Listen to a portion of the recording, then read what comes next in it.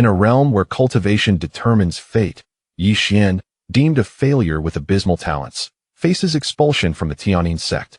After 3 years of futile attempts to harness spiritual energy, despair leads him to the edge of a cliff, where a chance encounter with the stunning, injured beauty Ruoxi changes everything. As he inadvertently frees her from a deadly poison, his own powers surge, awakening an unparalleled potential within him.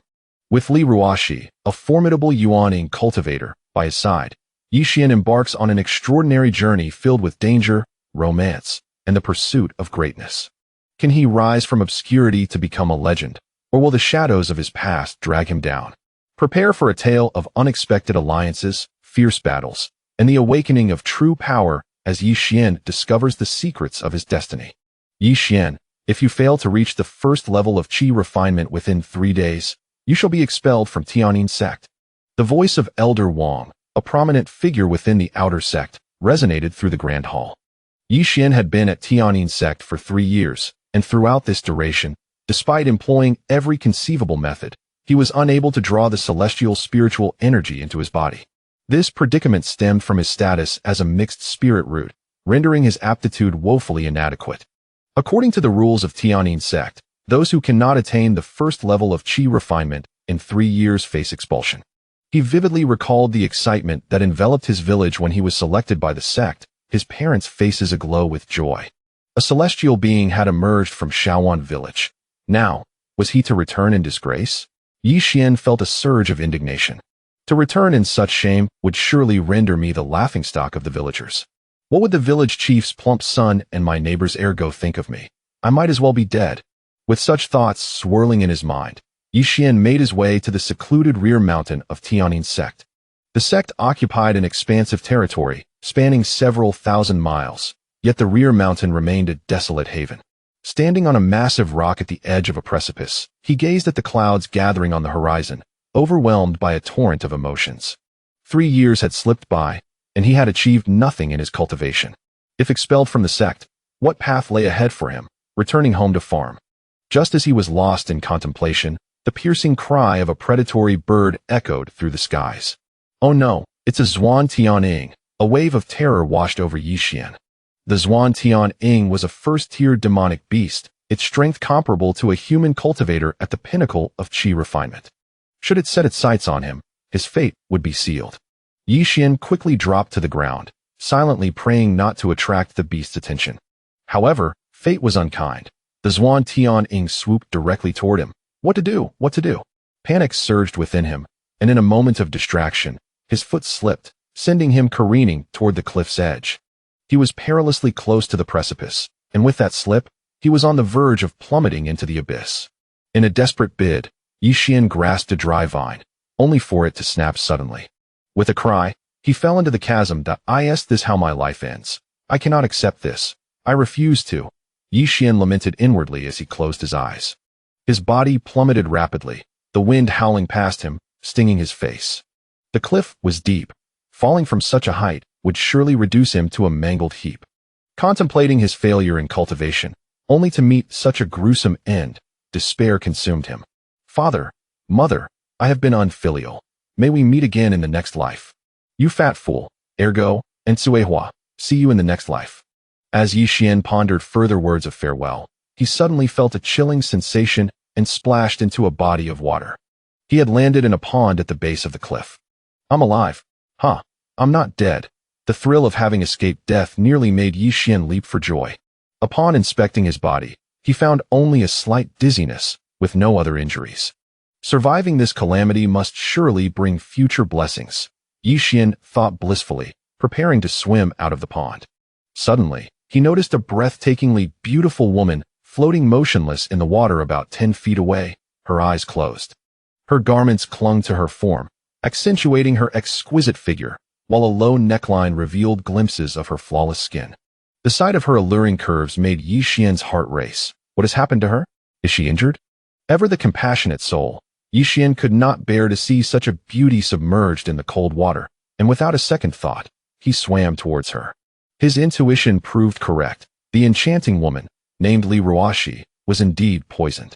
A formidable cultivator at the Nascent Soul stage, she had previously battled another and succumbed to the poisonous mist of a Xuan San. In a desperate bid for survival, she had fled to the rear mountain of Tianyin sect, but her internal flames of agony had become unbearable. Upon discovering the cool waters of the pond, she dove in, hoping to quell the turmoil within her. Just as she sought to gather the toxins and regain control, Xuan approached. Although Ruoxi kept her eyes shut, her consciousness was keenly aware of her surroundings. Xuan's actions did not escape her mental scrutiny. "No, don't come closer," Ruoxi internally cried out in alarm. She was on the verge of mastering the poison, and any external interference could undo her efforts and result in severe backlash. However, Xuan remained blissfully unaware of the gravity of the situation. Soon, he found himself by her side. Up close, the beauty of Ruoxi caused his breath to quicken, his gaze fixated on inappropriate areas, unable to look away. How indecent. Saving a life is my priority. What am I thinking? Xuan wiped away the blood from his nose, steeling his resolve and mentally chastising himself for his lewd thoughts. He placed a finger near Ruoxi's delicate nostrils and, to his shock, found no breath. Could she be dead? Xuan exclaimed in disbelief. It seemed such a beauty could not simply perish. It was far too tragic. You're the one who is dead. Your entire family is dead. Ruoxi, striving to suppress the poison, could not voice her thoughts, resorting instead to silent curses. As a nascent soul powerhouse, she could endure several hours without breathing, making Xuan's hasty conclusion utterly misguided. "My dear lady, I have been well versed in the principles of propriety since childhood. However, today, compelled by circumstance, I must check whether you still possess a pulse, which may cause some offense. Please forgive my rudeness." Xuan recited these lines, borrowed from classic literature, fully unaware of their inapplicability to his own situation. Having attended a modest school for 3 years, he could barely recognize characters, and the phraseology was entirely foreign to him. Xuan believed his words to be flawless, but to Ruoxi, they sounded like thunderclaps. "Impudent brat, do not touch me. Keep your distance, as far away as possible." Ruoxi's heart raced with urgency, silently cursing him. Yet, she could not utter a word at that moment. Once she opened her mouth, her true energy surged forth uncontrollably, and the toxic gas rushed in, becoming impossible to suppress. At this moment, if Xuan were to touch her, the external stimulus would undoubtedly lead to the complete ruin of her efforts. She could only hope that Xuan would abandon his intention to save her at such a critical moment. Yet, Xuan's hand remained upon her pulse. Ruoxi suddenly opened her eyes wide, letting out a loud cry before soaring into the air. The immense pressure caused the water in the pool to erupt violently. Xuan was taken aback, realizing that the enchanting woman before him possessed a cultivation level far beyond his expectations. The Xuan San was exceedingly toxic, and if it were not controlled immediately, eradicating it later would be an arduous task. Prolonged presence within her body would ruin her foundation, leaving her path to greatness forever obstructed. Do you even realize what you just did?" Ruoxi stood by the water's edge, her face flushed with anger, her eyes glinting with murderous intent. In that moment, her complexion had turned a vivid red, clearly a consequence of the backlash from the Xuan San's poison. Witnessing the fierce intent in her eyes, Xuan felt an overwhelming sense of panic. How can you be so unreasonable? I acted with good intentions to save you. Do not repay kindness with malice." As he spoke, Xuan subtly began to retreat, preparing to flee. However, escaping from a formidable being at the Yuanying stage was nothing short of a fool's dream. With a mere gesture of her fingers towards the sky, Ruoxi conjured a colossal hand that seized Xuan, who was still submerged in the water, and tossed him at her feet. "Fair maiden, even in the act of killing, one must have a reason," Xuan exclaimed, feigning composure despite his palpable fear. "Very well, you desire a reason, do you? I shall provide you one. Speak, did you see something just now?" Ruoxi's gaze pierced into Xuan, demanding an answer. Having been submerged in the water, her attire disheveled, it was evident that this impudent youth had glimpsed her form. The mere thought of her pure and pristine body being observed by such a vile boy ignited her fury. I saw nothing," Xuan declared defiantly, raising his head resolutely. From his vantage point below, the sight before him was breathtaking, causing blood to rush from his nose. Ruoxi's expression shifted instantly, filled with disgust at why Xuan's lecherous demeanor made her feel utterly repulsed. "Still claiming you saw nothing? Pervert, perish. Just as she intended to strike Yi Xian, the backlash from the He Huan San's poison reached its peak. Li Ruoxi felt the world spinning around her, her body grew weak, and she collapsed to the ground. Chapter 2. Becoming the consort of a witch. The turn of events was truly astonishing. Yi Xian could scarcely believe it to be real. Just a moment ago, he had traversed the threshold of death, and now, witnessing Li Ruoxi collapsed on the ground, he felt as if fortune had smiled upon him. Without a moment's hesitation, he fled, cursing under his breath, "Crazy woman, it's for the best if you perish. I shall never rescue you again." As he ran, he cast furtive glances over his shoulder, anxious to see if Li Ruoxi was in pursuit. After covering a distance of about a mile and finding no sign of her, he finally relaxed. "Is she dead?" he murmured between gasps. "What does it matter to me if she lives or dies?" He ruminated on the absurdity of how, after his good deed, the madwoman had attempted to take his life. However, he dismissed the thought of leaving her to die, for it was not in Yi Xian's nature to abandon someone in peril. After a fierce internal struggle, he resolved to return and check on her. He approached cautiously and stopped about 6 feet away from Li Ruoxi. "Hey, are you dead?" he asked timidly. After a long pause with no response from her, he felt a surge of relief and moved closer, kneeling beside her. He gently lifted her head, brushing aside the disheveled hair, revealing an unparalleled beauty before his eyes. Such a stunning visage, it would be a lamentable loss if she were to die. Yi Xian gazed at her peach blossom-like face in awe, exclaiming, "She is the most beautiful woman I have ever seen, without exception. Compared to her, the village beauty Zuohua, sigh, there's no basis for comparison." Just as Yi Xian was lost in admiration, Li Ruoxi suddenly opened her eyes. Gone was her previous aloofness. Her gaze shimmered with a dreamy allure, indicative of the full effects of the He Huan San poison. Before Yi Xian could react, a pink mist emanated from her, enveloping them both. Time slipped away, and when Yi Xian regained consciousness, he found Li Ruoxi had tidied her clothing and was looking at him with a complex expression. Upon noticing Yi Xian awake, her cheeks flushed slightly, and a hint of panic flickered in her eyes, reminiscent of a maiden experiencing her first love. Feeling a bit embarrassed, Yi Xian hastily donned his clothes and stood up. "I am Li Ruoxi, a Yuaning cultivator. I was ensnared by wicked individuals and poisoned with He Huan San. Healing here. What just transpired inadvertently relieved me of my poison. I owe you my gratitude," she stated, her tone still frosty but devoid of malice, tinged with a hint of shyness. "And no need for thanks. It was merely a pleasure to assist," Yi Xian replied, his face reddening, filled with humility. He felt unworthy of any credit for the earlier events, as everything had unfolded so naturally. "I have never had a man before. From this day forth, you shall be my consort. My consort must uphold male virtue and steer clear of those flirtatious temptresses. If I learn of any betrayal on your part, I will pursue you to the ends of the earth, unrelenting." Li Ruoxi initially spoke with a bashful tone, but her words quickly turned stern. "Understood, I would never." Yi Xian shivered at her words, responding meekly. Before a Yuaning cultivator, he had no room to refuse. "Your cultivation is too low. The items in this storage bag will aid your training. Once you reach the Jiang stage, seek me out at the Tianyu Demon Palace," Li Ruoxi declared, tossing him a storage bag before transforming into a streak of red light and vanishing. Tianyu Demon Palace. Could she be a demoness? To the righteous sects at Tiananmen, the Tianyu Demon Palace was synonymous with demonic forces. Tales spoke of its denizens feasting on flesh and reveling in bloodshed. Yi Xian shuddered again, pondering how he had unwittingly become the consort of a witch. Yet, there was no cause for regret. He had gained much and had no reason to dwell on this matter. Wait until I reach the Jiang stage.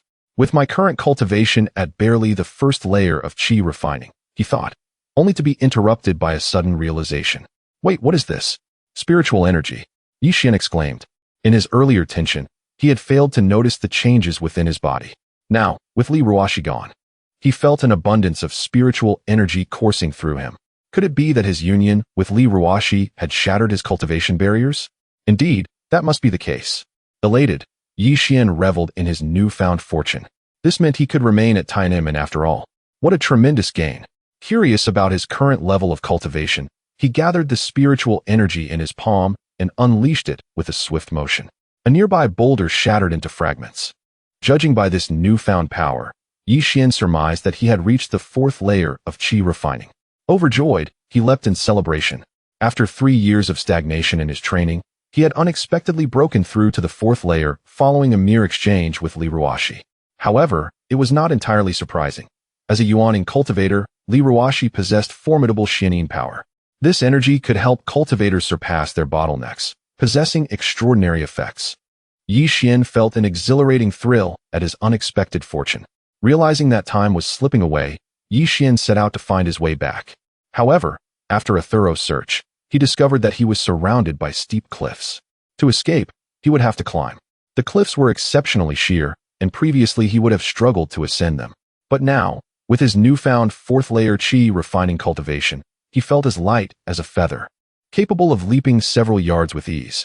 In less than half an hour, Yi Xian reached the top of the cliff, not even breaking a sweat. What an incredible feeling, he exclaimed, relishing the sensation of abundant spiritual energy surging within him. He felt revitalized, with boundless energy coursing through his veins. Before long, he returned to his quarters. Tiananmen, one of the 4 major sects of the Zhao kingdom, was a formidable establishment that provided each outer disciple with an independent courtyard for living and training. Yi Xian's courtyard was somewhat secluded, seldom visited by others.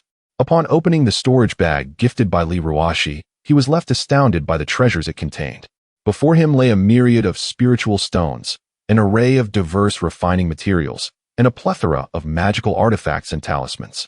Moreover, several tomes of cultivation techniques were present, each exuding an aura of formidable power. Yi Xian swallowed hard, for in 3 years of his initiation, he had never encountered such an abundance of rare treasures. This indeed felt like a sudden windfall. What is this peculiar object? Yi Xian inquired, retrieving a quaint purple vial. Unlike the other artifacts, this small vial seemed rather unconventional amidst the collection. As he pondered the purpose of the purple vial, it suddenly slipped from his grasp, transforming into a beam of light that penetrated his brow. Yi Xian felt a dizzying sensation, and then he lost consciousness. Chapter 3. Zhen Tianping. Several hours later, Yi Xian slowly awoke. At that moment, a child's voice resonated in his mind. Little Yi Zi, you are fortunate. I have taken you as my servant. From now on, you must obey my commands, or you shall face dire consequences. The voice, though childlike, bore an undeniable authority that commanded respect. Who are you? Where are you? Yi Xian was startled and hurriedly inquired. He sensed that the boy was somehow within him. I am the spirit of Zhen Tianping. You may call me Hong Bao. I currently reside within your body. As for where exactly, well, you shall have to guess. The child's voice echoed again, laced with a mischievous tone. What? You truly reside within me? Get out at once. Yi Xian exclaimed, alarmed and angry, beginning to curse. Incompetent fool, besides your futile rage, do you possess any other skills? Hong Bao scoffed derisively. How about this? Let us play a game of hide and seek. If you can find me, not only will I emerge from your body, but I shall also acknowledge you as my master and heed your commands. Should you fail, you will willingly serve as my servant without any treachery. What say you? After a moment's contemplation, Hong Bao continued, his childish spirit ignited by the prospect of the game. Zhen Tianping. Just hearing that name suggests its extraordinary nature. It is said that artifacts capable of producing spirits belong to the highest tier of treasures. If I can make this spirit recognize me as its master, then Zhen Tianping shall be mine. Yi Xian rapidly analyzed the situation in his mind while feigning reluctance. How could I possibly know where you are hidden within my body? That would be far too difficult. I refuse to play, he declared deliberately. Oh, come now, just play with me. Zhen Tianping possesses many miraculous uses. If you acquire it, you will undoubtedly soar to great heights. Hong Bao pleaded anxiously, sensing Yi Xian's reluctance to engage in the game. If I locate you, will you truly keep your word and willingly acknowledge me as your master? Yi Xian, wary of Hong Bao's potential strength, sought to manipulate the spirit with his words. Though I am but a spirit, a man of honor must abide by his word. Once spoken, it is as irreversible as spilled water, a gentleman's promise. Hong Bao rambled on, echoing phrases he had learned somewhere. What good is all that talk? You must swear an oath. Yi Xian cautioned. Cultivators seldom make oaths lightly. Once vowed, violating such promises could lead to dire repercussions. Thus, no one dared to breach an oath. Hong Bao was reluctant to make an oath, after all. He was the spirit of the supreme treasure, the reincarnation vessel, and could not lower himself to recognize a mere qi refining period cultivator as his master. However, His desire to play hide and seek was overwhelming, and he was confident that Yi Xian would never find him. By the heavens above and the earth below, I swear today, if Yi Xian can find me, I shall acknowledge him as my master and obey his commands. Should I breach this oath, may the heavens strike me down and obliterate my form. Hong Bao declared earnestly. Very well, since you have sworn an oath, I shall trust you. Yi Xian feigned nonchalance, though inwardly he was elated. He had always possessed a keen sensitivity to the slightest changes within his body. Although Hong Bao might be well hidden, he believed he could certainly uncover him with a bit of effort. Let the search commence. Hong Bao proclaimed with great pride, convinced that Yi Xian would never discover him. As Zhen Tianping entered the human body silently and imperceptibly, it was impossible to lock onto it with spiritual consciousness. Yi Xian closed his eyes, meticulously attuning himself to every nuance within his being. Suddenly, he sensed a faint fluctuation of spiritual power at his brow, so subtle that even an ordinary cultivator, let alone a Yuaning cultivator, might fail to perceive it. He recalled that before losing consciousness, the bottle had transformed into a beam of light and entered his brow. Could it be located there? Yi Xian extended his hand to touch his brow. Remove your filthy hands. Do not touch me. Hong Bao retorted disdainfully. However, the moment he spoke, he realized something was amiss. This inadvertently confirmed that Yi Xian had indeed found him. Come out, Yi Xian exclaimed, joy radiating from him. No sooner had he spoken than a beam of light shot forth from his brow, transforming in his hand into Zhen Tianping. I have triumphed. Tell me, how can I be recognized as your master? Yi Xian declared with great satisfaction. Quite simply, just let a drop of your blood fall upon it. Hong Bao, having lost the wager, felt a twinge of disappointment, but upon hearing Yi Xian's intent to claim the reincarnation vessel, he couldn't help but revel in the irony. Throughout history, how many extraordinary cultivators had sought to make the reincarnation vessel their own, yet who had ever succeeded? A mere qi refining period cultivator, truly unworthy. Without hesitation, Yi Xian bit his fingertip, letting a drop of blood fall onto Zhen Tianping, which slowly absorbed it. In an instant, a sensation of connection between his mind and the reincarnation vessel surged through Yi Xian. You actually succeeded? Hong Bao's voice was tinged with astonishment and a hint of panic. The reincarnation vessel was protected by the rules of this realm, making it exceedingly difficult to recognize a master. How was it that this time there was no resistance, allowing the blood of this qi refining period cultivator to penetrate so effortlessly? Why was this so? Hong Bao, quickly tell me what powers this vessel possesses. Yi Xian pressed eagerly. Humph. Why should I tell you? Hong Bao replied, visibly displeased. Yi Xian, unexpectedly becoming his master, left him feeling quite disgruntled. How could he acknowledge a qi refining period weakling as his master? It was utterly humiliating. Do you not remember? I am now your master. Be mindful of your tone when speaking, and from now on, you shall not refer to yourself as this seat in my presence. Yi Xian's tone turned cold, deliberately asserting his authority. Although he was not fully aware of the specifics, he understood that as the master, there must be rules governing their relationship. Otherwise, it would be an utter upheaval of natural order. Indeed, as Yi Xian anticipated, the moment he uttered those words, an invisible force made Hong Bao feel exceedingly uncomfortable. It was a punishment for defying his master's command. Hong Bao recognized his error and vowed never to oppose his master again. Hong Bao's attitude underwent a complete transformation, as he spoke with both reverence and trepidation. It would have been much better if you had said this earlier. Please answer my previous question. Xuan replied with a slight smile.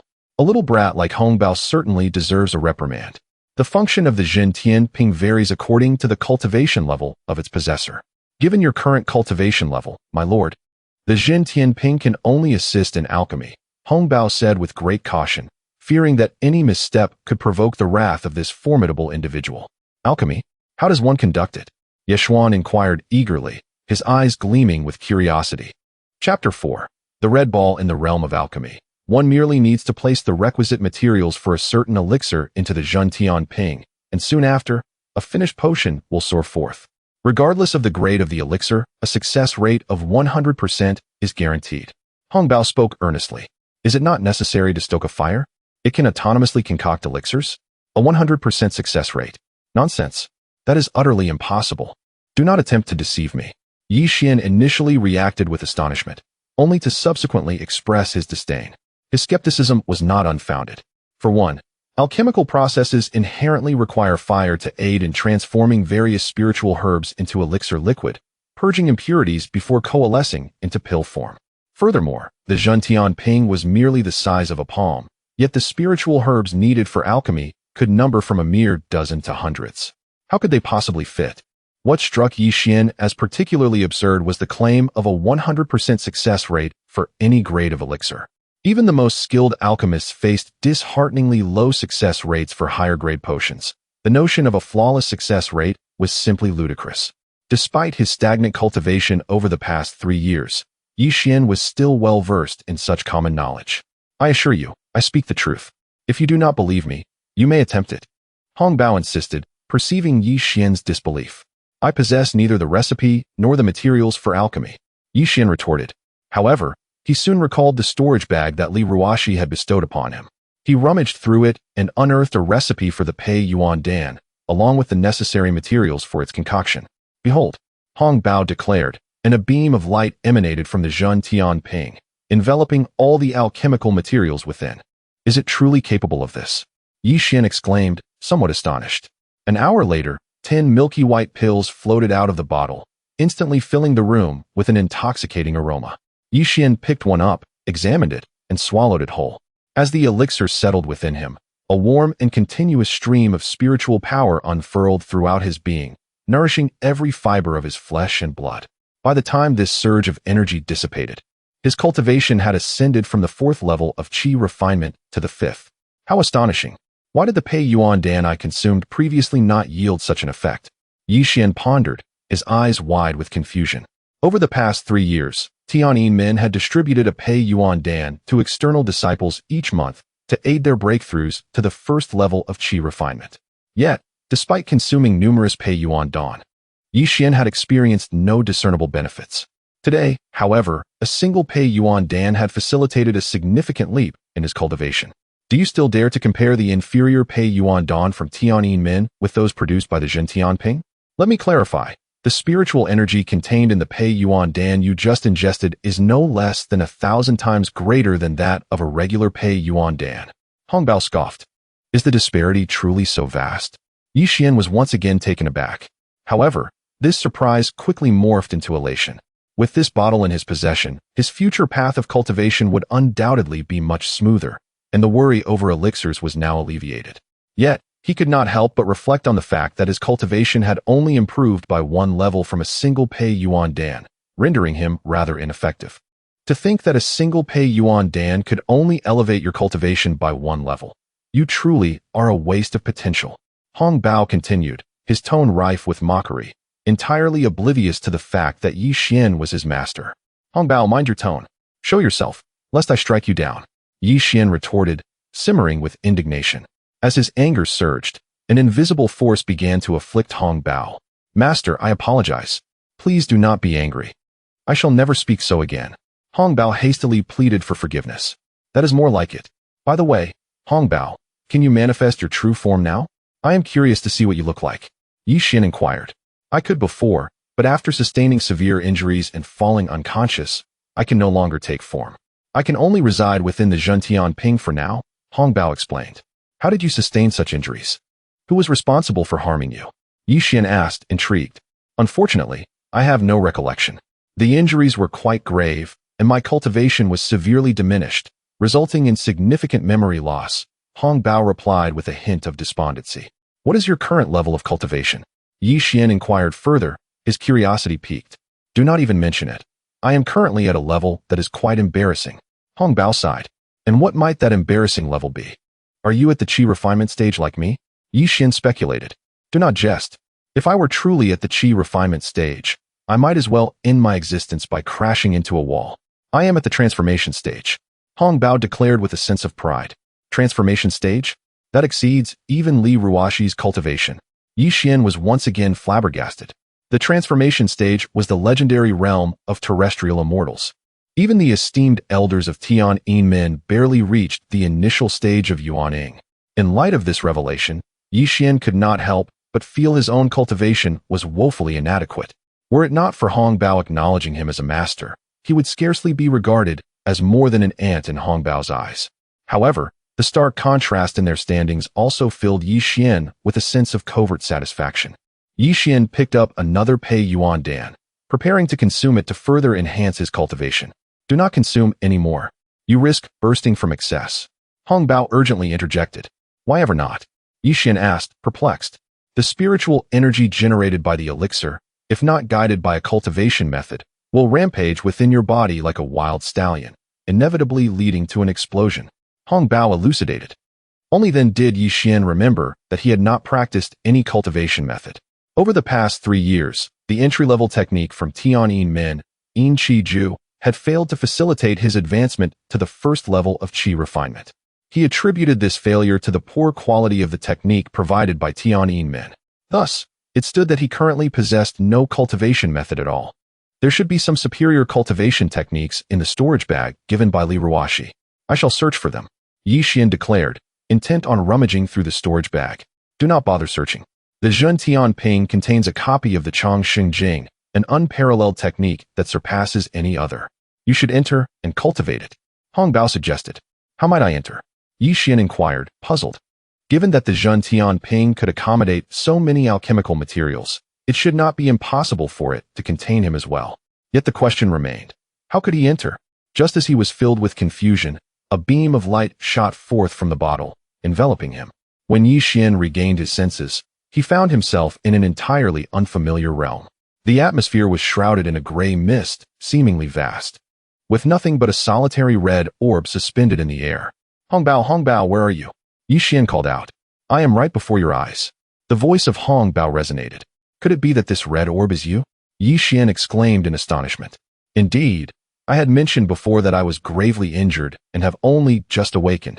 Thus I can only maintain this form. Hong Bao elucidated. Yi Xian could not help but roll his eyes. He had envisioned that even in a state of injury, Hong Bao would appear as a child, yet to his surprise, it manifested as a mere red sphere. Nonetheless, it seemed rather amusing. Chapter 5. The fifth layer of qi refinement enough. Do not concern yourself with me any longer. Quickly immerse yourself in the cultivation of the Changxing Jing.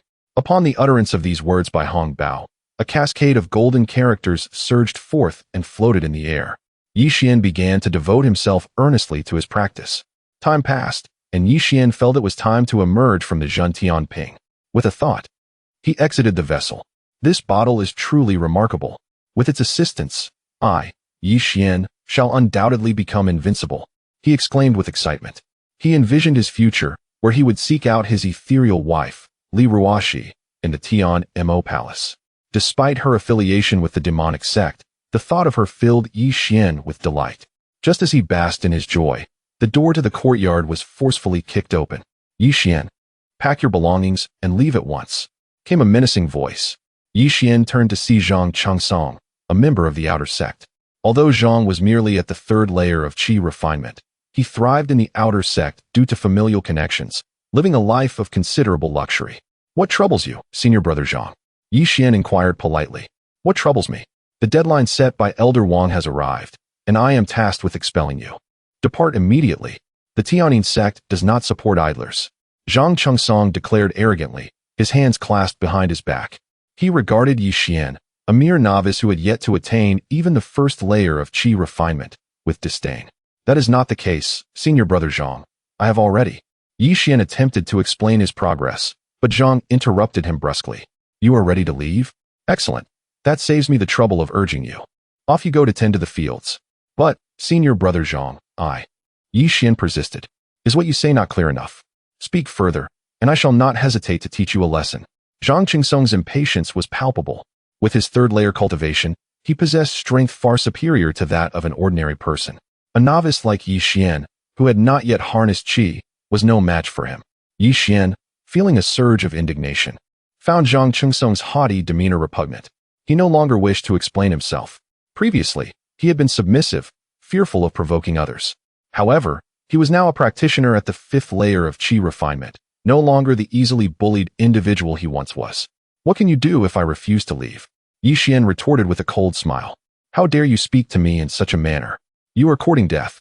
Zhang Chengsong, taken aback by Yi Xian's defiance, was consumed by rage and launched a punch with devastating force. The blow possessed the might to shatter stone, Should it connect, Yi Xian would surely perish. Zhang Chengsong was confident, envisioning Yi Xian reduced to a mere pulp. However, he was soon to realize the magnitude of his error. Yi Xian countered with a punch of his own, meeting Zhang Chengsong's blow head-on. A resounding crack echoed, and Zhang Chengsong was sent soaring like a kite with its string cut, crashing heavily to the ground and kicking up a cloud of dust. How is this possible? How could I be defeated by a waste? Zhang Chengsong, disheveled and bloodied, was filled with disbelief. I had intended to tell you that you rely on your connections to bully others and hinder my words. Return and inform Elder Wang that I have entered the Qi refinement stage and shall not be leaving the Tianyin sect, Yi Xian declared, turning to re-enter his residence, dismissing Zhang Chengsong entirely. You country bumpkin, await my return with Brother Wang, and I shall take your life. Zhang Chengsong, laboring to rise to his feet, limped away. To contend with others, mere brute strength is insufficient. One must possess magical artifacts and cultivate the appropriate techniques. Hong Bao reminded Yi Xian upon his return indoors. I have magical artifacts here. Choose one for me. Yi Xian understood Hong Bao's intent and retrieved all the magical artifacts from his storage pouch. Swords, spears, halberds, axes, hooks, and forks. An array of magical treasures filled the room. Master, that enchantress truly treats you well, generously offering these, Hong Bao remarked. To him, these artifacts were as trivial as scrap metal, yet for practitioners below the Yuanying stage, they were invaluable. Speak properly. What enchantress? She is my wife. Yi Xian promptly corrected, for in his heart, whether Li Ruoxi was an enchantress mattered little. What was significant was that he had indeed come to regard her as his wife after their prior encounter. This black sword is quite exceptional. In the end, Hong Bao selected a black sword as Yi Xian's magical artifact. I possess a set of Zhan Long Jianju, which is perfectly suited for you. After saying this, Hong Bao transported Yi Xian into the Zhen Tian Ping, where the golden Zhan Long Jianju materialized before him. Hong Bao, the sword technique I wish to cultivate should be an unrivaled one that commands respect. Is this Zhan Long Jianju sufficiently formidable? Yi Xian inquired with a hint of doubt. Just smile secretly. If this sword technique were to be revealed, the four great sects of Zhao would surely go mad with desire. Hong Bao replied, exasperated. Satisfied, Yi Xian commenced his practice of the Zhan Long Jianju. Time flowed, and soon he had nearly mastered the technique before emerging from the Zhen Tian Ping. By then, a month had passed outside, and Zhang Chengsong's injuries had healed. He was now accompanied by several individuals seeking to trouble Yi Xian. The leader, dressed like a young noble, was at the fifth layer of Qi refinement. His name was Wang Zhuifeng, the beloved grandson of Elder Wang, who used his grandfather's influence to dominate the outer sect, bullying both men and women without fear of repercussions. Brother Wang, this is the abode of that waste. Zhang Chengsong said obsequiously. Is he truly as formidable as you claim? Wang Zhuifeng asked, casting a disdainful glance at Zhang Chengsong. He should possess the cultivation of the fourth layer of Qi refinement. I am no match for him, but compared to you, I am certainly nothing. Zhang Chengsong, fearing Wang Zhuifeng's disapproval, hastily laid out his bargaining chip. If Brother Wang assists me in avenging this grievance, I shall ensure my cousin from the Hehuan sect serves you well for several days. Not long ago, his cousin from the Hehuan Zone visited him at the Tiananmen, and Wang Zhuifeng was utterly captivated by her graceful figure, his mouth watering in admiration. Very well, it is settled. Upon hearing this, Wang Zhuifeng's heart instantly blossomed with joy, and he eagerly agreed. Zhang Chengsong's cousin could only be described as a celestial beauty. Not only did she possess an exquisite form, but she was also adept in the enchanting arts of the Hehuan sect. Wang Zhuifeng's imagination began to wander. Yes, Xuan, you wretched creature. Wang Shixiang has arrived. Why do you not come forth to meet your doom? Zhang Chengsong forcefully kicked open the courtyard door and shouted loudly. Chapter 6. Defeating Wang Zhuifeng. Who did I think it was? It turns out to be senior brother Zhang. After many days apart, it seems that senior brother Zhang's wounds have healed. Yi Xian stepped forward, arms crossed over his chest, smiling as he spoke. Senior brother Wang, I shall see him dead.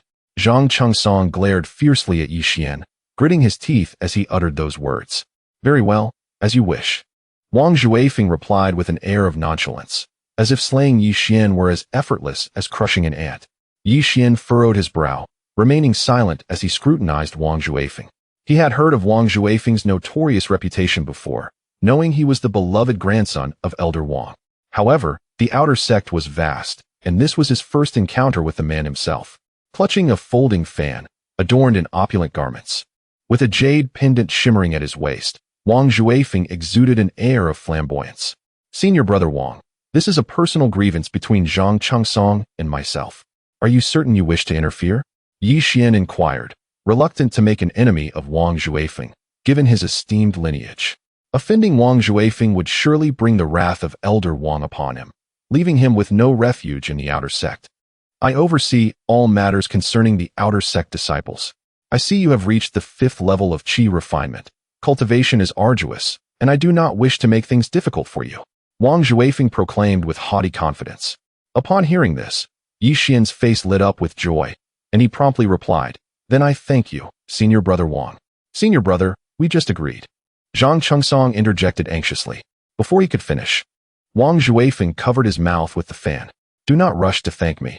I have yet to conclude, Wang Juefeng said with a benevolent smile, yet the mirth felt ominous to Yi Xian, sending a chill down his spine. What further instructions do you have, Senior Brother? Yi Xian asked, his heart racing, brows knitted in confusion. Nothing much. You have offended Junior Brother Zhang and must apologize. How about this? Sever one of your arms to spare me the trouble, Wang Juefeng declared, his tone imbued with an unyielding command. Is this the outcome Junior Brother Zhang desires?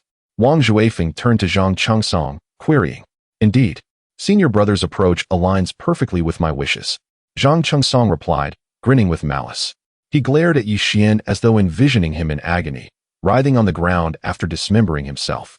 In the outer sect, Wang Juefeng was akin to a deity. None dared defy his orders. What? You want me to sever my own arm? Are you out of your mind?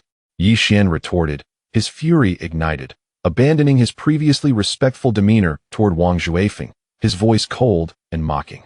Since Wang Juefeng had shown no intention of sparing him, Yi Xian felt no need to regard his status any longer. He was prepared for an all-or-nothing confrontation.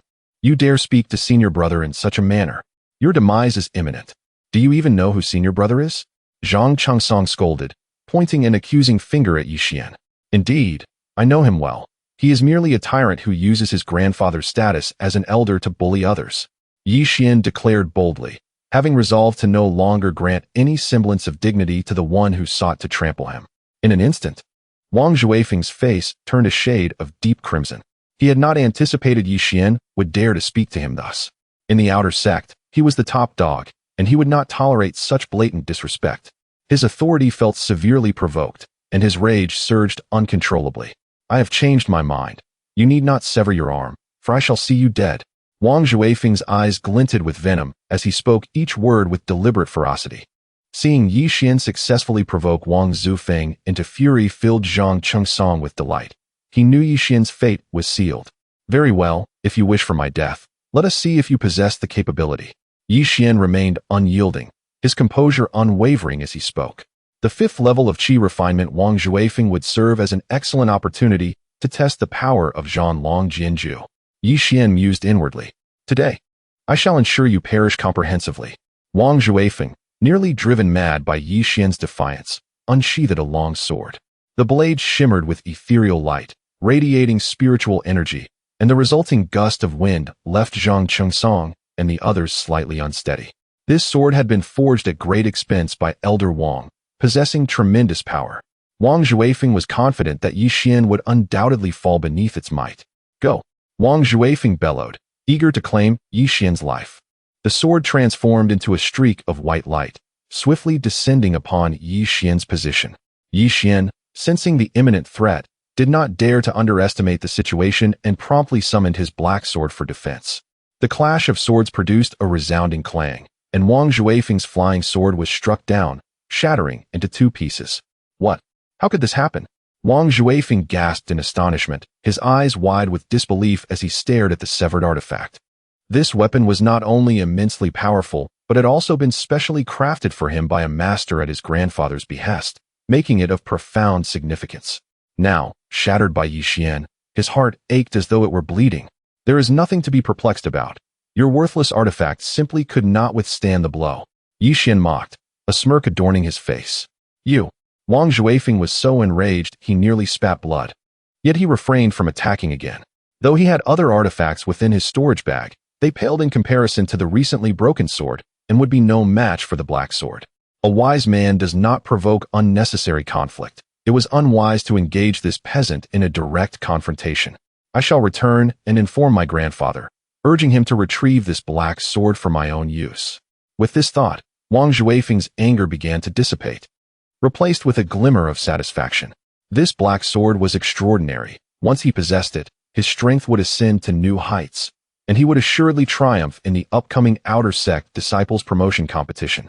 You will pay for the destruction of my artifact. Await your reckoning.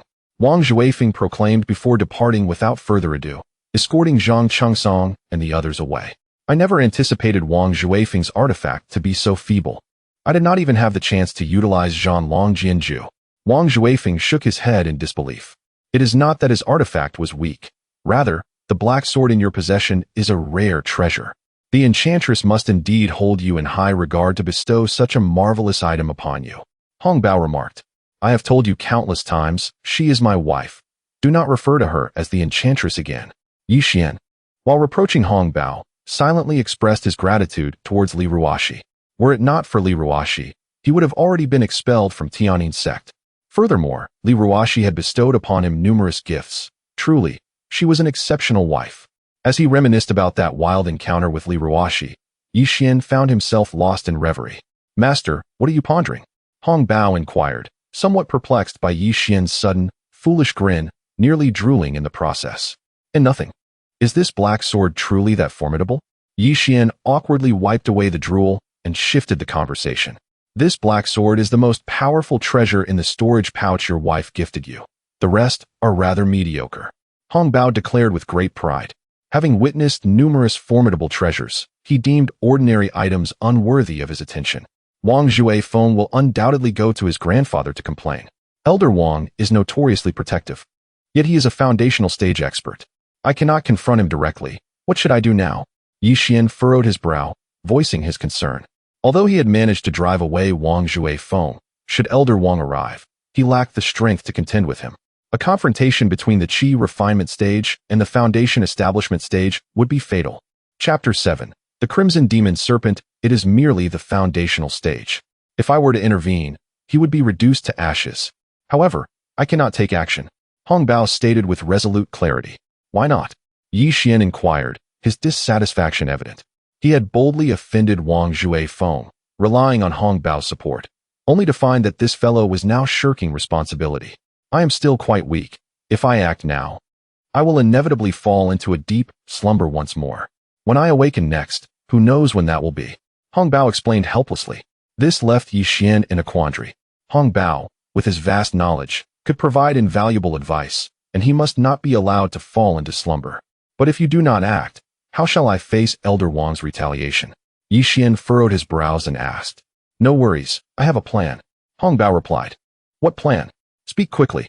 Upon hearing that Hong Bao had a solution, Yi Xian eagerly pressed for details. There exists a miraculous elixir known as the Baotian Wan, which can unleash the latent potential within a person for a brief period. If you consume the Baotian Wan and combine it with the Zhan Long Jianju, Elder Wang may not stand a chance against you. Hong Bao stated. Baotian Wan. Will this elixir have any side effects? Yi Xian questioned, perplexed.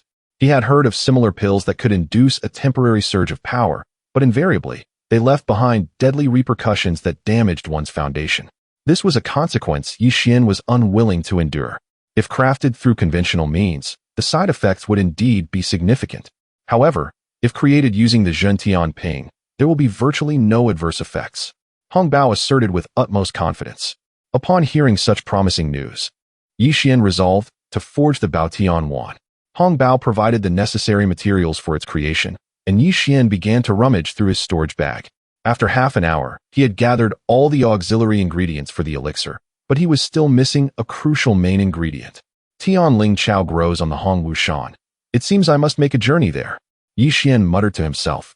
Hong Wushan lies 500 miles from Tiananmen, with treacherous cliffs and ravines in between.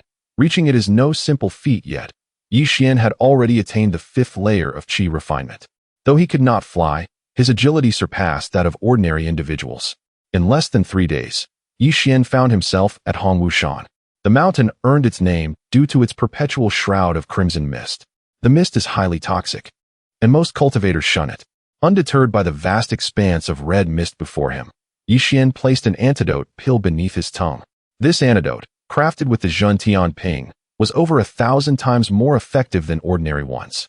The crimson mist obscured his vision, limiting his sight to no more than 3 or 4 zhang.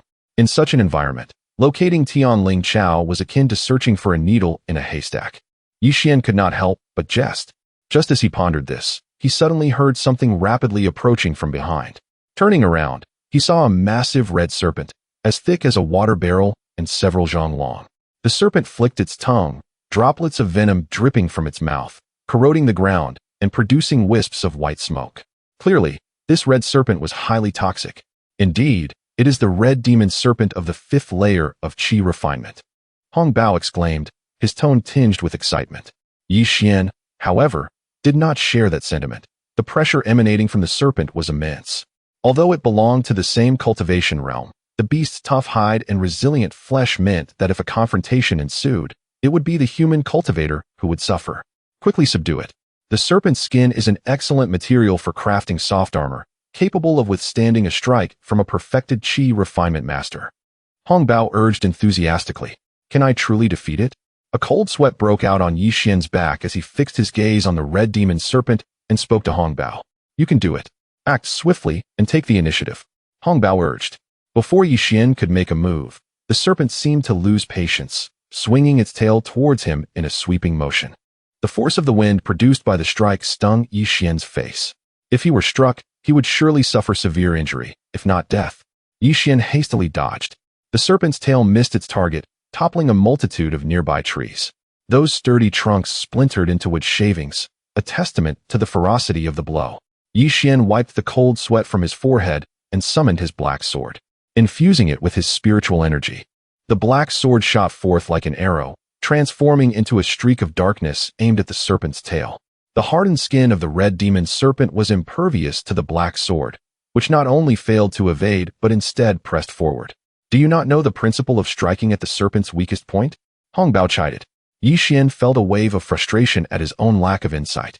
This strike was, in his mind, a failure. Yet, just as the black sword and the serpent's tail were about to collide, the sword suddenly altered its trajectory, abandoning the tail and racing towards the serpent's head. This maneuver had been carefully calculated in advance. Otherwise, it would have been impossible to control the force so precisely. It was evident that a rapid change of direction at such speed was no simple feat. The serpent was caught off guard, and the black sword plunged down, piercing its massive head into the ground. The red demon serpent writhed in apparent defiance, thrashing its body and crushing the surrounding flora and rocks. Fearing that the serpent's struggles might cause harm, Yixian kept his distance, watching quietly from afar. After some time, the serpent finally lay still. "That was quite impressive," Hong Bao praised. "Naturally, it was merely a feint, but you wouldn't understand," Yixian replied with a sense of pride. Hong Bao often mocked him, but this time, Yixian had turned the tables. The serpent's demon core, once purified of impurities, could be refined into a pill to enhance cultivation. Its skin could be fashioned into soft armor. "Quickly, retrieve the core and strip the skin," Hong Bao insisted, eager to avoid any further banter with Yixian. The perilous nature of Hong Wushan could hide formidable beasts and poisons. Swift resolution was imperative. Yixian nodded, promptly commencing his task. An hour later, panting and exhausted, Yixian had successfully secured a demon core glowing with a red hue and a complete sheet of serpent skin into his storage bag. Just as he prepared to leave, a cold voice echoed from ahead. "Leave behind the demon core and serpent skin you just collected."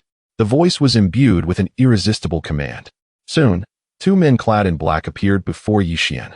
Both of these figures were of the 6th level of qi refinement, each adorned with a jade pendant at their waists, prominently engraved with the character for ghost, Gui Ling Zong.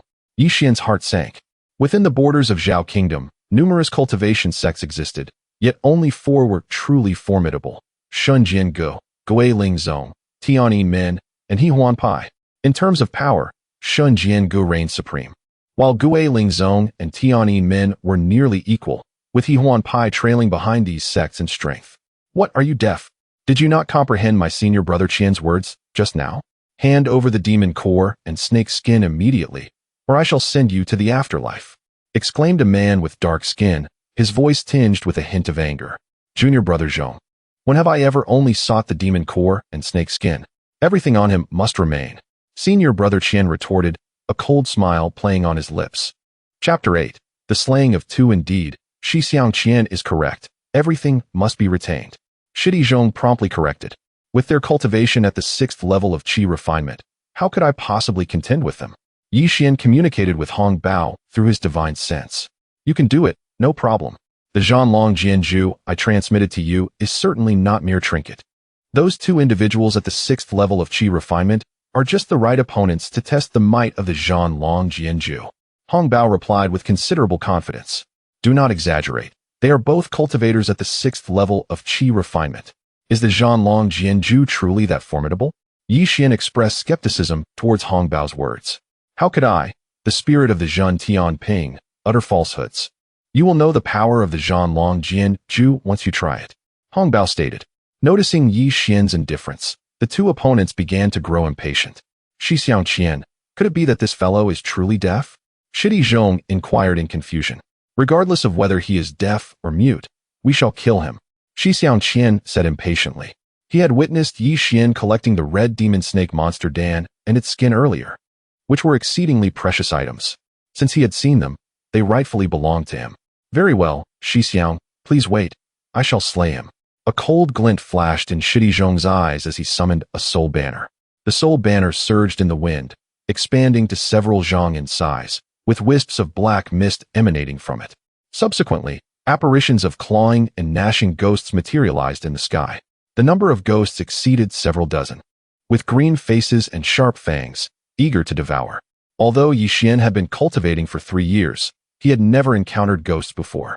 Watching the multitude of flying apparitions, he felt a sudden pang of fear, his hands and feet trembling involuntarily. Hong Bao sensed everything and reassured him. They are merely ghosts. There is nothing to fear. At that moment, Shidi Zhong shouted, Go! Dozens of ghosts frenziedly charged towards Yi Xian. A chill ran down Yi Xian's spine, causing him to forget to defend himself. Quickly, summon the black sword and unleash the ghostly slash from the Zhanlong Jianzhu. Hong Bao urged anxiously. The ghostly slash is the first form of the Zhanlong Jianzhu, which Yi Xian had mastered long ago. Following Hong Bao's command, the black sword soared into the air.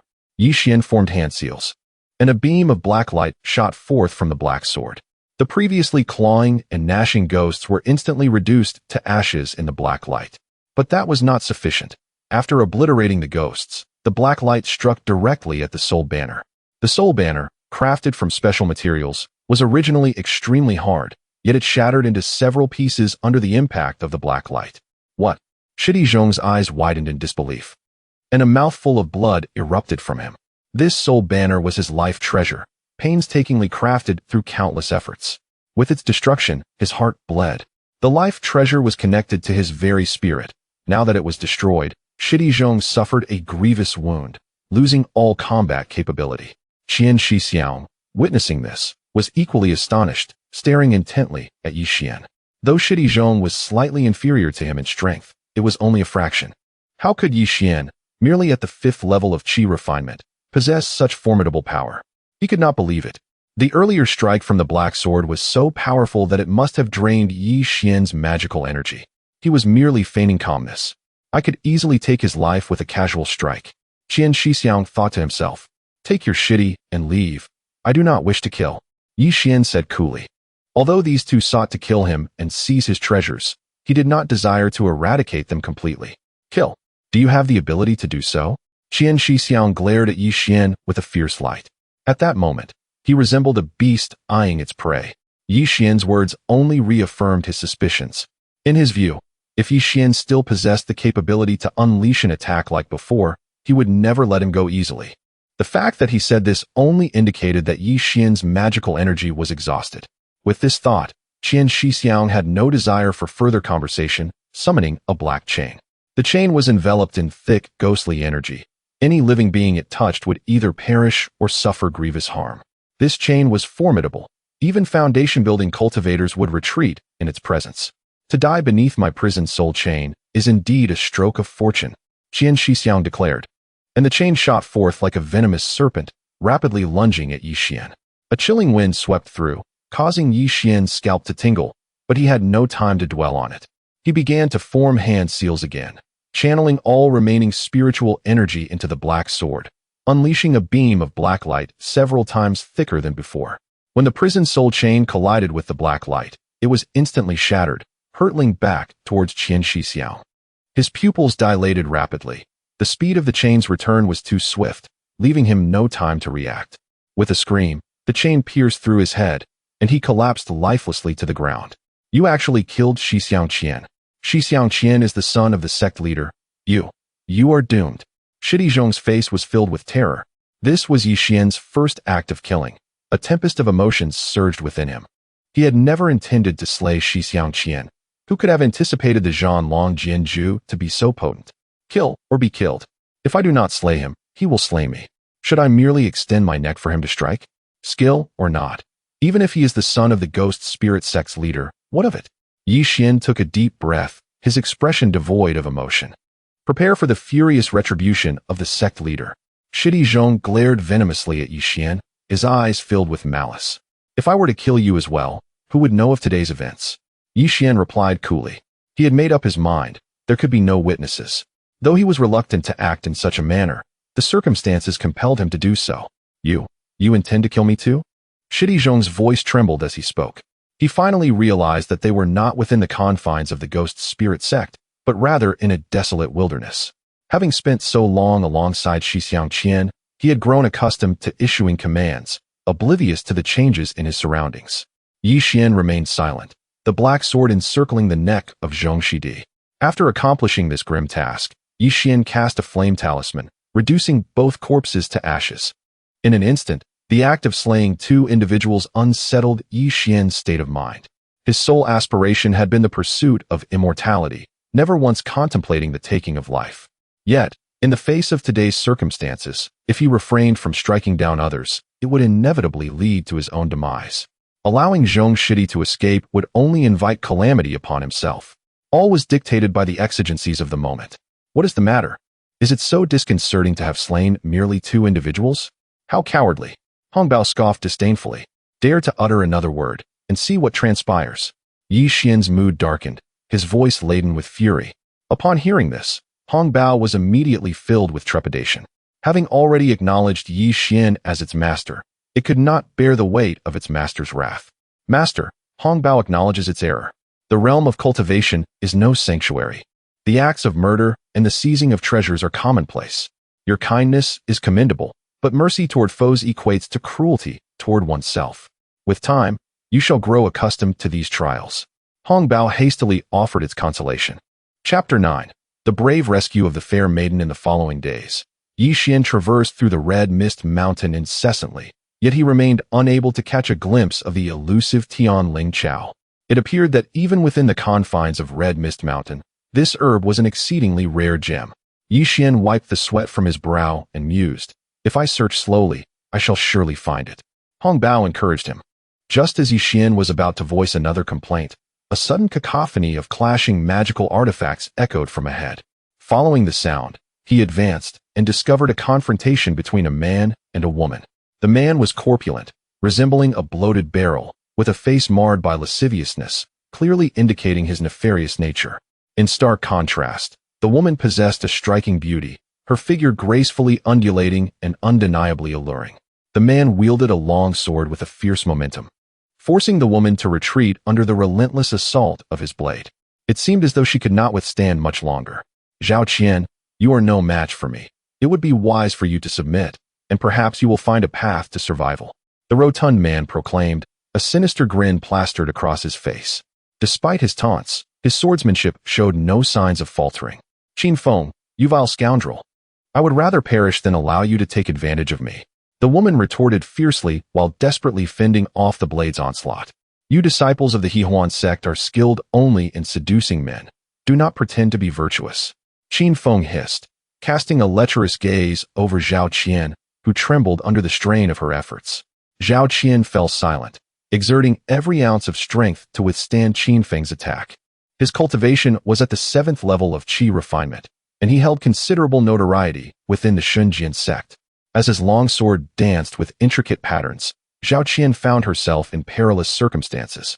Suddenly, with a sharp clang, her curved blade was knocked from her grasp and clattered to the ground. Qin Feng's sword now hovered threateningly at her neck. "My dear beauty, I have long coveted your form. Today, let me indulge in your services." Qin Feng taunted, lifting her chin with a finger. With the sword pressed to her throat, Zhao Qian dared not move, resigned to Qin Feng's advances. Was she truly destined to be humiliated by this wretched fiend? Overwhelmed by despair, she closed her eyes, tears spilling from the corners. Unperturbed by her plight, Qin Feng seized the moment to force a crimson pill into her mouth, holding her chin to ensure she swallowed it. The abruptness of the act left Zhao Qian no time to react. "What have you made me consume?" Zhao Qian exclaimed, eyes wide with fury as she attempted to regurgitate the pill, but to no avail. "Do not waste your energy. That is the yin-yang harmonization pill. It dissolves upon entering the mouth and cannot be expelled." Qin Feng declared triumphantly. "You beast! How dare you feed me such a thing? Shameless and despicable." Zhao Qian seethed, her eyes blazing with anger, wishing she could devour Qin Feng whole. In the Xuan sect, all practitioners were trained in the seductive arts, for it was their most powerful technique. Zhao Qian, however, had chosen a more traditional approach to cultivation, leading to her being ridiculed by her peers. She was an outlier within the sect, having preserved her purity for many years, only to find herself sullied by a scoundrel like Qin Feng today. Had she known this would unfold, she would have never ventured to the Red Mist Mountain for herbs. The effects of the yin-yang harmonization pill soon took hold, and Zhao Qian's complexion flushed scarlet as she collapsed to the ground. Sensing his opportunity, Qin Feng pounced upon her like a ravenous wolf, beginning to undress her. At that moment, a dark flash silently shot from behind Qin Feng. It was Yi Xian, unable to bear witness to such shamelessness. A man who would resort to such tactics to coerce a woman was indeed the lowest of scoundrels. Expecting Qin Feng to be caught off guard, Yi Xian was surprised when he deftly sidestepped, causing the dark blade to merely graze his shoulder. With a howl of pain, Qin Feng quickly regained his composure, brandishing his sword, ready for combat. "Who dares to plot against me?" Qin Feng bellowed, his demeanor that of a mad tiger. As he turned to confront Yi Xian stepped forward, a smile gracing his lips. "Your grandfather," he replied. Having witnessed the dark blade's might, Yi Xian felt confident even against a 7th-level Qi refinement practitioner. However, against a mere 5th-level opponent, his bravado was well-founded. "I will not tolerate your meddling." Qin Feng seethed, launching his sword like a shooting rainbow toward Yi Xian. Infuriated by the disruption of his nefarious intentions, Qin Feng's attack bore tremendous force, sending gusts of wind that whipped the fallen leaves into a frenzy. Yi Xian concentrated, channeling all his spiritual energy into the dark blade. With a flicker, it surged forward to meet the oncoming strike. A resounding crash echoed as Qin Feng's sword shattered into 2 pieces. The dark blade continued unabated, piercing through Qin Feng. His pupils dilated in disbelief as his nefarious life came to a swift conclusion. Yi Xian, however, felt the toll of the encounter. His complexion paled as he quickly settled into a meditative position, retrieving a Pei Yuan Dan from his storage pouch and ingesting it while circulating the Chang Sheng Jing technique. The disparity between the 5th and 7th levels was vast, and without the unique properties of the dark blade, he would have been unable to contend. In the future, he resolved to minimize the use of such a method unless absolutely necessary. Yi Xian sighed. Pondering the consequences had Qin Feng managed to withstand the dark blade's assault, it would have been his demise. After about half an hour, Yi Xian fully absorbed the spiritual energy from the Pei Yuan Dan, restoring some color to his face. He rose to his feet and turned his attention to the unconscious Zhao Qian, whose complexion was alarmingly flushed. He felt her pulse, which was erratic and chaotic. If he did not devise a means to treat her, she might succumb to the flames of desire. Yi Xian thought grimly. He retrieved a Ding Shindan from his storage pouch and placed it in Zhao Qian's mouth. Cultivators often faced various distractions during their training, making it difficult to focus. In more severe cases, haunting memories could give rise to inner demons. Ding Shindan is a remarkable elixir that aids practitioners in achieving a state of tranquility and focus during their cultivation. However, due to its unique refining techniques, the success rate of producing this pill is exceedingly low, rendering it a rarity in the marketplace. Fortunately, Yi Xian possesses the Zhen Tian Ping, allowing him to effortlessly gather the necessary materials and simply cast them within, without any concerns regarding the process. After the passage of an hour, Zhao Qian gradually awoke. She hastily examined her attire, and upon discovering the absence of any signs of violation, she finally felt a sense of relief. "You are awake?" Yi Xian inquired. Who are you?" Zhao Qian asked, her gaze shifting to the lifeless body of Qin Feng nearby, confusion evident on her face.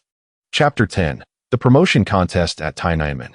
Yi Xian gazed up at the sky, striking a pose reminiscent of a reclusive sage, exuding an air of aloofness. "Was it you who saved me?" Zhao Qian inquired further. By the time Yi Xian intervened, she was on the brink of unconsciousness and had no recollection of the events that unfolded thereafter.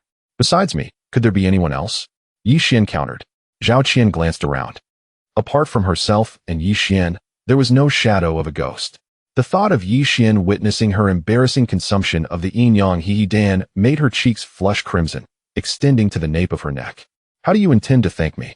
Just as Zhao Qian felt an overwhelming sense of embarrassment, Yi Xian posed this question. Startled by his words, Zhao Qian instinctively crossed her arms over her chest. Having narrowly escaped the tiger's den, was she now to fall into a wolf's lair? She regarded Yi Xian warily, contemplating that if he were to pressure her like Qin Feng, death would be her only option. Observing Zhao Qian's reaction, Yi Xian quickly realized her misunderstanding. Though Zhao Qian was stunningly beautiful, her alluring figure evoked tantalizing thoughts. Yi Xian's intentions were far from that. "My dear lady, I have come to Hangwu Mountain in search of a spiritual herb known as Tianlinkeo. Despite my extensive search, I have yet to find its trace. If you happen to possess it, I would be willing to pay a handsome price." As he explained, his gaze fixated on a certain spot, and he swallowed hard. Upon hearing this, Zhao Qian breathed a sigh of relief. Realizing her earlier misinterpretation, her face flushed with embarrassment, and she slowly uncrossed her arms. She retrieved a palm-sized spiritual herb from her storage bag, its top adorned with 3 small fruits resembling cherries. The fragrant aroma invigorated the senses. "Indeed, you possess Tianlinkeo," Yi Xian exclaimed with delight. His earlier words had merely been a hopeful notion. He was astonished that Zhao Qian truly produced the herb. Grasping the Tianlinkeo, he scrutinized it closely. "Name your price," he urged. Resolute, he decided that regardless of what Zhao Qian demanded, this Tianlinkeo must be his. The threat of Elder Wang's revenge loomed over him like a sword, casting a perpetual shadow on his peace of mind. "Your life-saving grace is beyond measure. How could I dare to ask for payment for such a humble herb?" Zhao Qian, tidying her slightly disheveled hair, bowed respectfully to Yi Xian and spoke softly. "It would be rather inappropriate to take your belongings without compensation, wouldn't it?" Though Yi Xian voiced these words, his heart brimmed with joy. While the storage bag given to him by Li Ruoxi contained many items, the supply of spirit stones was scarce. These few spirit stones held great significance for him. Had Zhao Qian demanded an exorbitant price, he would have been at a loss. "However, if I refuse, I would be ungrateful for your kindness." "Very well, I shall accept it," Yi Xian promptly declared. Truly, the speed at which one changes their mind is astonishing. Zhao Qian chuckled lightly, unfazed, and found Yi Xian's straightforwardness refreshing. "May I inquire your esteemed name?" Yi Xian, feeling elated, suddenly realized he had yet to learn the name of the enchanting lady before him. "I am Zhao Qian of the Xuan sect," she replied with a charming smile, her dimples captivating. "Ah, so you are Zhao Gunyang. Should you ever visit Tainanmen, do remember to seek me out," Yi Xian concluded, clasping his fists in a gesture of respect before departing. In truth, he yearned to linger longer with Zhao Qian. Who wouldn't wish to be near such a beauty? However, the urgency of concocting the Baotian Dan left him no time to dawdle. As Zhao Qian watched Yi Xian's retreating figure, her beautiful eyes sparkled with unspoken thoughts. Upon returning to Tainanmen, Yi Xian immediately produced the Tianlinkeo, beginning the process of refining the Baotian Dan with other auxiliary herbs. An hour later, 3 red pills floated out of the Zhentian bottle. "This is the Baotian Dan." Yi Xian marveled at the sight before him. "Quickly, store them in a vial to prevent the loss of their potency," reminded Hong Bao. Yi Xian complied without hesitation. In the following days, Yi Xian awaited Elder Wang's arrival to confront him. However, no matter how long he waited, Elder Wang did not come. Could it be that Elder Wang is magnanimous and will not hold this against me? Am I being overly concerned? Yi Xian muttered to himself. Yet, he soon dismissed this notion. Elder Wang was known for his vengefulness and fierce protection of his own. Having his beloved grandson bullied by Yi Xian would not be easily overlooked. Elder Wang must have some other plan. As Yixian speculated on Elder Wang's potential methods of revenge, an announcement was made by Tiananmen. In 1 month, the outer disciples would compete for promotion to the inner sect. The promotion contest, held every 3 years, required participants to reach at least the 6th level of qi refinement to qualify. This contest was akin to a carp leaping over the dragon's gate for every outer disciple. In Tiananmen, outer disciples held no status whatsoever. Their treatment was dismal, and even if they were to be murdered, the sect would turn a blind eye. No one would care. Only the inner disciples constituted the core of Tiananmen. The benefits they received stood in stark contrast to those of the outer disciples. Moreover, only inner disciples could truly practice the sect's most revered techniques. Yixian naturally did not wish to miss this opportunity, yet his cultivation had yet to reach the 6th level of qi refinement. Hongbao, is there any method to swiftly elevate my cultivation to the 6th level of qi refinement? Yixian inquired. The simplest method would indeed be to consume a pill. The Peiyuan Dan is ineffective for you now. You must take a different pill. Hongbao responded. What about the demon pill from the red demon snake? Yixian asked. I almost forgot about that. Yes, the demon pill from the red demon snake, once purified of impurities, can indeed elevate your cultivation to the 6th level of qi refinement. Hongbao assured. Yixian nodded and promptly retrieved the demon pill from his storage bag. A beam of light shot from the Zhentian bottle, drawing the demon pill inside. As only the impurities were being removed, the process was swift. Within half an hour, the demon pill floated out from the bottle's opening. Yixian examined the demon pill closely, noting that its size had diminished. Yet its contained spiritual energy had become even more refined. Without hesitation, Yixian swallowed the demon pill whole. The spiritual energy within the demon core unfurled inside his body, akin to a stream surging through his meridians. Yixian felt a sharp pain, causing beads of cold sweat to form on his forehead, yet he persevered through gritted teeth. The Changxing Jing technique operated frantically, refining and absorbing the torrents of violent spiritual energy. After the passage of an hour, Yixian opened his eyes. Achieving the 8th layer of qi refinement. Splendid. I never anticipated the demon core of the red magic serpent to possess such prowess. Hongbao exclaimed. Did you not mention it should only reach the 6th layer? How could it surpass that by such a margin? Yixian inquired, his face alight with joy. The notion that this demon core could elevate his cultivation level by 3 layers was beyond his expectations. The red magic serpent must have been previously injured, resulting in a decline in its realm. Its original level was likely at least the 8th layer of qi refinement. Thus, the spiritual energy contained within its demon core was extraordinarily potent. You have stumbled upon a treasure this time. Hongbao analyzed. Yixian had merely asked out of curiosity. He was not concerned with the reasons, but rather focused on the outcome. All right, now I can participate in the promotion competition, Yixian declared, brimming with excitement. Chapter 11. Zheng Sanqi. Yixian arrived eagerly at the registration area for the competition, only to find it teeming with people. One must attain the 6th level of qi refinement to register, and I am far from that realm. Indeed, such requirements are exceedingly stringent. Many disciples shook their heads in despair. It is noteworthy that among all the outer disciples of Tianyin Gate, those who have reached the 6th level of qi refinement number fewer than 30. Thus, this promotion competition is destined to be beyond the reach of most outer disciples.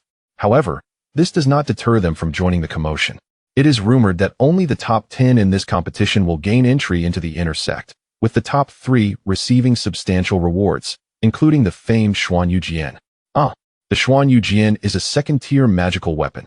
Whoever possesses it will undoubtedly see a significant enhancement in their strength. The outer disciples animatedly discussed, as if the Xuan Yujian were already theirs.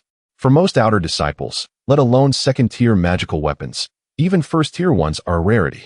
Most possess only the nameless, unranked magical artifacts bestowed by the sect. Hey, Yixian, you're here too. A familiar voice called out, as someone patted him on the shoulder. This person was Zheng Sanqi, a close acquaintance of Yixian. They entered the sect together. But due to his inferior aptitude, Zheng Sanqi had been unable to channel qi into his body. Although Zheng Sanqi came from a wealthy family, he, like Yixian, was categorized as a waste within Tianyin Gate. Have you reached the 1st level of qi refinement? Yixian inquired in surprise. Not yet, Zheng Sanqi replied. Then how are you still in Tianyin Gate? Yixian asked, puzzled. Elder Wang had clearly stated that those who failed to reach the first level of qi refinement within 3 years would be expelled from the sect. Zheng Sanqi had recently been issued an expulsion order, but thanks to Li Ruoxi's assistance, he had managed to remain. Otherwise, he would have already returned home to farm. Why has Zheng Sanqi been able to stay until now? Upon hearing Yi Xian's question, Zheng Sanqi raised his right index finger and gently shushed him, pulling Yi Xian to a secluded corner. My father gifted Elder Wang a piece of ancestral spirit jade. Zheng Sanqi whispered. Elder Wang was in a good mood, which is why he allowed me to stay in Tianyin Gate for 3 more years.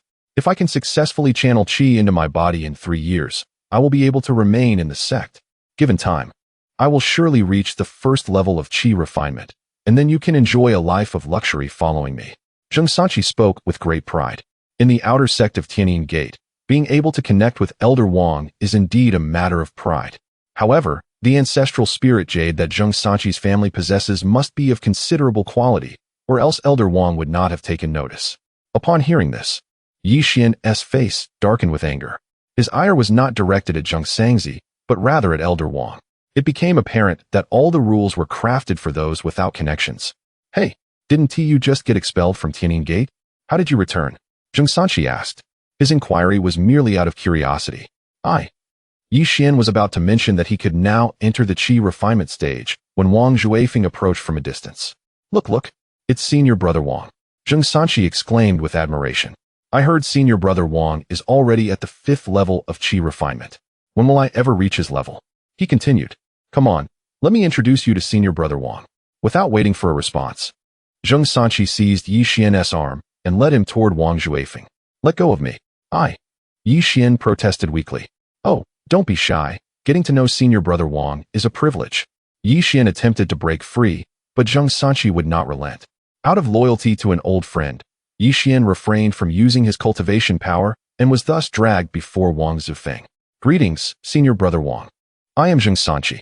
We met briefly at Elder Wang's abode. This is my good brother Yi Xian.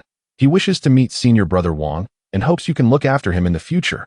Zheng Sanqi said with an ingratiating smile. Unbeknownst to him, Wang Zhuifeng did not even glance at him, but instead fixed his gaze venomously on Yi Xian. Having suffered humiliation at Yi Xian's hands, he regarded it as the greatest disgrace of his life. The only reason he refrained from immediate retribution was that he had already devised a plan.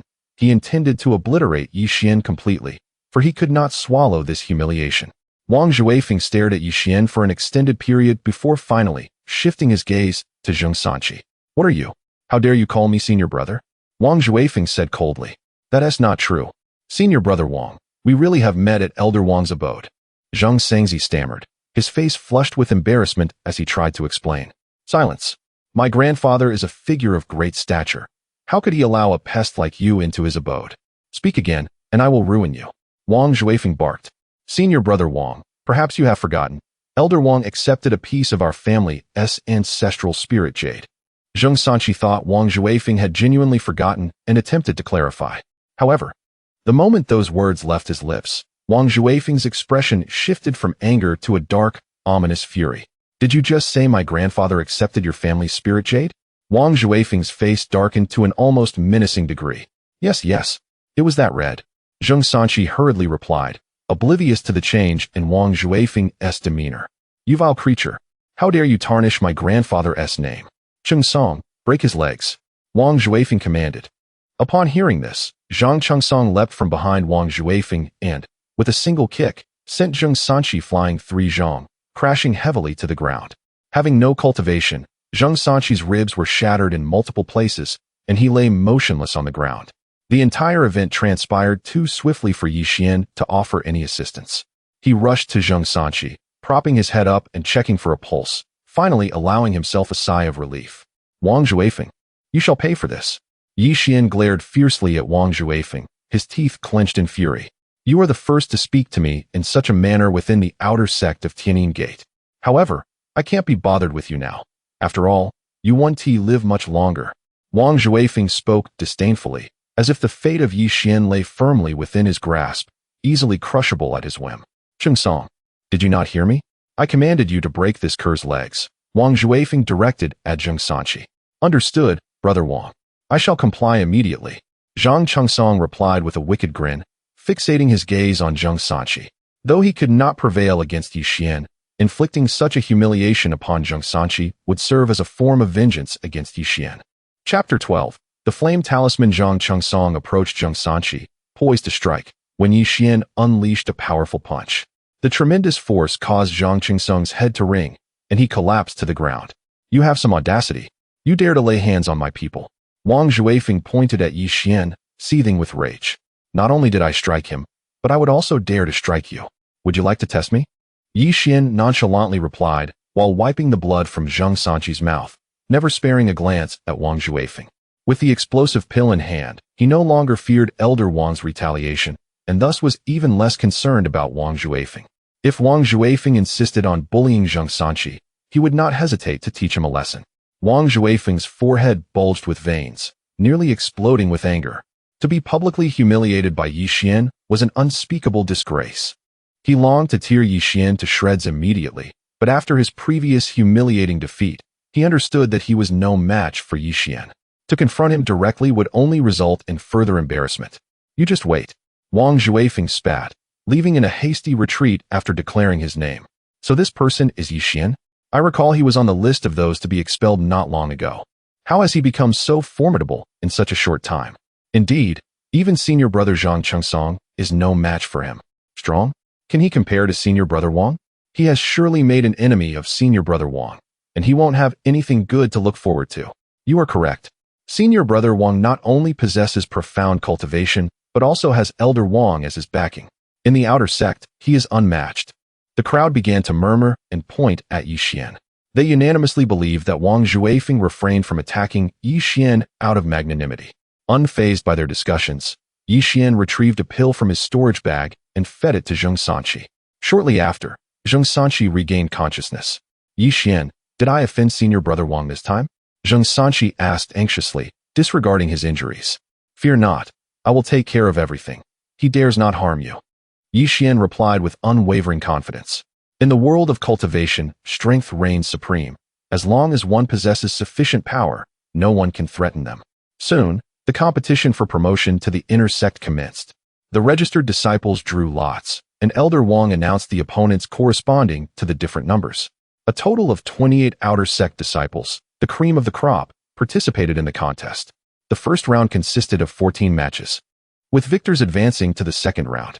Fang Sanzhong versus Nai Yuan, Ren Wuming versus Qin Xiaoshu, Wang Tianhu versus Gao Zhen, Yi Xian versus Zhao Yuan. After reading through the matches, Elder Wang cast a deliberate glance at Yi Xian, his eyes filled with murderous intent, sending a chill through Yi Xian's heart. Clearly, Elder Wang harbored ill intentions toward him. What are you staring at? I am not afraid of you. Yi Xian steadied his nerves and returned the gaze, his eyes brimming with disdain.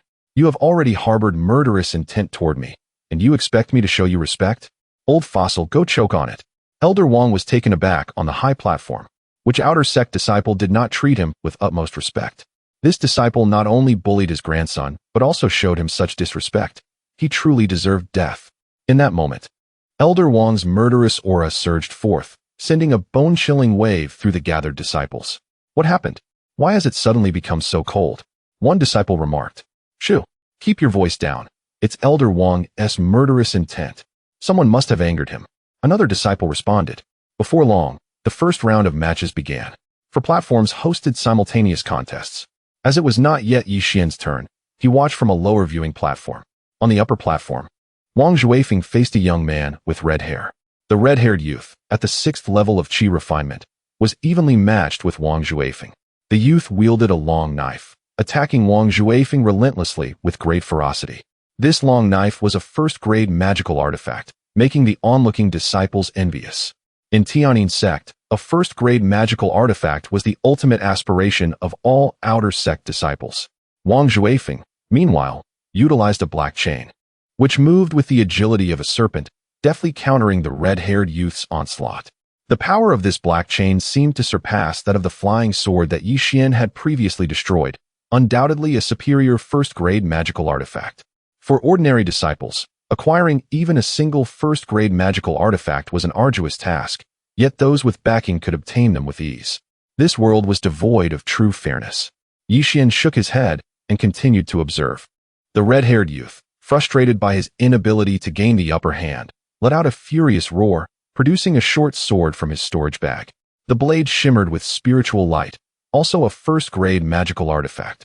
Under the assault of 2 first-grade magical artifacts, Wang Juefeng began to falter, his black chain retreating under the pressure. 2 first-grade magical artifacts. Senior brother Song Wentian truly is wealthy. One disciple exclaimed, filled with envy. That goes without saying. I think Wang Juefeng is in a bit of trouble. Another disciple chimed in, seemingly concerned for Wang Zifeng. In this competition for promotion to the inner sect, senior brother Wang will surely prevail. Elder Wang must have made meticulous preparations for him. You fool. What do you know? The first disciple retorted disdainfully. Just as he finished speaking, Wang Juefeng initiated a counterattack. He retrieved an item from his storage bag, a sinister glint in his eyes, and swiftly hurled it towards Song Wentian.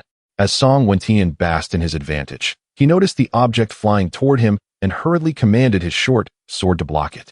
The moment the two met, a loud explosion erupted, followed by a surge of flames engulfing Song Wentian. His heart-wrenching screams echoed as he was consumed by the inferno. The flame talisman. Yixian gasped internally. The flame talisman sealed spiritual energy within it, and upon being thrown, the energy would erupt into towering flames, wielding immense power. In a state of unpreparedness, it could easily bring about one's demise. As he watched Song Wentian struggle in the sea of flames, Wang Juefeng burst into gleeful laughter, a sound that grated painfully on the ears of all present. The contests among peers should be conducted with restraint. However, the likes of Wang Juefeng, who resorts to unscrupulous means for the sake of advancement, are truly despicable. The presiding elder, upon witnessing the scene, hurriedly intervened. He summoned several ice talismans to his aid and plunged into the inferno, dragging the barely conscious Song Wentian to safety. Song Wentian, his body enveloped in smoke from the flames, teetered on the brink of death. The elder hastily administered several life-saving elixirs into Song Wentian's mouth, and then utilized his magical power to gradually dissolve them, facilitating their absorption. After accomplishing this, the elder cast a fierce glare at Wang Juefeng. This elder, surnamed Qian, was a member of the Outer Sect Elder Council. Although his status was somewhat inferior to that of the chief elder, Wang, he was renowned for his integrity and could not abide by disciples who abused their power. Such malevolence at such a young age is intolerable. How could one allow you to enter the inner sect? Elder Qian coldly addressed Wang Juefeng.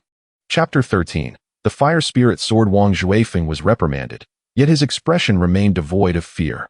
The rules of the competition did not prohibit the use of talismans. Furthermore, the decision of whether one could enter the inner sect was not solely in the hands of Elder Qian. Wang Juefeng declared with an arrogant demeanor. Clearly, he had no regard for Elder Qian's words. Elder Qian glared fiercely at Wang Juefeng, then instructed his disciples to carry the half-burned Song Wentian away. Wang Juefeng was correct. Without any apparent violations on his part, Elder Qian truly had no means to counter him. Thus, Wang Juefeng smoothly advanced to the second round. Wang Juefeng possessed talismans, making him a formidable opponent against most disciples at the 6th level of Qi refinement. Yixian mused to himself. Talismans were quite precious and were consumables used only once. Rarely would anyone dare to use them unless they were wealthy. It seemed that Elder Wang had indeed spent a considerable sum for the sake of his grandson. Soon, it was Yixian's turn to compete. His opponent was Li Shixiang, a rare master at the 8th level of Qi refinement among the outer sect. As the two stood on stage, the mocking voices from below drowned out Yixian. Who is this Yixian? Does he even deserve to be Li Shixiang's opponent? Do you believe that Li Shixiang could defeat him with a single move? A petite female cultivator scoffed disdainfully. Her name was Sun Siyuan, who secretly harbored feelings for Li Shixiang. However, as a distinguished disciple with profound skills, Li Shixiang was surrounded by admirers, making it impossible for her to approach him. Nevertheless, this did not diminish her fervent admiration for him. Sister Sun is right. This Yixian was previously deemed useless, having failed to reach the 1st level of Qi refinement for 3 years. Recently, he must have stumbled upon some luck to qualify for this competition. A male disciple, eyeing Sun Siyuan's figure, swallowed hard and said in a flattering tone, "So what? He will merely become cannon fodder on Li Shixiang's path to greatness." Sun Siyuan retorted. She completely disregarded Yixian. In her eyes, Yixian standing on stage today to compete against Li Shixiang was a monumental honor, akin to smoke rising from her ancestral graves. To think he could win? That was pure folly. I am Yi Xian, and I kindly ask Li Shixiang to show mercy. Yi Xian spoke politely. He had long heard of Li Shixiang's illustrious reputation, and upon seeing him today, he was indeed a striking figure. Compared to him, he felt vastly inferior. To request mercy from me? Not a chance. Offending Elder Wang, do you still wish to leave here alive? Li Shixiang glared at Yi Xian, grinning maliciously. Ah, so you are Elder Wang's man. Yi Xian's heart sank, and he replied coldly. He had previously wondered why Elder Wang, known for his vengeful nature, would spare him. It turned out he intended to use the competition as a pretext to eliminate him. If he were to perish at Li Shixiang's hands, it could easily be dismissed as a mere incident of misjudged force during the competition. With Elder Wang's intervention, it would be nothing more than a trivial matter. Thus, Yi Xian could be disposed of without a trace, and there was no fear of later inquiries from the sect. Upon realizing this, Yi Xian's gaze turned icy, causing Li Shixiang to shiver, as if he were being watched by a wild beast. However, Li Shixiang quickly regained his composure. As a dignified master at the 8th level of qi refinement, why would he fear a useless Yi Xian? Li Shixiang chose not to waste words with Yi Xian. Since Elder Wang wanted him to eliminate Yi Xian, he could not allow Yi Xian to leave alive. The red gem had concealed Yi Xian's cultivation, making it impossible for Li Shixiang to discern his true abilities. Yet, even so, Li Shixiang did not believe Yi Xian could match him in strength. A crimson long sword was summoned, and Li Shixiang infused it with his mana. The edges of the sword flickered with flames, sparkling brilliantly. This is indeed Li Shixiang's fire spirit sword. It lives up to its reputation. A disciple below exclaimed with envy. The dynamic spirit of the fire spirit sword, combined with Li Shixiang's unparalleled grace, created a stunning scene. Li Shixiang, I love you. Li Shixiang, I want to marry you. A chorus of female cultivators below could not contain their screams, captivated by Li Shixiang's unmatched allure. In stark contrast, Yi Xian's black long sword hovered in the air, unremarkable. Compared to Li Shixiang's fire spirit sword, it appeared as though it had been scavenged from a rubbish heap. Truly, the comparison between people can lead to one's demise, and comparing items often results in disdain. What is this shabby thing Yi Xian has summoned? How could he bring forth such an embarrassing object? The disciples below began to mock him upon seeing Yi Xian's artifact. Upon witnessing Yi Xian's artifact, Li Shixiang was momentarily taken aback, then a cold smirk crept across his face. The fire spirit sword soared like an arrow, hurtling towards Yi Xian. The blaze was dazzling, leaving a trail of crimson in the air. Yi Xian felt a fierce gust of wind and an intense heat wave, making even breathing difficult. He channeled his mana into the black sword, and in an instant, a beam of black light surged forth to meet the approaching fire spirit sword. What a foolhardy endeavor! Yi Xian's shabby artifact would surely shatter upon contact with Li Shixiang's fire spirit sword. The disciples below unanimously believed this. Yet, in the next moment, an astonishing turn of events occurred. With a resounding bang, the fire spirit sword shattered into several pieces, plummeting from the sky. Li Shixiang, having suffered a devastating blow from the destruction of his prized artifact, coughed up blood and collapsed to the ground. Meanwhile, Yi Xian's black sword remained unscathed, suspended in the air. Yi Xian himself appeared entirely unscathed. At that moment, everyone stood with mouths agape, enveloped in a profound silence. Yet it was evident, Yi Xian had emerged victorious. Am I seeing things? A disciple rubbed his eyes vigorously, struggling to believe the scene before him. A useless person who had failed to reach the first level of qi refinement for 3 years had actually defeated the highly skilled Li Shixiang. Such an occurrence seemed utterly absurd, an impossibility. Impossible, absolutely impossible. Yet now, this impossible event had unfolded before their very eyes. Yi Xian, has he truly become this formidable? A disciple gulped nervously, asking hesitantly. No one responded to him, for the crowd had yet to recover from the shock they had just experienced. After a prolonged moment of astonishment, the elder referee finally declared Yi Xian the victor. This outcome was entirely unforeseen by all present. Amidst the astonished gazes of the onlookers, Yi Xian descended from the stage, now the center of attention. Even Sun Siyuan, who had incessantly mocked Yi Xian before, could not help but cast a few lingering glances in his direction. In the past, she would have deemed someone like Yi Xian a mere insect, unworthy of her consideration. Yet at this moment, she was compelled to acknowledge Yi Xian's remarkable strength. However, the astonishment in Sun Siyuan's eyes swiftly dissipated, replaced by a simmering fury. How could this insignificant insect triumph over her beloved? How dare he? Yi Xian, what despicable means did you employ to ambush Senior Brotherly? Unable to contain her anger any longer, Sun Siyuan positioned herself in front of Yi Xian, confronting him with her accusations. Her wrath was palpable, causing the male disciples present to gulp nervously at the sight of her formidable presence. Chapter 14. Confrontation to the bitter end. Regarding this mindless woman, Yi Xian chose to disregard her, letting out a cold snort before attempting to leave. Sun Siyuan, noticing Yi Xian's aloof demeanor, felt her anger intensify. You shall not depart without clarification, the female cultivator declared, spreading her arms to block his path, her fury palpable. Step aside, Yi Xian replied icily, unwilling to become entangled with someone so lacking in intellect.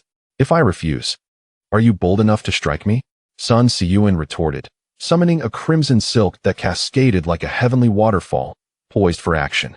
This artifact, known as the San Qi Hong Ling, held considerable renown outside the Tianyin sect. The implication was clear. Should Yi Xian dare to lay a hand on her, she would ensure he experienced the consequences. Boring, Yi Xian remarked as a surge of black light erupted skyward. In mere moments, Sun Siyuan's crimson silk was shredded into fragments by the black blade. This transpired in an instant, leaving Sun Siyuan momentarily stunned, unable to process the event. Sister Sun's San Qi Hong Ling, a first-tier artifact, was so easily destroyed by Yi Xian? He is astonishingly powerful, a male disciple exclaimed in disbelief. Indeed, it seems he was merely hiding his talents.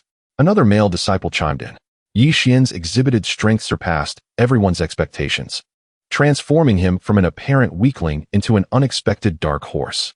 Paying no heed to the murmurs surrounding him, Yi Xian proceeded to a nearby seat to rest. The subsequent rounds of competition were rather unremarkable, until Zhou Ruoxi made his appearance. Zhou Ruoxi, at the 9th level of Qi refining, was recognized as the foremost figure within the outer sect.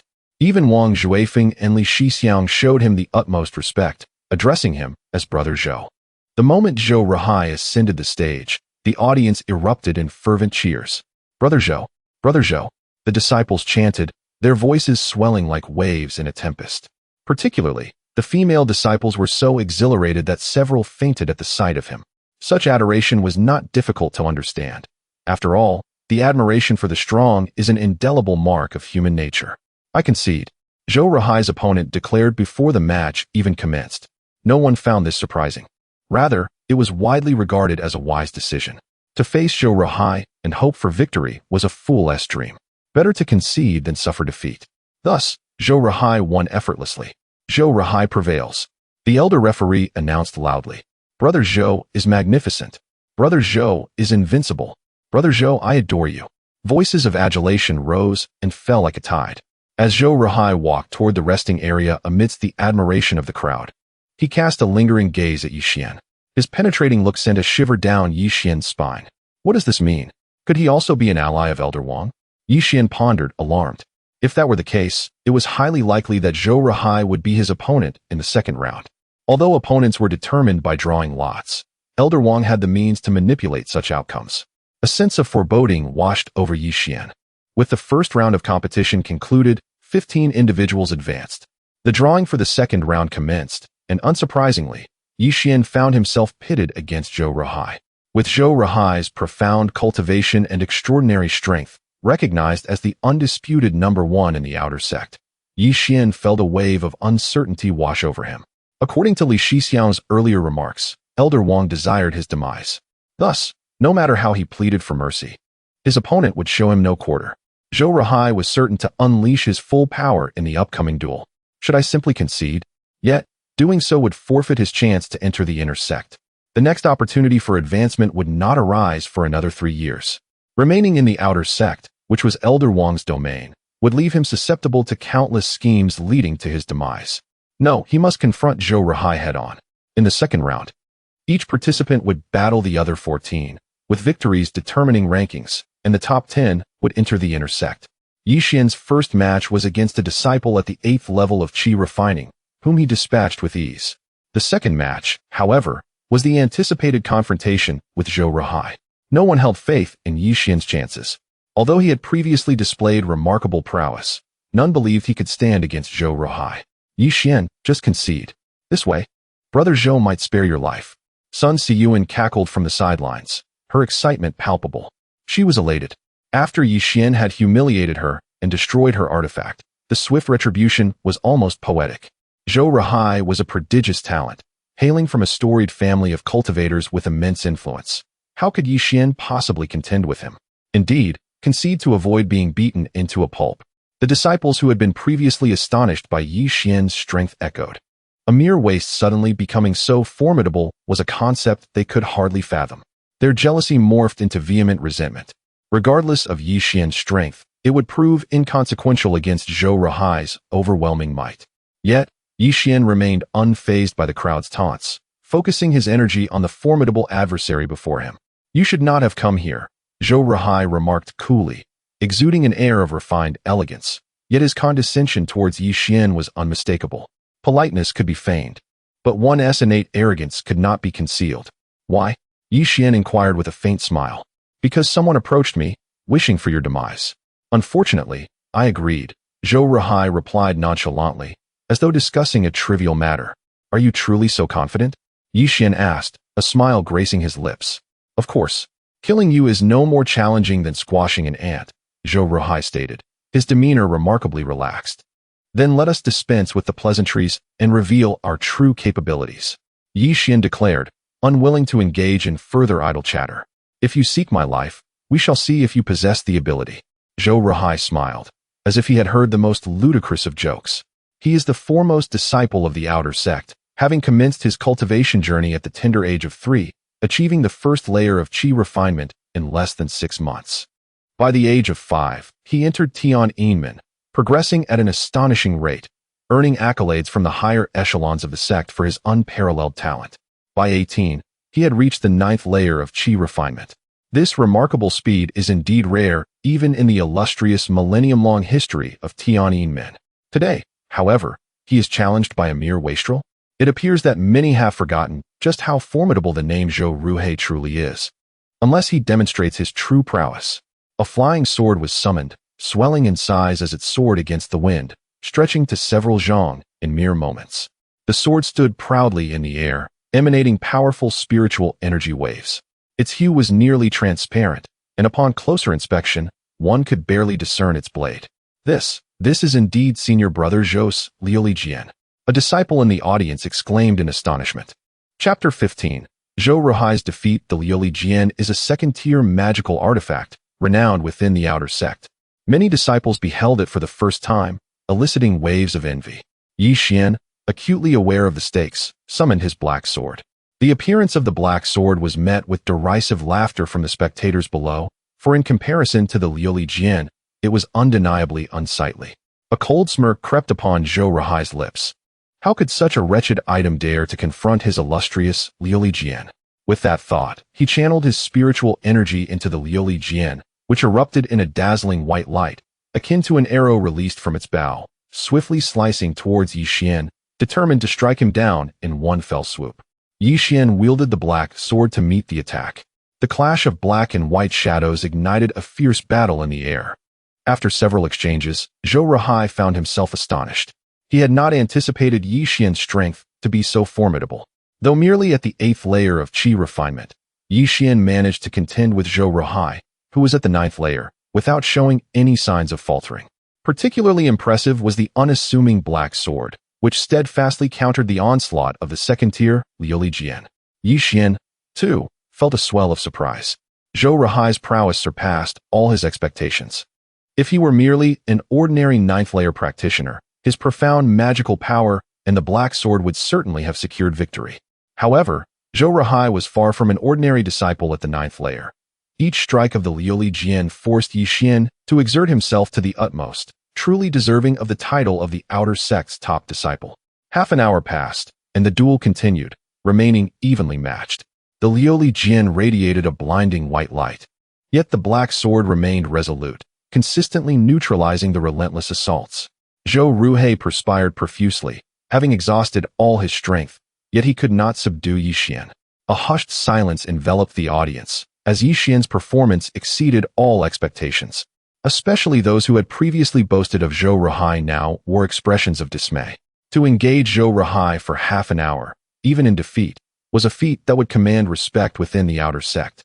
As frustration mounted with the impasse, Zhou Ruhai's anxiety grew. How could he, the esteemed champion of the outer sect, fail to defeat a perceived weakling after such an extended bout? In a moment of desperation, he summoned a long knife from his storage bag. The knife shimmered with a green light, also a second-tier magical artifact. 2 second-tier artifacts. All the disciples in attendance widened their eyes in disbelief. They lacked even one decent first-tier artifact, while Zhou Ruhai possessed 2 second-tier ones. Such extravagance was almost unheard of, even among inner sect disciples.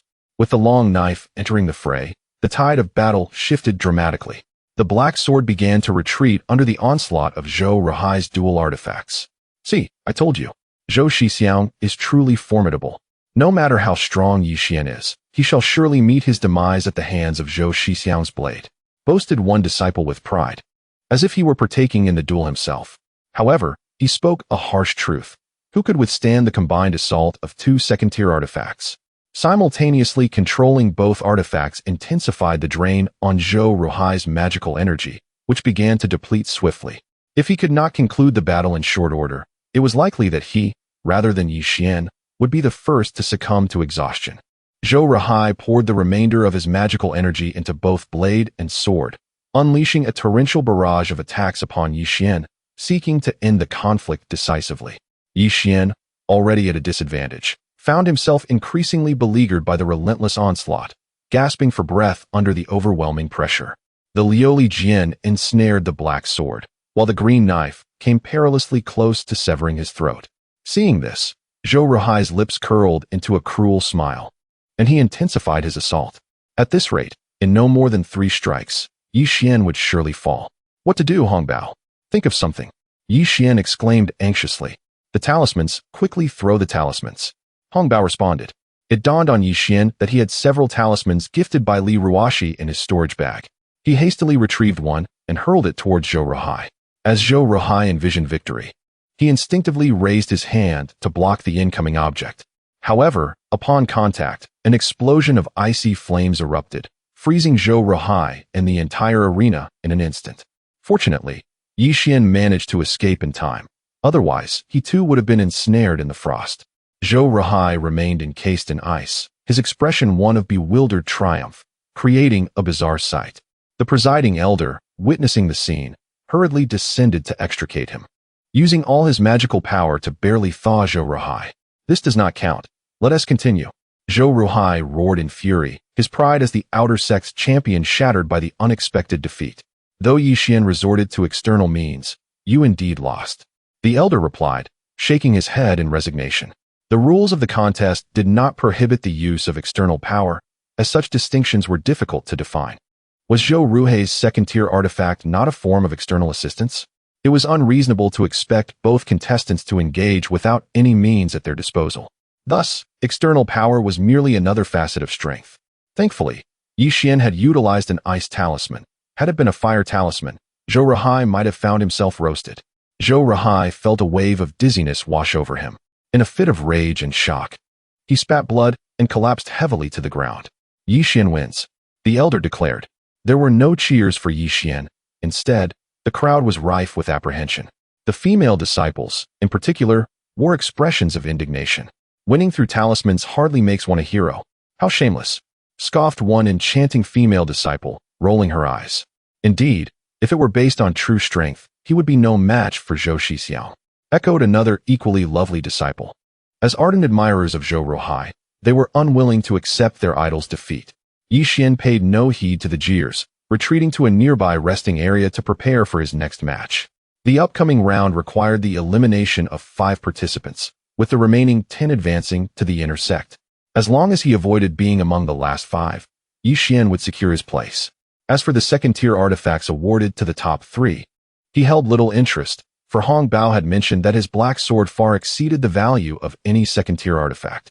In the ensuing contests, Yi Xian achieved a series of consecutive victories. Upon learning of the talismans possessed by Yi Xian, the onlookers regarded him with profound trepidation. Most significantly, no opponent as formidable as Zhou Ruhai emerged thereafter.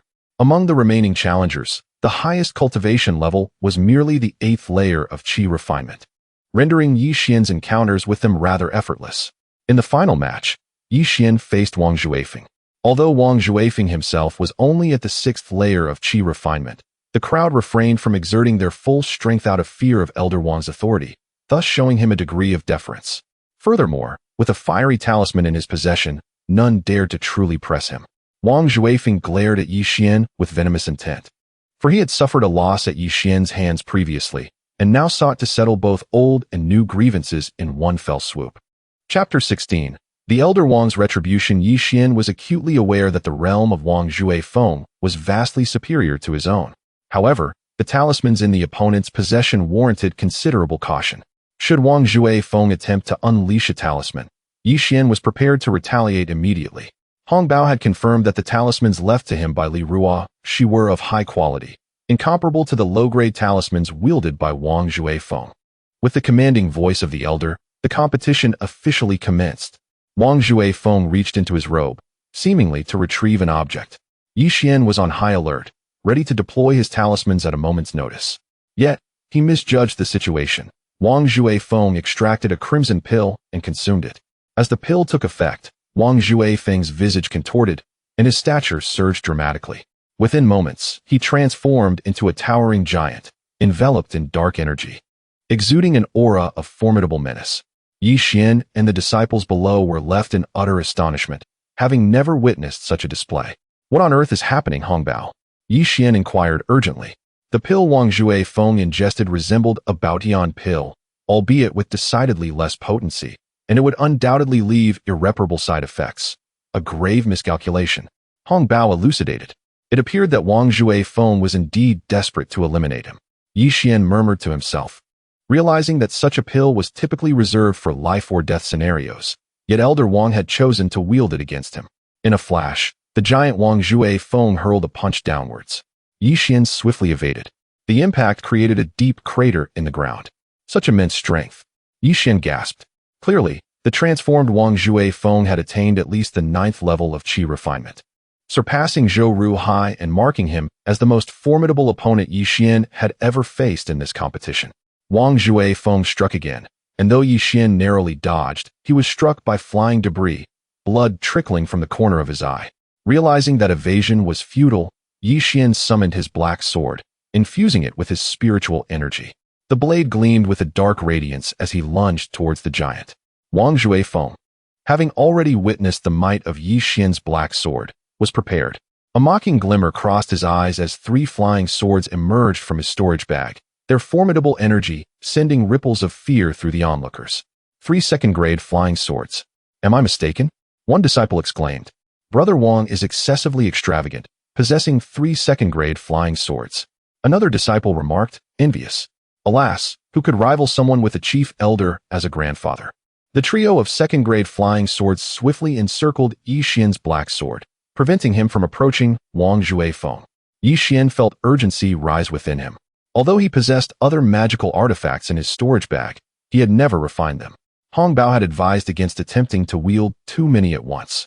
Meanwhile, Wang Juefeng was feeling the pressure even more acutely. The effects of the pill he had consumed lasted only half an hour. If he failed to subdue Yi Xian within that time, his defeat was imminent. With another forceful punch, Wang Juefeng seemed to expend all his strength, the impact significantly more powerful than before. Yi Xian discerned the pattern and endeavored to stall for time. He utilized a technique learned from the Zhentian Ping, moving with an ethereal grace akin to a specter, leaving only an afterimage. Wang Juefeng's immense strength only resulted in a larger crater, with nothing to show for his efforts. Realizing that his prepared moves were ineffectual against Yi Xian, Wang Juefeng grew frantic. He had risked permanent side effects by consuming the pill intended to elevate his prowess, yet he had still failed to contend with Yi Xian. A surge of resentment welled within him. In desperation, he unleashed 5 fire talismans. As Wang Juefeng cast his talismans, Yi Xian simultaneously hurled one of his own, retreating rapidly while activating his technique. The 5 fire talismans coalesced into a raging inferno, surging toward Yi Xian. However, Yi Xian's talisman proved even mightier, its flames engulfing Wang Juefeng's firestorm and surging toward him. Unprepared for the overwhelming power of Yi Xian's flame talisman, Wang Juefeng, still in his giant form, was swiftly surrounded by the inferno. Screams echoed from within the blaze. "Grandfather, save me! Grandfather, save me!" Wang Juefeng howled. Just then, a figure descended from the sky, joining the elder referee to finally quell the raging flames. It was none other than Elder Wang, the chief elder of the outer sect. Upon witnessing Elder Wang's arrival, Yi Xian felt a flicker of fear, a consequence of the elder's long-standing reputation. Yet, he quickly steadied his resolve. He held no reverence for one who sought to see him perish. Elder Wang cradled Wang Juefeng, nearly charred to a crisp, trembling as he administered a life-saving pill. His heart ached, his body quaking with anguish. This was his most cherished grandson. An overwhelming tide of hatred surged within him, instilling a chill in the hearts of all present. It was a palpable aura of murderous intent. He turned, glaring at Yi Xian like a beast ready to pounce, wishing nothing more than to devour him whole. Were it not for the multitude of witnesses, he would have struck Yi Xian down in an instant. In contrast, Yi Xian stood resolute, unflinching under the elder's predatory gaze, meeting it head-on without a trace of fear. This competition among peers must remain within bounds. Such cruelty toward a fellow disciple is a capital offense. Elder Wang seethed, his teeth clenched. "You speak truth, Elder Wang. However, in the midst of competition, accidents are inevitable. If one fears harm, it is best not to participate." Yi Xian replied, looking skyward with an air of nonchalance. Though he appeared relaxed, facing a figure of such authority was undeniably nerve-wracking. He masked his anxiety well, undetected even by the enraged Elder Wang. Sharp-tongued and defiant, "You shall not escape the sin of harming a fellow disciple. Seize this madman. Should he resist, execute him on the spot." Elder Wang was no longer inclined to engage in frivolous conversation with Yi Xian. He merely sought to take his life. The members of the law enforcement team swiftly converged, encircling Yi Xian in a tight formation. This team was tasked with maintaining order during the promotion competition, composed entirely of inner disciples at the 14th level of Qi refinement, merely a hair's breadth away from foundation establishment. It was clear that even a single opponent posed an insurmountable challenge for Yi Xian, let alone 10. Cold sweat streamed down Yi Xian's forehead, as he had not anticipated Elder Wang would choose to exact his revenge in front of such a multitude. What should he do? In this dire situation, even consuming the explosive Tiandan would likely be futile. Yi Xian projected a thought through his consciousness. "Do not fear. If they truly dare to approach, I will, even at the cost of falling into slumber once more, ensure your escape." Hong Bao replied, "What are you still hesitating for? Attack." Elder Wang commanded. Chapter 17. Is your grandson's life precious while others are mere weeds? The members of the enforcement team had already summoned their magical artifacts and were poised to take action. Halt! Suddenly, a loud voice rang out as Elder Qian soared into the arena. The enforcement team members were momentarily taken aback, exchanging glances, uncertain of whom to heed. "Elder Qian, what are you trying to accomplish?" Elder Wang inquired coldly, his expression dark as if it could rain. "If Yi Xian's actions are deemed harmful to his fellow disciples, then first we must address the crimes of Wang Juefeng." Elder Qian replied calmly, stroking his beard. His cultivation was nearly on par with Elder Wang's, and he had little to fear. "My grandson was grievously injured by Yi Xian's flames. What crime has he committed? If you do not provide a reason today, I will not let this matter rest." Elder Wang's eyes were bloodshot, resembling a beast eager to devour its prey as he glared at Elder Qian. "Firstly, I witnessed the duel. It was Wang Juefeng who initiated with the fire talisman. Yi Xian merely imitated him. It was simply that Wang Juefeng's talisman was inferior to Yi Xian's in power, leading to his own injury due to his lack of skill." Elder Qian stated with reason and evidence. Furthermore, just a few days ago, a disciple was severely burned by Wang Juefeng's fire talisman and unfortunately passed away yesterday. If you are to punish Yi Xian for harming fellow disciples, you must first deal with Wang Juefeng. After Elder Qian's articulate defense, the crowd below felt it was just. Wang Juefeng had long been tyrannical, committing numerous wrongs, and many had suffered at his hands. Elder Qian's words ignited the crowd's anger, and they voiced their demands for severe punishment for Wang Juefeng. "Surely, your grandson's life cannot be deemed more valuable than others' lives." Realizing that Elder Qian had stirred the crowd's emotions, Elder Wang knew that if he persisted in punishing Yi Xian, he would only provide them with more ammunition against him. Although he was the highest authority in the outer sect of Tiananmen, Not everything could be decided by him alone, especially with the inner sect's higher-ups watching. With Elder Qian standing firm, he had no choice but to relent. Elder Wang shot a resentful glare at Yi Xian and Elder Qian before departing with Wang Juefeng. A thunderous cheer erupted from the crowd. To witness the usually domineering Elder Wang suffer a setback brought a sense of relief to the disciples. Subsequently, under Elder Qian's guidance, the results of the promotion competition were announced. 10th place, Zhao Yuntian. 9th place, Zheng Yingchuan. 3rd place, Zhang Kun. 2nd place, Zhou Ruoxi. 1st place, Yi Xian. After Elder Qian concluded the announcements, he offered Yi Xian a slight smile. Yi Xian respectfully bowed to Elder Qian. Had it not been for Elder Qian's intervention to uphold justice today, he would likely have faced dire consequences. Thus, he felt immense gratitude towards Elder Qian. The disciples below were not particularly shocked by the results, as many had discreetly observed that Yi Xian had achieved a flawless record of 14 victories in the second round, while others had suffered defeats to varying degrees. Of course, the greatest disappointment was Zhou Ruoxi, who would have claimed first place had it not been for Yi Xian's use of the ice talisman, relegating him to second place. Zhou Ruoxi glared at Yi Xian with a face ashen with resentment.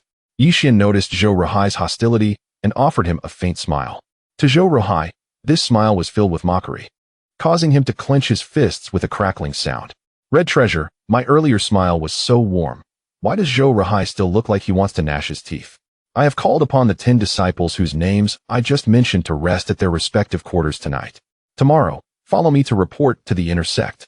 Once you enter the inner sect, strive even harder to bring glory to our Tiananmen. Elder Qian encouraged. Afterward, the crowd dispersed one by one.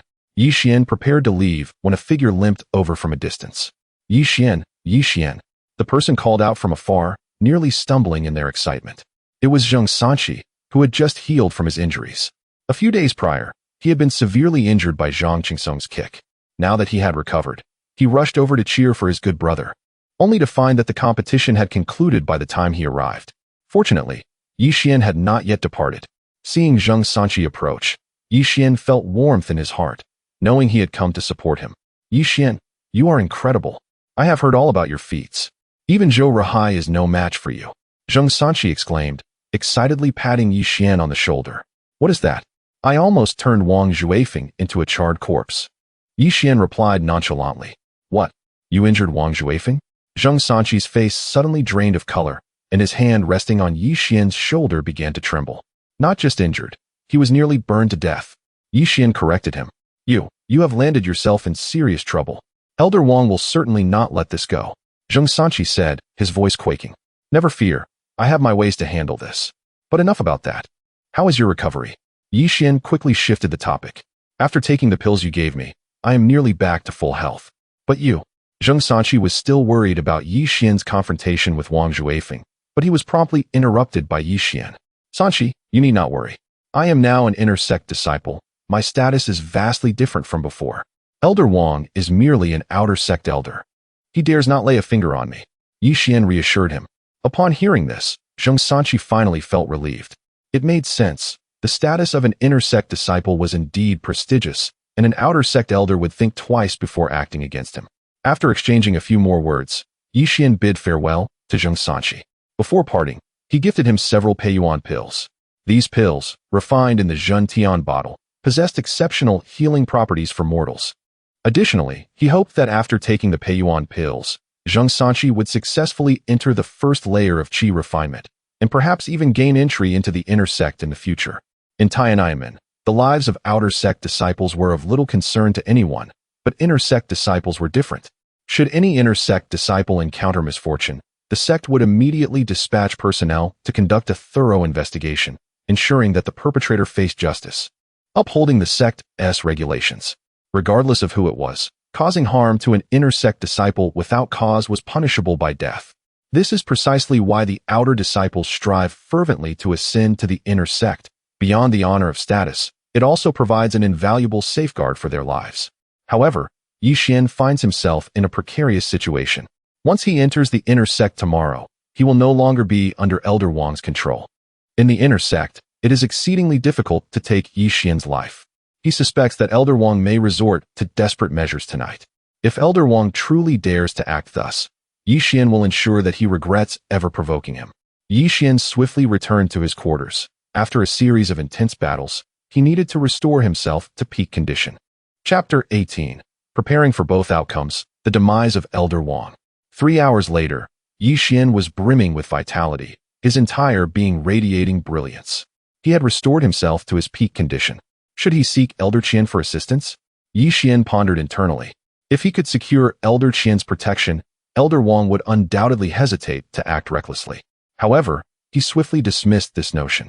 This time, he intended to eradicate the threat entirely. Yi Xian was certain that Elder Wang would make a move tonight. Thus he had consumed a blast sky pill well in advance. Yet, he encapsulated it with his spiritual energy to delay the onset of its effects. As night fell, tranquility enveloped the surroundings, with only the sound of the mountain wind rustling through the pine forest. A shadow, akin to a specter, stealthily entered the courtyard where Yi Xian resided. He recognized that Elder Wang had arrived. The door to his dwelling creaked open of its own accord, and Elder Wang's beast-like eyes fixated intently on Yi Xian, who was seated in meditation upon a mat. Yi Xian slowly opened his eyes, meeting Elder Wang's gaze with unwavering composure, devoid of any fear. "It seems you anticipated my arrival tonight," Elder Wang remarked, a hint of surprise in his tone. "Indeed, anyone with a modicum of sense would deduce it," Yi Xian replied nonchalantly. While secretly dissipating the spiritual energy enveloping the blast sky pill, allowing its potency to surge within him, he aimed to buy a little more time, seeking to maximize the pill's effects so he could contend with Elder Wang. "Quite impressive. It appears you have been concealing your true capabilities. I had underestimated you. Given the chance, you might have achieved great things in the future. However, you shall have no such opportunity. It is only fitting that you have offended those you should not have." Elder Wang spoke these words with an unsettling calmness, as if addressing a corpse. In his eyes, Yi Xian was already a dead man. Is Elder Wang truly contemplating striking me himself? This thought instilled a flicker of trepidation within Yi Xian's expression. Yet, it was evident that his fear was feigned, easily perceived by the cunning Elder Wang. "Are you attempting to stall for time? Are you awaiting reinforcements?" Elder Wang questioned, scanning the surroundings. Aside from the howling wind, there was no sign of disturbance. "Elder Qian, you have finally arrived," Yi Xian suddenly exclaimed, pointing behind Elder Wang. Elder Wang froze momentarily, instinctively glancing back, only to find nothing. A ruse. By the time Elder Wang regained his composure, a streak of black light surged toward him with fierce momentum. The force was tremendous, whipping up gusts of wind that seemed beyond the capabilities of an ordinary qi refinement stage cultivator. In a split second, Elder Wang tilted his head slightly to the side, narrowly evading the attack. The black light struck with unparalleled might, severing his shoulder and right arm in one fell swoop. Elder Wang emitted a pained cry. "Regrettably, you were just a fraction too late." Yi Xian shook his head, lamenting the missed opportunity.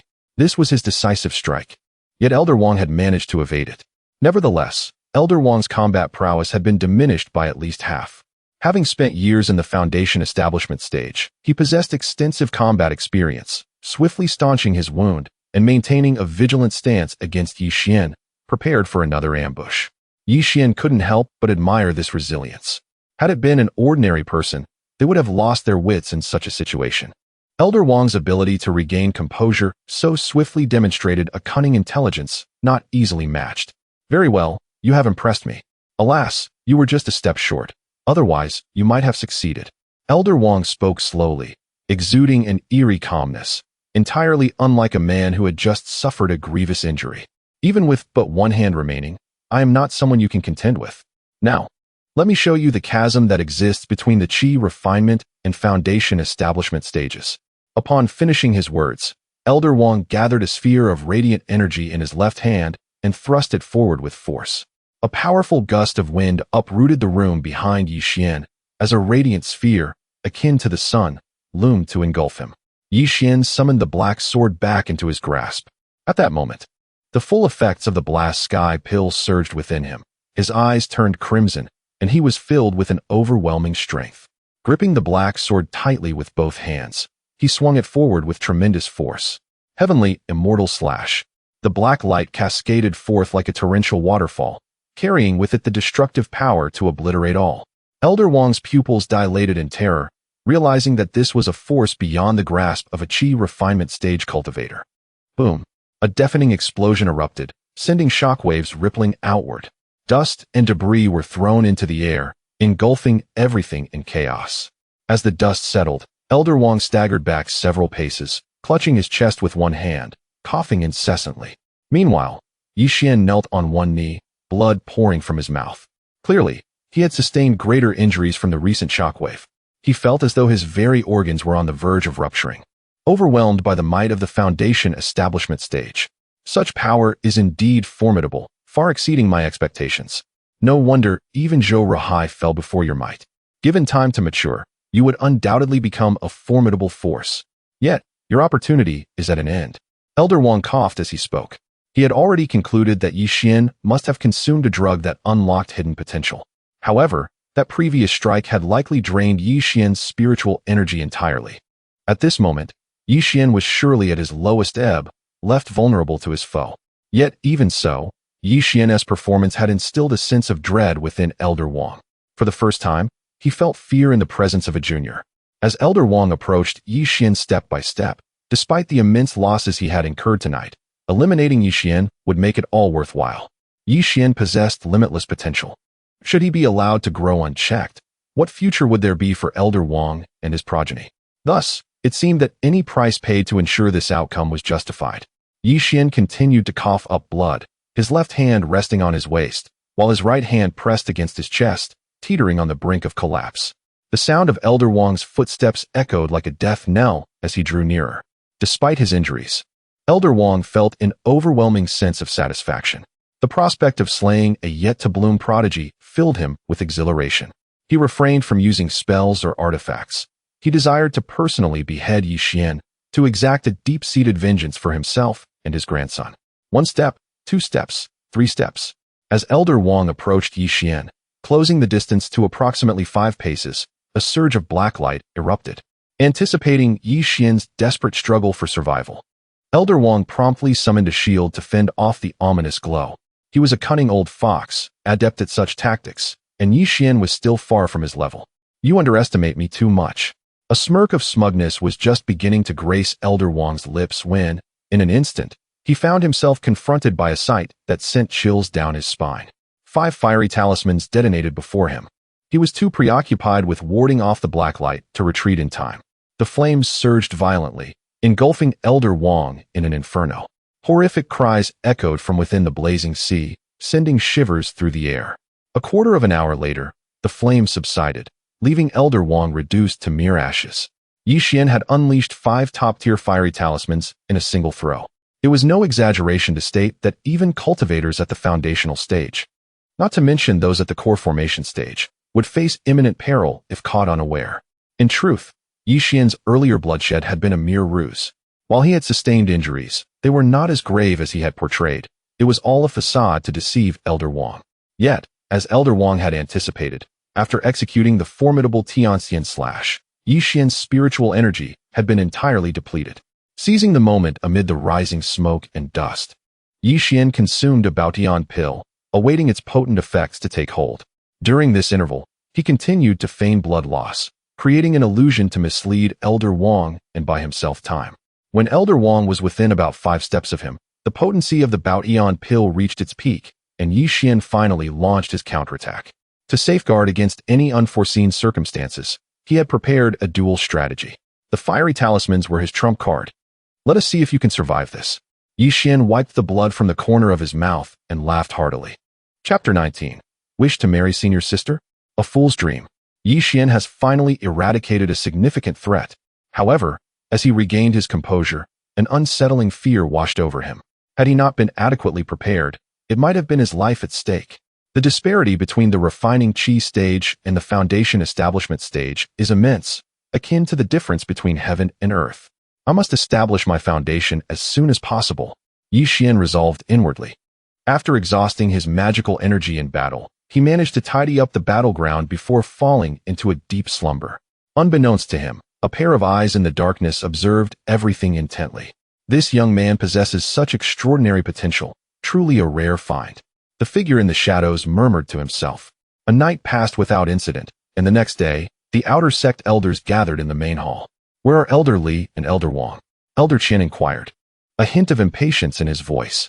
At this moment, among the 5 outer sect elders, only Elder Wang was absent. Elder Wang, being the chief elder, was required to preside over many matters. I do not know either. Perhaps he simply forgot. I have already sent a disciple to summon him. Elderly replied.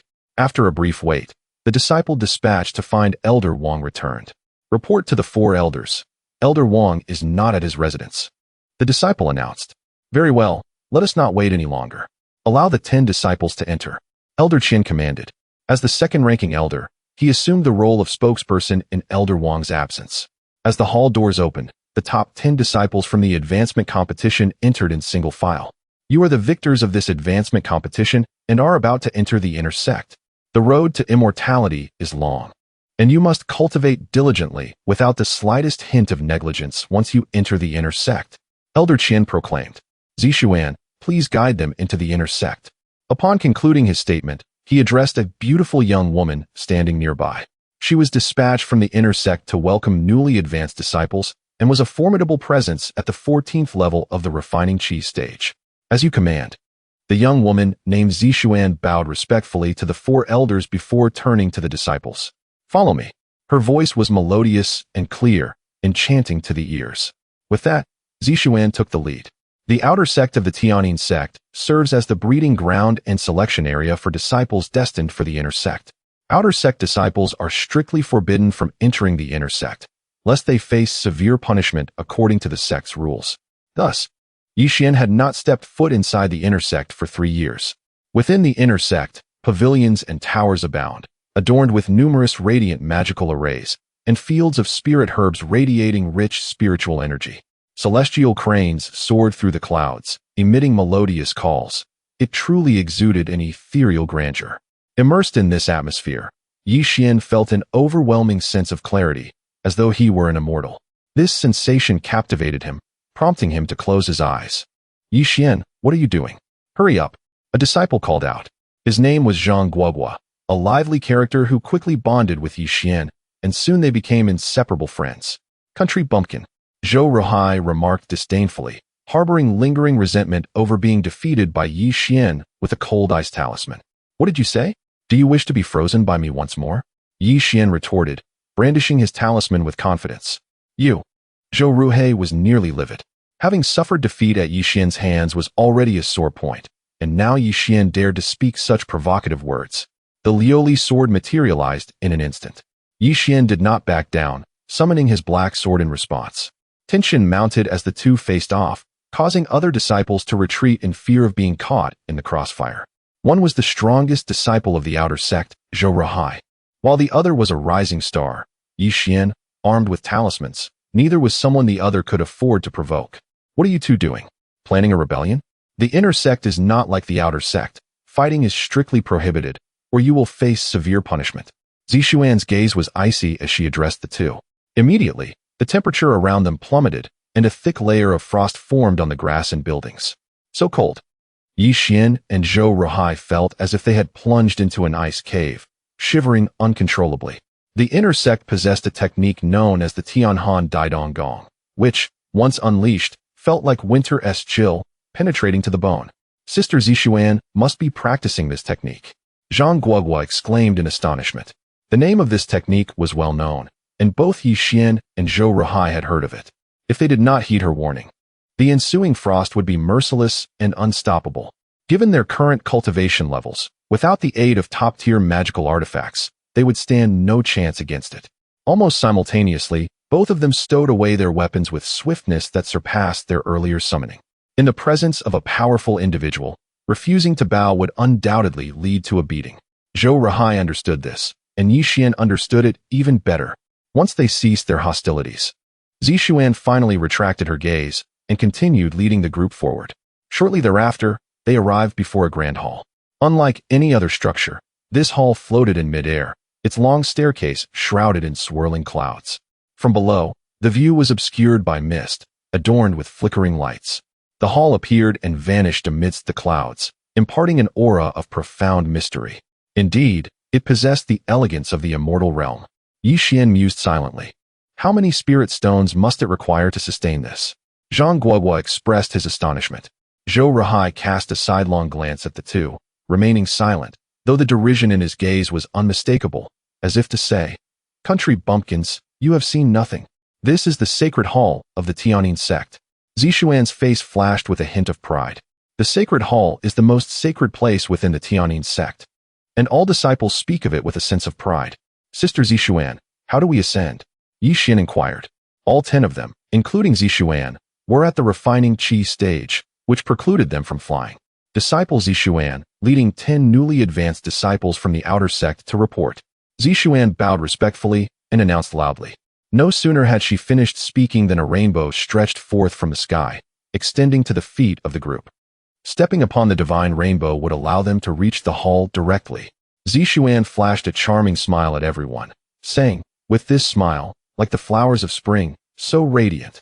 The disciples were momentarily entranced, pondering who would be fortunate enough to win her heart. One must diligently cultivate their skills and, upon establishing a solid foundation, take Xuan Shiji as their wife. The disciples silently resolved within their hearts. The Tianyin sect has a stipulation that disciples may wed after reaching the foundational stage. Guogua, saliva dripping, seemed to be yearning for Xuan Shiji as his bride. Yixin gently patted the dazed Guogua, who, embarrassed, hastily wiped his mouth with his sleeve. The group ascended the divine rainbow, each step taken with utmost caution, fearful of plummeting and suffering grievous injuries. Half an hour later, they all successfully crossed the divine rainbow and arrived at the foot of the grand hall steps. The 3 characters of Shengling Hall emitted boundless divine light, dazzling to the point of discomfort. Standing at the foot of the steps and gazing upward, the hall appeared increasingly solemn and imposing, with an invisible pressure descending upon them. Before this grandeur, they felt akin to mere ants. "Let us ascend. The sect master and all the peak leaders await us inside," Xuan urged, though a glint of cunning flashed in her eyes. Upon hearing this, everyone lifted their feet and stepped onto the stairs. Initially, their ascent was relatively smooth, but after 30 steps, the pressure intensified dramatically. With each lift of their feet, it felt as though they bore the weight of a mountain upon them, and every step became exceedingly arduous. "Yixin, why do I feel as though an enormous mountain is pressing down on me?" Guoguo exclaimed. Drenched in sweat on the 50th step, his forehead veined and bulging, appearing on the verge of collapse. Chapter 20 The Steps of the Pilgrimage Hall, I Am Too. Yixin was not in a better position. On the 52nd step, his form had already begun to bend under the immense pressure. The others fared even worse. Some collapsed on the steps, gasping for air. Zhou Ruhai, whose cultivation was slightly superior to the others, had managed to reach the 60th step, yet his expression was contorted, clearly burdened by tremendous strain. "Everyone, strive on. This is a trial for you all. There are 100 steps in total, and you will finish them soon." Xuan crossed her arms, appearing to relish the spectacle. "What would happen if we cannot ascend?" Zhang Guoguo wiped the sweat from his forehead and inquired. "What else is there to say? Naturally, one would be expelled." Xuan replied nonchalantly. Her words reignited the determination of those who had intended to give up, propelling them several steps forward. The 2 disciples who had been flattened on the steps also mustered the strength to rise and continue their ascent. The leaders of Tianyin, observing through a magically conjured mirror, watched every movement of the disciples. "This lad is impressive." Noticing Zhou Ruhai far ahead, the head of Tianyin, Gu Hongzi, nodded with a smile. However, when Zhou Ruhai reached the 61st step, he remained stagnant, evidently unable to advance further. Yixin lingered on the 55th step, closely followed by Zhang Guogua on the 53rd. The rest were left far behind by these 3. "Yixin, I'm struggling. I cannot move another inch, not even if my life depended on it." Zhang Guogua gasped, eyeing the seemingly endless steps, contemplating surrender. "I too am on the verge of collapse. Perhaps we should just give up." Yixin panted, his forehead nearly touching the steps, sweat cascading down like rain, thoroughly soaking the 55th step. In this moment, all he desired was to lie down. What nonsense! The higher-ups are watching. Push through to the 100th step, and unexpected benefits await. Suddenly, Hong Bao communicated telepathically. "How do you know they are watching?" Yixin asked, startled. "I can sense it. Do you think the folks at Tianyin are fools?" Hong Bao retorted, exasperated. Yixin reflected on this and felt a twinge of embarrassment over his earlier words. Hong Bao, I feel I have reached my physical limits. I surely cannot reach 100 steps. Can you assist me?" Yi Xian tentatively asked. Perhaps it's best to refrain. The pressure here is overwhelming, and you likely cannot manage. Yi Xian then deliberately remarked. Hong Bao, with the innocent heart of a child, was far more responsive to provocation than flattery. You underestimate me. Of course, I have a way. Upon saying this, a beam of red light shot from the Zhentian bottle and enveloped Yi Xian. The higher-ups of Tainanmen, noticing the prolonged stillness among the disciples, felt it was time to conclude the test. Most had only managed to ascend 61 steps. Though it did not meet expectations, it was certainly an improvement over 3 years ago. Gu Hongzi sighed, extending his right hand, preparing to relieve the pressure on the steps. Suddenly, Yi Xian's body radiated red light, and his bent form straightened instantly. The 56th, 57th, and 58th steps were conquered in swift succession, and he did not even seem to be out of breath. Gu Hongzi's eyes gleamed as he slowly retracted his outstretched hand. Just moments ago, you claimed you could not persevere. What a deceiver you are. Zhang Guogua felt a sense of betrayal. This is astonishing. The others gazed wide-eyed, marveling at the spectacle. Their legs felt as though they were encased in lead, each step a Herculean task. Yet Yi Xian managed to ascend 3 steps effortlessly. Zhou Ruoxi was equally astonished. Turning to glance at Yi Xian, he found him only 3 steps behind, causing him to furrow his brow. He cannot possibly catch up to me. This must be his limit. Zhou Ruoxi thought inwardly.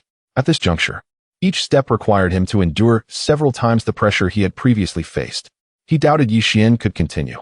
Yet the next moment, an astonishing scene unfolded. Yi Xian, as if strolling leisurely, continued his ascent and quickly reached the 61st step where Zhou Ruoxi stood. Brother Zhou, keep moving. Are you unable to go any further? Yi Xian taunted, looking at Zhou Ruoxi, drenched in sweat. You. Zhou Ruoxi fumed.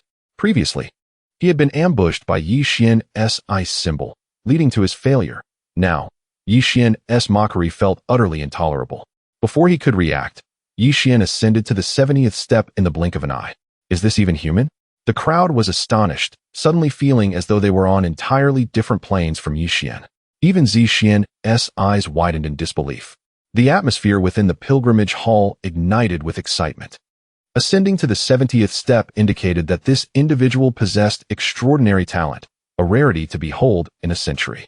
The last disciple to stand on the 70th step in Tainanmen had done so 500 years ago, later becoming a legendary figure in the cultivation world of the Zhao Kingdom, still spoken of with admiration today.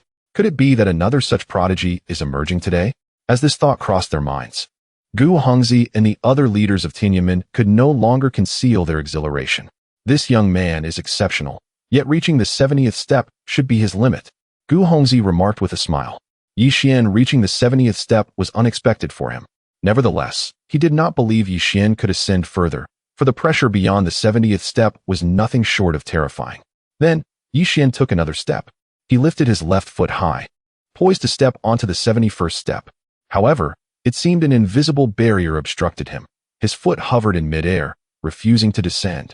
Reaching the 70th step is already commendable. Gu Hongzi smiled, this outcome falling within his expectations. Having a disciple step onto the 70th step was already a source of great satisfaction.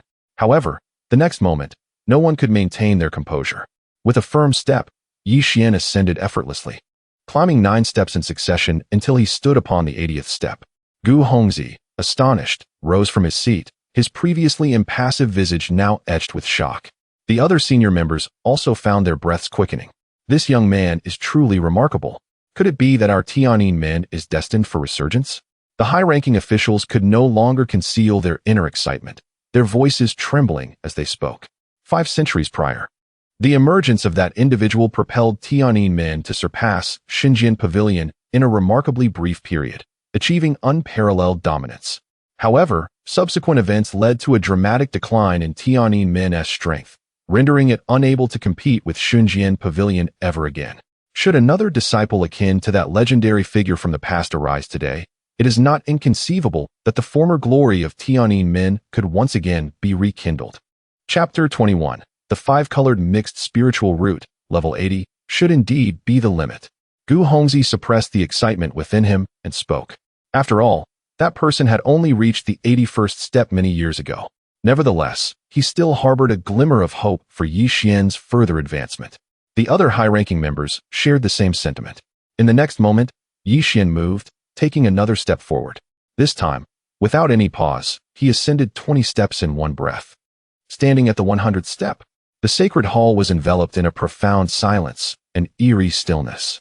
The Tianyin sect had a legacy spanning over 10,000 years, yet no newly ascended disciple had ever reached the 100th step before the oppressive force was lifted.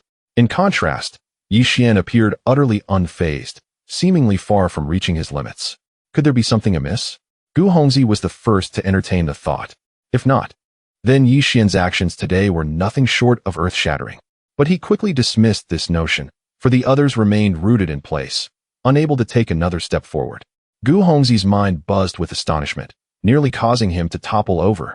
He must possess a heavenly spiritual root, or at the very least, an earthly spiritual root.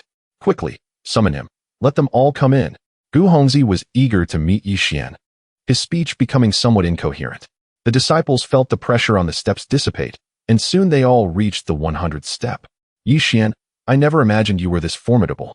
Zhang Guogua gasped, still recovering from the immense pressure he had just endured. He gave Xian a thumbs up. Really? Just average.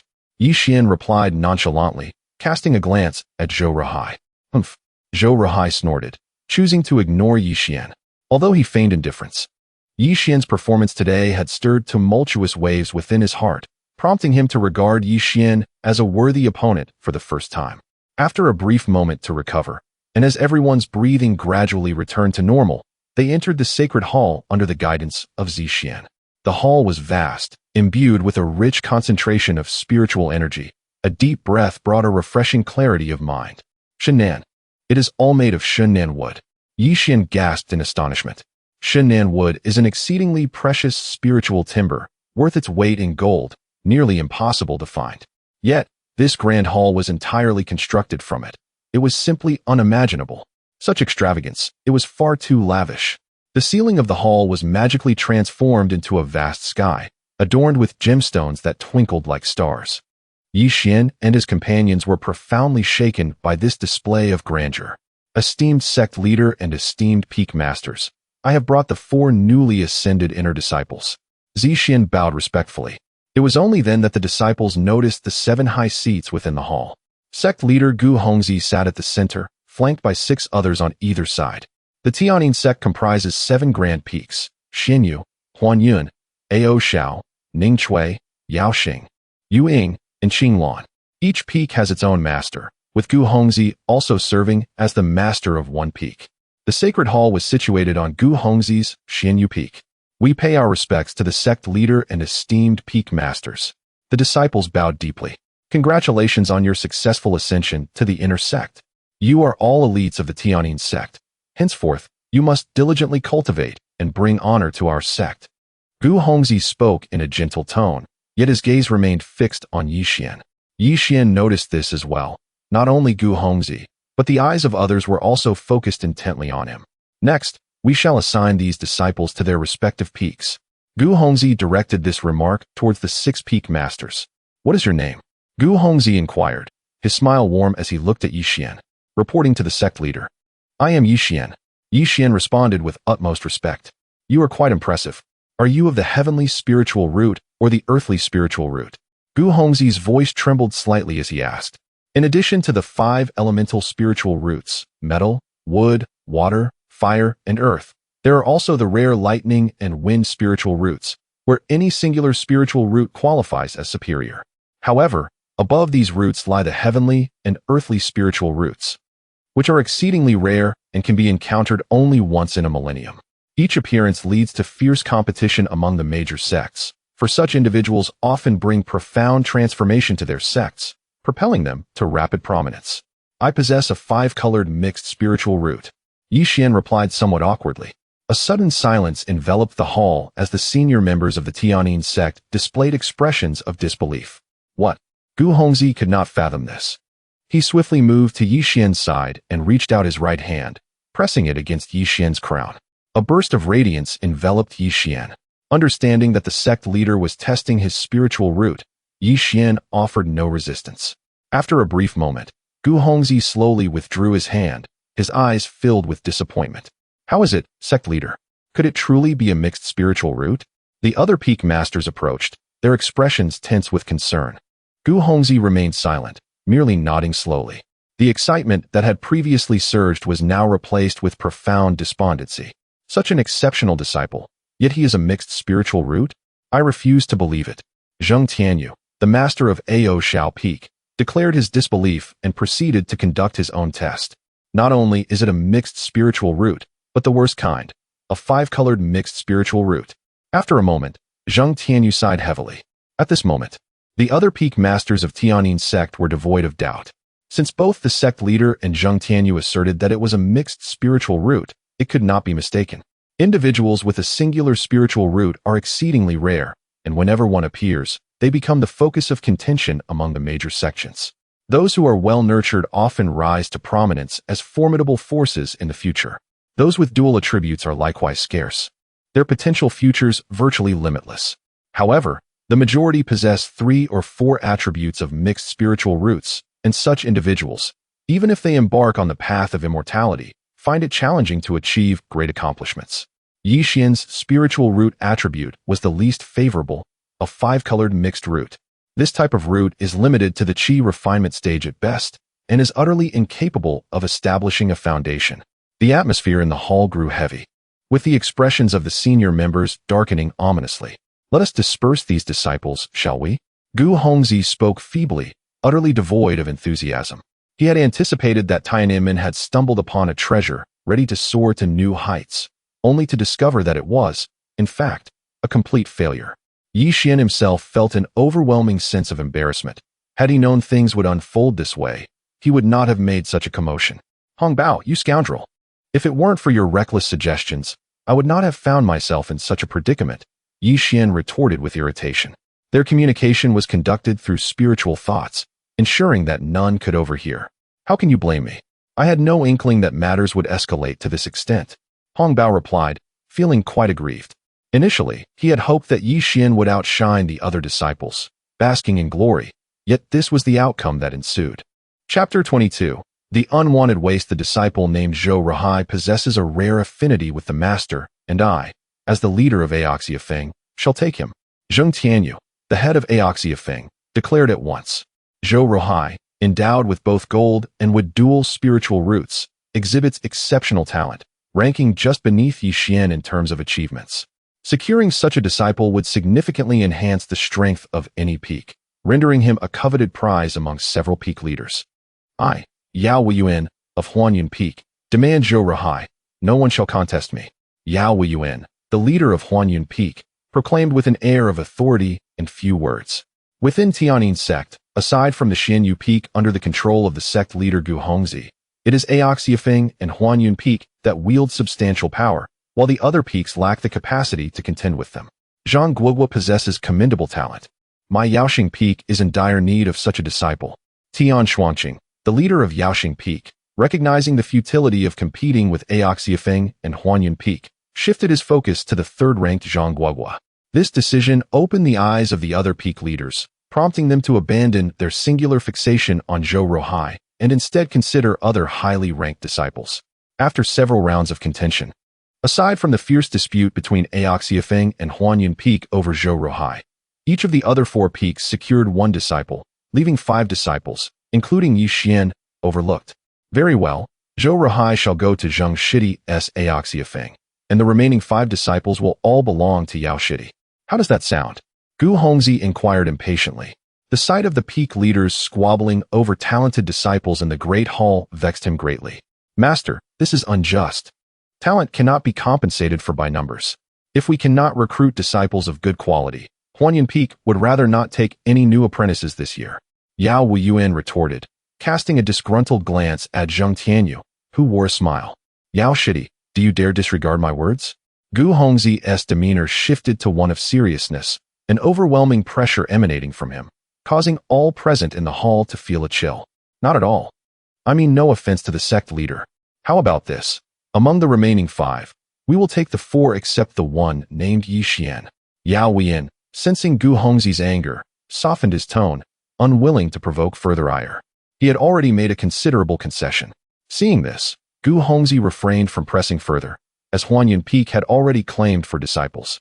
To exert his authority would seem somewhat oppressive, and he merely nodded in acknowledgement. Yao Yuan beckoned, and from the remaining 5, approached his side. Yi Xian stood alone in the great hall, his heart a tempest of emotions. Upon entering, he had felt the fervent gazes of the sect leader and peak leaders. Now, he was met with indifference, a truly ironic turn of events. Is there no one among the other peak leaders who desires Yi Xian? Gu Hongzi surveyed the room, inquiring. Silence reigned in the great hall, an oppressive stillness enveloping the atmosphere. This is too much. Am I truly such a worthless being? Yi Xian seethed inwardly. Despite being the least favored with his inferior 5-colored mixed spiritual roots, the dismissal of him as trash deeply wounded his pride. At this moment, not only was Yi Xian feeling despondent, but Gu Hongzi too was troubled. If no one truly wanted Yi Xian, he would have no choice but to keep him at Xianyu Peak. Yet, the disciples of Xianyu Peak were all of outstanding quality, exceptional talents, and could never accept a disciple with mixed spiritual roots. If word of this reached other sects, it would surely invite ridicule. I, Wu Qianyu of Qinglan Peak, shall take him. Suddenly, Wu Qianyu, the leader of Qinglan Peak, announced. Wu Qianyu, strikingly beautiful, with a figure that rivaled the grace of falling snow, was renowned as the most enchanting beauty within Tianyin sect. She was not only the object of admiration among the male disciples, but also captivated the attention of several peak leaders. Upon hearing her words, Yi Xian felt a warmth in his heart and turned his gaze toward the ethereal leader. Wu Shimi cannot be jesting. Though Gu Hongzi rejoiced inwardly, he could not help but voice his skepticism. While her statement seemed to provide him a reprieve, Qinglan Peak was exclusively composed of female disciples. It would be quite inappropriate to suddenly accept a male disciple. The sect leader is correct. How can Qinglan Peak, with its all-female roster, accept a male disciple? Zheng Tianyu stroked his gray beard, his eyes sparkling as they fixated on Wu Qianyu's exquisite form. Among the 7 peaks of Tianyin sect, other peaks accept both male and female disciples, yet Qinglan Peak has exclusively admitted female disciples since its inception. How bizarre it was today to consider accepting a male disciple, especially one deemed a waste with mixed spiritual roots. Several newly admitted disciples expressed their dissatisfaction with Yi Xian. Why should a waste with inferior spiritual roots claim the top spot? Surely he must have cheated. Such a waste only consumes precious resources and should be expelled from Tianyin sect at once. Fortunately, the peak leaders remained discerning. No one wanted Yi Xian, which brought them a sense of relief as they prepared to witness his further humiliation. Yet, the reversal came swiftly. To Qinglan Peak, where all are beauties, it is indeed a paradise for men. Suddenly, Yi Xian's current peak felt less appealing. Why should he have such fortune? If not for the lack of qualification to speak, they would have protested vehemently. If Zheng Shixiang desires him, I would never dare to compete. Wu Qianyu coldly stated. Her beauty legendary, yet her words were as frigid as winter's chill, devoid of emotion. No. If Qinglan Peak wishes to accept him, I shall not object. Zheng Tianyu hastily waved his hands, fearing Wu Qianyu might inadvertently bestow this waste upon him. Very well, in that case, Yi Xian shall go to Qinglan Peak.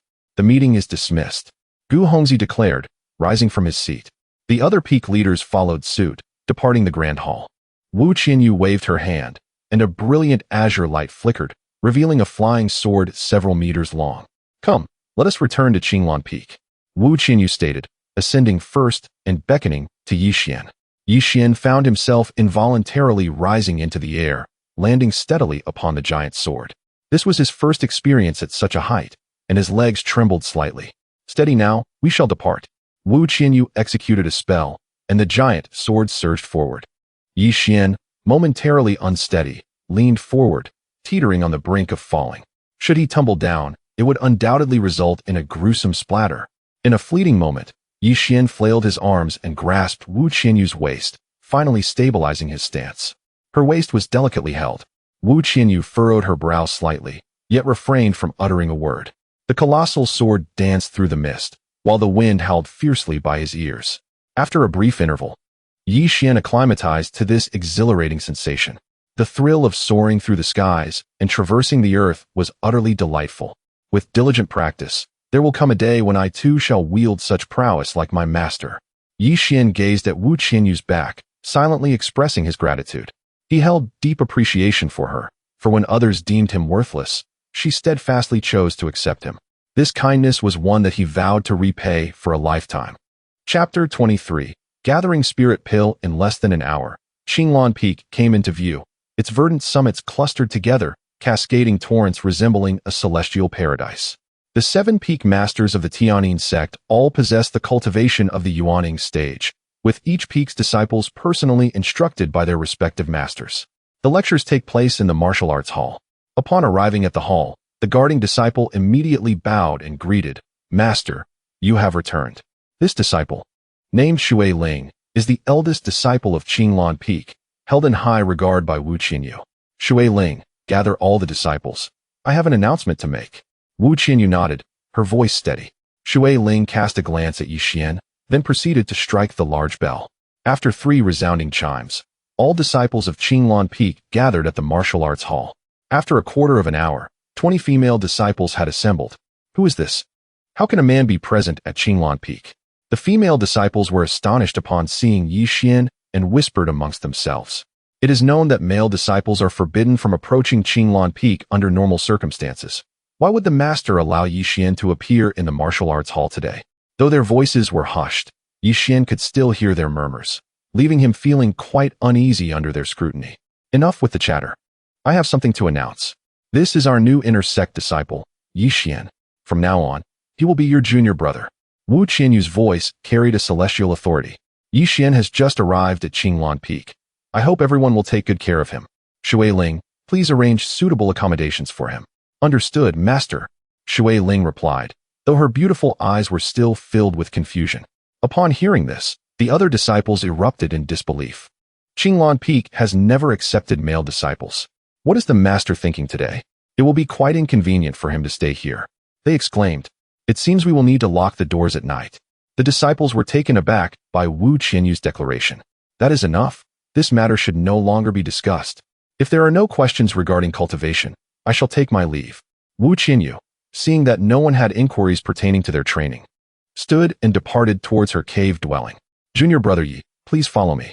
Shui Ling smiled gently at Zhang Feng and then exited the martial arts hall. Yi Xian nodded and hurriedly followed her.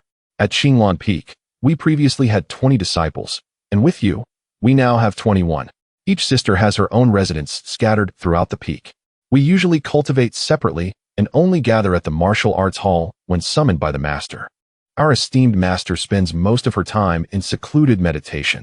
If you have any questions about your cultivation, feel free to ask me, as I am on duty at the martial arts hall. Shui Ling explained as they walked. Her beauty and sweet words, combined with her patience, were disarming. Despite already reaching the foundation establishment stage, she exuded no arrogance. Her unparalleled grace made an indelible impression on Yi Xian. Thank you, senior sister, he said respectfully, feeling a strong affinity for her. Soon, they arrived at a quaint residence. This will be your dwelling from now on. Shui Ling gestured toward the elegant abode. Go on in. If you need anything, do not hesitate to find me. With that, Shui Ling departed. Yi Xian opened the courtyard door and stepped inside. The courtyard was exquisitely designed, featuring 3 rooms and a large fish tank filled with swimming fish. Yi Xian opened the door to the central room and lay down on a spacious wooden bed. The spiritual energy here is abundant, and the location is secluded. It is truly an excellent place for cultivation, he mused. At that moment, he truly became an inner sect disciple of the Tianyin sect. Yet, the experiences he had endured in the pilgrimage hall left him feeling far from joyful. I must seize the time to cultivate and swiftly establish my foundation, so I can show those who look down on me just what I am capable of. Yi Xian resolved inwardly. To everyone else, his 5-colored mixed spirit root suggested he had no chance of breaking through to the foundation establishment stage. Nevertheless, he was determined to prove that he, Yi Xian, could defy expectations. Red treasure, how can I quickly establish my foundation? Yi Xian inquired eagerly. You must reach the 14th level of qi refinement before establishing your foundation. Right now, your priority should be reaching the 9th level of qi refinement. Red treasure replied somewhat impatiently. All right, tell me how I can swiftly attain the 9th level of qi refinement. Yi Xian pressed. There are 2 methods. One is a gradual approach through meditative practice. Just tell me the second method. The alternative is to consume medicinal pills. Red treasure stated. Meditation is merely a last resort when no other options are available. Yi Xian promptly dismissed. What kind of pill? Gathering spirit pill. Red treasure replied. Why have I never heard of this pill? Yi Xian questioned, puzzled. It is an ancient pill, the recipe of which has long been lost. Only I possess it, so revel in this secret. Red Treasure declared with pride. Can it be refined now? Yi Xian's eyes gleamed with excitement. Of course not. You have all the auxiliary materials in your storage bag, but you lack one primary ingredient. What is the primary ingredient? Bingxin grass. Where can I find it? In the territory of Zhao, but I am unfamiliar with the area. Yi Xian scratched his head, recalling senior sister Shui Ling, and hastily made his way back to the martial arts hall. Shui Ling was meditating when she noticed Yi Xian's rapid return, slightly taken aback. Senior sister, where can I find Bingxin grass? Yi Xian gasped. Bingxin grass? Let me think. Ah, yes, there is such a spiritual herb on Wangyue Mountain, 1,000 miles from here, but it is quite rare and difficult to locate. Even our master took months to find a single Bingxin grass for alchemy. Shui Ling explained. Could you please provide me with the precise location? Yi Xian asked again. To the southwest. Are you planning to go there? Shui Ling frowned, concerned. Yi Xian nodded. Shui Ling did not try to dissuade him, but cautioned, be careful. The path of cultivation is fraught with challenges. To ultimately achieve greatness, one must forge their own path. The treacherous journey is fraught with challenges, yet it may also present unique opportunities. Yi Xian bid farewell to Shui Ling and immediately set forth towards the direction of Wangyue Mountain. Within the storage bag that Li Ruoxi bestowed upon him lay numerous gale talismans. After affixing one to his leg, Yi Xian glided forward as if riding the wind. His pace significantly accelerated. Did something just dart past? A passerby wondered aloud, as he believed he had glimpsed a fleeting shadow. Perhaps you are imagining things? There is nothing here. Another scoffed. Maybe so. It seems I have been too fatigued these past few days. I must rest well tonight. The first man rubbed his eyes and replied. Indeed. Let your dainty little lady sleep in one room while you take another. Otherwise, you shall have no respite. Get lost. What nonsense are you spouting? Chapter 24. Disciples of the Shunjian Pavilion. After a month of arduous travel, Yi Xian finally arrived at Wangyue Mountain. Legend has it that this mountain is home to demon rhinoceroses, which possess strength comparable to that of human Yuan cultivators. On nights of the full moon, these creatures exhale moonlight from the summit, hence the name Wangyue. The demon rhinoceros demon core can be refined into a powerful elixir, the Mo Shidan, allowing cultivators to make significant strides in their cultivation. However, this was of little concern to Yi Xian. The formidable nature of the demon rhinoceros was beyond the reach of a mere weapon-refining cultivator. What truly preoccupied him was the elusive Bingxin grass. For several consecutive days, Yi Xian managed to gather some spiritual herbs, yet he still had not encountered any Bingxin grass. It seemed that this herb was indeed rare. No wonder even his master had taken a month to find just one. Yi Xian shook his head with a sigh and kicked a stone beneath his feet far away. Strangely, as the stone flew a few yards away, it was suddenly halted by a blue light barrier, rebounding back towards him. The force was so strong that had Yi Xian not dodged in time, he might have been injured by the stone. What is this? Yi Xian hurried over and, upon closer inspection, was filled with delight. Bingxin grass, he exclaimed. This particular Bingxin grass had matured for over 1,000 years, already possessing spiritual consciousness, and the blue light barrier emanated from it. Indeed, the most elusive treasures often reveal themselves effortlessly. Yi Xian drew his iron sword, and with a single stroke, shattered the blue barrier. Just as he was about to pluck the herb, he heard a male voice behind him. Excellent. Senior Brother Gao, we have finally found the Bingxin grass. A man exclaimed excitedly. Yi Xian turned around to see two young men clad in white robes, each adorned with a jade pendant inscribed with the characters Shunjian Pavilion. Both were at the 9th level of Qi refinement. So they are disciples of the Shunjian Pavilion. Yi Xian thought in astonishment. Indeed, this is Bingxin grass. Our luck is truly remarkable. The other young man chimed in, completely disregarding Yi Xian as if he were invisible. Greetings, brothers. I am Yi Xian from the Tianyin sect. It seems I discovered this Bingxin grass first, Yi Xian said with a smile. What is the Tianyin sect? Do you think you are worthy to speak to disciples of the Shunjian Pavilion? One of the young men with striking features retorted sharply. Jin Shidi is correct. You should quickly roll away. Or do not blame me for being merciless under my sword. The other, a stout fellow with a frosty expression, declared, his domineering demeanor unmistakable. It was hardly surprising, given that the Shunjian Pavilion was the most prestigious sect in the Zhao Kingdom. And what if I refuse? Yi Xian replied. his tone growing frigid as he sensed their unwillingness to yield. Senior brother Gao, did you see that? He dares to get angry. Zhen Shidi burst into laughter, nearly doubling over as if he had heard the funniest joke in the world. A mere 8th-level disciple of the Tianyin sect daring to show anger before 2 9th-level disciples of the Xinjiang Pavilion? Surely he is courting death. After laughing heartily, Zhen Shidi finally composed himself and coldly stated, "Allow me to deal with this ignorant fool, and then we shall harvest the Bingxin grass." "Very well, Zhen Shidi, do as you please. I shall stand back and watch." Senior brother Gao retreated a few steps, akin to a spectator anticipating a thrilling performance.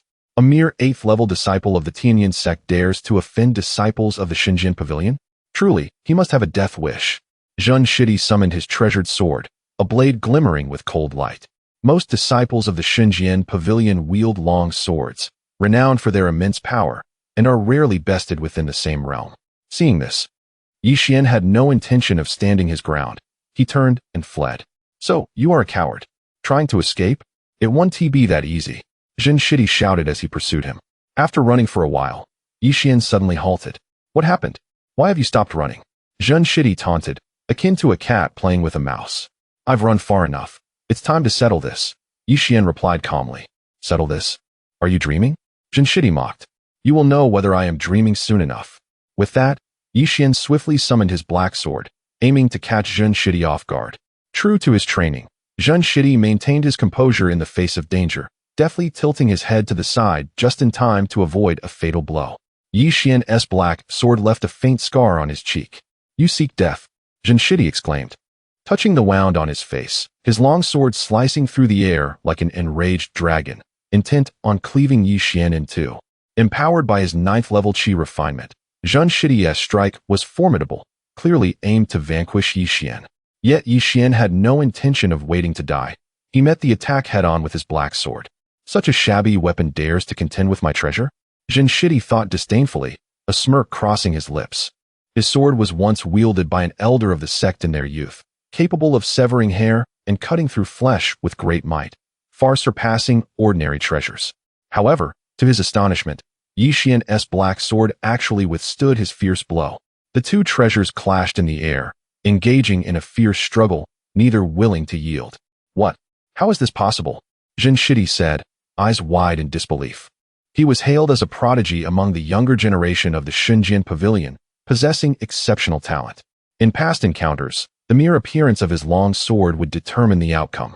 Yet today, he found himself evenly matched with an 8th-level disciple of the Tianyin sect, an utter humiliation. He reasoned that with a lower cultivation level, Yixian would eventually tire, and senior brother Gao would surely come looking for him. When they teamed up, the outcome would be a foregone conclusion. After regaining his composure, Zhen Shidi recognized the crucial point of the dilemma. He shifted from offense to defense, ready to engage Yixian in a war of attrition. Yixian, understanding his intent, knew that prolonging the fight would only disadvantage him. He quietly retrieved a flame talisman, concealing it in his hand, and deliberately feigned weakness in his magical energy. Upon witnessing the scene, Zhen Shidi felt a surge of joy within his heart and immediately channeled all his spiritual energy into his longsword, launching a counterattack with the ferocity of a tempest. In a moment of distraction, Yixian hurled a flame talisman and swiftly retreated. A conflagration erupted, engulfing the unsuspecting Zhen Shidi, who let out a wretched scream akin to that of a slaughtered pig. The flames raged fiercely, and within mere moments, the once arrogant Zhen Shidi was reduced to mere ashes. Yixian then produced a medicinal pill to rapidly replenish his spiritual energy. His initial retreat had been a strategic maneuver to separate the two members of the Xunjian Gu, allowing him to confront them individually. The most formidable weapon at his disposal was the talisman bestowed upon him by Ruoxi. After half an hour, Yixian's spiritual energy had been restored to its zenith, and he returned to the location of the Bingxin grass. Chapter 25. The Demon Rhinoceros. Why are you still alive? Where is junior brother Xuan? High senior brother Gao expressed his astonishment upon seeing Yixian's return. That incompetent junior brother of yours has already met his demise at my hands. Now it is your turn. Yixian replied with a smile. Just you? You dare to kill junior brother Xuan? Not a chance. Tell me where he has gone, or you shall meet your end without a grave. High senior brother Gao scolded sternly. Despite his disbelief in Yixian's capability to defeat junior brother Xuan, He questioned how Yi Xian could stand here unscathed if Xuan were still alive. The situation was indeed peculiar, and he sought to extract useful information from Yi Xian. I have told you that I killed him. If you do not believe me, there is nothing I can do. Next, you will be the one to die. How would you prefer to perish? Yi Xian provocatively taunted. Very well, you foolish creature. I stand right here. Come at me with all you've got. High Senior Brother Gao retorted, his lips twitching in anger. Being challenged by a disciple of the Tianshi sect at the 8th level of qi refinement only fueled his wrath. However, he remained cautious, suspecting a trap, and prepared himself for any eventuality. Watch how I will slay you, Yi Xian declared, summoning his black sword to strike at High Senior Brother Gao. Executing the dragon slashing sword technique, he unleashed a blow reminiscent of a black dragon leaping forth, exuding an overwhelming aura. Though High Senior Brother Gao recognized the ferocity of the attack, he deemed it manageable and countered with his long sword. Just as he focused on the clash with the black sword, Yi Xian stealthily threw out a fire talisman. Caught entirely off guard, High Senior Brother Gao found himself engulfed in flames. However, he was not easily overwhelmed. In this critical moment, he remained composed, conjuring a yellowish protective shield that kept the flames at bay. All of this transpired in an instant. For an ordinary person, such swiftness would be impossible. Yi Xian was equally taken aback by High Senior Brother Gao's rapid response. My elders are present. If you kill me, you shall not leave Wangyue Mountain alive. High Senior Brother Gao threatened, realizing the fire was fierce and his shield would not withstand for long. Yi Xian, undeterred, tossed out 2 more fire talismans. The previously considerable flames now swelled into a conflagration. Eager to conclude the battle swiftly, Yi Xian pressed on. As the intense heat surged, High Senior Brother Gao's screams rose in pitch, and ultimately, his protective shield shattered, leaving him reduced to a pile of ashes. Fearful that there might truly be elders of the Xinjiang sect nearby, Yi Xian hastily collected the Bingxin grass and ventured deeper into the mountains. Not long after he departed, a young man clad in white arrived at the scene. Although High Senior Brother Gao had been reduced to ash, his disciple token from the Xinjiang sect remained intact. Who dares to kill a disciple of the Xinjiang sect? Show yourself. The furious roar echoed like the wrath of a deity, resonating far and wide. Even though Yi Xian had fled several dozen miles, he could still hear it clearly. Judging by the voice, it was undoubtedly a formidable being above the core formation stage. This realization filled him with relief for his swift escape, grateful for the dense forest cover and the white mist that effectively obstructed divine senses. Otherwise, falling into the hands of such a powerful opponent would mean certain death. Yi Xian quickened his pace, daring not to linger for a moment. 3 days later, Yi Xian leaned against a great tree, panting heavily. He had been fleeing day and night, his stamina nearly depleted. This place should be safe now, he thought to himself. From his storage bag, he retrieved several Peiyuan pills. These pills were no longer beneficial for his cultivation, but served merely as a means to replenish his spiritual energy. As the pills slid down his throat, a torrent of potent spiritual power surged through Yi Xian's body, prompting him to begin his cultivation of the Changxing Jing technique. Half an hour later, Yi Xian stretched his limbs, feeling revitalized as the previous fatigue dissipated.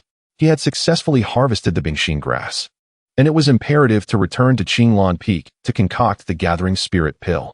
Just as he was orienting himself to depart, a series of fierce roars resonated from afar, shaking his eardrums as if a powerful beast were making its last stand.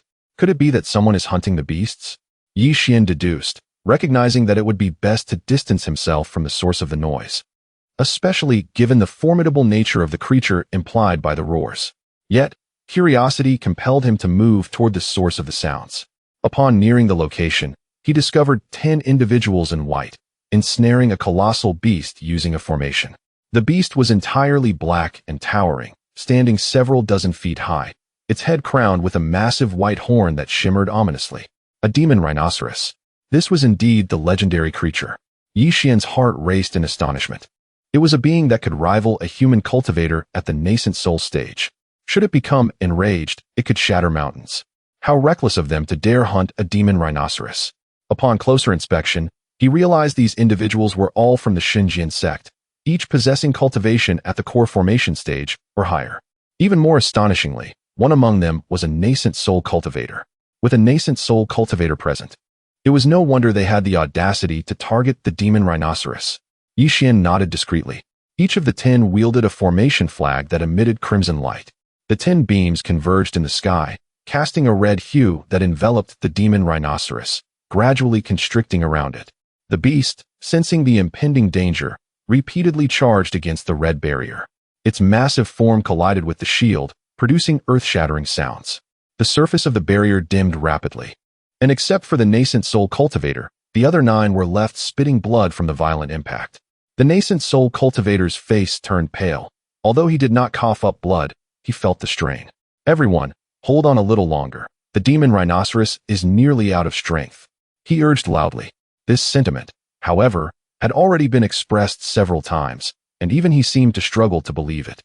The demon rhinoceros had expended much of its power against the formation, appearing on the brink of collapse, yet each subsequent charge grew increasingly fierce. At the outset, the crowd believed this might be the final strike initiated by the Mo-Shi. However, after 1, 2, 3, 10 strikes, no one maintained that notion any longer. Indeed, the Mo-Shi could not be regarded as an ordinary demonic beast. The onlookers were filled with astonishment.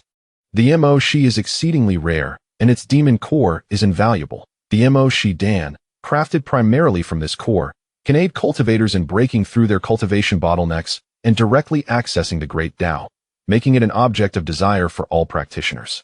Recently, a disciple from the Shun Jiangu reported the discovery of traces of the Mo-Shi on Wan Yushan. This revelation sent the higher-ups of the Shun Jiangu into a frenzy. With the Mo-Shi Dan, the Grand Elder of the Shun Jiangu could ascend to the transformation stage, thereby enhancing the sect's standing within the Zhao Kingdom. Among the cultivators of Zhao Kingdom, the Grand Elder of the Shun Jiangu is the most formidable, being the only late-stage Yuan cultivator in the realm. It is precisely due to the Grand Elder's presence that the other sects have submitted. Nevertheless, the Guiling Zong and Tianyin men have been restless, harboring ambitions to usurp their position.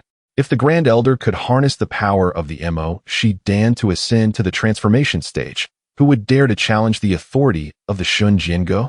Thus, the demon core of the Mo-Shi is a coveted prize for the Shun Jiangu. Chapter 26. Mutual destruction. Suddenly, one individual could no longer endure and collapsed to the ground. Everyone, do not be distracted. Continue to amplify your magical energy to ensnare the Mo-Shi. The Yuaning stage cultivator glanced at the fallen person, a pang of sorrow welling up within. It was important to remember that these individuals were all Jiedan stage cultivators, the backbone of the Shun Jiangu. Each loss would diminish the strength of the sect. However, the magical energy of the group was nearly depleted, rendering them incapable of maintaining the confinement of the Mo-Shi. Another Jiedan stage cultivator was struck down, spitting out a mouthful of blood before succumbing to the afterlife. Elder Xuan, perhaps we should withdraw for the time being. One of the Jiedan stage cultivators could not help but suggest. The demon core of the Mo-Shi is of immense significance. We cannot abandon our quest halfway. No more discussions. Continue to ensnare and slay the Mo-Shi, declared the Yuaning strongman. With that, he retrieved a sharp cone from his storage pouch. Although the surface of the cone was riddled with cracks, as if it might shatter at any moment, the fluctuations of spiritual energy emanating from it were formidable. This was a treasure obtained by Elder Xuan in his youth from a secret realm, possessing boundless power that had saved his life on numerous occasions. Yet the damage to the cone was severe. It seemed it could only be used a couple more times before becoming entirely useless. Elder Xuan felt a deep reluctance. Using the cone now would be tantamount to squandering a chance at survival. Nevertheless, with no other recourse, he steeled his heart. The sharp cone transformed into a streak of cold light, akin to an arrow released from its bowstring, swiftly piercing towards the Mo-Shi. The cone traveled with such speed that the Mo-Shi was caught unawares, only to feel a chill at its neck as the cone penetrated deeply. Silvery blood gushed forth from the wound. Upon witnessing this, the onlookers were elated, praising Elder Xuan. The Mo-Shi's hide was tough and thick. Ordinary treasures could not inflict harm. Yet this cone pierced through effortlessly, indicating it was no ordinary item. However, before their joy could fully blossom, the Mo-Shi became even more frenzied, charging violently against the red light barrier. 3 Jiedan stage cultivators were directly thrown far away, crashing to the ground, lifeless. The remaining 4 Jiedan stage cultivators widened their eyes, experiencing a profound sense of sorrow. It turned out that Elder Xuan's earlier strike had indeed injured the Mo-Shi gravely, Yet it had also entirely awakened its ferocity, driving it to recklessly assault the red barrier. Steady yourselves. If we can hold on a little longer, this beast will surely exhaust its strength. Once we capture the Mo Shi, I will certainly petition the Grand Elder for rewards based on merit. Despite his heart aching, Elder Xue encouraged his companions. The battle had already cost 5 Jian stage experts, and should they return empty-handed, he would face punishment from the Shun Jiange. At this point, there was no retreat but to seize the Mo Shi with all their might. Yet, with the death of 5 Jian stage cultivators, the power of the formation diminished significantly, and the remaining 4 cultivators were now filled with trepidation, unable to maintain the formation. The Mo Shi sensed this weakness and began to assault with renewed vigor. With a tremendous crash, the red barrier was shattered by the Mo Shi, claiming 2 more Jian stage cultivators in its wake. Elder Xue was also injured, spitting out a large mouthful of blood, while the other 2 Jian stage cultivators were in a precarious state, on the verge of collapse. Retreat. Without hesitation, Elder Xue unleashed his full speed, disappearing several miles away in an instant. He understood that once the Mo Shi broke free, it could no longer be subdued, survival was paramount, and he could no longer concern himself with the mission. The 2 remaining Jian stage cultivators barely had time to react before the Mo Shi swallowed them whole, leaving no chance for parting words. Upon witnessing this, Elder Xue quickened his pace. Yet the Mo Shi had no intention of sparing him and swiftly closed the distance. Elder Xue had no choice but to engage in battle. The Mo Shi unleashed a surge of silvery light, crashing down upon him. Elder Xue employed the sharp cone to defend himself, successfully neutralizing the attack, but the cone began to splinter with each passing moment. He could not afford to lament, as the Mo Shi unleashed another torrent of silvery light. This was a technique cultivated by the Mo Shi after absorbing the moonlight, possessing tremendous power. Elder Xue hastily summoned a shield to defend himself. However, the shield could not withstand this unparalleled strike and shattered into fragments. Elder Xue was struck down, crashing heavily to the ground. Raising a cloud of dust, already severely injured, he now found himself on the brink of death. The Mo Shi's eyes glowed with malice, advancing step by step toward Elder Xue, intent on consuming him to quench its wrath. When the Mo Shi was merely a yard away, Elder Xue raised his hand, sending a black object hurtling towards the Mo Shi. The Mo Shi's first stood on end, sensing the terror of this object, but it was too late. A tremendous explosion erupted, engulfing both the Mo Shi and Elder Xue in a cloud of smoke. When the dust settled, the lifeless body of the Mo Shi lay smoking on the ground, and Elder Xue had also met his demise. Mutual destruction, splendid. Yixian stealthily emerged from behind a nearby rock, his face alight with joy. He was unaware of what Elder Xue had just thrown, but the explosion was immense, scattering debris, some of which had landed on him.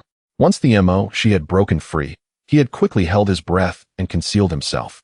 Only when the Mo Shi began to pursue Elder Xue did he follow at a distance, hoping to seize an opportunity. Yixian shook off the dust from his clothes and hurried to investigate. The legendary Mo Shi demon core was within arm's reach, as if he were dreaming. Unable to contain his excitement, he quickly drew a dagger and began to excavate. To his dismay, the Mo Shi's hide was extraordinarily tough. His dagger left no mark whatsoever. This is utterly astonishing, Yixian thought to himself. If he could strip off the entire hide of the Mo Shi and fashion it into armor, the protective effect would surely be remarkable. Thinking this, Yixian summoned his black sword. The cutting efficiency improved significantly, and after an hour, a small silvery ball appeared in Yixian's hand. The ball shimmered with a white light, exuding a fragrant aroma that was refreshing to the senses. Yixian produced a box and carefully placed the Mo Shi's demon core inside before stowing it away. He also secured a large piece of Mo Shi hide into his storage pouch. Yixian felt an overwhelming sense of joy. This harvest could only be described as extraordinary. It was not prudent to linger in this place, and he needed to depart swiftly. With this thought in mind, Yixian did not hesitate, taking off at a brisk pace. Indeed, shortly after his departure, 3 figures clad in white emerged beside the corpse of the Mo Shi, all of whom were formidable Yuan Ing stage cultivators. It was indeed the Mo Shi. One individual, with hair as white as snow, emanated an aura of terrifying spiritual energy. He surveyed the Mo Shi, then glanced at the lifeless body of Elder Xue, his eyes blazing with fury. The circumstances suggested that Elder Shui had unleashed Tian Lazy, leading to a mutual demise with the Mo Shi. Clearly, someone had been lurking in the shadows, ultimately seizing the demon core and the beast skin. Another individual, younger in age, assessed the scene and deduced the sequence of events with remarkable accuracy. There were two crucial items on the Mo Shi, the demon core and the beast skin. Now that both had been taken, the Shunjin Pavilion had truly suffered a fruitless endeavor. 9 Jingdan stage experts, along with a single Yuan Ing stage powerhouse. This loss was simply unbearable for the Shunjin Pavilion. The Mo Shi's demon core was of great significance. Its ability to remain undetected by Elder Shui indicated that its strength had indeed reached the Yuan Ing stage. Maintain vigilant surveillance on the movements of the Yuan Ing stage cultivators from various sections. Should any of them exhibit a rapid increase in cultivation, report it to me immediately. The prestige of the Shunjin Pavilion must not be challenged. The white-haired Yuan Ing stage expert clenched his fists, his gaze filled with murderous intent. The Mo Shi's demon core was originally intended for his own use. Unexpectedly, this incident had turned into a misfortune, resulting in a significant setback for the Shunjin Pavilion. Rest assured, esteemed elder, as soon as there is news, it will be relayed back to the Shunjin Pavilion without delay. The previously silent Yuan Ing stage expert spoke with a grave expression. This matter shall not conclude so easily. Chapter 27. The refinement of the Mo Shi Dan. Half a month later, Yi Xian returned to his small courtyard on Qinglan Peak. Just as he was about to chop the Bing Xian Chao to concoct the Juling Dan, Hong Bao abruptly interrupted him. With the continuous restoration of my cultivation, the Zhentian Ping has awakened some of its functions. Hong Bao declared. What functions? Yi Xian inquired. Although he was unaware of the specifics of the Zhentian Ping's awakening, he sensed from Hong Bao's tone that it was not an ordinary capability. I will take you to see for yourself. After saying this, Hong Bao led Yi Xian into the Zhentian Ping. Inside, apart from swirling clouds of gray mist, there was nothing but emptiness. Throw the Bing Xian Chao into the gray mist. Hong Bao instructed. Yi Xian complied, casting the Bing Xian Chao into the mist. An astonishing scene unfolded before him. The roots of the Bing Xian Chao plunged deep into the gray mist and grew wildly, quickly blooming and eventually producing seeds. This particular Bing Xian Chao was merely 100 years old, yet after just a brief moment, it had aged a remarkable 10,000 years, an utterly unfathomable phenomenon. Yi Xian could hardly believe his eyes, his mouth agape, at a loss for words. Are you stunned? Hong Bao, still a sphere of red light, floated before Yi Xian, clearly pleased with itself. Yi Xian, however, remained oblivious to its words, lost in the extraordinary capabilities of the Zhentian Ping. It is important to note that on the market, any spiritual herb over 100 years old is considered precious. Once it reaches 1,000 years, it becomes exceedingly rare. A 10,000-year-old spiritual herb, if one were to appear, would incite fierce competition among cultivators, who would go so far as to risk their lives for it. The fact that the Zhentian Ping could rapidly mature a Bing Xian Chao of less than 100 years into one of 10,000 years within such a brief time frame was something no one would believe. Does this mean I can refine Juling Dan without limit? Yi Xian finally realized the treasure he had uncovered. The Juling Dan was a rare second-tier spiritual pill, valuable beyond measure. If he could produce it in bulk, immense wealth would surely follow. Without hesitation, Yi Xian carefully collected the seeds from the Bing Xian Chao and scattered them over the gray mist. In a short while, dozens of seeds began to take root and sprout, growing into vibrant green stalks, eventually flowering and bearing fruit. Upon closer inspection, Yi Xian found that all the Bing Xian Chao had reached an age of 10,000 years. Wonderful, simply wonderful, Yi Xian exclaimed, unable to contain his excitement. He then exited the Zhentian Ping and commenced the alchemical process. He retrieved the alchemical materials from his storage bag, and a red light shot forth from the Zhentian Ping, enveloping all the materials, which then began to rotate of their own accord. Half an hour later, 10 golden-hued pills appeared before Yi Xian. The fragrant aroma filled the room, saturating the air with its richness.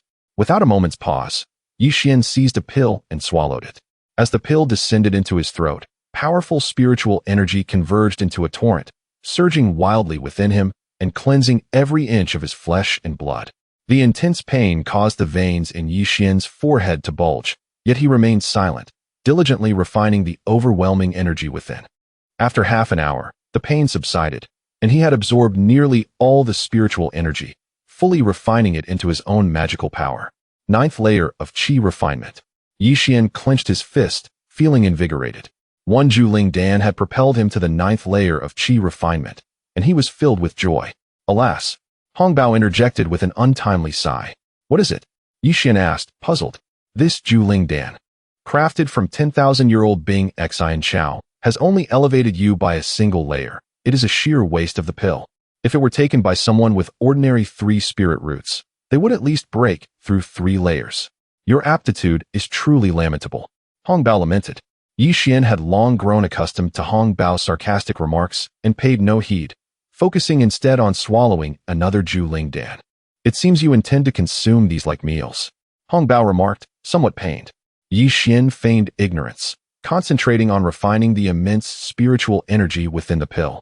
After half an hour, he had absorbed all the energy, yet this time he did not break through. His magical power merely became denser. More. Yixian resolved to achieve a significant leap in his cultivation. Advancing by just 1 layer was insufficient. After consuming the 3rd pill, he completely absorbed the energy and ascended to the 10th layer of Qi refinement. Next, Yixian consumed the Zhuling Dan one by one, and after finishing all 10 pills, he reached the 11th layer of Qi refinement. Let us refine another batch. Yixian, still unsatisfied, proceeded to concoct another batch of Zhuling Dan. However, upon consuming this batch, he experienced no further increase in cultivation. It appeared he had developed a tolerance. Relying on the Zhuling Dan for advancement was no longer viable. Yixian shook his head, clearly disappointed that the Zhuling Dan had not yielded the results he desired. What a waste. Hongbao observed the situation with clarity, inwardly lamenting. Yet Yixian remained undeterred in his quest for advancement. If the Zhuling Dan won't suffice, then how about the Mo Shi Dan? Hongbao, what auxiliary materials are needed to refine the Mo Shi Dan? Yixian inquired. Surely you do not intend to consume the Mo Shi Dan now? Hongbao exclaimed in surprise. The Mo Shi Dan is most effective when consumed during the Yuaning stage. Using it now would be an utter squandering of resources. That is of no concern to you. Just tell me what auxiliary materials are required. Yixian insisted, eager to accelerate his cultivation, disregarding all else. Only usable at the Yuaning stage? That requires reaching that level first. The auxiliary materials for refining the Mo Shi Dan are quite simple. Primarily, they are meant to eliminate the sinister energy from the Mo Shi Yao Dan, all of which are present in the storage bag given to you by Li Ruoxi. Spiritual herbs can rapidly grow within the Zhentian Ping, effectively allowing for unlimited replication. However, this does not apply to demon pills. Otherwise, Yixian would truly wish to refine a basket full of Mo Shi Dan for consumption. With all materials prepared, a red light shot forth from the Zhentian Ping, enveloping them, and then it began to rotate and refine the pills, faint hints of flames flickering to life.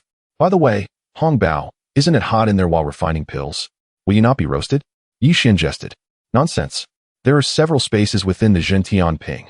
I have remained in the space of your ripening elixirs, while alchemy takes place in an entirely different realm, utterly unrelated. Hongbao remarked with a hint of annoyance. Ah, so there are other realms. I wish to explore them. Yixian exclaimed in astonishment. Those realms are far too perilous for you at this moment. You are not yet ready. The Zhentian Ping is a treasure not belonging to this world, shrouded in numerous secrets that you will gradually uncover in time. Hongbao spoke with an air of authority, as if addressing his own descendants, which left Yixian feeling quite unsettled. After half an hour, a silvery white pill emerged from the Zhentian Ping, floating gently before Yixian's eyes. Chapter 28. The Emergence of Bailing Zhen Mo Shi Dan. This is indeed Mo Shi Dan. Yixian exclaimed in astonishment. The spiritual energy emanating from the Mo Shi Dan was nothing short of terrifying, far surpassing that of a gathering spirit pill. Consuming this Mo Shi Dan should enable me to enter the foundation establishment stage. Just as Yixian was about to ingest the Mo Shi Dan, Hongbao suddenly interjected. The spiritual energy contained within the Mo Shi Dan is too overwhelming for your current self to handle. It may lead to your demise. I am capable of managing it. Yixian dismissed Hongbao's concern, believing it to be merely an excuse to postpone the use of the Mo Shi Dan until he reached the Nascent Soul stage. After all, the Mo Shi Dan was exceedingly precious. However, he could no longer contain his eagerness. Yi Xian yearned for strength, a rapid ascent to power. As the Mo Shi Dan entered his system, the potent spiritual energy surged forth, nearly causing him to lose consciousness. The sheer magnitude of this energy was boundless, and soon, a pained expression contorted Yi Xian's face. The rarity of the Mo Shi Dan suggested that this might be his only opportunity in this lifetime. He was determined not to squander it. The Changsheng Jing began to operate within him, directing the refined spiritual energy into his dantian. However, the rate of refinement was agonizingly slow, and the overwhelming spiritual energy made him feel as if he were on the verge of bursting. Yi Xian's body began to swell, resembling a large balloon, and he experienced a tearing sensation throughout. His facial expression twisted in agony as he regretted ignoring Hong Bao's warnings. The immense spiritual energy of the Mo Shi Dan was simply beyond his current capacity for refinement. Just as Yi Xian felt he would explode, the Zhentian Ping within him activated.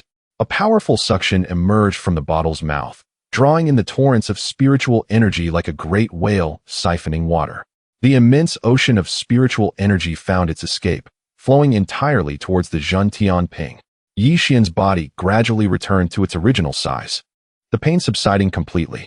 He closed his eyes, focusing intently on refining the spiritual energy within. Each time he completed the refinement of the energy, a portion would be released from the Zhentian Ping, allowing him to continue his process. Days turned into months, and this cycle persisted for an entire year. One day, after a year had passed, Yi Xian slowly opened his eyes. His gaze sparkled like stars, now significantly brighter and imbued with unparalleled depth. Once considered ordinary in appearance, he now exuded an ethereal aura, rendering him strikingly handsome. Rising to his feet, he stretched his limbs and noticed a thick, dark sludge covering his body, emitting a foul odor. He hastily fetched clean water and meticulously washed himself several times before the stench dissipated.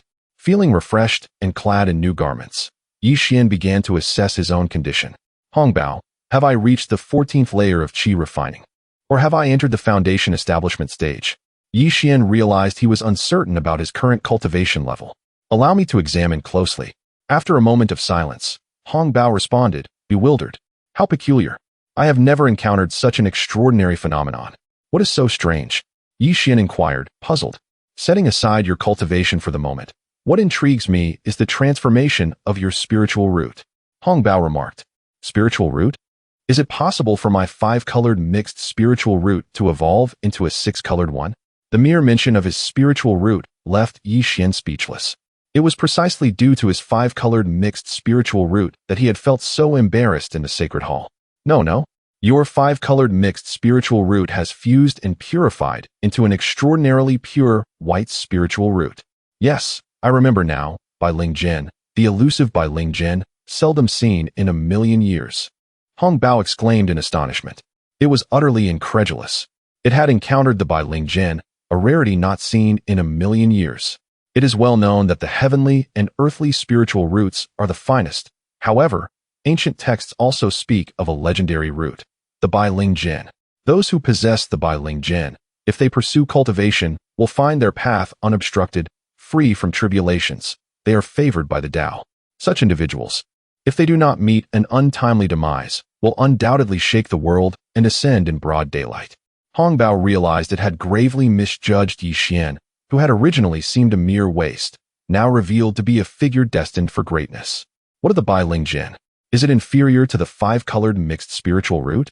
Hearing the surprise in Hong Bao's tone, Yi Xian inquired nonchalantly. No. Yes. It is indeed inferior to the 5-colored mixed spiritual root. You must cultivate even harder in the future. Hong Bao abruptly changed its stance, fearing that revealing the truth might cause Yi Xian to become complacent in his training. Did you need to tell me that? I am well aware. Yi Xian retorted in irritation. The transition from a 5-colored mixed spiritual root to a supposedly inferior white spiritual root. And yet Hong Bao seemed to express a hint of delight while discussing it. This was intolerable. Enough of the spiritual root discussion. Such matters are innate and not worth further discussion. Let me see what level my cultivation has truly reached. Why do I feel as if I am neither at the foundation establishment stage nor the 14th layer of qi refining? Yi Xian urged. Yes, let us investigate what is amiss. Hong Bao finally snapped back to reality and began to assess Yi Xian's cultivation. Upon examination, Hong Bao was struck by a second wave of astonishment. Within Yi Xian's dantian, a shadow of a Dao platform was indeed present, yet it remained incomplete, suspended between the ethereal and the tangible. How strange, Hong Bao murmured to itself. If the foundation establishment were successful, the Dao platform should have fully materialized. If he were still in the Qi refining stage, such a shadow should not exist. What could be the reason behind this? Could it be due to his Bailing Jin? Suddenly, Hong Bao made the connection between this phenomenon and Yi Xian's Bailing Jin. The Bailing Jin is a rarity seldom encountered in a million years. The occurrences surrounding such individuals cannot be understood by ordinary standards. If one considers this perspective, it all makes sense. You should be able to establish your foundation soon. Continue your efforts and do not grow complacent. Hong Bao said in a calm tone. Understood, no need for you to remind me. To Yi Xian, those words seemed to mock him for wasting a Mo Shi Dan without achieving successful foundation establishment. It was utterly shameful. Enough, enough. The matter of foundation establishment cannot be rushed. Although you have yet to establish your foundation, your strength should be unparalleled in the Qi refinement stage. If you doubt this, you may challenge a senior sister from the same sect, Hong Bao suggested. This statement was quite agreeable to Yi Xian, who nodded in response. Throughout the past year, he had been engrossed in his cultivation, without engaging with other senior sisters from Qinglan Peak. This was rather unfortunate. Yi Xian tidied himself up and set off towards the martial arts hall. Along the way, he discovered that his speed was astonishingly rapid. Had he not exerted considerable effort to restrain himself, he might have soared into the air at once. Yi Xian decided to relinquish his restraint entirely, and to his amazement, he truly ascended into the air like a bird, with remarkable speed. Was it not said that only those who have reached the foundation establishment stage could ride upon instruments to fly? How is it that I, in the Qi refinement stage, can soar unaided? Yi Xian was taken aback, and in a moment of distraction, he plummeted from the sky. Chapter 29. Provoking the water spirit senior sister, Yi Xian brushed off the dust from his clothes and stood up. Fortunately, he had not fallen from a great height. Otherwise, he might have met his demise. Nevertheless, a sharp pain radiated through his leg. Limping, he made his way to the martial arts hall, where Xue Ling was immersed in her training. With her exquisite beauty, graceful figure, and an ethereal aura, she was truly a vision of perfection. Yi Xian mused to himself, wondering who would be fortunate enough to marry the water spirit senior sister. Although Qinglan Peak boasted many beauties, Xue Ling undoubtedly held the title of the most enchanting. In comparison, the other senior sisters paled significantly. The sound of his footsteps roused Xue Ling from her meditation. Junior brother Yi, it has been quite a while, she exclaimed, her beautiful eyes fixed on him in disbelief. Oh, have you already entered the foundation establishment stage? That shouldn't be the case. Perhaps I am still at the 14th layer of Qi refinement, Yi Xian replied, feeling somewhat awkward. At that moment, he himself was unsure of his true cultivation level. Xue Ling circled around him, scrutinizing him from head to toe. After a moment, she confirmed that he had not yet reached the foundation establishment stage. Yet his aura was significantly more powerful than that of an ordinary practitioner at the 14th layer of Qi refinement. Even so, waves of astonishment surged within Xue Ling. When Yi Xian had first arrived at Qinglan Peak, he had barely reached the 8th layer of Qi refinement. She had also learned from her master, Wu Qinyu, that Yi Xian possessed 5-colored mixed spiritual roots, rendering him unsuitable for cultivation. Yet, to her astonishment, within just a year, he had ascended to the 14th layer of Qi refinement. How extraordinary! The thought of this made Xue Ling regard him with an expression akin to that of observing a rare beast. Senior sister, are you all right? Yi Xian called out. I'm fine, I'm fine. Did you come to the martial arts hall for something specific? Xue Ling responded, snapping back to reality. I wish to spar with other senior sisters to gauge the extent of my abilities. Yi Xian stated earnestly. That can be arranged. I will summon a sister at the 14th layer of Qi refinement for a spar, Xue Ling declared, producing a paper crane from her robe.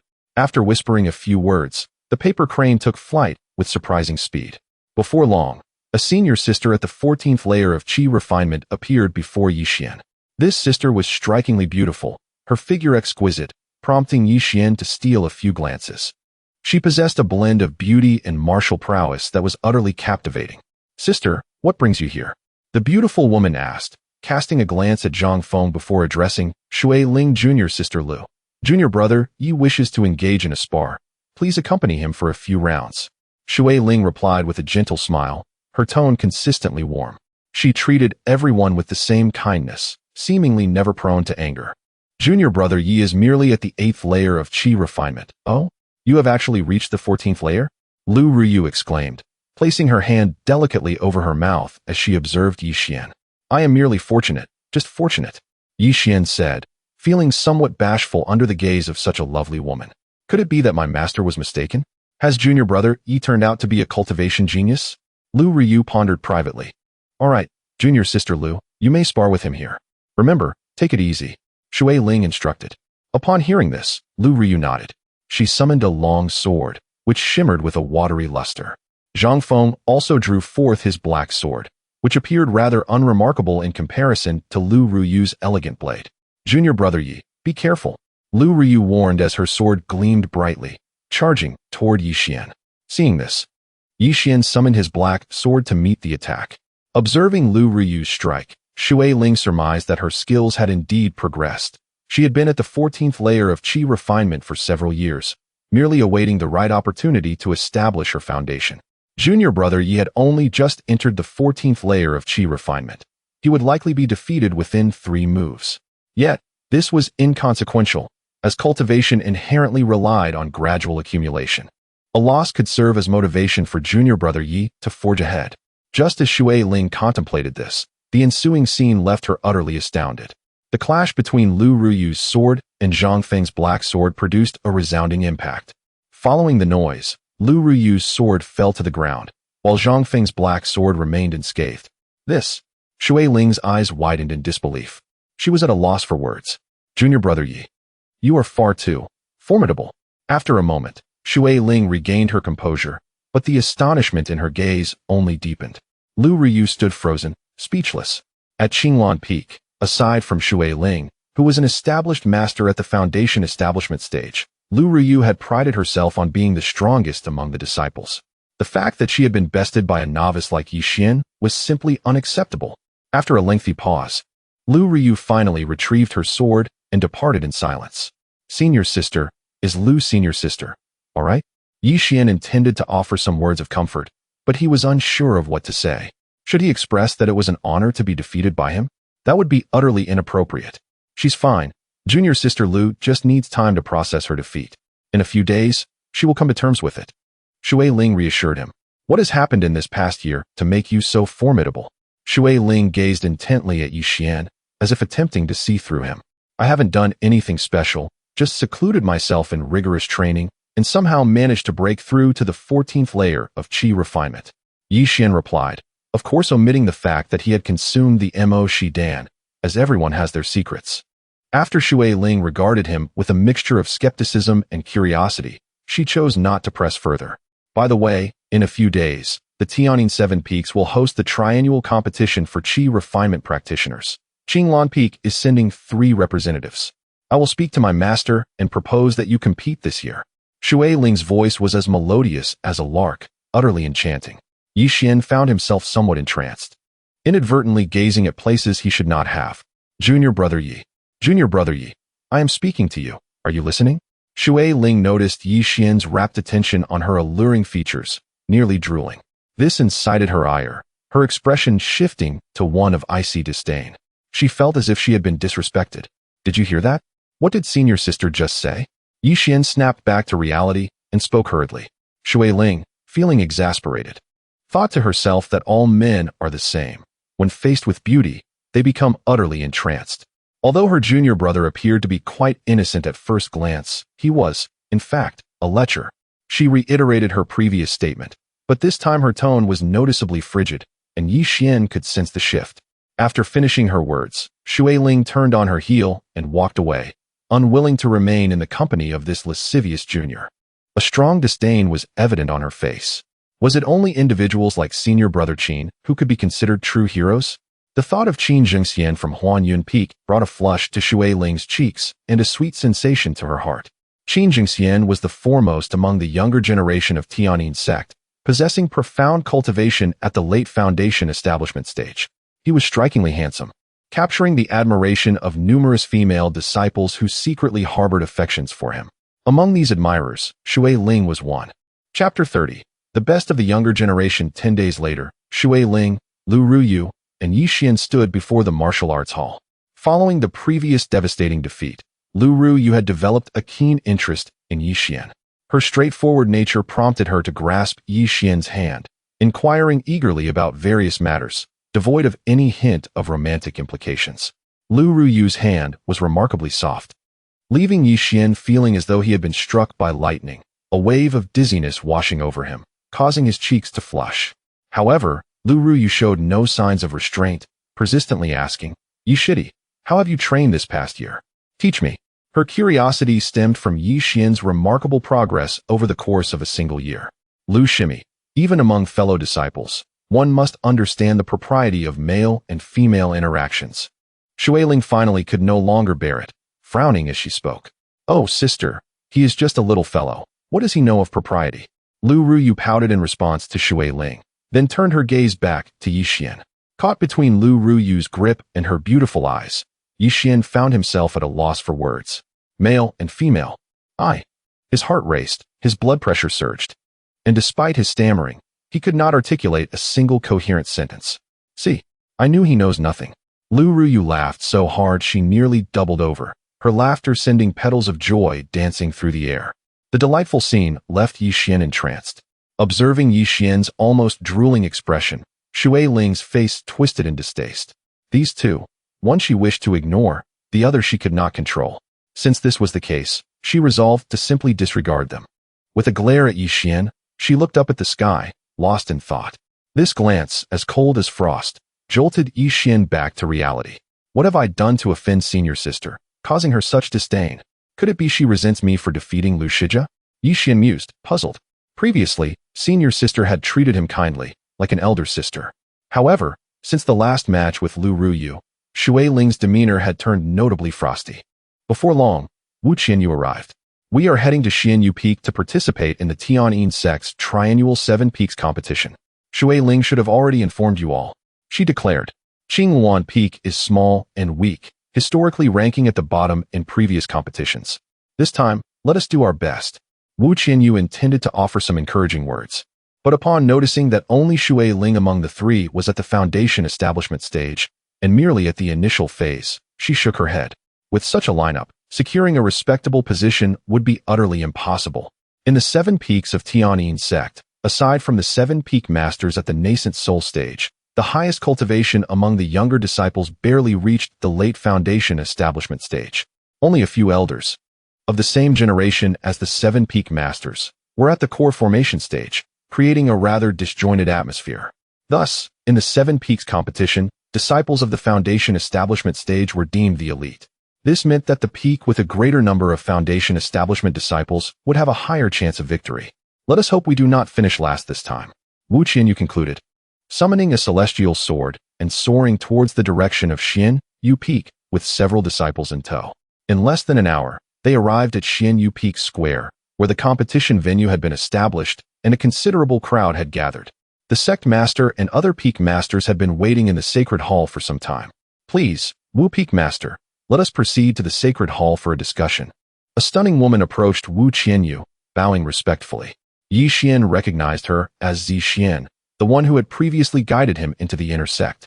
He stuck out his tongue playfully at her, and she, recognizing him, shot him a glare. "Next, we will proceed to draw lots. You must not wander off. I will visit the sacred hall first," Wu Qianyu said before flying towards the sacred hall. The other 6 peaks had already completed their draws, and Zi Xian led the 3 of them to the drawing area. An elder with a long beard sat there, eyes closed in meditation, yet exuding an aura of overwhelming pressure. Yi Xian understood that this was a core formation master, equal in rank to the 7 peak masters. "Master Liao, I have brought the 3 from Qingluan Peak to draw lots."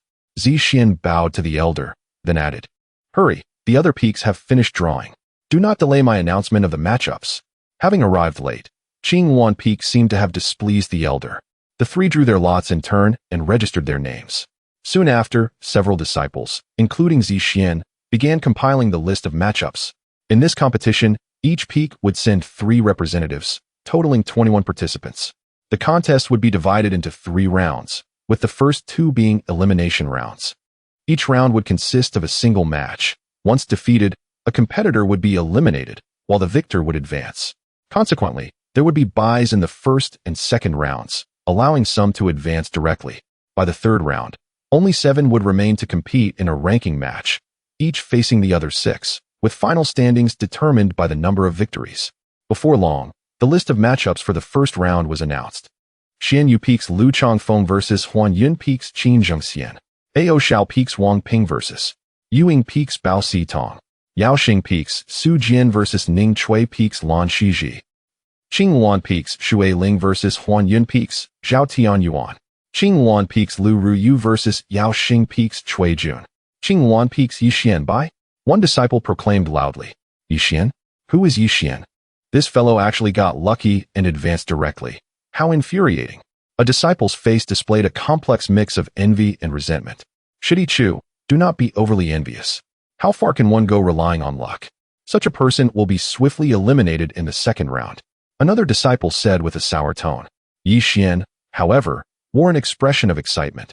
A chance to skip a match was indeed a fortuitous occurrence. Congratulations, Yishidi, Lu Ruyu said with a smile.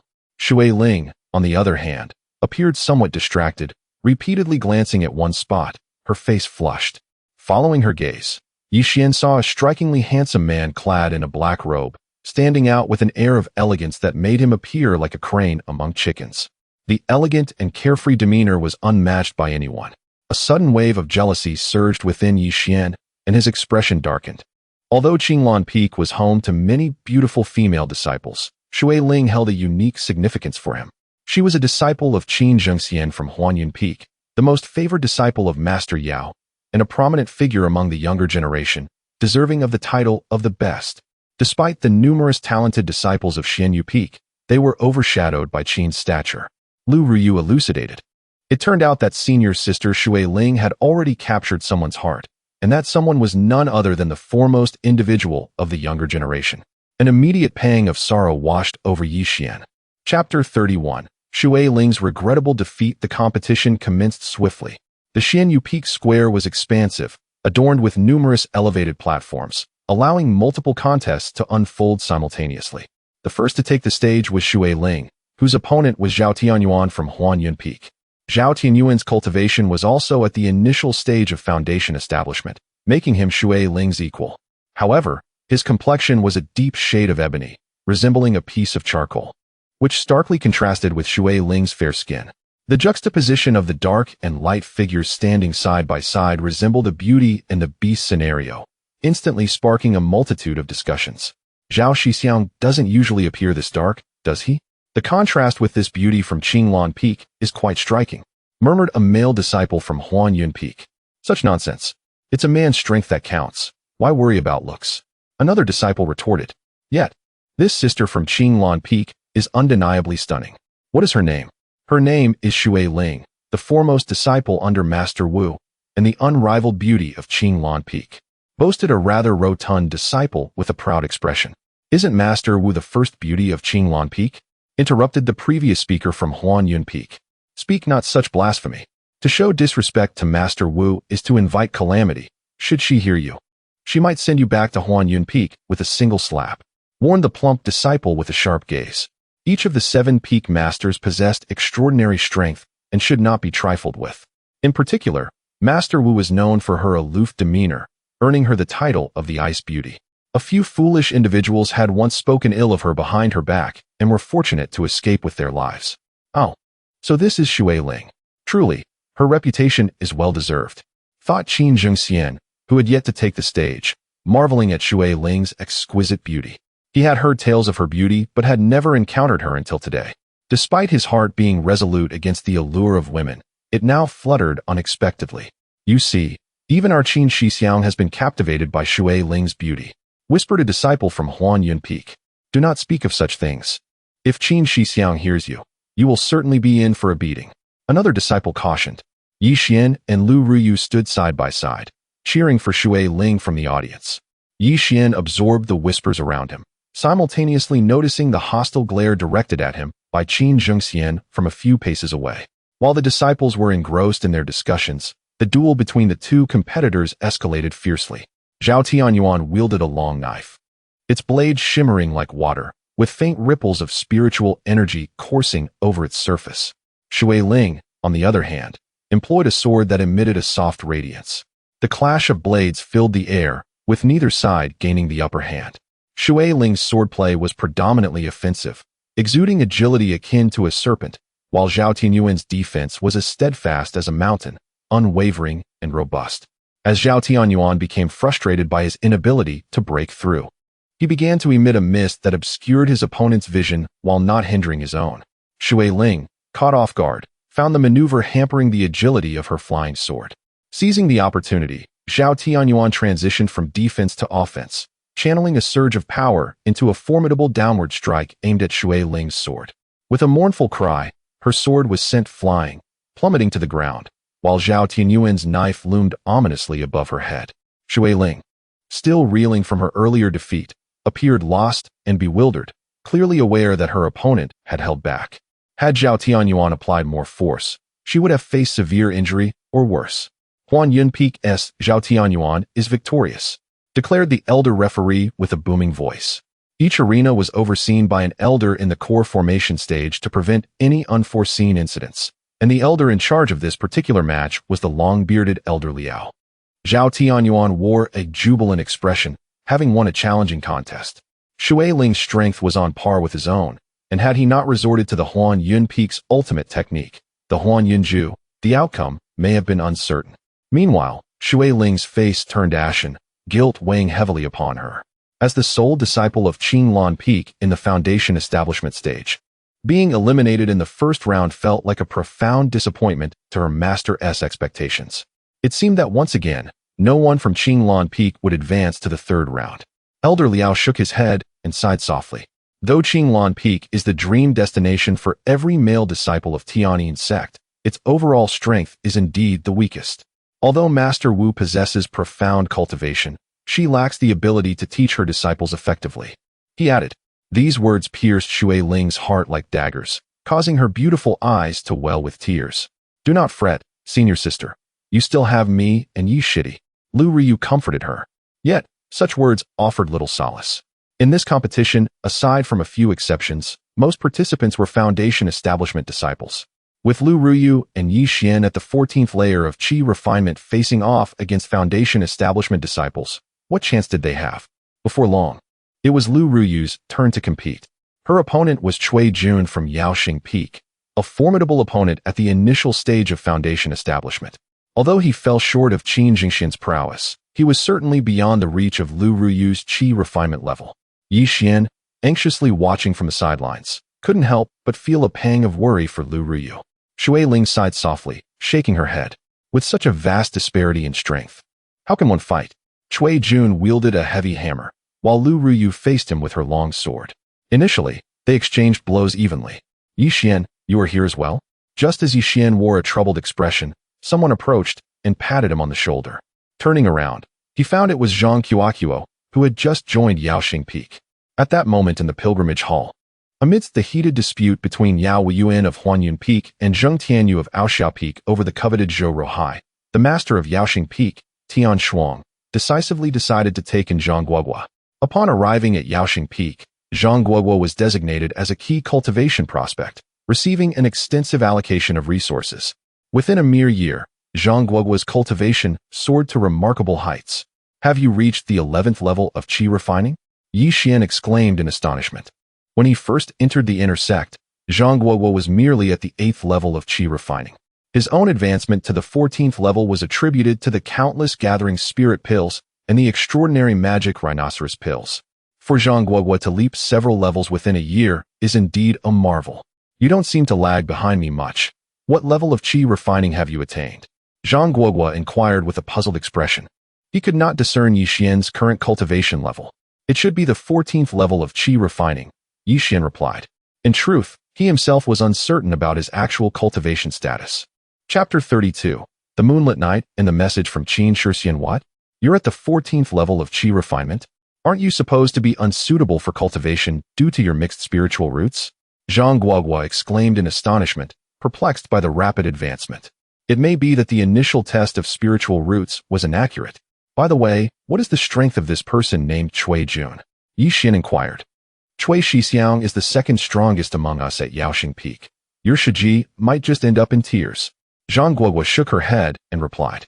Just as Yixian was about to ask why she would cry, there was a sound of metal shattering, signaling that the contest on the high platform had concluded. Lu Ruyu's long sword had snapped in two and fallen to the ground. In contrast, Cui Jun maintained a cold demeanor, his eyes betraying no emotion. Those familiar with Cui Jun knew that the heavy hammer he wielded was an extraordinary treasure. Its singular advantage lay in its unparalleled hardness, rendering other magical artifacts utterly defenseless against it. Cui Jun had a notorious habit of shattering his opponent's artifacts, which had earned him the nickname Cui Hammer among the crowd. His penchant for destroying artifacts did not discriminate between genders, while the male opponents might handle defeat with some dignity. The females often succumbed to tears if they lacked the psychological fortitude. Such occurrences were commonplace at Yaoxing Peak. The Peak Master, Xuan, had reprimanded Cui Jun on multiple occasions for this behavior, yet Cui Jun remained obstinate, finding amusement in it. Cui Hammer has just destroyed that young lady's artifact from Qinglan Peak. In a peer contest, destroying someone else's artifact is truly barbaric. It seems this young lady will be crying again. The spectators shook their heads and murmured in disapproval. Indeed, upon witnessing her sword's destruction, Lu Ruyu burst into tears. It's all right, Shiji. If he faces me in the next round, just watch how I send him flying. Yixian consoled her, glaring at Cui Jun. What did you say? If you encounter Cui Shixiang in the next round, you should just pray that your artifact doesn't get shattered. Zhang Guo cautioned, knowing full well that Yixian's words were merely in jest. Although Yixian's cultivation at the 14th level of Qi refinement rendered him invincible among his peers, he stood no chance against a cultivator at the foundation establishment stage. Xue Ling was also trying her best to comfort Lu Ruyu, but the more they consoled her, the harder she cried. Her sorrow stemmed not from the loss of her sword, but from the fact that 2 out of the 3 members of Qinglan Peak had already been defeated, and Yixian's chances of advancing to the 3rd round seemed bleak. Was it truly the case that Qinglan Peak could not even qualify for the 3rd round? Reflecting on Wu Qianyu's teachings, she felt a deep sense of remorse towards her master. Thus, the first day's competition came to an end. The night at Xianyu Peak was particularly tranquil, with only the sound of chirping insects and the occasional call of a bird breaking the silence. Yixian's and Xue Ling's and Lu Ruyu's rooms were connected. As Yixian lay on his bed, preparing to rest, a sudden knock on the door startled him. Who could it be at such a late hour? Yixian sprang from his bed and opened the door to find a strikingly handsome man standing at the threshold. The moonlight accentuated his ethereal presence. Indeed, the visitor was none other than Qin Zhengxian, renowned as the foremost figure of Tianyin sect. Are you Yixian, the disciple from Qinglan Peak? Qin Zhengxian inquired gently. Yes, what can I do for you, Qin Shixiao? Yixian was taken aback, as he had no prior acquaintance with Qin Zhengxian and was unaware of his intentions. Qin Zhengxian was momentarily surprised that Yixian recognized him, but then he understood. Who in the world did not know the name of Tianyin sect's first disciple? With a smile, he produced a letter from his robe and handed it to Yixian. Please deliver this letter to Xue Ling Shimi. Then, he presented a storage bag to Yixian. This contains some spirit stones, a small token for your trouble. I hope you do not find it lacking. Qin Zhengxian maintained a smile, his refined demeanor perfectly matching his character. Despite this, Yixian could still sense an underlying air of superiority, although it was well masked by Qin Zhengxian. Travel expenses? Do you take me for a mere errand boy? How absurd. Yixian thought to himself. He opened the storage bag to find it filled with over 100 spirit stones, an immense fortune. He was aware that he only received 2 spirit stones monthly at Qinglan Peak. Faced with such a bounty, Yixian found it difficult not to be tempted. However, he quickly regained his composure. A noble person does not accept food offered by others. Qin Shixiao, I will certainly deliver the letter to Xue Ling Shiji tomorrow. As for the spirit stones, I must insist that you take them back. Yixian stated firmly as he returned the heavy bag of spirit stones to Qin Zhengxian. Qin Zhengxian was taken aback. He had not anticipated such a response. Here was a disciple in the Qi refinement stage, encountering a sum of spirit stones that would take years to accumulate. Yet he remained unmoved. If there is nothing else, I wish to rest now. Please return, Qin Shixiao. Yixian concluded, shutting the door before Qin Zhengxian could respond, leaving him in a state of astonishment. If it had been anyone else, they would have undoubtedly tried to ingratiate themselves, given Qin Zhengxian's esteemed reputation. Yet, Yi Xian's blatant disregard for such an opportunity was perplexing. Fortunately, Qin Jingxian was remarkably composed. After a brief shake of his head, he ascended into the night sky, unperturbed. What could this letter contain? A love confession? Yi Xian pondered as he lay back on his bed, contemplating the contents of the letter. He was tempted to open it several times, but ultimately resisted. To pry into another's correspondence would be akin to thievery. If the letter was intended for Lu Ruyu, he would not have minded. Although Lu Ruyu was undeniably beautiful, Yi Xian felt no particular affection for her. However, his feelings for Shui Ling were different. He harbored thoughts of her in his heart. Shui Ling was not only stunningly graceful, but also exceptionally gentle, captivating Yi Xian completely. On the following day, Yi Xian delivered the letter to Shui Ling.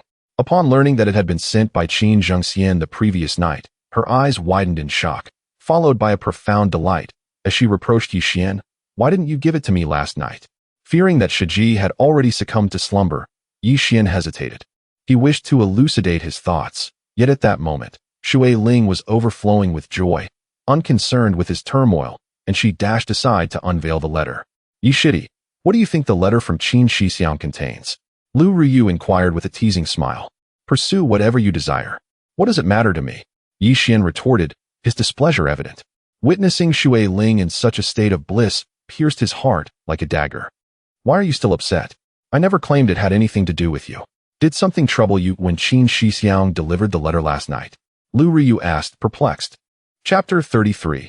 The flowing immortal bell. On the following day of the competition, many disciples arrived at the venue early in the morning, for today marked a highly anticipated duel between Qin Jingxian of Huanyun Peak and Lu Chongfeng of Xuanyue Peak. Qin Jingxian, celebrated as the foremost figure of the younger generation in Tianyin sect, garnered numerous admirers, which required no further elaboration. Lu Chongfeng, hailing from Xuanyue Peak, was also formidable. He had risen rapidly over the past few years to reach the mid-foundation stage, earning the esteemed favor of Gahongzi. Whispers circulated in secret that Gahongzi intended to pass the position of sect master to him, further elevating Lu Chongfeng's popularity. The contest between these two prodigies of Tianyin sect undoubtedly captured everyone's attention. Upon the high platform, Qin Jingxian stood against the wind, his tall figure accentuated by his striking facial features. His long hair fluttered, partially obscuring one corner of his face, evoking gasps of admiration from the female disciples below. In contrast, Lu Chongfeng possessed an unremarkable appearance with slightly tanned skin, yet his eyes radiated an indomitable confidence. "Go, senior brother Lu." Several male disciples from Xuanyue Peak cheered, well aware of the terrifying prowess their seemingly plain senior brother possessed. "Junior brother Ye, who do you think will win this match?" Liu Ruyu inquired softly. Her extroverted nature led her to become quite familiar with Xuan over the past few days. Before Xuan could respond, Shui Ling interjected, "It goes without saying, it must be senior brother Qin." Her beautiful gaze lingered on the handsome figure atop the platform, filled with affection.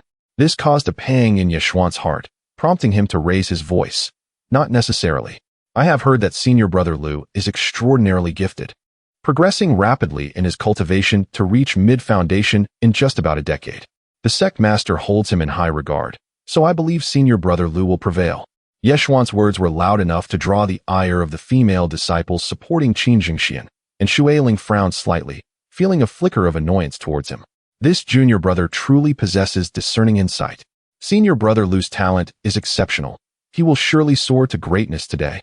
A disciple from Xuanyue Peak remarked with a smile. "Let us see how senior brother Lu claims the title of champion today," another disciple confidently asserted. They were all imbued with unwavering faith in Lu Chongfeng. While they had not witnessed Qin Jingxian's strength firsthand, they had seen Lu Chongfeng's terrifying abilities with their own eyes. Defeating Qin Jingxian to secure victory seemed utterly inevitable. "In fact, I lean towards senior brother Qin," Liu Ruyu whispered near Xuan's ear, her breath fragrant and gentle. She feared her words might provoke the fans of the two competitors, and thus spoke quietly. Xuan turned to find himself locked in a gaze with Liu Ruyu's enchanting eyes. For a moment, he thought his boisterous senior sister was exceptionally beautiful, stirring something within him. "What are you staring at me for? Do I have something on my face?" Liu Ruyu asked innocently, noticing Xuan's peculiar expression. No. I simply find my senior sister to be breathtakingly beautiful," Xuan replied, his face flushing. "You little rascal, always flattering me with sweet words. How annoying." Liu Ryu playfully punched Xuan. Though her demeanor was bold, she was still a maiden at heart. Flattered by his compliment, her cheeks bloomed like a spring peach, radiating beauty. While she appeared vexed, a sweetness blossomed within her heart. Over these few days, her affection for her junior brother had grown immensely, and she even experienced a peculiar feeling. Xuan observed the exchange, her disdain for Xuan's smooth talk intensifying. At that moment, the two competitors had already summoned their respective treasures. Qin Jingxian wielded a long sword, shimmering with five-colored radiance, exuding a powerful aura of spiritual energy, clearly not an ordinary weapon. It has been years since we last saw senior brother's Duanshui's sword. Indeed, this sword has an extraordinary lineage. It is said to have been wielded by a predecessor of Huanyun Peak in their youth, possessing unmatched power. Senior brother used this sword to slay numerous demonic cultists, earning him widespread fame. A few young female disciples whispered amongst themselves.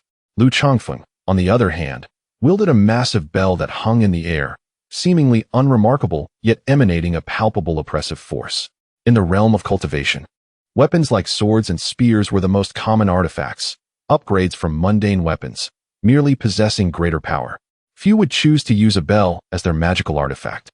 Thus, the revelation of Lu Changfeng's treasure elicited varying degrees of astonishment from the crowd. How can this bell be used in battle? Senior brother Lu's choice of such a treasure may lead to his downfall. No, this is the Liuxian bell, once wielded by the sect master. Its power is immense. It's astonishing that the sect master has entrusted such a treasure to senior brother Lu. What? This is the Liuxian bell? It is said that when enlarged, it can envelop an entire mountain, truly unimaginable. As the crowd engaged in discussion, the battle commenced. Qin Jingxian, deserving of his title as the foremost youth of Tianyin sect, unleashed a sword strike that sliced through the air with a resounding whoosh. The Duanshui sword was exceptionally sharp, cutting through all that lay before it. Qin Jingxian formed hand seals, commanding the sword to attack Lu Changfeng. Unfazed, Lu Changfeng simply pointed, and the bell surged forward to meet the oncoming strike. With a resounding clang, the sword was repelled, while the bell remained utterly unscathed. Qin Jingxian furrowed his brow, surprised that the bell could so effortlessly neutralize his formidable attack with such a light defense. The sect master's artifact was indeed extraordinary. Qin Jingxian launched two more waves of attacks, both of which were effortlessly thwarted by the bell.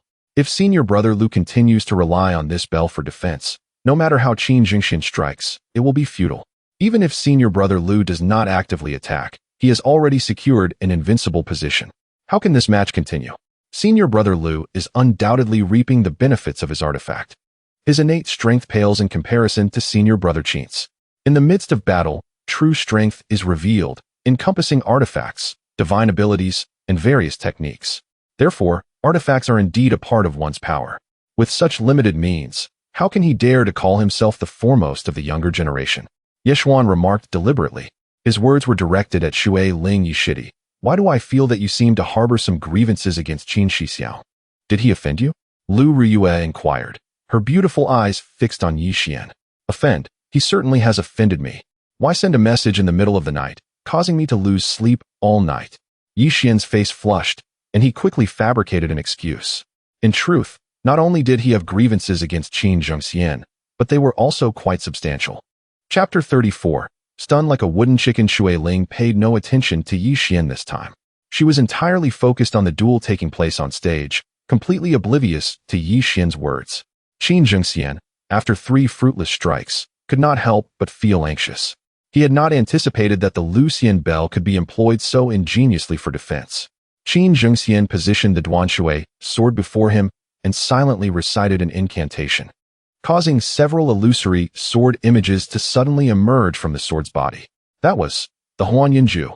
It was astonishing that senior brother Qin had cultivated the Huanyun Ju to such an extent. A disciple from Huanyun Peak remarked in awe. Previously, when Zhao Tianyuan had dueled with Shui Ling, he had also employed this technique, but it had merely manifested a cloud of mist, representing the most rudimentary application of the Huanyun Ju. In contrast, Qin Shixian's ability to conjure illusory artifacts indicated that he had mastered the Huanyun Ju to its pinnacle. 3 ethereal sword images formed a triangular formation, ensnaring the Lucian bell within. Upon witnessing this, Lu Changfeng hurriedly summoned his magical power to extricate the Lucian bell from confinement. The bell began to lurch left and right, attempting to break free from the encirclement. However, the formation created by the three sword images was exceedingly robust, and the Lucian bell found itself momentarily unable to escape. I told you, senior brother Qin is invincible. Truly, he is the mightiest. A female admirer of Qin Shixian exclaimed, her expression brimming with confidence, as if she had personally triumphed over Lu Chongfeng. Stealing a glance, Yixian noticed a slight smile at the corner of Shui Ling's mouth. Not necessarily, Yixian thought to himself, firmly believing that Lu Chongfeng possessed other means. Just as the three ethereal sword images surrounded the Lucian bell, Qin Shixian directed the Duanshui sword's main body to assault Lu Chongfeng. With the Lucian bell ensnared, Lu Chongfeng had no choice but to summon a flying sword for defense.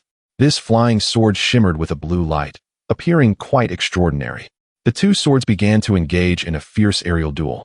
Initially, their contest was evenly matched, with neither side gaining the upper hand. However, as time progressed, the advantages of the Duanshui sword became increasingly apparent, forcing the blue flying sword to retreat steadily. Lu Shixiang is in a perilous situation, a disciple from Xianyu Peak exclaimed. Others echoed similar sentiments. It appeared that Lu Chongfeng was on the verge of defeat. Though Lu Chongfeng had showcased remarkable talent, he still fell short when compared to Qin Shixian. See, I told you senior brother Qin would win, and you did not believe me. Now you must admire my foresight, Lu Riyue said with a smile. It seems I truly misjudged. Yixian had yet to finish his thought when Lu Chongfeng swung his fist, unleashing waves of spiritual power towards the Lucian bell. The sound of clangs echoed around them. Upon hearing the chimes, the disciples began to experience intense headaches. It hurts so much. Several disciples could no longer endure and started rolling on the ground in agony. Shui Ling fared somewhat better, managing to withstand the onslaught. Lu Riyue's expression contorted with pain, prompting Yixian to place a hand on her shoulder, channeling a portion of his own magical energy into her. Why Yishidi, do not worry about me. You will not be able to hold on, Lu Riyue protested, attempting to push Yixian's hand away. Yet, he firmly held her hand in place and calmly replied, I am doing just fine. Lu Riyue scrutinized Yixian closely and, seeing that he remained composed, nodded in agreement. However, she found it peculiar that Shui Ling could withstand such sonic attacks, given that she was already a foundation-building practitioner. Meanwhile, Yixian, like herself, was merely at the 14th level of qi refining and had entered later than her. How could he endure it? Observing the stage, although Qin Shixian displayed no signs of distress, he had expended considerable magical power to counter the sonic attack, resulting in a significant reduction in the Duanshui sword's potency. The suppressed blue celestial sword began to radiate brilliantly and launched a counterattack. The two swords resumed their intense clash. The two observing elders could no longer tolerate the situation. This cannot continue. What shall we do? A draw. Is that acceptable? How could it not be? If this persists, the disciples below will be ruined. Can you shoulder that responsibility? Eventually, the two elders reached a consensus. Stop. This round is a draw. The presiding elder declared loudly. The assaults on stage ceased abruptly, plunging the world into silence. A draw? A draw is fine. Let it be a draw. The disciples below, weary of being tormented by the sonic waves, burst into applause. The sonic attack was formidable. Within a brief moment, most disciples were writhing on the ground in discomfort. Those who had managed to hold on until now were few and far between. After witnessing the duel between Qin Shixian and Lu Chongfeng, the other matches lost their appeal. Soon, the first round concluded, and 12 individuals advanced. Originally, only 11 were to proceed, but due to the stalemate between Qin Shixian and Lu Chongfeng, one additional person qualified. Next, the draw for the second round commenced. No one would be exempt this time. That fellow named Yixian would no longer enjoy such fortune.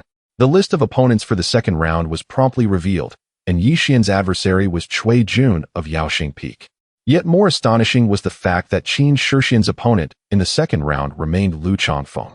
These two had already been the focus of the competition, and this turn of events heightened their prominence even further. Cui Jun of Yaoxing Peak, just you wait. Yixian thought, harboring boundless resentment towards Cui Jun. This scoundrel had defeated Lu Riyue and even shattered her magical artifact. This grievance must be avenged. As night fell, Lu Riyue and Yixian sat on the steps in front of their dwelling, engrossed in conversation. Where did senior sister Shui Ling go? Lu Riyue inquired. I don't know. She vanished after the match concluded. Lu Ryue pouted. Though Cui Jun is shameless, his prowess is formidable. You must not underestimate him. Lu Ryue cautioned. Rest assured, senior sister, I have my strategies. Yi Xian nodded affirmatively. You are now the sole hope of our Qinglan Peak. Whether you can break the curse of our sect failing to reach the third round depends entirely on you. Lu Ryue said with a smile. Deep down, she was acutely aware that Yi Xian's chances of advancing to the third round were exceedingly slim. She understood all too well Cui Jun's formidable strength. For Yi Xian to surpass him would be no simple feat, no problem. Yi Xian replied casually. Subsequently, the two began to chat aimlessly about various topics. Yi Xian had spent 3 years in the outer sect. Although he had learned little, he had overheard a considerable amount of secret gossip. At this moment, as he spoke, it amused Lu Ryue to the point of trembling like a flower branch. The enchanting scene left Yi Xian mesmerized. Noticing a flicker of fervor in Yi Xian's eyes, Lu Ryue shyly lowered her head. The atmosphere grew somewhat awkward. Just then, Shui Ling returned, accompanied by Qin Shixian. To their astonishment, Shui Ling was even holding Qin Shixian's hand, gripping it tightly. Upon witnessing this, the two quickly rose to their feet, their eyes brimming with disbelief. Shui Ling, their senior sister, was actually together with Qin Shixian. They were truly together. Yi Xian felt as if struck by a thunderbolt, rendered utterly speechless. Lu Ryue was equally astonished, her mouth agape, at a loss for words. Chapter 35. The disastrous defeat of Cui Jun. Upon noticing the astonished gazes of the two, Shui Ling hastily released her grip. Shui Ling, it's getting late. You should rest early. Qin Shixian remarked with elegance, nodding at the two before turning to depart. Shui Ling watched him leave, her eyes brimming with longing. Sister, are you two together? Lu Ryue inquired, her eyes wide with surprise. Shui Ling, feeling a bit bashful, nodded without uttering a word. However, Master has always urged us to focus on our cultivation and to steer clear of romantic entanglements. If he finds out, he will be displeased. Lu Ryue whispered. Within Qinglan Peak, Shui Ling had always assumed the role of elder sister guiding them, and now, speaking to her as an elder sister felt somewhat unconvincing. Do not mention this to Master. When the time is right, I will explain it to him personally. Shui Ling declared before retreating to her room, ignoring the two. It seems our elder sister has deeply entangled herself. Lu Ryue mused, though she could understand, for Qin Shixian was indeed exceptionally talented and outstanding. Before Lu Ryue could finish her thought, Yi Xian interrupted. Sister, do you truly believe he is so perfect? Yi Xian's voice was icy, each word articulated with precision. Lu Ryue gasped, turning to him, only to discover his eyes were bloodshot, resembling a wild beast. Yishidi, what has happened to you? Lu Ryue asked, alarmed by Yi Xian's expression. Qin Shixian, one day I will make you regret this. Yi Xian declared, entering his room without another word. The door slammed shut, emitting a creaking sound that lingered in the air. What is wrong with everyone? Lu Ryue pondered, staring at Yi Xian's door, before letting out a deep sigh. She seemed to grasp the source of his anger. Yet this realization chilled her heart. That night, Yi Xian remained restless, feeling an intense pressure within him, as if it might burst forth at any moment. When the sun rose anew, Yi Xian's door opened. The warm sunlight fell upon his face, rendering him somewhat haggard. Yishidi, are you all right? Lu Ryue approached him with concern. I am fine, quite well indeed. Come, let us head to the competition venue. Yi Xian replied with a smile. What about elder sister? Are we not waiting for her? Lu Ryue asked. Does she require our waiting? Worry not about such trivial matters. Yi Xian answered, taking Lu Ryue by the hand as they made their way towards the square. Shui Ling, who had just stepped out, overheard this and could not help but frown, a glimmer of coldness flashing in her eyes. Soon, the competition commenced. Once again, it was Qin Shixian facing Lu Chongfeng. The match mirrored the first round. When Lu Chongfeng's phantom fist struck the Lu Xian bell once more, the contest concluded in yet another stalemate. Once again a draw. It appears these two are evenly matched. They are indeed the pride of our Tianyin sect's younger generation. The rise of our sect is promising. Two elder judges chatted amicably. Qin Shixian was already well known, and the elders were delighted to see Lu Chongfeng capable of challenging him. Next, it was Yi Xian against Cui Jun from Yaoxing Peak. This is the same Yi Xian who skipped the first round, isn't it? A mere Qi refinement stage 14 facing off against Cui Jun in the foundation establishment stage. What chance does he have? One disciple from Yaoxing Peak remarked. Chance. If he doesn't get knocked out by Brother Chui, it would be a miracle. Another disciple scoffed. Believing there was an insurmountable gap between the Qi refinement and foundation establishment stages. Zhang Qiuqiu watched from below, equally skeptical that Yi Xian could stand against Cui Jun. As the match officially began, Cui Jun summoned a fearsome heavy hammer. The hammer expanded in the wind, growing to several meters in size, casting an oppressive presence in the air. Yi Xian, in contrast, summoned his black sword, which appeared rather unremarkable next to the imposing hammer. I wager that as soon as Brother Chui strikes, that ugly black sword will snap in two, one Yaoxing disciple confidently asserted. Of course, the reputation of Brother Chui, the hammer, is well-deserved. Another disciple concurred. Many disciples from Yaoxing Peak were present, all brimming with confidence that Yi Xian stood no chance against Cui Jun. Cui Jun himself shared this belief. In his eyes, one strike would suffice to deal with Yi Xian. A cold smile crept across Cui Jun's lips as he infused his spiritual energy into the hammer, which then surged forth like a mountain, hurtling towards Yi Xian. Should it land, Yi Xian would surely be reduced to a mere pancake. However, Yi Xian would not allow such a fate to unfold. He executed the dragon slashing technique, causing his black sword to erupt with a surge of black light. The overwhelming darkness engulfed the entire platform. Following a tremendous metallic clash, a resounding thud echoed, as if a heavy object had struck the ground. When the black light dissipated, the scene on the platform left everyone utterly astonished. Cui Jun's once unstoppable hammer lay on the ground, while Yi Xian's black sword was pressed against his forehead. Cui Jun's face had turned pallid, his eyes wide with disbelief. The onlookers were equally stunned by this unexpected outcome. Yi Shidi, did he really win? Lu Riyue gasped, her beautiful eyes wide open, unable to believe the reality before her. Shui Ling's eyes were also filled with astonishment. How could Yi Xian, with merely a Qi refinement stage 14 cultivation, triumph over Cui Jun of the foundation establishment stage? Who would dare believe such a tale? You have lost. In future competitions among disciples, do not destroy others' treasures. Such behavior is disgraceful. Yi Xian admonished Cui Jun. At that moment, Cui Jun, having suffered defeat and now being reprimanded by Yi Xian, felt his face alternately pale and flush with humiliation. To lose to someone he deemed as insignificant as an ant was truly a disgrace. The arena fell into an eerie silence, devoid of cheers. Yi Xian now stood as the sole focus of attention. Qin Shixian was among the spectators below, although he had initially intended to avoid the match. He found himself drawn to the scene upon seeing Shui Ling. Yet, this glance unleashed a tempest of emotions within him. Lu Chongfeng's ability to confront himself with the cultivation of the mid-foundation stage was indeed a fortunate advantage bestowed by the magical artifact. The Lucian Bell, possessing immeasurable power, stands unmatched among the magical treasures of foundation stage practitioners, far surpassing ordinary artifacts. After all, who could contest with the fact that he is the most cherished disciple of the sect leader, Gu Hongzi? However, Yi Xian's recent assault was decidedly enigmatic. The entirety of the combat was engulfed in a shroud of black light, rendering it impossible for anyone to discern what transpired. Even Cui Jun himself could hardly comprehend the manner of his defeat. To vanquish the formidable Cui Jun with a mere cultivation of the 14th level of Qi refinement is indeed a rarity throughout the ages. He surmised that Yi Xian must harbor some hidden secret. If only he could uncover this secret. At this thought, a glimmer of brilliance flickered in Qin Shixian's eyes.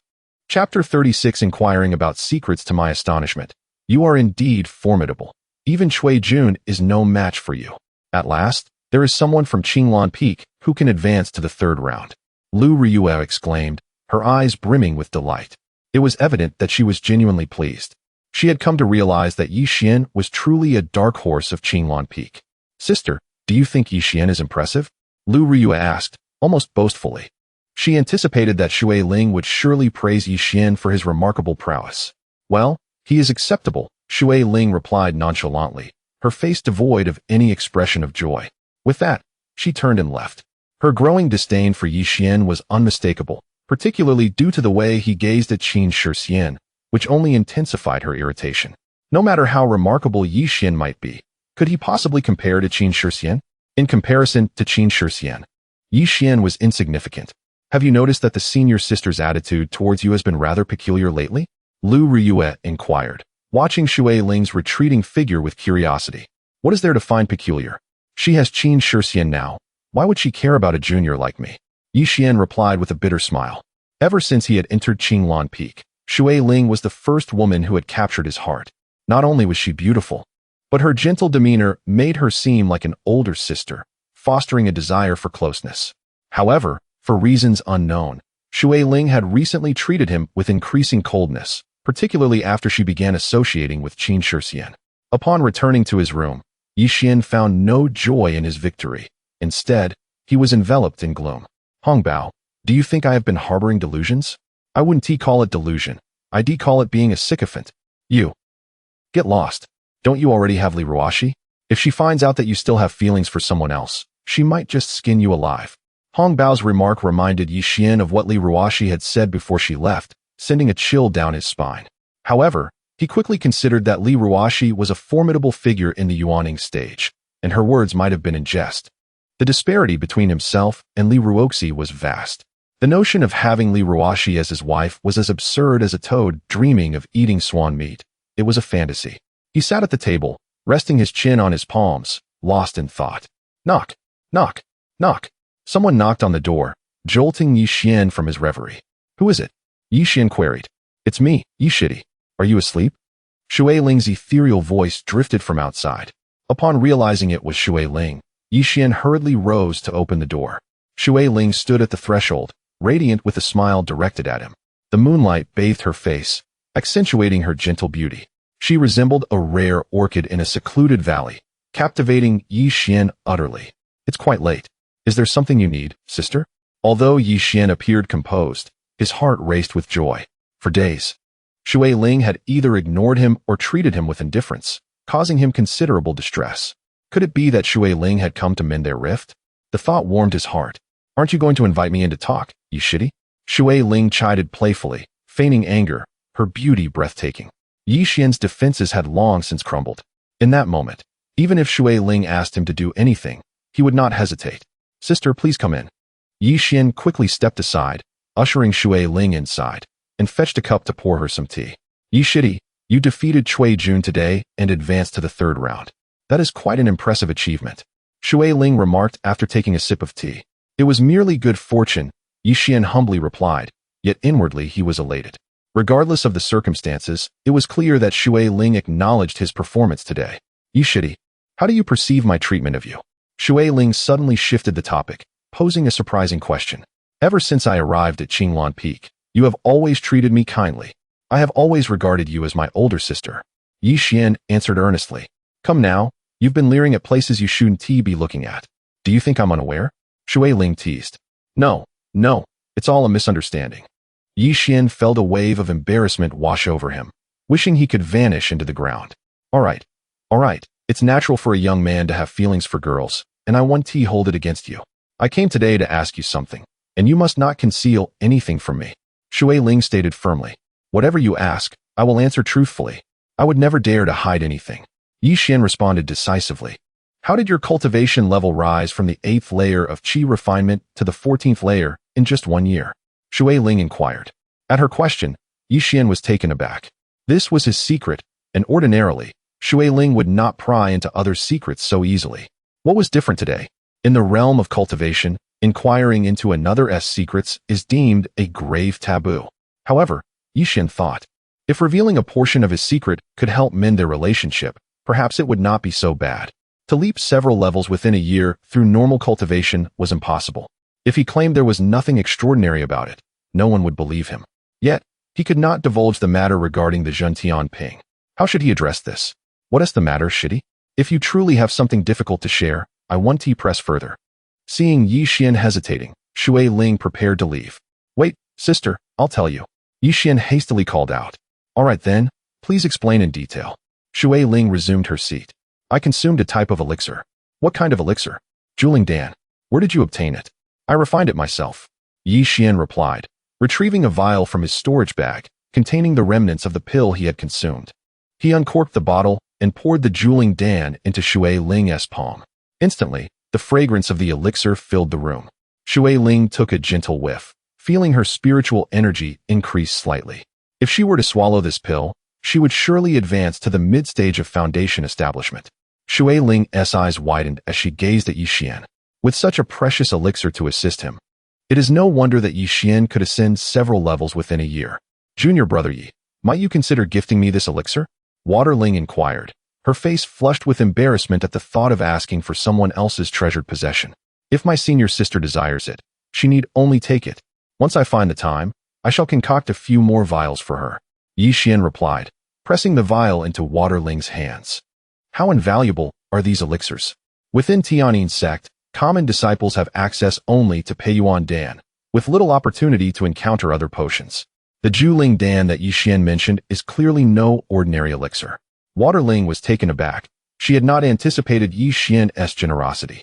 Her breath quickened, and her heart raced in excitement. Junior brother Yi, I cannot thank you enough. After a while, her emotions settled. As long as my senior sister does not harbor any resentment towards me in the future, this is truly a blessing. Yi Xian said joyfully. Well then, it is getting late. You ought to rest early, junior brother Yi. Water Ling quickly rose and, upon exiting, swiftly closed the door behind her. At last, my senior sister and I have reconciled.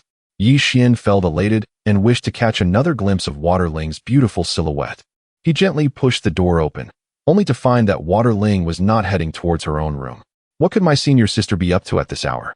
Yi Xian felt a twinge of concern. After all, they were on Xianyu Peak, and he feared for Water Ling's safety if she ventured alone. Thus, he quietly followed her. Chapter 37 Heartache. As Shui Ling walked, a shadow suddenly emerged from the darkness, enveloping her in an embrace. Startled, she was about to cry out when the voice of Qin Shixian reached her ears. It's me. Upon hearing this voice, Yi Xian, who was concealed behind the bushes, halted his impending steps. How annoying, you startled me. Shui Ling exclaimed, a hint of shyness in her tone. So have you asked? Qin Shixian inquired. His voice laced with urgency. I have. Here it is. Shui Ling replied, producing a medicinal vial and handing it to Qin Shixian. He opened the vial and poured out a pill, the rich fragrance of the elixir wafting through the air. Qin Shixian took a deep breath, instantly feeling invigorated. What kind of pill is this, to possess such effects? He marveled. Yi Xian said it's called Juling Dan. Shui Ling explained. Juling Dan. I've never heard of it. Qin Shixian expressed his confusion. He was familiar with most elixirs from the Tianyin sect, yet this name was entirely new to him. Let me try this elixir. Qin Shixian, brimming with anticipation, swallowed the pill without waiting for Shui Ling's consent. The powerful spiritual energy surged within him, cleansing every inch of his being. He quickly sat down to cultivate and refine it. Half an hour later, he opened his eyes. Though still at the late stage of foundation establishment, his magical power felt considerably more profound. Shui Ling, this elixir is extraordinary. I have never encountered such effects before. I was on the verge of breaking through to the core formation stage. If I had another one, I would surely succeed. Do you have any more?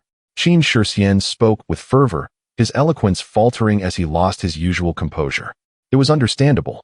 Who could remain calm in the presence of an elixir that offered a chance to ascend to the core formation stage? In the Tianyin sect, aside from the 7 peak masters, those at the core formation stage were held in the highest regard, and they were exceedingly rare. Once one reached the core formation stage, they became a focal point of cultivation within the sect, receiving unimaginable resources. I don't have any more. That was the only one. But Yi Xian mentioned he would refine several more for me when he has the time.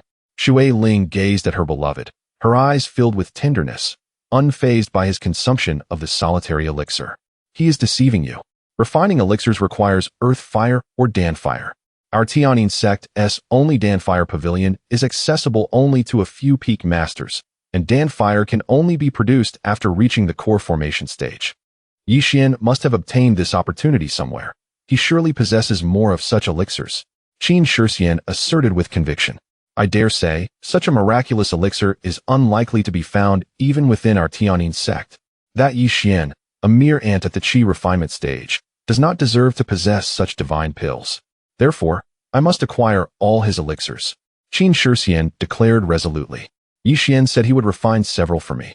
Even if he obtained the elixirs from elsewhere, since he promised me, I will ask him for them in a few days, and he will undoubtedly comply. At this moment, Shui Ling's heart and mind were fully occupied by Qin Shixian, oblivious to the implications in his words, instead entirely focused on his needs. You are mistaken. If you ask him, he will certainly give you some, but he will not part with all his elixirs. What I want is everything. Thus, I must take decisive action against him. An innocent man may suffer for possessing a jewel, and this is the fate of Yi Xian, this insignificant ant. Shui Ling, for my sake, and for yours, Yi Xian must die. Only by obtaining all his elixirs can we together reach the core formation stage and share the path to greatness. After speaking, Qin Shixian gazed silently at Shui Ling. She nodded heavily, expressing her agreement with his words. Sister, I do this entirely for our future. You do not think I am ruthless, do you? Qin Shixian inquired, regaining his ethereal demeanor. No, brother Qin, your talent is unparalleled, and my feelings for you are profound. Even if 1,000 of such people were to perish, I would not care. Shui Ling replied, her gaze filled with deep affection for Qin Shixian. His heart ablaze. Qin Shixian pulled Shui Ling into an embrace. Under the moonlight, they engaged in an indescribable encounter. Hidden in the bushes, Yi Xian heard every word of their conversation. Although their passionate exchange was intense, at that moment, all he felt was disgust. Adulterers, Yi Xian thought bitterly. Beyond anger, he was filled with sorrow. The one he cherished had revealed herself to be such a reckless and cold-hearted woman. How foolish he had been to harbor such deep feelings for her, wallowing in melancholy for these past few days. It is I, Yi Xian, who have been blind. From this moment on, I sever all ties with you. If you do not provoke me, all shall be well. Should you dare to approach again, I will ensure you regret it. After making this resolve, Yi Xian departed quietly. The following morning, Shui Ling awaited at Yi Xian's door. Good morning, brother Yi. By the way, do you still have that elixir from last night? Shui Ling appeared radiant, her complexion flushed, suggesting a delightful evening prior. I do not, Yi Xian replied coldly. Had he not secretly followed Shui Ling last night, he would never have imagined that the beautiful woman before him harbored such a venomous heart. Truly, one cannot judge a book by its cover. Now, Yi Xian could hardly bear to cast another glance at her. A flicker of surprise crossed Shui Ling's eyes. Yesterday, Yi Xian had treated her well, so why had he suddenly turned cold? She found it incomprehensible. Sister, brother Yi, it's so early. Lu Ryue happened to approach at that moment. Let us go. Yi Xian seized Lu Ryue's arm and departed, unwilling to linger with Shui Ling for another moment. Wait, senior sister. Why are you behaving like this? Shui Ling protested, struggling to turn back. Yet Yi Xian's grip was as unyielding as a vice. He had no intention of explaining himself to Lu Ryue, knowing that even an explanation would not be believed. Soon, they arrived at the competition venue. 6 individuals advanced to the third round. This round was a ranking match, where each participant would face the other 5, ultimately ranking based on the number of victories. Brother Yi, shall we face off first? Qin Shixian spoke with an air of superiority. Certainly. Yi Xian readily agreed without a moment's hesitation. Qin Shixian's heart leapt with joy upon hearing this. That very evening, he prepared to conspire with Shui Ling to take action against Yi Xian. He sought to swiftly discern Yi Xian's strategies, aiming to subdue him in the shortest time possible. Yi Xian's prompt acceptance played directly into his hands. At this moment, several contests unfolded simultaneously, with the match between Qin Shixian and Yi Xian drawing the largest audience.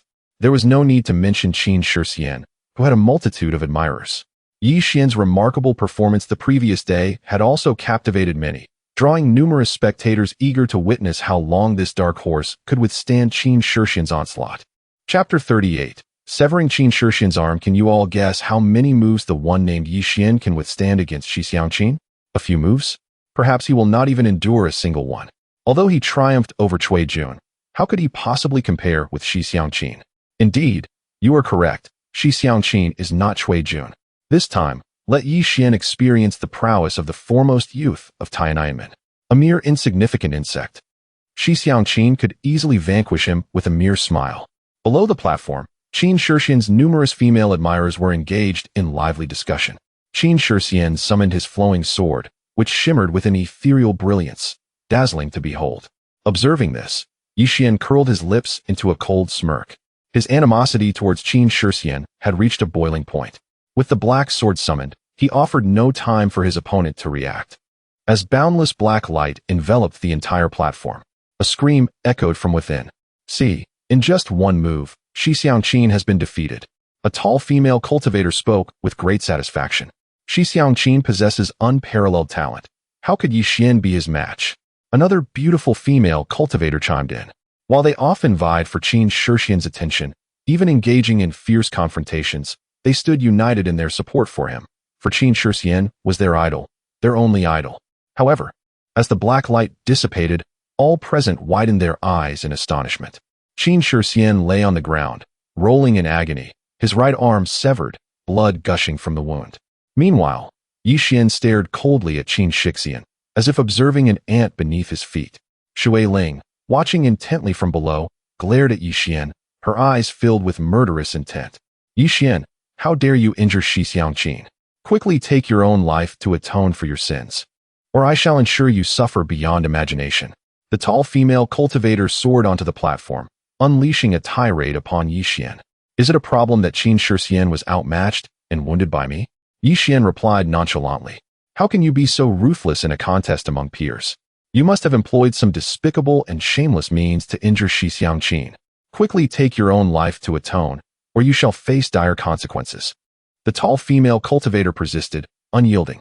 Yet she forgot that if Yi Xian could inflict harm upon Qin Shixian, she was certainly insignificant in his eyes.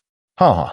Yi Xian suddenly burst into laughter, his mirth resonating through the ears of everyone below, causing them to flinch. Pray tell, Elder Zhao, did I violate any rules in my recent contest? Yi Xian, having finished laughing, bowed to the still-stunned elder referee and inquired. During a contest, blades have no eyes. It is not considered a violation. Elder Zhao pondered for a moment before responding. Although the contest announcement expressly forbade harm among peers, certain uncontrollable elements may arise during the match. One cannot deem Yi Xian at fault for severing Qin Shixian's arm. Even Elder Zhao asserts that I have not violated any rules. Who are you to point fingers at me? Begone! Yi Xian bellowed, unleashing a powerful surge of spiritual energy that sent the tall female cultivator flying. The female cultivator landed with a pale complexion, blood trickling from the corner of her mouth. Yi Xian's roar possessed such strength that she lacked the power to resist. At that moment, the fear in her gaze towards Yi Xian replaced her previous arrogance. Is there anyone else who wishes to champion Qin Shixian? Speak up if you dare. I, Yi, shall welcome you. Yi Xian declared to the crowd below, his commanding presence instilling awe in all present. No one dared to utter a sound. The atmosphere grew eerily silent. It was then that everyone recognized that the previously obscure Yi Xian had ascended to the pinnacle among the younger generation, becoming a figure they had to revere. Well done, Brother Yi. A true man should possess such spirit. Lu Changfeng ascended the platform, showering Yi Xian with praise. Someone, take this person away. Lu Changfeng gestured towards the incapacitated Qin Shixian. He had never held a favorable view of Qin Shixian, and witnessing him in such a disheveled state brought him a sense of satisfaction. Soon, disciples from Huanyan Peak arrived to carry Qin Shixian away. Brother Yi, how about we engage in a contest next? Let it be known that we are to compete normally. I am not familiar with Qin Shixian, Lu Changfeng said with a smile. The implication in Lu Changfeng's words was clear. He was not allied with Qin Shixian, and this battle was not for revenge, hoping that Yi Xian would not misconstrue it.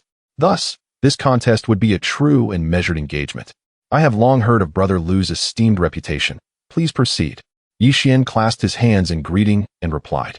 He held a degree of admiration for Lu Changfeng, and given Lu Changfeng's significant standing within Tainaimen, Yi Xian was careful to exercise restraint in their match. Ultimately, their battle ended in a draw. However, Lu Changfeng understood that Yi Xian had held back, otherwise he would not have stood a chance.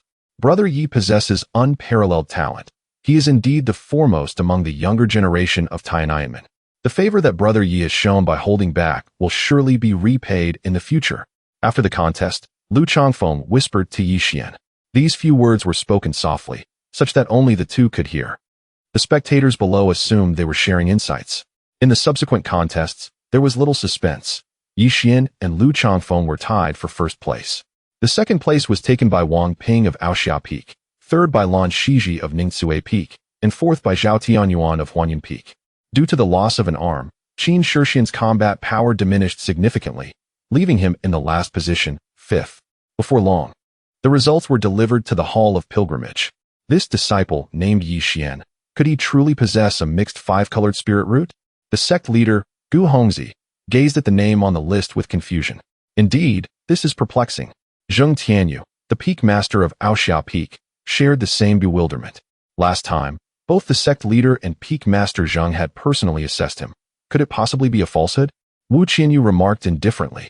Her implication was clear. Previously, everyone had avoided Yi Xian as if he were a plague. Now, upon witnessing his potential, do they regret their earlier disdain? Junior sister, do not misunderstand. That is not our intention. Congratulations on finding an exceptional disciple. Gu Hongzi remarked with a hint of envy. Wu Qianyu, usually amiable, could become quite formidable when angered. None dared to confront her directly.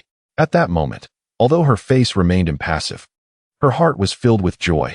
It has been many years since any disciple from Qinglan Feng has advanced to the third round. This time, Xuan emerged as a dark horse, not only breaking into the third round, but also securing the first position. This truly brings honor to Qinglan Feng. Who would dare to question whether Wu Qianyu is capable of teaching her disciples? Your prized disciple severed Shixian's arm. Is that not excessive? The usually silent master Yao Yuan of Huan Yunfeng spoke coldly. The overall strength of Huan Yunfeng ranks just below that of the headmasters Xuan Yuefeng. Historically, due to Qin Shixian, they have consistently claimed the top spot in such competitions. However, this time they merely achieved fourth place, which left Yao Yuan seething with indignation. Yet, what infuriated him further was that Xuan had actually injured his most cherished disciple. This grievance, Yao Yuan could not swallow. Chapter 39 United Trials. The blade knows not its master, and thus unforeseen events are inevitable. If one's skills pale in comparison, what is there to complain about? Wu Qianyu spoke coldly. Yao Yuan, stung by her words, felt his forehead throb with anger. Enough, junior brother Yao. This matter does not rest on Yi Xian. Gu Hongzi, witnessing the standoff, quickly intervened. As the sect leader, his words carried significant weight. Furthermore, Yao Yuan was not in the right regarding this issue, so he could only relent in frustration. The joint trials of the 4 major sects of Zhao Kingdom will commence in 1 month. I wish for all disciples who reach the third round in this competition to participate. Does anyone have any objections? Gu Hongzi spoke slowly. The 4 major sects of Zhao Kingdom hold a joint trial every decade. This serves not only to hone the elite disciples of each sect, but also to facilitate competition among the younger generations. Thus it is regarded with utmost importance by all sections.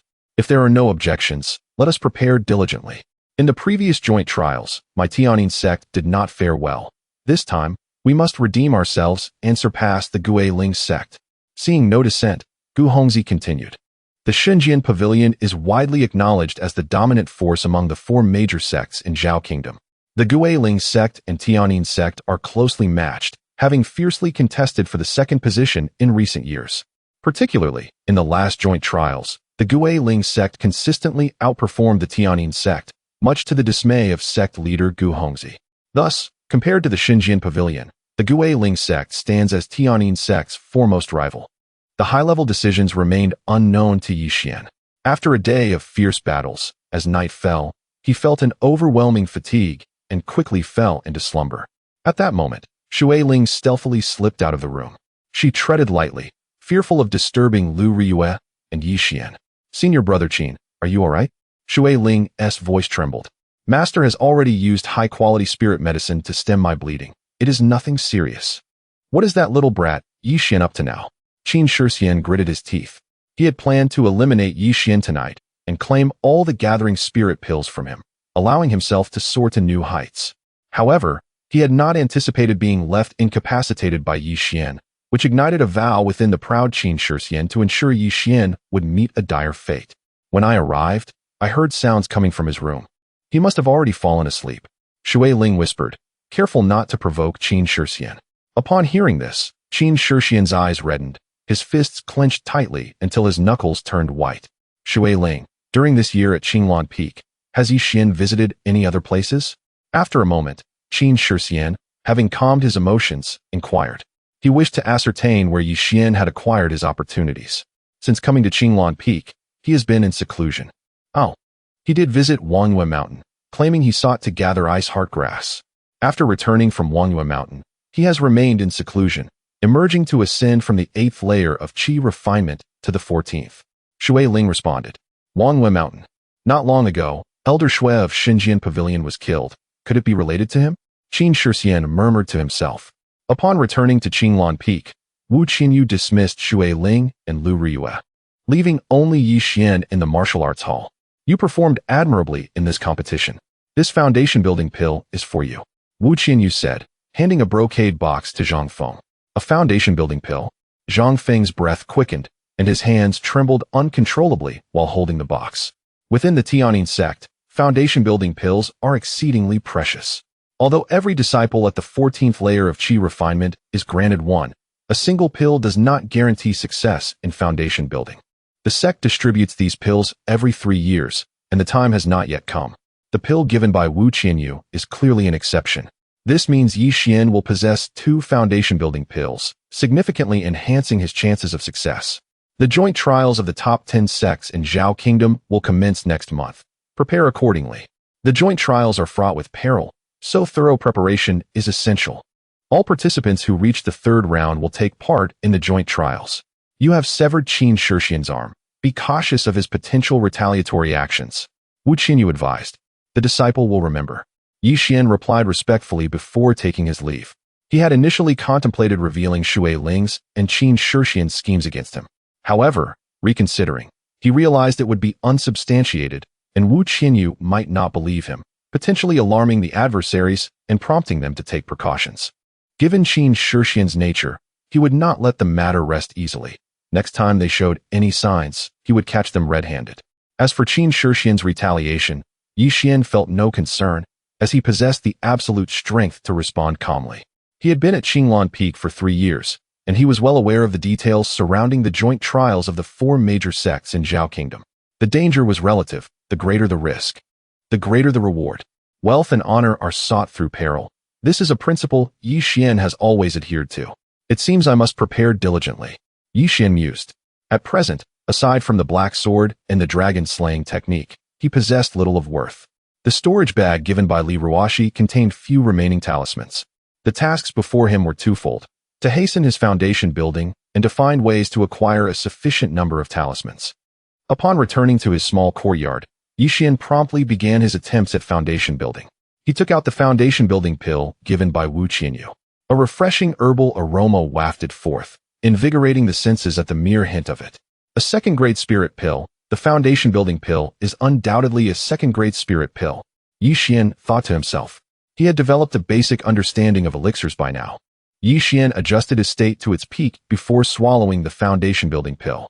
A vast surge of spiritual energy spread throughout his body. Yi Xian activated the Chengsheng technique, gradually refining this surge of energy. Compared to the last time he consumed the Mo Shidan, the spiritual energy of the foundation building pill posed no threat to him. The entire process unfolded without incident. Half an hour later, Yi Xian had refined all the spiritual energy. Unfortunately, this foundation-building pill only slightly solidified the illusory image of his Tao platform, failing to fully manifest it. It seems that a single foundation-building pill is insufficient. Yi Xian shook his head. However, he currently had no alternative means to acquire the Zhuji Dan, and matters concerning the foundation establishment could only be temporarily set aside. First, he would concoct a batch of Juling Dan, exchange them for spirit stones, and then purchase talismans. Yi Xian understood better than anyone the immense power wielded by talismans. If one were to recklessly throw out dozens of talismans without any forewarning, even a cultivator at the Jedon stage would surely meet their demise. Nevertheless, talismans were exorbitantly priced and classified as consumables. Even those esteemed core disciples of various sects possessed only a scant few. This was primarily due to their perception that, compared to treasures and artifacts, the cost-effectiveness of talismans was too low, as they would be rendered useless once expended. Yet, Yi Xian held a different view. As long as they could ensure his survival at a critical moment, that constituted the utmost value. Resolute, Yi Xian set to work. During his previous concoction of Juling Dan, he had utilized the Zhentian Ping to induce the seeds from each type of spirit herb, thus the materials were hardly a concern. Soon enough, he produced 10 Juling Dan in a single furnace. Unsatisfied with this quantity, he refined 3 more furnaces before feeling content. Chapter 40. Wanyao Gu. In the bustling market known as Fengshi, akin to a marketplace for cultivators, one can procure a myriad of items essential for cultivation. Artifacts, cultivation techniques, materials, elixirs, and talismans are all available. As long as one possesses sufficient spirit stones, anything can be acquired. The closest market to Tiananmen is Tiannanfang Shi, which also stands as the largest market within a 1,000-mile radius. It is the first time Xuan has visited this market, and its splendor has left him in awe. However, his current financial predicament necessitates that he first convert his gathering spirit pills into spirit stones. Where shall he exchange them? Eventually, Xuan's gaze fell upon a store named Wanyaogu. Occupying 3 floors, Wanyaogu exudes an air of grandeur. Esteemed guest, what kind of elixirs do you seek? At Wanyaogu, we have every kind of elixir. Upon entering, Xuan is warmly greeted by a male attendant. Do you buy elixirs? Xuan inquires. Indeed, but we only accept those of superior quality. The attendant's smile diminishes upon realizing Xuan is not there to purchase elixirs. Very well, I have some elixirs for sale. Please summon your manager. Xuan asserts, having discerned that the attendant is merely a low-level cultivator and not wishing to waste time. Esteemed guest, as I mentioned, we do not accept ordinary elixirs. Furthermore, our manager is quite busy. The attendant attempts to continue, but Xuan, uninterested in further discourse, releases an imposing aura that causes the items on the shelves to tremble. The attendant's complexion pales, recognizing the danger of provoking such a formidable individual, and hurriedly rushes to inform the manager. Before long, a middle-aged man descends hastily from the upper floors. His rugged appearance belies a cultivation level at the foundation establishment stage. Who dares to cause a disturbance here? He demands. It's him. The attendant points at Xuan. Friend, you have quite the audacity to create a ruckus in my Wanyaogu. The middle-aged man, seeing Xuan's youth, attempts to assert his authority. Wanyaogu indeed has a grand reputation. Very well, I shall not sell this elixir. Xuan, now incensed, prepares to leave. Wait, show me your elixirs, and if I find them satisfactory, I shall overlook your disruption. The middle-aged man commands. And if I refuse? Xuan retorts with a cold laugh. If the manager of Wanyaogu truly lacks discernment, Xuan is more than willing to demonstrate his power. He draws forth his black sword, which, under the influence of the dragon-slaying technique, radiates an overwhelming darkness. This is merely a show of intimidation. The middle-aged man's expression shifts dramatically. He senses a looming threat of death from the black light. Friend, please sheath your artifact. It is all a misunderstanding. Harmony brings prosperity. The middle-aged man's demeanor undergoes a complete transformation. Recognizing the opportunity for reconciliation, Xuan is not one to hold on to grudges. His intention today is to sell elixirs, not to foster enmity. He sheaths his black sword and turns to depart, contemplating visiting other shops. Please, esteemed friend, wait. The middle-aged man implores. What more do you want? Xuan turns back, his eyes glinting with menace. You have misunderstood. I have no ill intentions, merely wishing to observe the elixirs in your possession. The middle-aged man gestures apologetically. He contemplates that a cultivator like Xuan might possess rare elixirs, and missing out would be a loss for Wanyaogu. I no longer wish to sell. Xuan coldly replies. I can offer a price that other shops cannot match. The middle-aged man insists, fearing Xuan's departure. Wanyaogu is the largest establishment in the marketplace for elixirs, renowned for its strength, and indeed capable of presenting a price that would satisfy Xuan. Very well. Xuan concedes after a moment of contemplation. Who would truly wish to part ways with spirit stones? Please, let us discuss this further in the private room on the 2nd floor. The middle-aged man gestures for Xuan to follow. Upon entering the elegantly appointed private room, a beautiful maid soon presents tea. Xuan takes a gentle sip, savoring the aromatic flavor, imbued with a hint of spiritual energy. Long-term consumption would greatly benefit one's cultivation. I am Wei Dazhong, the manager of this Wanyaogu. May I inquire your name, esteemed friend? The middle-aged man introduces himself. Xuan, he replies coolly. Despite the manager's newfound cordiality, Xuan remains unimpressed. It was all a misunderstanding. I hope you are not upset. What elixirs do you wish to sell? If they are of high quality, I assure you, the price will be to your satisfaction. Wei Dazhong smiles. Xuan remains silent as he retrieves a vial from his storage bag, pouring out a gathering spirit pill. Instantly, the room is filled with the captivating fragrance of the elixir, intoxicating to the senses. The high quality of the elixir is evident. Wei Dazhong's expression shifts dramatically. He had not anticipated Xuan possessing such a premium elixir. He quickly takes it in a brocade box, examining it closely. Although he cannot concoct elixirs, discerning their quality is his trade. A second-tier spirit pill, and a heavenly grade at that. What is the name of this elixir, and what are its effects? After a moment, Wei Dazhong inquires excitedly. This is a second-tier heavenly grade spirit pill, one that even the alchemists employed by Wan Yao Ge cannot produce. It is called a gathering spirit pill. It enhances cultivation and is effective for those below the core formation stage. Yi Xian states matter-of-factly. How many of such high-quality elixirs do you possess, esteemed friend? Wei Dazhong asks breathlessly, his eyes gleaming with anticipation. Yi Xian offers a slight smile. That depends on the price you can offer. 900 spirit stones for each. Impossible. 1,100. 1,000 stones, not a single more. Very well, we have a deal. Yi Xian raises his teacup and takes another sip. This price has far exceeded his expectations, and while he maintains a calm facade, internally he is elated. He had not anticipated that a single gathering spirit pill could fetch such a lofty price. Surely, he is on the path to prosperity. How many of these elixirs do you have in total? Wei Dazhong presses on. If he has a sufficient quantity of such high-quality elixirs, it would undoubtedly yield substantial profits. There are 10 in this vial. Yi Xian, unfazed, calmly retrieved another vial from his storage bag. Splendid. 2 vials equate to 20 pills, exclaimed Wei Dazhong, his face alight with joy. At that moment, Yi Xian extracted yet another vial. 3 vials. Marvelous, simply marvelous. Wei Dazhong was immensely pleased. Such high-tier elixirs were exceedingly difficult to concoct, and the unexpected appearance of 3 vials far exceeded his expectations. However, he surmised that Yi Xian would possess no more than these 3 vials, for such rare elixirs were not as common as cabbages or radishes. Yet, when Yi Xian produced a 4th vial, Wei Dazhong was rendered utterly speechless. A fortune bringer. This is undoubtedly a fortune bringer. Chapter 41. Tian Lei Z4 bottles, each containing 10 pieces, totaling 40 pieces, equivalent to 40,000 spirit stones. Observing the ecstatic Wei Dazhong, Yi Xian remarked, Well said, well said. Wei Dazhong made a gesture, and shortly after, a shop assistant brought over a large bag of spirit stones. Yi Xian immersed his consciousness into it and counted. It was nearly accurate. Wealth has arrived. With so many spirit stones, I shall no longer fret over them. Yi Xian rejoiced internally. In all his years, he had never encountered such an abundance of spirit stones. He tucked away the large bag of spirit stones. Dao friend Yi, should there be more such treasures in the future, do consider Wanyao Pavilion first, Wei Dazhong said with a broad smile.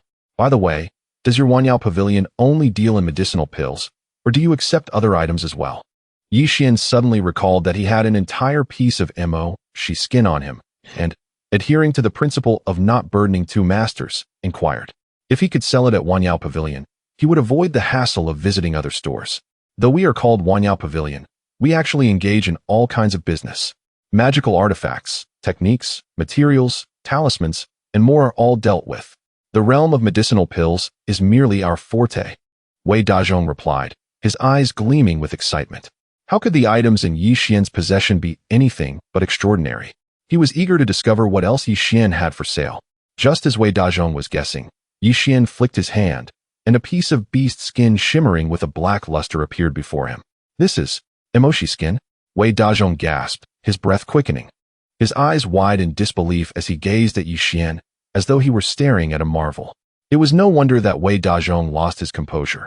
Mo-shi skin, and a complete piece at that, would leave anyone in awe. Used to craft armor, it could withstand a full-force attack from a cultivator in the Yuaning stage, making it a true priceless treasure. He had anticipated that the item Yi Xian possessed would be remarkable, but he had not expected it to be of such immense value. Dao friend Yi, what price do you seek? Wei Dazhong inquired cautiously as he delicately touched the Mo-shi skin. What price can Manager Wei offer? Yi Xian, uncertain of an appropriate price, countered with a question. 100,000 spirit stones, Wei Dazhong declared, presenting a price that left Yi Xian in a daze. 100,000 spirit stones. This piece of Mo-shi skin is worth 100,000 spirit stones. Yi Xian was astounded by the figure. However, he had no intention of selling it entirely, as he was no longer in need of spirit stones. Even if he required more in the future, he could simply refine a few batches of gathering spirit pills. I wish to craft 2 sets of armor. Can you do that? Yi Xian asked. The combined trials were perilous, and possessing a formidable defense would undoubtedly reduce the risk of falling. Of course, our Wanyao Pavilion boasts the finest craftsmen in the Zhao Kingdom. We can forge anything. Wei Dazhong replied proudly. Very well. Craft me 2 full sets of armor, and I shall sell the remainder to your Wanyao pavilion. Yi Xian stated. After some negotiation, and subtracting the cost of crafting the armor, Wei Dazhong ultimately provided 95,000 spirit stones. Where are your finest talismans? I wish to see. With a sudden influx of over 100,000 spirit stones, Yi Xian was in high spirits and sought to purchase the best talismans. No one understood the power of talismans better than he. Wei Dazhong led Yi Xian to a secluded chamber. The items within were all of the highest caliber available at Wanyao Pavilion. Had it not been for a distinguished customer, one would have no right to enter. This is the fire talismans. Once thrown, they will instantly transform into a sea of flames, each priced at 100 spirit stones. Wei Dazhong explained, picking up a talisman.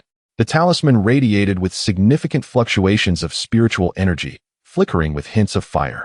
Yi Xian examined it and felt that, although powerful, it paled in comparison to those gifted to him by Li Ruoxi. While it would be effective against qi refining stage cultivators, it would likely be as ineffective as a mere tickle against foundation establishment or even core formation cultivators. This is the ice arrow talismans. When activated with magical energy, thousands of ice arrows are unleashed, making them nearly impossible to evade, each priced at 100 spirit stones. Wei Dazhong continued, lifting another white talisman. Yi Xian glanced at it, shaking his head, still unsatisfied. Dao friend Yi, your discerning taste is admirable. I shall not conceal anything further. If the items here fail to catch your eye, then I am truly at a loss. Wei Dazhong declared, gesturing toward the chamber's wall, which immediately parted, revealing a hidden chamber within. As the inner chamber opened, a gust of potent spiritual energy rushed forth. Yi Xian focused, and within lay rows of black spherical objects, crackling with lightning, as if they might explode at any moment. This item is known as Tian Lei Zi, our Wanyao Pavilion's most elite talisman. Wei Dazhong introduced with a solemn expression. Tian Lei Zi, Yi Xian mused, having never encountered this term before. Indeed, it contains a trace of heavenly thunder's power, rendering its might boundless. Upon being thrown, it erupts into a tempest of lightning that none can withstand.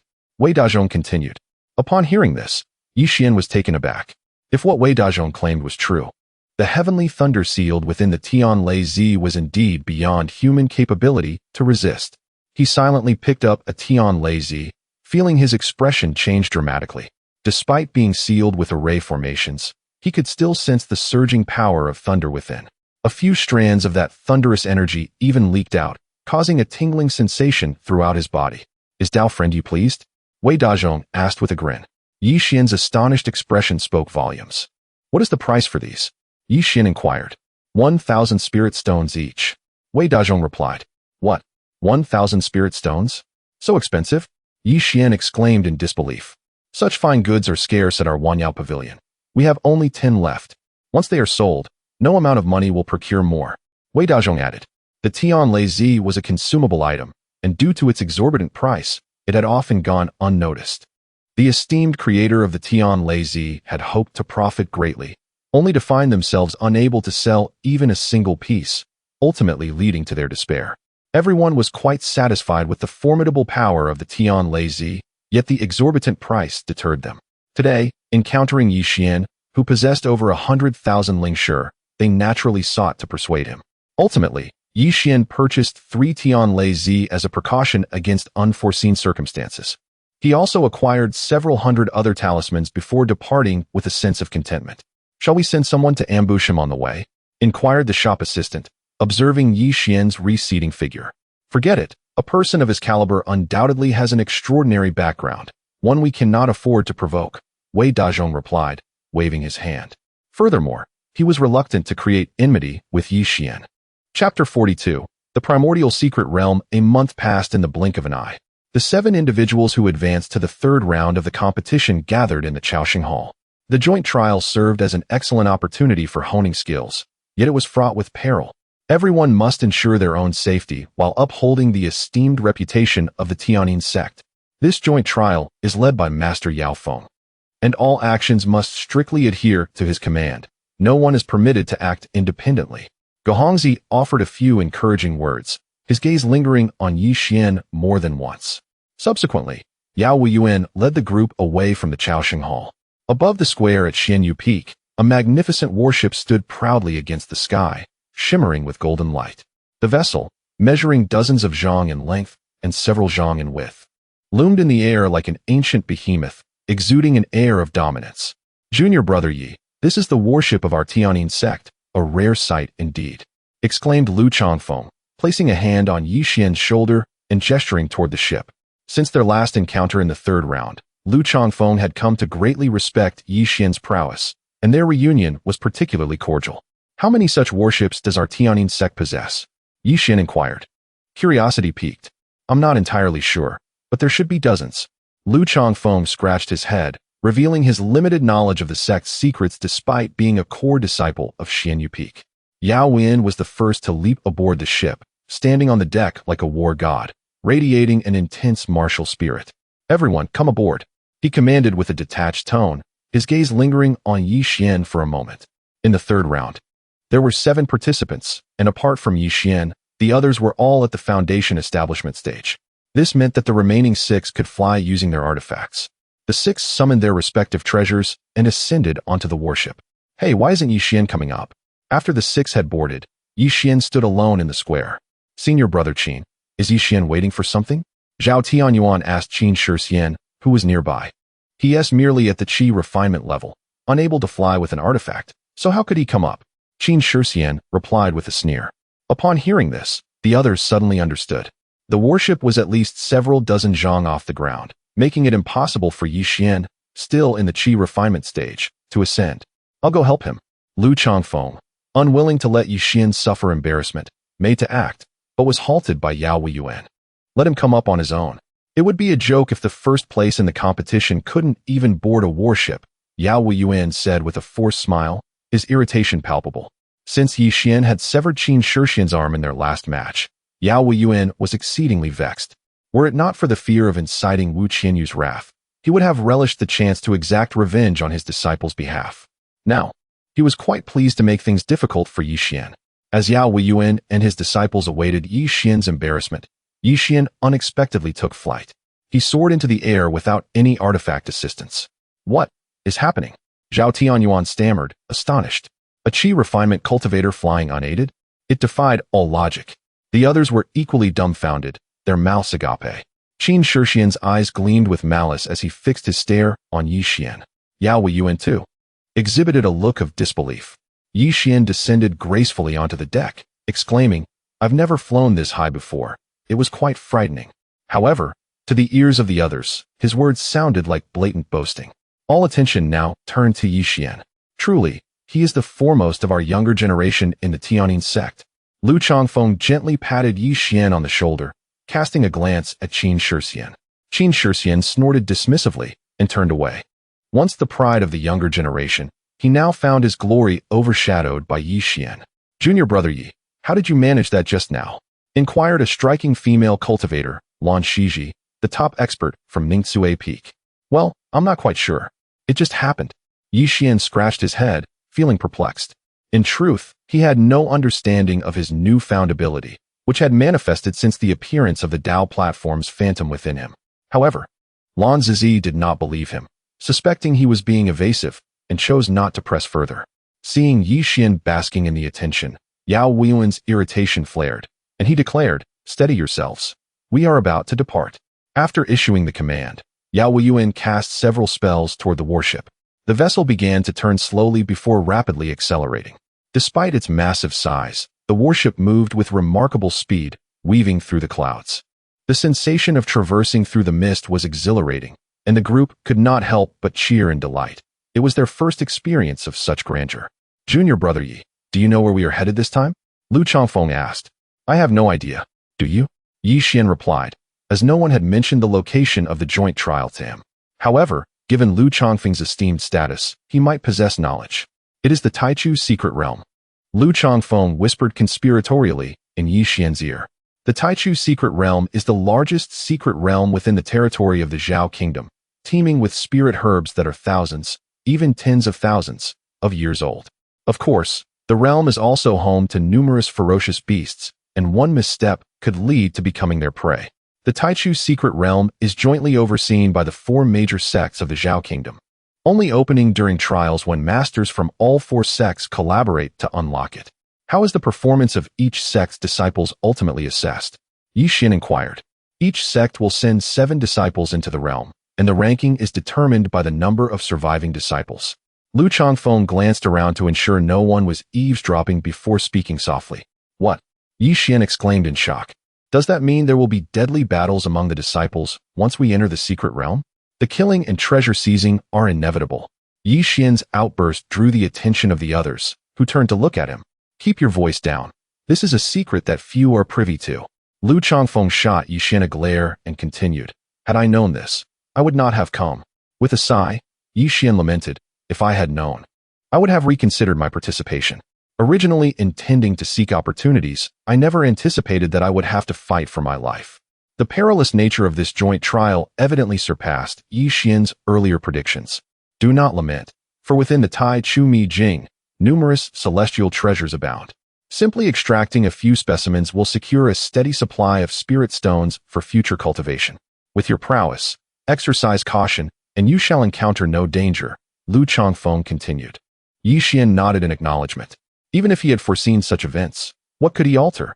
The command of the sect leader is not to be disobeyed. The warship moved with remarkable speed, and within 3 days, it appeared above an expansive area. Chapter 43. The astonishing giant sword. It appears that our Tianyin men is the first to arrive, but we must wait for the others from the 3 sects, Yao Wuyuan remarked. Shortly thereafter, a warship sliced through the clouds, swiftly approaching. This vessel was entirely black, shrouded in an eerie, ghastly aura that sent chills down one's spine. It was the ghost ship of the Guiling Zone. Soon, the ghost ship anchored beside the golden warship of Tianyin men. One radiated golden brilliance, while the other was enveloped in dark mist, presenting a striking contrast. After many years, Master Yao's charisma remains undiminished. A delicate-looking scholar, exuding an air of femininity, observed with an elegant fan in hand, his voice reminiscent of a woman's, evoking an unsettling sensation among those who heard it. The scholar appeared to be in his early 20s, unusually youthful, yet he was already a Yuaning strongman. However, in the realm of cultivation, age is often deceptive. Likewise, Elder Ji has mastered the art of maintaining youth, growing ever younger. Yao Wuyuan's voice was icy, tinged with derision, clearly indicating his disdain for this effeminate character. Is that so? Does Master Yao truly feel this way? Elder Ji, oblivious to the sarcasm, assumed it to be a compliment and inquired further. Yao Wuyuan had no desire to engage in further conversation with this effeminate figure. Just as he contemplated how to extricate himself, another pink warship approached. As it sailed, petals fluttered about, releasing an intoxicating fragrance that made one dizzy with delight. Without a doubt, it was the Xuan Pai. As the pink warship drew near, the eyes of the disciples from Tianyin Men and Guiling Zone were irresistibly drawn to it. The Xuan Pai was comprised entirely of female disciples, tall and graceful, their alluring figures causing the male disciples of both sects to gaze with longing, their throats dry with desire. A group of lecherous fools, Lan Shiji scoffed. The male disciples of Tianyin Men, feeling embarrassed, quickly averted their gazes, yet soon found themselves stealing glances once more. The female cultivators of Xuan Pai were all clad in white, save for one slightly older woman dressed in purple. Her loosely fitting garments could not conceal her exquisite form. Though older, she possessed a mature beauty that the younger cultivators lacked. The other female disciples resembled unripe apples, while the purple-clad beauty was akin to a ripe peach, radiating temptation. This enchanting woman was the leader of Xuan Pai, Madame Jean. The presence of a sect leader underscored the significance of this joint trial. Madame Jean has arrived. What winds have brought her here? The delicate scholar remarked, his words laced with palpable envy. Straightening his posture, he lifted his chin, clearly vying for attention alongside Madame Jean. Elder Ji, if you would not mind, might you join me for a drink and a conversation? Madame Jin's voice was irresistibly alluring, leaving the male disciples weak-kneed. Forget it, I have no interest.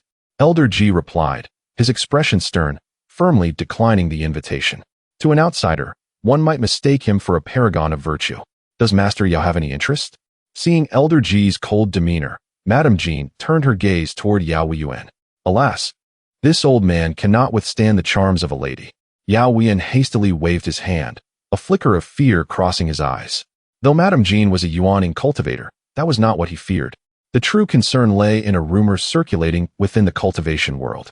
It was said that several prodigies had mysteriously vanished after a night of revelry with Madame Jean, leaving behind only desiccated husks.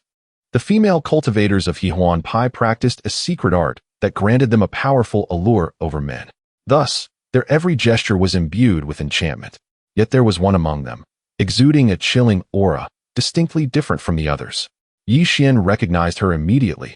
She was Zhao Qian, whom he had rescued on Hongwu Mountain. After saving her, he had been preoccupied with concocting the exploding sky pill to counter Elder Wang's retribution. Thus they had not had the opportunity for deeper conversation. He had not anticipated encountering her again in such a setting.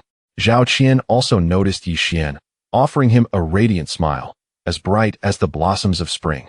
Junior brother Yi, was that beauty from Xuan Pai smiling at you? Lu Chongfeng inquired with curiosity.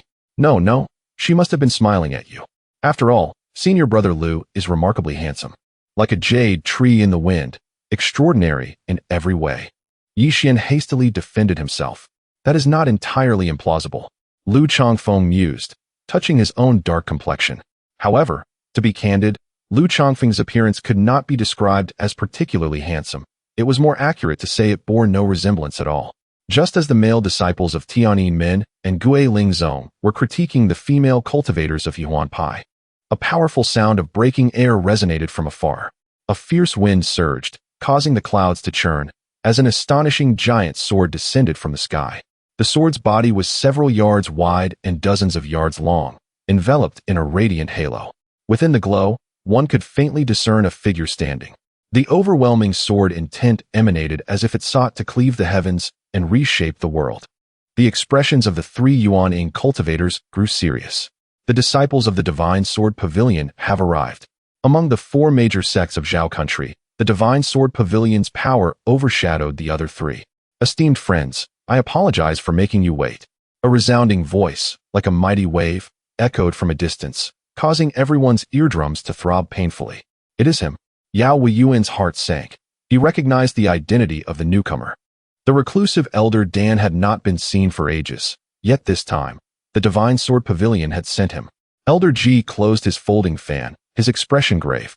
Dan Xiong, Madame Jean murmured, a hint of trepidation flickering in her gaze. As the giant sword approached, the crowd could finally discern Dan Xiong's appearance. Before them stood an elderly man with grizzled hair, triangular eyes, and a face marked by age spots.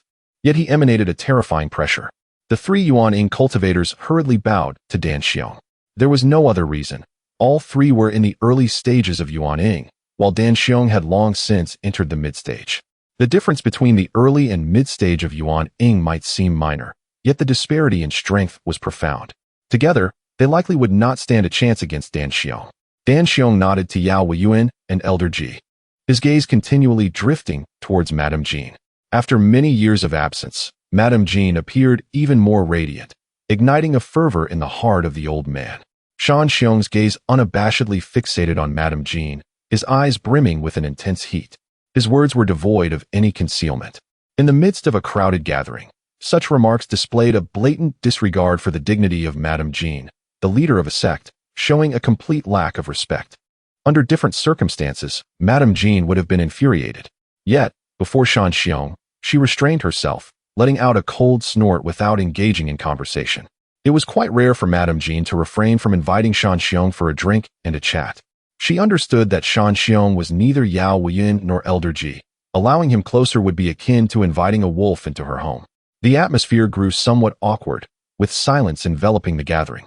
After a prolonged moment, seemingly satiated by his gaze, Shan Xiong finally diverted his attention from Madame Jean. Time was of the essence, so I shall now explain the rules of this joint trial. The rules for this joint trial are simply that there are no rules. The ranking of each sect will be determined by the number of disciples who emerge alive. Shan Xiong's voice resonated like a thunderclap as he spoke slowly. Chapter 44. The bet. After Xuan Xiong finished speaking, he directed a surge of spiritual energy towards the open area. Instantly, a shimmering blue barrier materialized, pulsating with an immense wave of spiritual power. This is a barrier. A disciple familiar with such formations exclaimed. This barrier was established collaboratively by the strongest practitioners of the four sects in the past, and it is remarkably robust.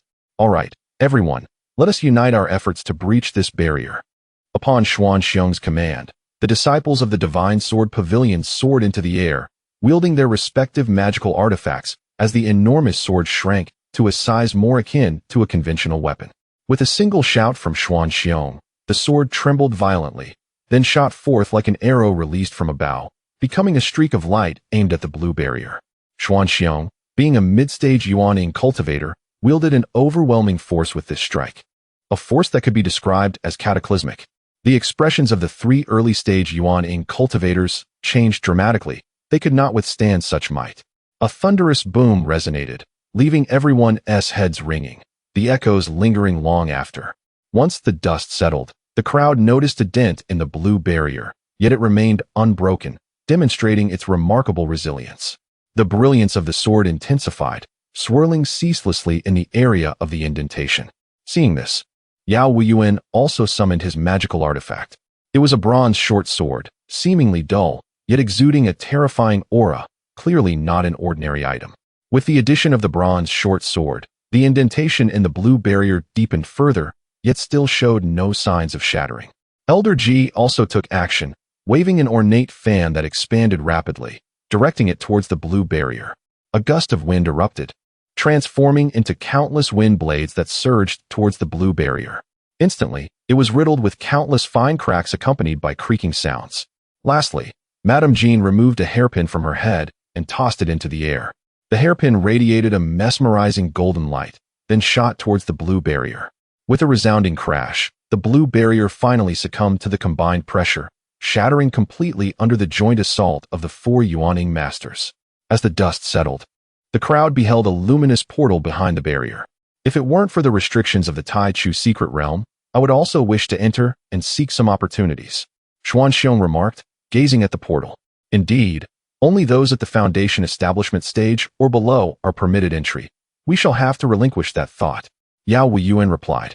Yao Fengzhu, I propose a wager concerning our respective sects' rankings. Do you dare?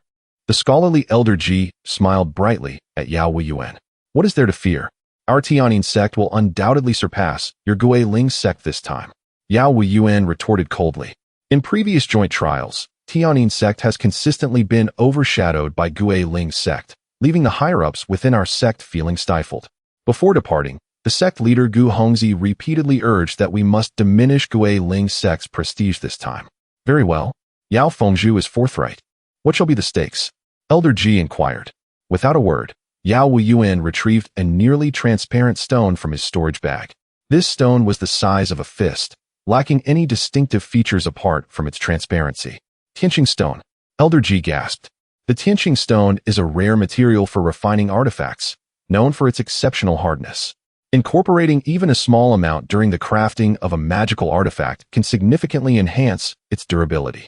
However, this material is exceedingly scarce. When it appears, it often incites fierce competition. Even Xuan Xiong revealed a glimmer of fervor in his eyes. What wager does Elder Ji propose? Yao Wuyuan inquired with a hint of detachment. I shall offer this item as my stake. Does it satisfy you, Yao Fengzhu? Elder Ji said, gesturing as a spiritual herb soared from his storage bag. This herb radiated brilliance, its roots still clinging to a large clod of earth. Clearly just obtained by Elder Ji. Dealing grass. Madame Jean recognized the herb. Dealing grass is the principal ingredient for concocting the Huashan Dan and is nearly extinct in the Zhao kingdom. Moreover, this particular dealing grass is over 10,000 years old, a true treasure beyond value. Any herb exceeding 10,000 years of age possesses an unimaginable worth. Using this dealing grass as the main ingredient for the Huashan Dan will significantly enhance the success rate of the alchemy. Yao Wuyuan's breath quickened, his composure slipping away. Xuan Xiong's murky old eyes also sparkled with vigor. Earlier on the way here, I passed through a valley and sensed an overwhelming concentration of spiritual energy within. I couldn't resist exploring and unexpectedly discovered this ancient dealing grass. Elder Ji boasted a bit. Such herbs can only thrive in places rich in spiritual energy. Countless Yuaning cultivators have spent their lives searching for them, yet Elder Ji acquired it with such ease. What extraordinary luck. Well, I am quite satisfied with this wager, Yao Wuyuan declared. Everyone, I have been contemplating. If we solely base the results on the number of survivors, it may not be fair. Madame Jean suddenly stepped forward. What insight do you have, madam? Xuan Xiong's triangular eyes scanned her, his gaze lingering on her imposing figure. If someone enters the secret realm and hides away, only to emerge just before the end, while they may physically exit, it does not accurately reflect their strength.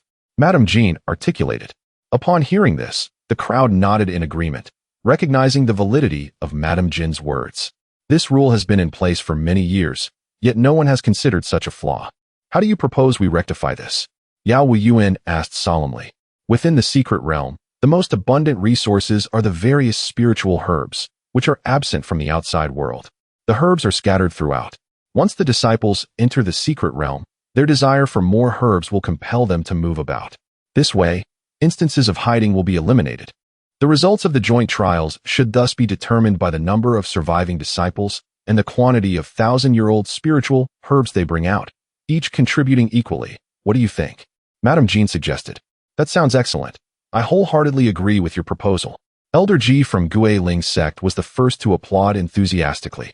After contemplating for a while, Xuan Xiong and Yao Wuyuan also nodded in agreement. Let it be as Madame Jean has said. Very well, time is of the essence. Let us all proceed inside. Remember, the maximum duration of stay inside must not exceed 1 month. Should anyone fail to emerge after a month, the barrier will automatically seal, and they shall be trapped within forever. Xuan Xiong announced. Upon hearing the words, the disciples began to enter the luminous portal in an orderly fashion. The Taichu secret realm is fraught with peril. Take this jade slip. It will allow you to see my location. Once inside, swiftly join me, Lu Changfeng said, discreetly placing a jade slip into Yi Xian's hand. As a core disciple of the sect leader, his status is extraordinary, and the resources at his disposal far exceed those of Yi Xian. However, Lu Changfeng was correct. It is always preferable for them to join forces rather than face challenges alone. Yi Xian nodded and proceeded toward the radiant gateway. After a whirlwind of sensations, Yi Xian found himself in an unfamiliar expanse. The azure sky stretched above, adorned with white clouds, verdant mountains, and flowing waters, while melodious birds sang and blossoms flourished. The spiritual energy was at its zenith. With a gentle inhalation, Yi Xian felt tendrils of spiritual power surging into his body. A single day of cultivation here would equate to several months outside, he mused. This was an endless wilderness, carpeted with unknown wildflowers exuding a fragrant aroma. Various small creatures grazed on the grass, unperturbed by his presence. Given the richness of the spiritual energy here, there must be a plethora of spiritual herbs, Yi Xian thought to himself. Yet, after an extensive search across the meadow, he found nothing but a few low-grade herbs. Just as disappointment began to settle in, he suddenly noticed a flickering purple light behind a stone. He hastily approached the stone. Upon closer inspection, he discovered a Zai Jinglin blooming at its rear. Judging by its age, it certainly exceeded a millennium. Zai Jinglin has extensive applications, particularly as a primary ingredient in elixirs for cultivators at the Jiedan and Juqing stages. However, this spiritual herb has become virtually extinct in the outside world, seldom appearing except in the specialized herb fields of prominent sects, and is rarely circulated in the market. Thus, the Zai Jinglin before Yi Xian was indeed priceless. He drew forth a dagger, carefully inserting it into the soil, cautious not to damage the roots of the Zai Jinglin. Just as he was about to transplant the Zai Jinglin into his storage pouch, a sudden chill crept up his back. A streak of sword light, accompanied by a fierce gust of wind, surged toward him. Chapter 45. Zhao Qian in peril. Yi Xian felt the hairs on his body stand on end as he swiftly rolled to evade a dangerously perilous sword strike.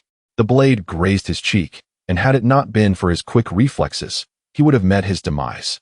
Wiping the blood from his face, a fierce anger ignited in his eyes. Standing a few paces away was a man clad in white, a long sword on his back and a command token hanging from his waist. The man appeared to be in his 30s, at the initial stage of foundation establishment, with a coarse visage that suggested he was no stranger to violence. It was evident that he was the one who had ambushed Yi Xian. However, his inability to land the blow left the menacing figure momentarily stunned. A disciple of the Shenzhen Pavilion, Yi Xian mused inwardly.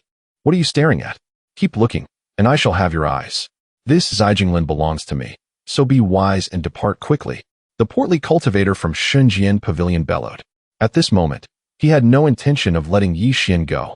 He sought to lower Yi Xian's guard with his words before delivering a fatal strike. The rules of the joint trial were well known. Any solitary target from another sect would not be spared. In his eyes, Yi Xian, at the qi refining stage, was a prime target. What if I refuse? You cowardly sneak attacker. Do you dare to face me in a fair fight? Yi Xian retorted, his face alight with fury. You, my opponent? That ambush was merely to conserve my strength. You seem rather defiant. How about this?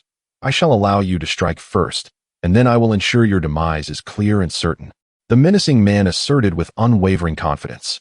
In his estimation, no matter how formidable Yi Xian might be, he could never match his prowess. He intended to demonstrate just how vast the chasm was between the qi refining and foundation establishment stages. Reflecting on this, he felt rather benevolent for offering Yi Xian such a kindness before his end. Very well, you seek death, Yi Xian declared, cutting off further words. Summoning the black sword, he unleashed an overwhelming surge of darkness, striking heavily towards the wicked man. Enraged, Yi Xian executed the dragon slashing technique, amplifying the black sword's might to an unfathomable extent. The sinister man was obliterated in a haze of blood, utterly shocked by the force of the attack. With his current cultivation, few at the foundation establishment stage could withstand even a single strike from him. Yi Xian carefully collected the Zijinglin and stowed it in his storage pouch. Lu Changfeng is located in the southwest corner of the secret realm. Yi Xian retrieved the jade slip given to him by Lu Changfeng, which displayed a red indicating his position. In this place teeming with formidable beings, the presence of one or two was inconsequential. However, should more appear, Yi Xian would have no choice but to flee. He needed to rendezvous with Lu Changfeng post-haste. Determining the direction, he hurriedly made his way towards the southwest of the secret realm. While he could have flown directly, the abundance of savage beasts made it perilous to do so, as he would become an easy target.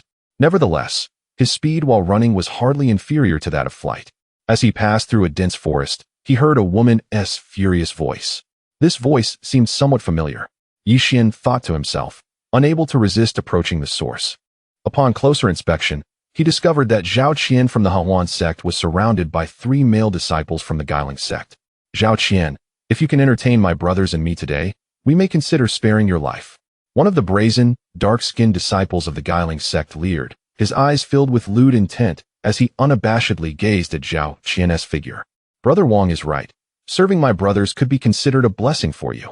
I advise you to surrender without resistance, lest you suffer the consequences. Another disciple, resembling a stout figure, chimed in. You should heed your brother's words, Zhao Qian. Do not miscalculate your situation. The third male disciple, tall and lean, fixated hungrily on Zhao Qian, swallowed hard. Shameless. Zhao Qian's eyes were icy, aware that today's events were unlikely to end well. Transmitted to this location, she had yet to encounter any fellow sect members, only to be targeted by these scoundrels. As a talented disciple of the Xuan sect and a key figure under the guidance of Madame Jean, she was at the initial stage of foundation establishment. Yet, all 3 Guiling sect disciples were at the foundation establishment stage, with one having already reached the mid-stage. Surrounded, her chances of victory were virtually non-existent. Do not think you can only rely on words. Soon, my brothers and I will ensure your satisfaction, the dark-skinned disciple declared, his mind filled with fantasies of intimate encounters with Zhao Qian, completely unprepared for her retaliation. In an instant, Zhao Qian seized the opportunity, her long sword transforming into a streak of red light, aimed directly at his brow. Alarmed, the dark-skinned disciple hastily formed seals with both hands, attempting to block Zhao Qian's powerful strike. However, it was too late. This was a decisive blow, the culmination of all her cultivation. As the seal shattered upon contact with the sword light, it offered no resistance whatsoever. In the incredulous gazes of the other 2 Guiling sect disciples, the dark-skinned disciple was pierced through the brow and collapsed, lifeless. You dare kill my brother Wang. Brother Zeng, subdue this wretch first, then we shall enjoy her at our leisure. The stout disciple shouted, raising a soul banner. The soul banner emitted a chilling wail, casting a shadow over the entire forest as endless spirits surged forth from it. The tall, lean disciple, in tandem, summoned a black rope entwined with ghostly energy. Hundreds of ghosts launched an assault on Zhao Qian, who recalled her long sword, its radiance flashing as she battled against the encroaching horde. The black rope, like a venomous serpent, sought to exploit any openings for a lethal strike. The stout disciple, at the mid-stage of Foundation establishment, posed a significant threat, leaving Zhao Qian with little hope of survival, especially with the tall disciple lurking nearby, ready to strike. Despite the overwhelming odds, Zhao Qian, a once-in-a-millennium talent of the Xuan sect, wielded her sword with dazzling brilliance, slaying countless spirits, instilling a glimmer of fear in those who were once fearless. Soon, I shall bring you down and make you pay.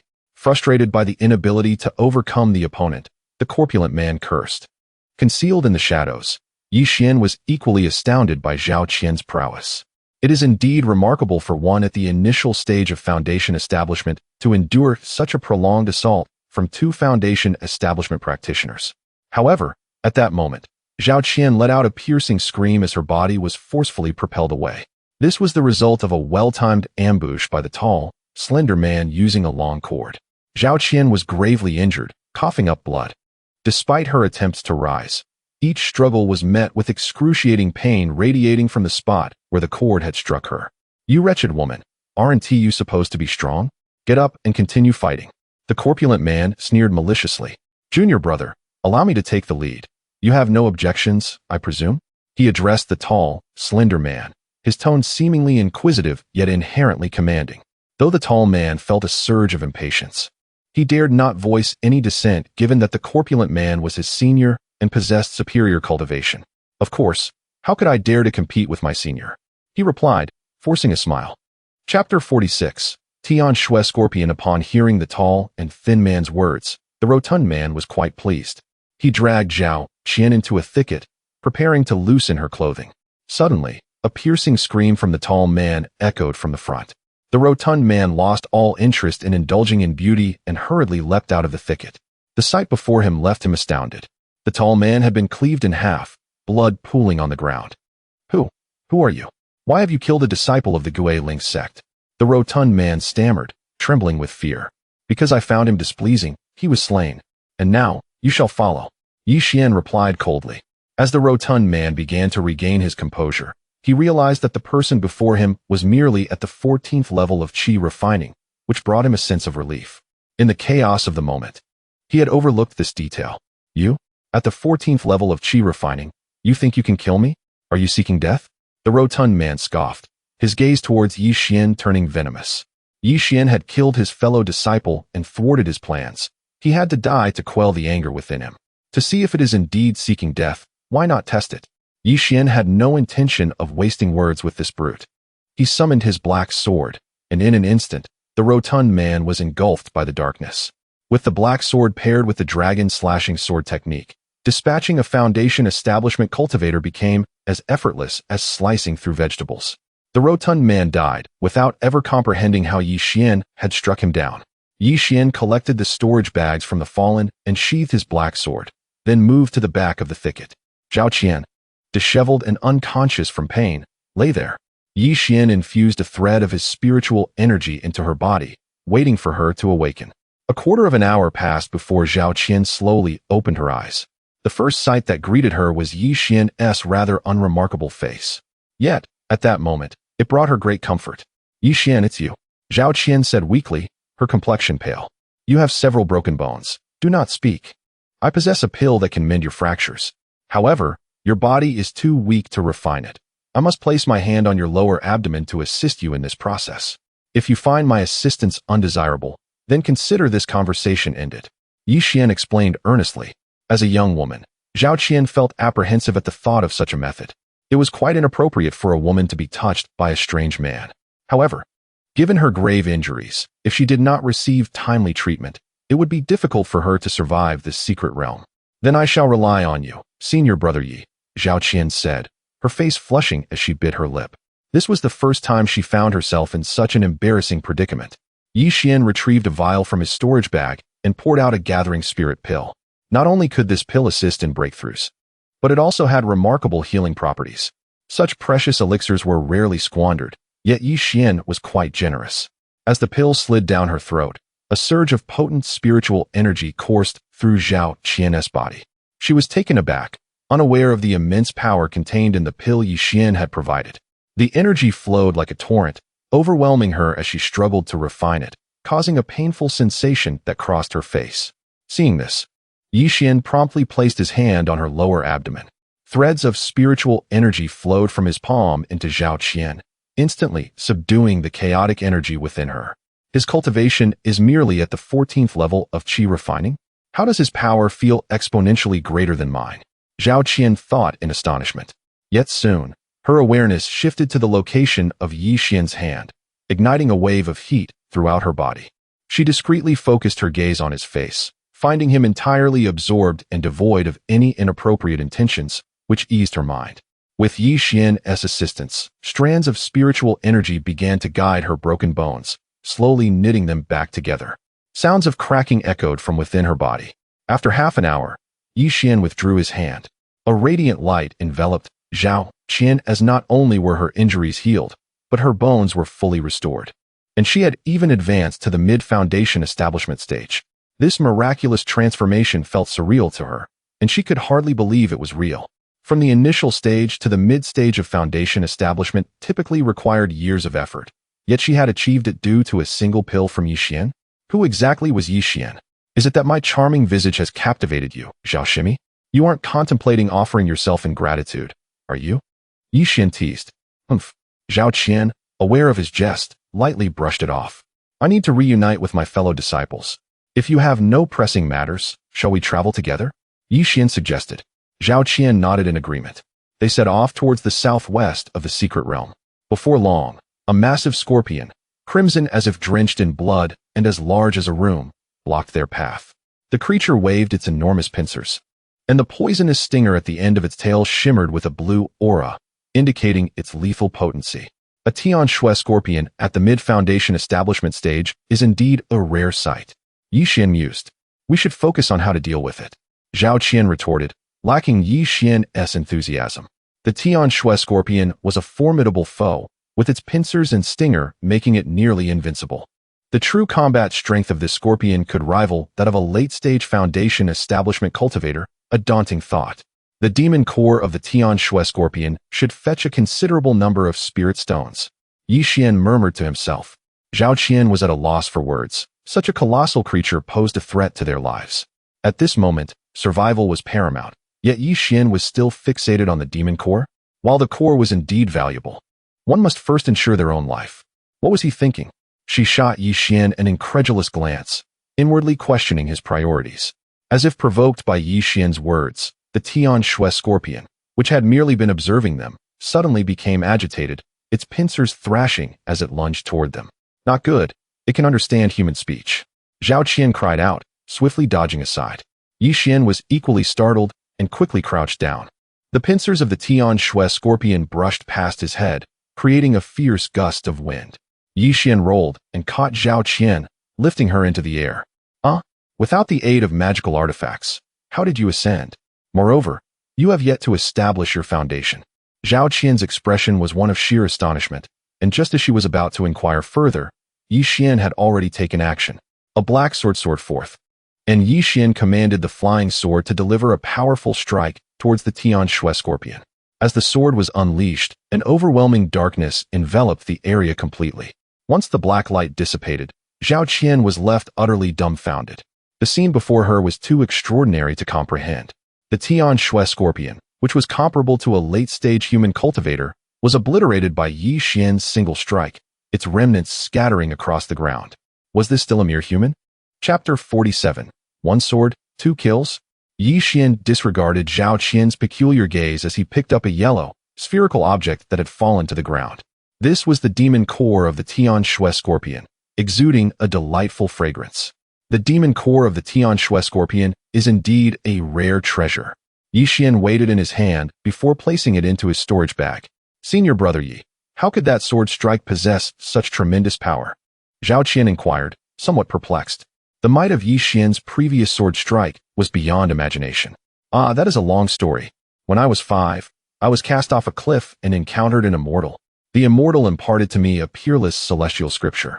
Since then, through diligent practice, I have attained unparalleled cultivation. Yixian looked up at the sky with utmost seriousness as he spoke. If you do not wish to share, then so be it. Your tall tales are nothing but nonsense. Zhao Qian shot him a glare.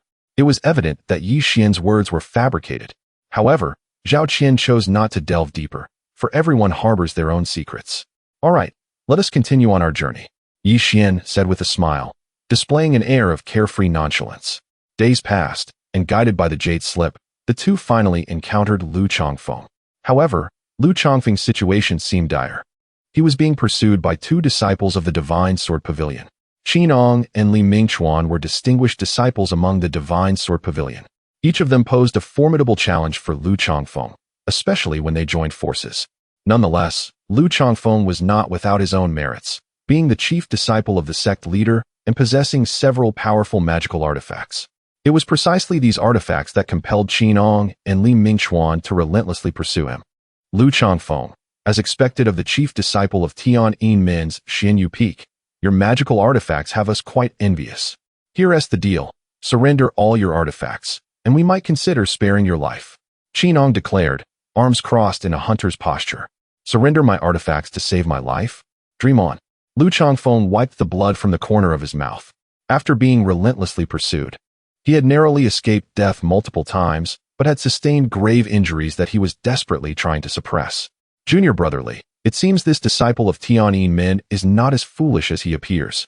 Since he refuses to voluntarily hand over his artifacts, we shall have to employ some force. Qin Ong remarked to Li Mingchuan. Let me take the lead, senior brother Qin, provide support. Li Mingchuan said, as his long sword ignited with flickers of flame. The sword transformed into a streak of light, hurtling towards Lu Chongfeng. This was the Li Hua sword, a renowned artifact crafted specifically for him by a senior master from the Divine Sword Pavilion. The sword, enveloped in flames, could unleash formidable fire attacks with astonishing lethality. Realizing the gravity of the situation, Lu Chongfeng did not dare to underestimate the attack. A black shield materialized before him, and as he channeled his energy into it, the shield gleamed brilliantly. With a resounding crash, it absorbed Li Mingchuan's overwhelming strike. Senior brother, this fellow possesses quite a number of valuable items. Li Mingchuan observed the shield in Lu Chongfeng's possession, his eyes gleaming with desire. He alone understood the strength of the previous strike. Even a late-stage foundation establishment cultivator would have perished under such an attack. Yet, the shield had withstood it, demonstrating its extraordinary quality. Even if he is exceptional, can he withstand several rounds of my junior brother's Li Hua sword assault? Qin Ong chuckled confidently, fully assured of Li Mingchuan's capabilities. In his view, Lu Chongfeng was akin to fish on a cutting board, merely awaiting their slaughter. Lu Chongfeng was in dire straits, having spat a mouthful of blood. Although he had managed to block Li Mingchuan's attack, the immense impact had exacerbated his prior injuries. Noticing this, Li Mingchuan smirked coldly, channeling more energy into the Li Hua sword, causing the flames to surge higher as he prepared for another assault. Once again, the Li Hua sword, imbued with overwhelming might, surged towards Lu Chongfeng. Forced to endure, Lu Chongfeng barely managed to withstand the attack, coughing up blood and sustaining multiple burn marks on his garments. After enduring this strike, his condition deteriorated drastically. His face turned pale as he continued to cough blood, his body swaying unsteadily. Let us see how much longer you can hold on. The fact that Lu Chongfeng could withstand a second strike surprised Li Mingchuan. Clearly, the chief disciple of Tian Yin Min possessed some skills. However, prior to entering the secret realm, their leader had insisted on exterminating the elite disciples of all factions. Thus, Lu Chongfeng's demise was inevitable. It was his fate. Li Mingchuan infused even more energy into the Li Hua sword, causing the flames to intensify, rendering the sword a blazing inferno from a distance. Just as he was about to launch a third attack, Yi Xian and Zhao Qian arrived. Who dares to bully my senior brother Lu? Yi Xian shouted loudly. The sudden exclamation startled Li Mingchuan, nearly causing him to lose control of the Li Hua sword. Seeing Yi Xian's arrival, Lu Chongfeng felt a wave of relief wash over him. Who are you, meddling in our affairs? I suggest you step aside, or face annihilation. Qin Ong threatened upon observing Yi Xian and Zhao Qian's unimpressive cultivation. He planned to deal with them after eliminating Lu Chongfeng. However, Zhao Qian's stunning beauty sparked unwelcome thoughts in his mind. Qin Ong stroked his chin, his gaze ignited with desire. Zhao Qian, sensing the unusual attention, inwardly scoffed before turning her head away. Yi Xian paid no heed to the threats, approaching Lu Chongfeng and helping him to sit against a large tree. Did they do all this to you? Yi Xian inquired, His eyes filled with hatred as he examined Lu Chongfeng's injuries. Lu Chongfeng nodded. Rest well, senior brother Lu. Leave the rest to me. Yi Xian gently patted Lu Chongfeng's shoulder. Upon hearing these words, a warm current surged within Lu Chongfeng, nearly bringing him to tears. Li Mingxuan watched as Yi Xian and Lu Chongfeng engaged in their own conversation, utterly disregarding his presence. As a genius disciple of the Divine Sword Pavilion, could he tolerate such disrespect? You shall die? Li Mingxuan commanded the Li Hua sword to strike at Yi Xian. Disciples of the Divine Sword Pavilion shall not be trifled with. He intended to make Yi Xian aware of the consequences of underestimating him. Yi Xian unleashed the dark sword and struck heavily at the approaching Li Hua sword. An overwhelming wave of black light erupted, engulfing the entire area. Two anguished cries echoed almost simultaneously. Why were there two cries? Zhao Qian pondered.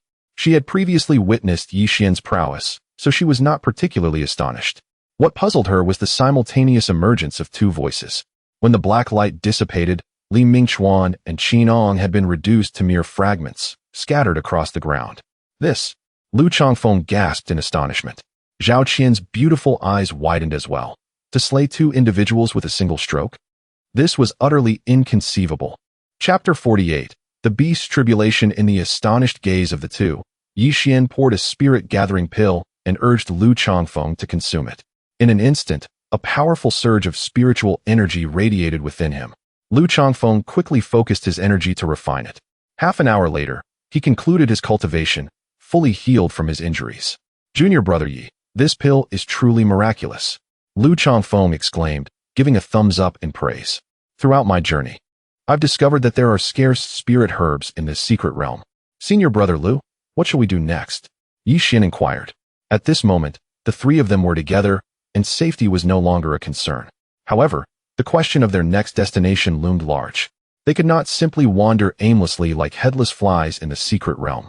Now that we are fully equipped, it is time for us to undertake something grand. Lu Chongfeng said with a smile. Previously, he had been pursued by two geniuses from the Divine Sword Pavilion, leaving him no time to act. He produced a hide map, which marked the location of a palace. We must go to this place to seize an opportunity. Lu Chongfeng pointed at the palace on the map. Where did you acquire this map? Yi Xian could not help but ask. He sensed that Lu Chongfeng seemed to possess an intimate understanding of the secret realm, while he himself felt utterly lost. It was given by our master. Moreover, there are treasures within that palace that our master desires. Lu Chongfeng revealed without hesitation. His master, of course, referred to Gu Hongzi. Truly, it is disheartening to compare oneself with others. While others receive gifts from their masters, what did mine give me? A disdainful glance upon departure. Yi Xian thought, feeling a wave of frustration. However, he quickly reassured himself that what he sought, he would strive for on his own. Even without relying on others, he could still gaze upon the world with disdain. With this thought, an aura of invincibility emanated from Yi Xian. Zhao Qian soon noticed that Yi Xian had transformed, though she could not quite articulate how.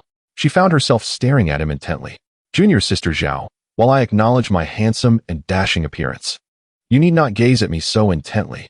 Frankly, your attention may cause me to blush. Yi Xian said earnestly. Shameless. Zhao Qian's cheeks flushed as she shot back 3 words at him. Witnessing his junior brother's antics, Lu Chongfeng found it amusing and playfully pushed Yi Xian aside to converse with Zhao Qian. In no time, the two were engaged in cheerful banter, with Lu Chongfeng sharing jokes that made Zhao Qian laugh heartily. Junior sister Zhao, do you know why everything a rabbit sees is red? Lu Chongfeng asked. You've never been a rabbit. How would you know that? Yi Xian retorted with annoyance, realizing that despite Lu Chongfeng's dark complexion and unremarkable looks, he had quite the knack for charming women. Zhao Qian, typically serious, was now giggling uncontrollably at his jokes. After a while, Yi Xian felt neglected as the two exchanged laughter, treating him like air. Why? Do tell. Zhao Qian chided as she rolled her eyes at Yi Xian and turned back to Lu Chongfeng.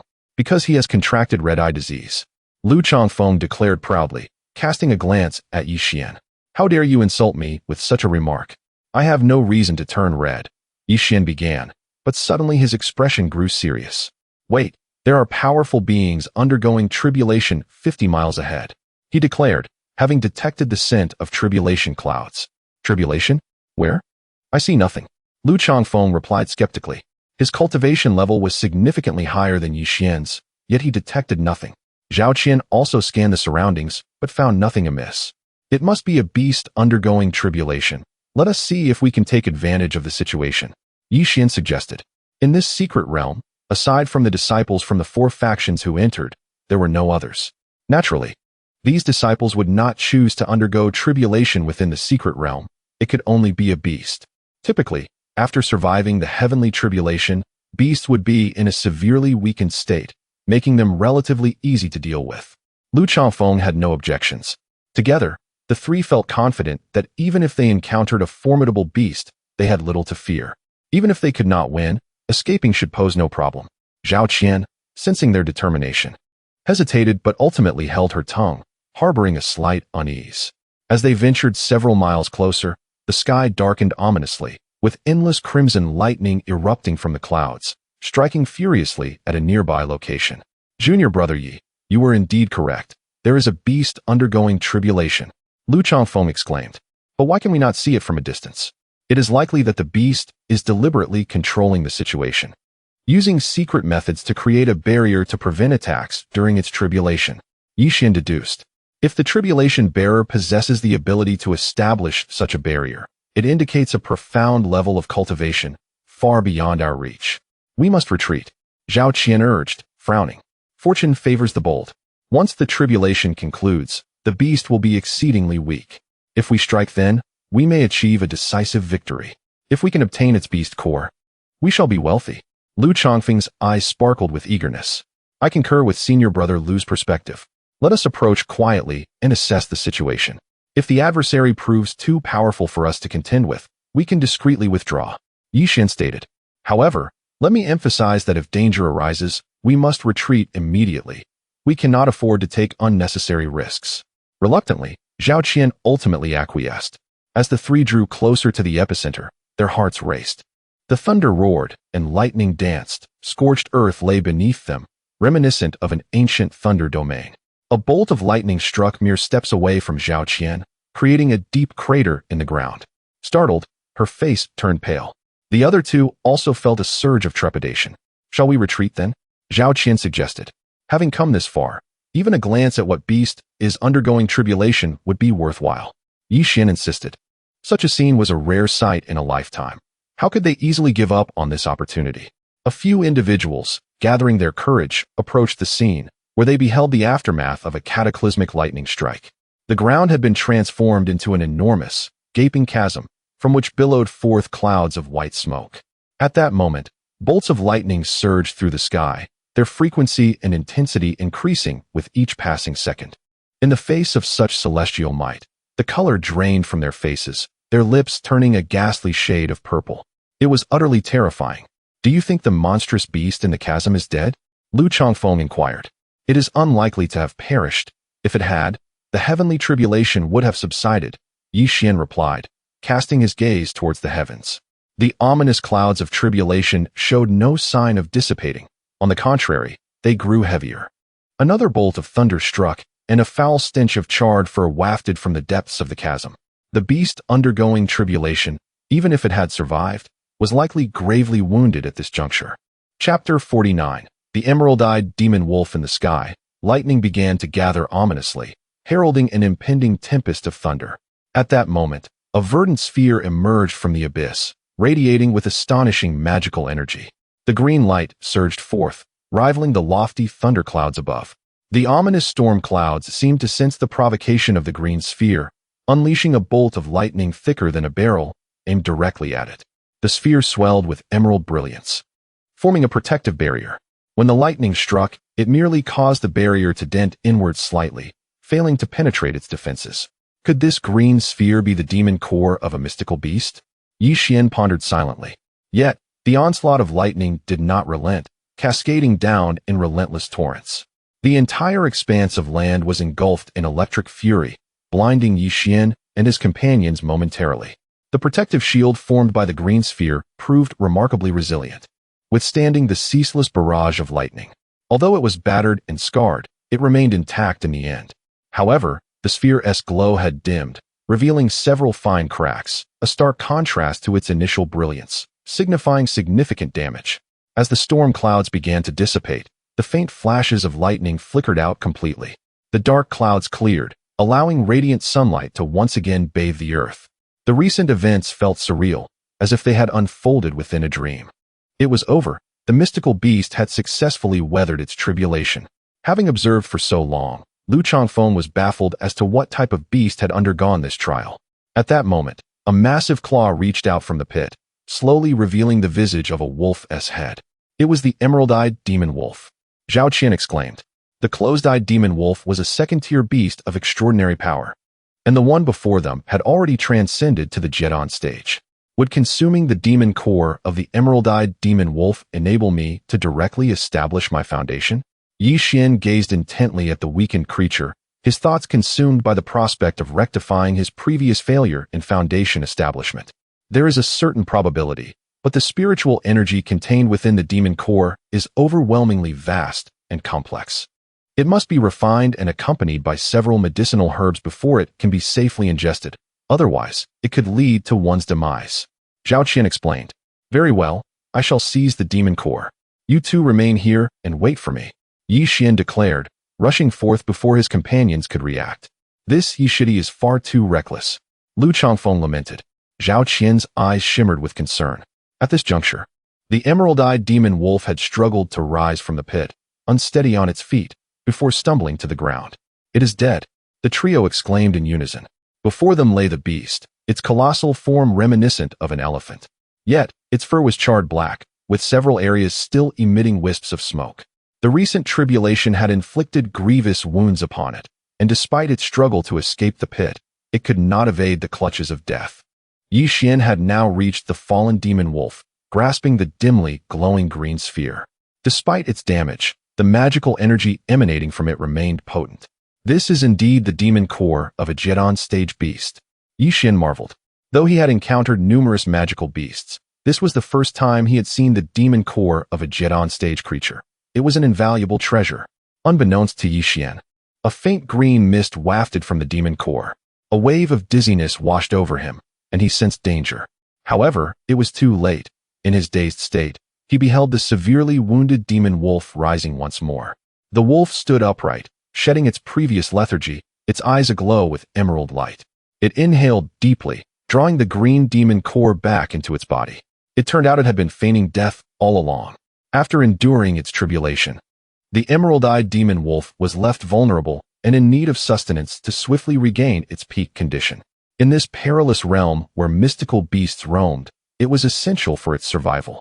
Thus, it had cunningly pretended to be lifeless, using the demon core as bait to lure other beings, preparing to ambush them. The flesh of humans is exceedingly delectable. It has been many years since I last indulged. The wolf's eyes sparkled with hunger, drool dripping from its maw and landing upon Yi Xian's face. Just as it was about to strike, Zhao Qian's sword transformed into a streak of light aimed at the beast. The emerald-eyed demon wolf possessed formidable instincts and had already detected the two hidden figures. With a swift motion of its massive claw, it effortlessly swatted Zhao Qian's lethal strike aside. Incredible! Zhao Qian gasped, fully aware of her sword's might, capable of cleaving through gold and jade. Yet, the demon wolf had dismissed it with ease, an astonishing feat in truth. Despite its injuries, the emerald-eyed demon wolf was far beyond Zhao Qian, who was merely at the early stages of foundation establishment. Having survived the tribulation, the wolf was now a true Jedon stage beast. The chasm between the foundational and Jedon stages was insurmountable. Witnessing this, Lu Changfeng stealthily summoned a glimmering purple cone, launching it silently at the emerald-eyed demon wolf. This artifact was designed for ambushes, rendering opponents defenseless. The cone flew swiftly, and by the time the demon wolf perceived the threat, it was nearly upon it. However, the wolf reacted with remarkable speed, evading just in time. Nevertheless, the cone still inflicted a deep gash upon its visage. This cone is impressive. You dare to wound me. None of you shall escape today. The emerald-eyed demon wolf glared fiercely at Zhao Qian and Lu Changfeng, its eyes flashing ominously. It opened its maw and unleashed a deafening roar, a powerful shockwave that sent the two sprawling to the ground, blood trickling from their lips. The disparity in cultivation levels rendered them utterly outmatched. First, I shall ensnare your souls, and then I will relish my meal. The emerald-eyed demon wolf growled menacingly, drawing in a deep breath. A terrifying force surged forth, causing Zhao Qian and Lu Chongfeng's souls to tremble. It felt as if their very essence was being violently stripped from their bodies. The two were alarmed and hastily attempted to resist. Such futile resistance against an unstoppable force. A glimmer of derision flickered in the wolf's eyes, as it perceived their struggle as nothing more than the dying gasps of prey. The emerald-eyed demon wolf intensified its pull, unleashing an even more terrifying suction that enveloped them. Blood poured from their noses and mouths, as their souls teetered on the brink of separation. At this moment, a dark light surged from behind the bicolor-eyed demon wolf, instantly engulfing it. A heart-wrenching scream erupted, followed by an eerie silence. When the dark light dissipated, the demon wolf lay slain, its blood staining the ground. Yi Xian picked up the fallen green demon core, wiped it on his body, and then stowed it away. Zhao Qian and Lu Chongfeng stared wide-eyed, incredulously observing Yi Xian's actions. "What else with the two of you staring at me like that? Am I that handsome?" Yi Xian remarked, gently touching his face. "Humph, I thought you were dead. Turns out you were just playing dead like that bicolor-eyed demon wolf. Equally cunning." Zhao Qian slowly rose, brushed off the debris from her clothes, and said with an annoyed tone, "Indeed, you startled us. I genuinely believed you had perished. Such cunning." Although Lu Chongfeng expressed this, his face was adorned with joy. Chapter 50. A Vow of Oath. How could I launch a sudden attack if I do not feign death? A demon beast at the Jedon stage is not something we can confront. Yi Xian explained. It turns out that before entering the secret realm, he had placed a self-refined Baidu Dan in his mouth. The demon core of the Bai Yin Yao Lang has the ability to induce coma, yet it had little effect on Yi Xian. At that moment, the Bai Yin Yao Lang had already risen, and Yi Xian had no choice but to pretend to be unconscious. This led to the subsequent sudden attack. If it had been a direct confrontation, he might not even have had the qualification to flee. "You are indeed clever." Lu Chongfeng praised with a thumbs up. "In terms of cunning schemes, you take the lead," Zhao Qian remarked coldly. Although she spoke so, she secretly admired Yi Xian's quick wit. "Enough of this delay. Let us continue our journey," Lu Chongfeng stated. He had entered the secret realm on a mission from the sect leader Gu Hongzi and could not afford any mistakes. The three continued on their way. "I must say, junior brother, although you exerted the most effort in obtaining the Bai Yin Yao Lang's demon core, it would not be fair to keep it all to yourself," Lu Chongfeng asked casually, showing no embarrassment. Clearly, he was accustomed to such exchanges. The demon cores of Jedon stage demon beasts are worth their weight in gold. He planned to extract a hefty sum from Yi Xian. "You are right, senior brother, but I intend to use this demon core to establish my foundation, so I will not be sharing it with you too. I have a few storage bags here. Consider them compensation." Yi Xian produced the storage bags belonging to the disciples of Gui Ling Zong and Shun Jiangu that he had slain, and he distributed 2 of them. Lu Chongfeng, satisfied with the storage bags, patted Yi Xian on the shoulder with a smile. Zhao Qian had no objections and accepted the 2 bags. Among the disciples who could enter the secret realm, none were weak, and the storage bags contained numerous treasures. Days later, the trio observed Qin Shixian being besieged by 2 disciples of Shun Jiangu in a valley. They hid in the shadows to watch. Both Lu Chongfeng and Yi Xian held no fondness for Qin Shixian and were eager to see how he would fare in his plight. The 2 disciples of Shun Jiangu were both at the late stage of foundation establishment, their dual swords striking with the ferocity of dragons emerging from the sea. Their coordination seamless as they launched a fierce assault on Qin Shixian. Although Qin Shixian's strength had diminished after losing an arm, he still wielded the Duanshui sword with exceptional skill. The sword shimmered, forming a protective barrier that prevented the 2 disciples from breaching it for the time being. Despite his despicable character, Qin Shixian's strength post-injury is indeed impressive. If it weren't for relying on the power of the Lucian Bell, I could never hope to match him, Lu Chongfeng said, increasingly astounded as he observed. "Ah, was it you who severed his arm? You are ruthless, not even sparing your fellow disciple." Zhao Qian glanced at Yi Xian, a teasing smile on her lips.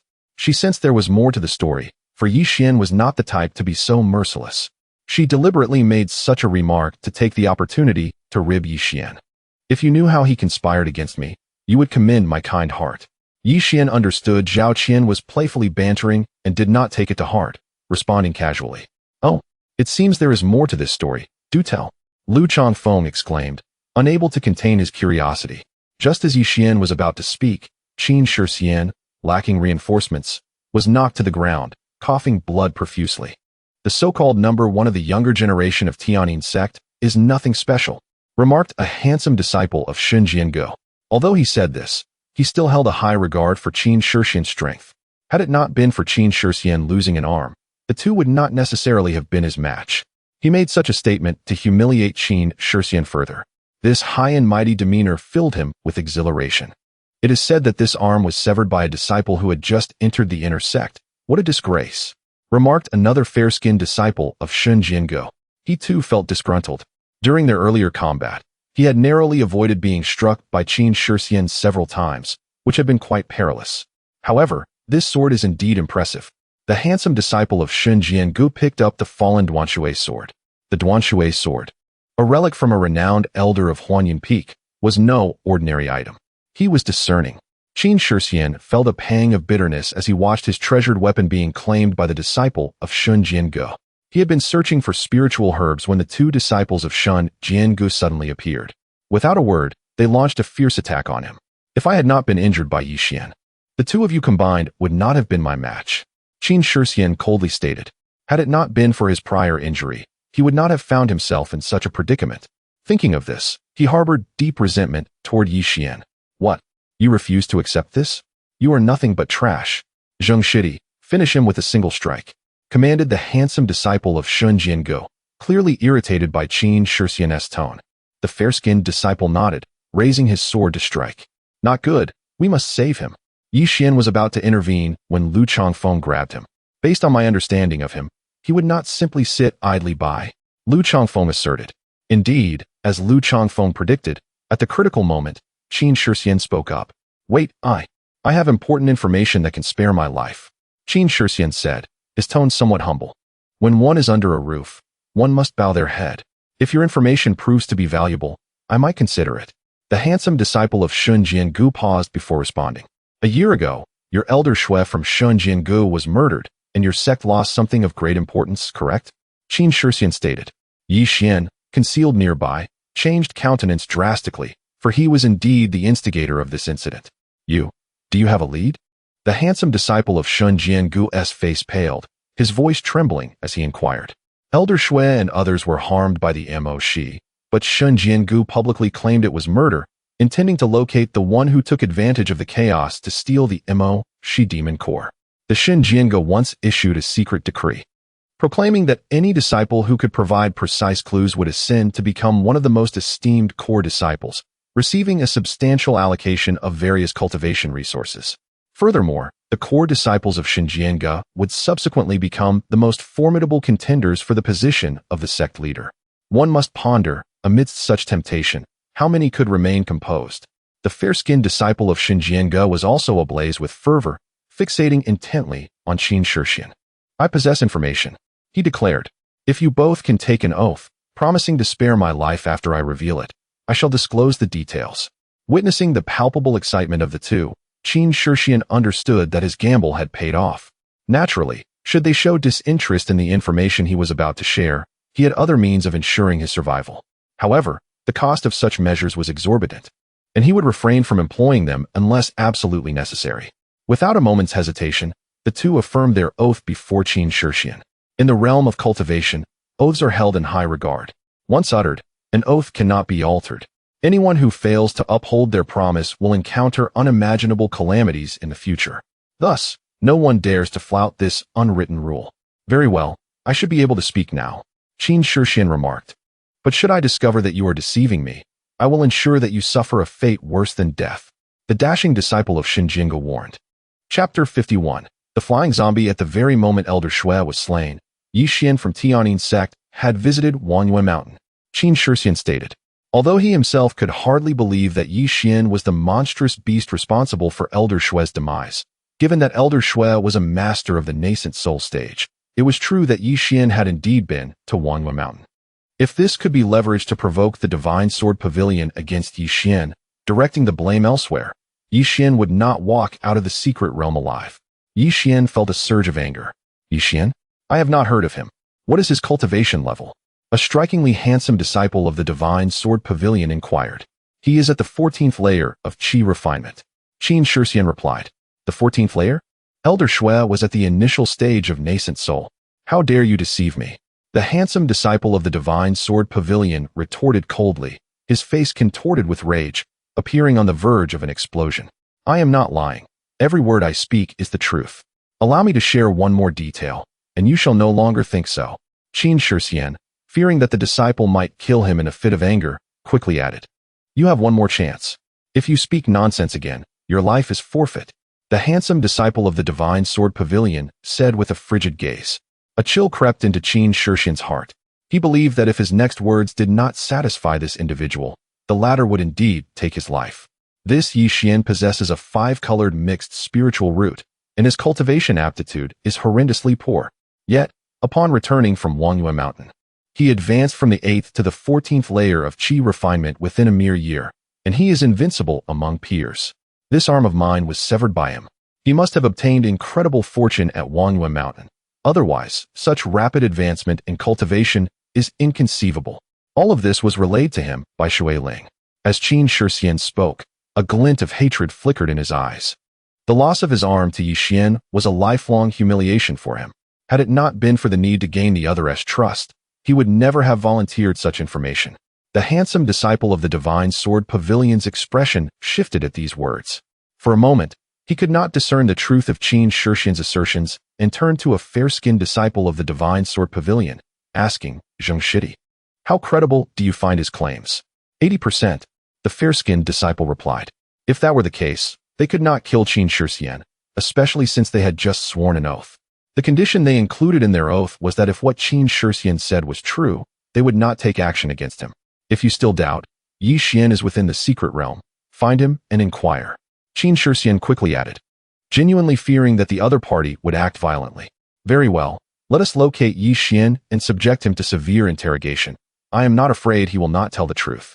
The handsome disciple of the Divine Sword Pavilion had barely finished speaking when Yi Xian leaped forth. No need to search. Your grandfather is right here. Yi Xian addressed the 2 disciples of the Divine Sword Pavilion, yet his gaze remained fixed on the prostrate Qin Shixian. Qin Shixian, you scoundrel, you truly are despicable. A heart full of malice. How unfortunate that junior brother Yi sought to save you. A person like you deserves to die. Lu Changfeng and Zhao Qinya stepped forward. Lu Changfeng spoke with disdain, while Zhao Qian's face was a mask of contempt. Qin Shixian felt a wave of embarrassment wash over him, akin to a thief being caught in the act. You are Yi Xian? The handsome disciple of the Divine Sword Pavilion was momentarily taken aback, then pointed at Yi Xian and declared, Yes, it is I. Why are you still dawdling? Hurry and subject me to severe interrogation. Yi Xian replied with a slight smile. He had already harbored murderous intent. The 2 disciples of the Divine Sword Pavilion must die today. Otherwise, the consequences of them returning to the Divine Sword Pavilion with information were unfathomable. The higher-ups of the Divine Sword Pavilion would soon learn of the Demon Ox's demonic core being in his possession. You, a mere qi refinement cultivator, how dare you speak to me in such a manner? The handsome disciple of the Divine Sword Pavilion retorted defiantly. Although he had gleaned from Qin Shixian's earlier words that Yi Xian was formidable, he still found it hard to believe. How dare I? You shall find out shortly. Yi Xian summoned his black sword, preparing to take action. Suddenly, a cacophony of cackles echoed from behind them. A terrifying, boundless pressure enveloped them all. In the horrified gazes of the onlookers, a flying zombie was approaching them. A flying zombie at the core formation stage. Lu Changfeng exclaimed in shock. The flying zombie ranked first in combat strength among all zombies, and being at the core formation stage, even if all of them combined their powers, they would not be a match for it. What are you still doing? Quickly flee. Zhao Qian urged anxiously. Yi Xian felt an internal struggle. He wanted to eliminate the 2 disciples of the Divine Sword Pavilion to prevent future troubles.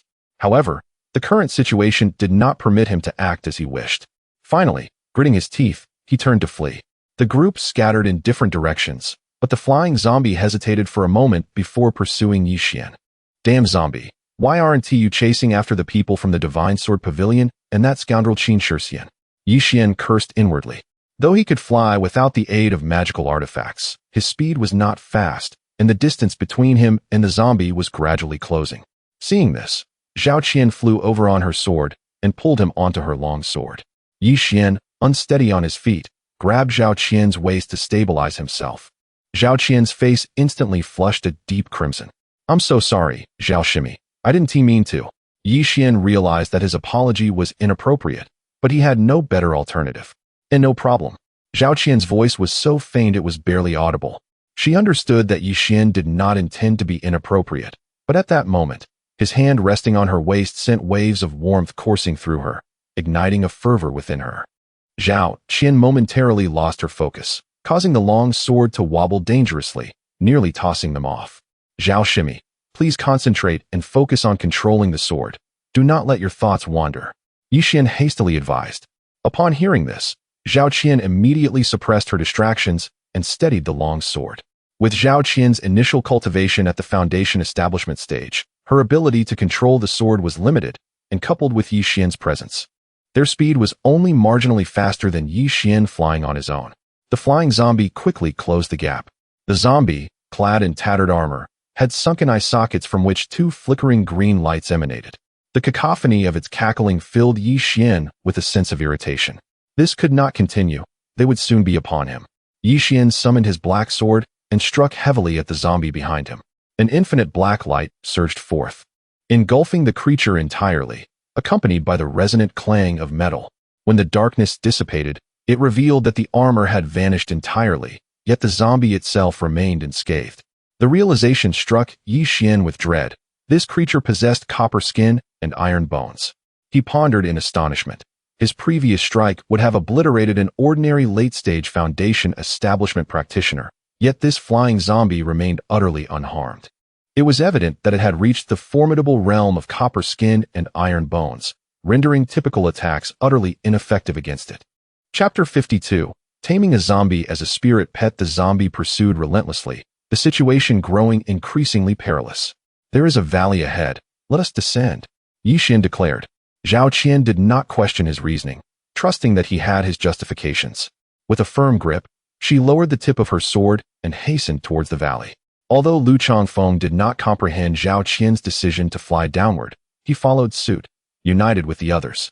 Upon landing in the valley, Yi Xian swiftly retrieved a substantial number of fire talismans from his storage bag, along with a Tian Lei Zi, and buried them with great urgency.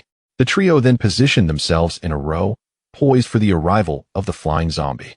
Junior brother Yi, can you ensure that this will eliminate it? Lu Changfeng inquired, puzzled. Continuing this escape is futile. We must take a gamble. Yi Xian responded. The flying zombie approached with alarming speed, soon arriving before them.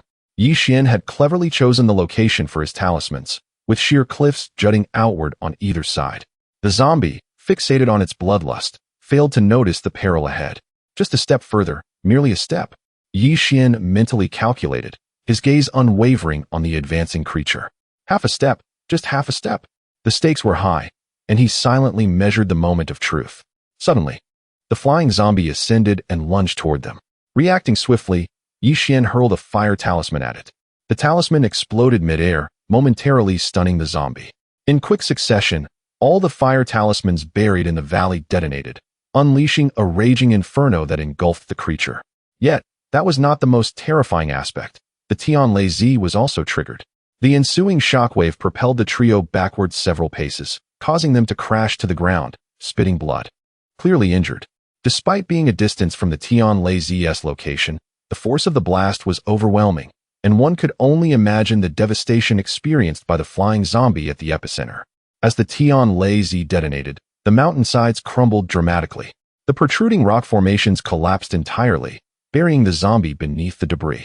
Let us see if you survive this, Yi Xian muttered, wiping the blood from the corner of his mouth. With the immense power of the Tian Lei Z combined with the heavy impact from the collapse, the demise of the flying zombie was assured. Junior brother Yi, you buried high-grade fire talismans, did you not? And that last explosive one had astonishing power. What was it? Lu Changfeng, as a disciple of the sect leader, was quite knowledgeable. While he possessed a few talismans in his storage bag, none matched the formidable power of those Yi Xian had used.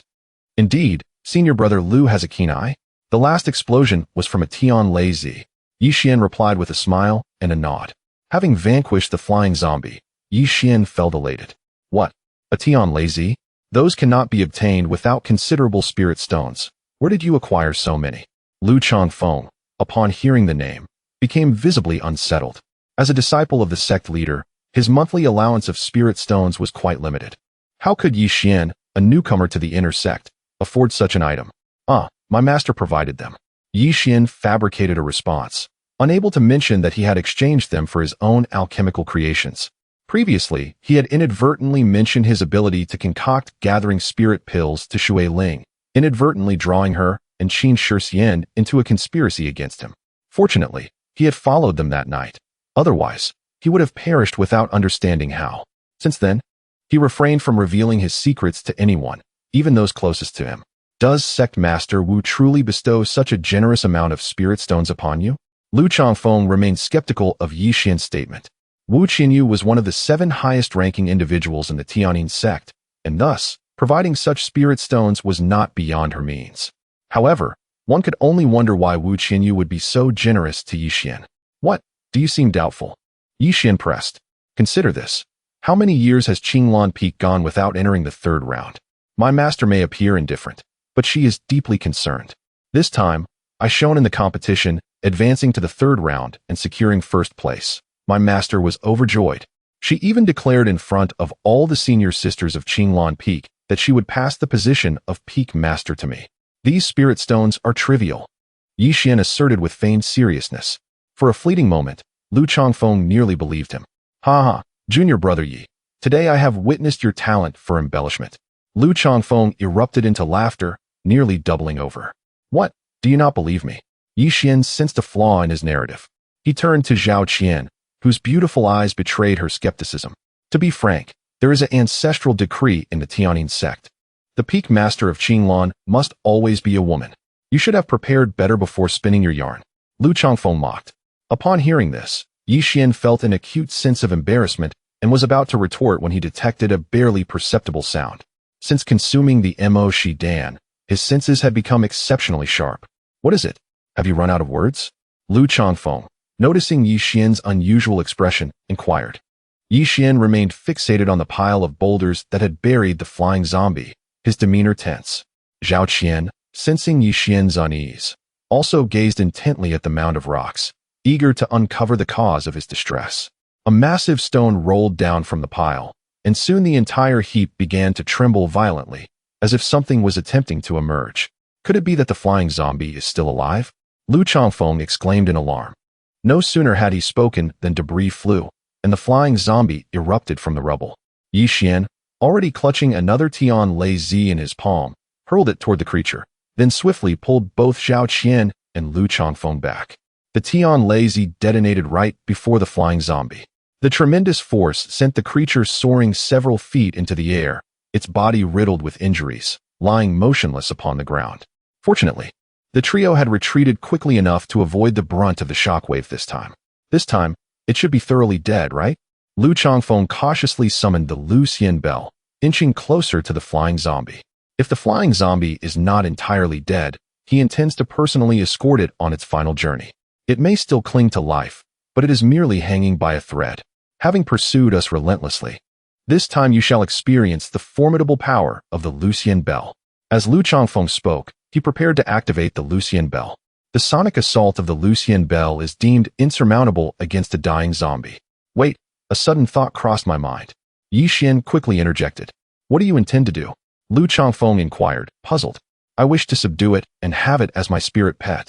The red gem conveyed a thought, suggesting the possibility of subjugating this flying zombie as Yi Xian's spirit companion.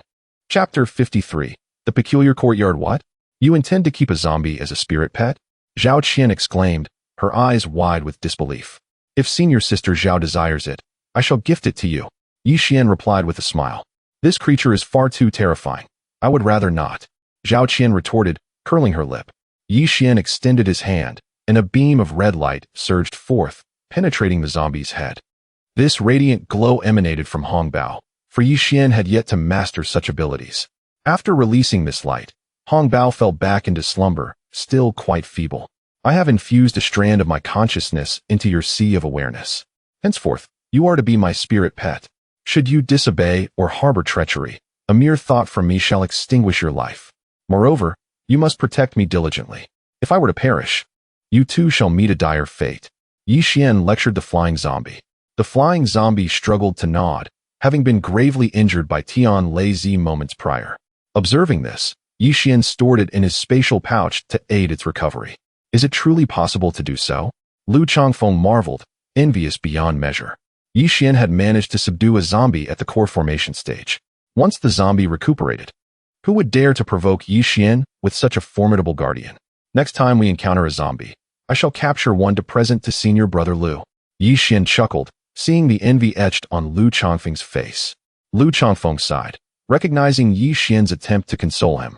Core formation stage zombies were immensely powerful. Had it not been for the terrain and Yixian's prior preparations with Tian Leizi, the three of them would have stood no chance against the zombie. Enough delay, we must hasten our journey, Lu Changfeng urged. Thus, the trio resumed their trek.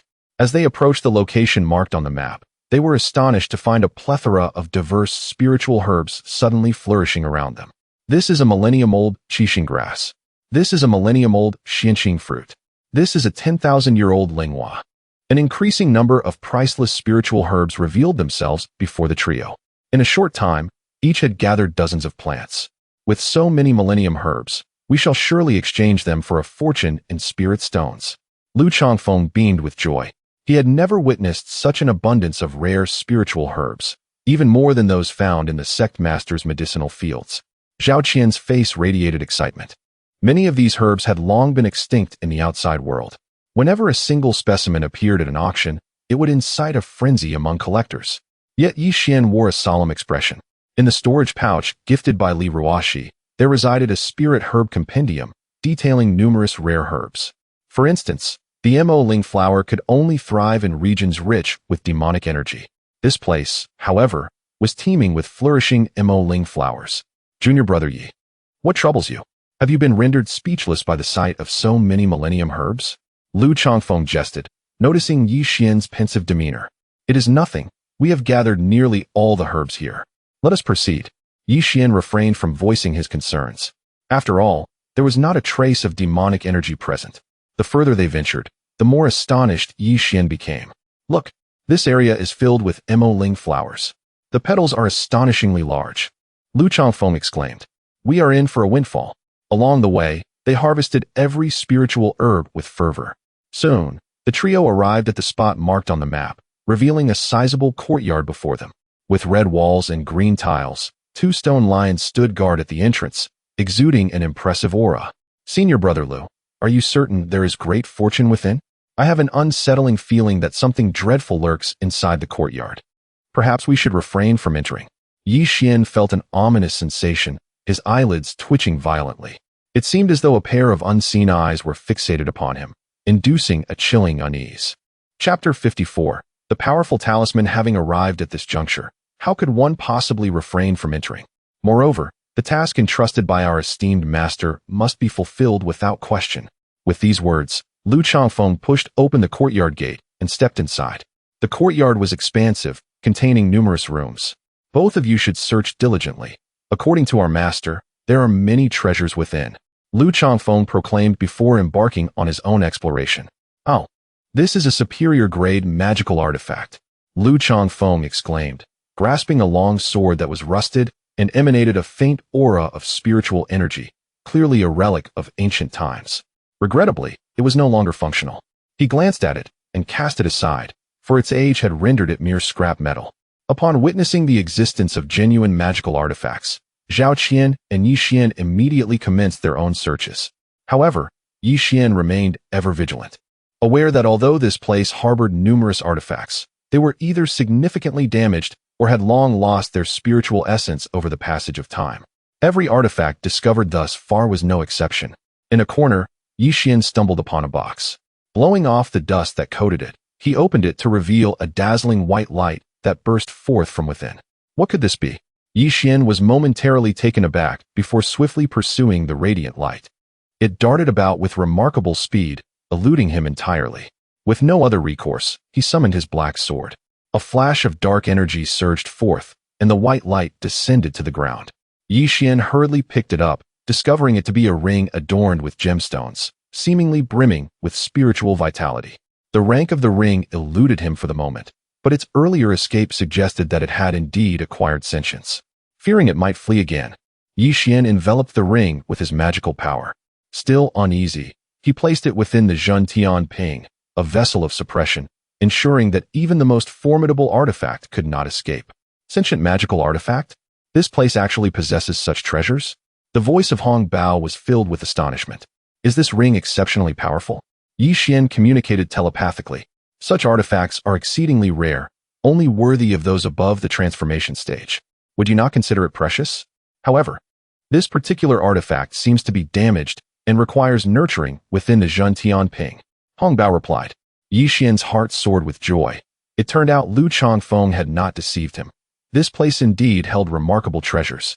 Ignoring the unsettling feeling that lingered, he energetically resumed his search, leaving no corner unexamined for fear of missing out on extraordinary artifacts. Before long, Yi Xian discovered a black umbrella, its surface covered in cobwebs. He attempted to infuse it with magical energy. The black umbrella responded instantaneously, unfurling as a fiery serpent erupted from within. Startled, Yi Xian quickly dodged, yet his hair and eyebrows were singed in the process. What manner of artifact is this, possessing such formidable power? Yi Xian pondered, alarmed as he swiftly withdrew his spiritual energy. The immense power of this artifact was capable of shaking the heavens. Cautiously, he cleared the cobwebs from the umbrella and stored it within the Zhun Tian Ping. Hong Bao, can you discern what this is? Its power is astonishing. Yi Xian inquired mentally. This is the Tian Luo umbrella, a relic lost in the ancient wars. No, it is merely a replica. Yet even so, its might is extraordinary. What kind of place is this to contain such things? Hong Bao expressed bewilderment. Meanwhile, Zhao Qian and Lu Changfeng were also experiencing significant discoveries. Zhao Qian unearthed a long whip shimmering with violet light, pulsating with potent magical energy. When wielded, it unleashed a fierce gust of wind. Lu Changfeng uncovered an ancient shield, which glowed with spiritual light upon the infusion of his magical energy. He attempted to strike it with a sword formed from his spiritual power, but left no trace whatsoever, clearly demonstrating its remarkable defensive capabilities. After a considerable duration, the trio had not made any further discoveries. It seemed as though the treasures here had been thoroughly scavenged. They reconvened in the courtyard. There should be nothing of value left. Let us depart, Yi Xian suggested. Not yet. We have yet to find the item master spoke of, Lu Changfeng retorted, suddenly noticing a well within the courtyard. The golden light emanating from its rim captivated his attention. Approaching for a closer look, Lu Changfeng exclaimed in delight. I found it. This is the item master instructed me to retrieve. Yi Xian and Zhao Qian, upon hearing this, approached for a closer inspection. It turned out to be a talisman, with subtle golden light flowing across its surface. However, the luster was quite dim, barely noticeable without careful scrutiny. Lu Changfeng attempted to infuse it with magical energy, but there was no response. Nothing happened, he remarked, just as he was about to channel more energy into it. The talisman underwent a sudden transformation. Be cautious, Yi Xian shouted, pulling both companions to retreat swiftly. A brilliant light erupted from the talisman, enveloping the entire courtyard in a cataclysmic explosion. The powerful shockwave propelled the three several yards away. Fortunately, Yi Xian acted swiftly, otherwise, they might have faced dire consequences. Yet even so, the trio sustained considerable injuries. What in the world is this artifact, to possess such overwhelming strength? Yi Xian inquired. I cannot say. Master instructed me to bring this item back without divulging its nature, Lu Changfeng replied. Once the three managed to rise, they cautiously approached the well's edge. Thankfully, the talisman had quieted, with no further bursts of light emanating. The talisman had become embedded in the well's rim due to the passage of time. Lu Changfeng produced a dagger and carefully pried the talisman free, securing it. At last, I have fulfilled the task assigned by Master. This journey was not in vain. Just as Lu Changfeng finished speaking, an overwhelmingly terrifying aura emanated from the well. Chapter 55. The surge of demonic energy. A sense of alarm surged within Yi Xian as he realized that something was sealed within the well. It was evident that the talisman was intended to seal whatever lay within. Lu Changfeng's earlier actions had undoubtedly released the seal. An immense wave of demonic energy erupted from the well, swiftly enveloping the entire courtyard. Run! What are you waiting for? Yi Xian exclaimed, pulling a Tian Lei Z from his possession and tossing it into the well. Clearly, whatever was sealed inside was a formidable menace that the three of them could not contend with. Lu Changfeng was the first to flee, his sword transforming into a streak of light that tore through the sky. Zhao Qian, witnessing this, summoned her flying sword, lifting Yi Xian and ascending into the air.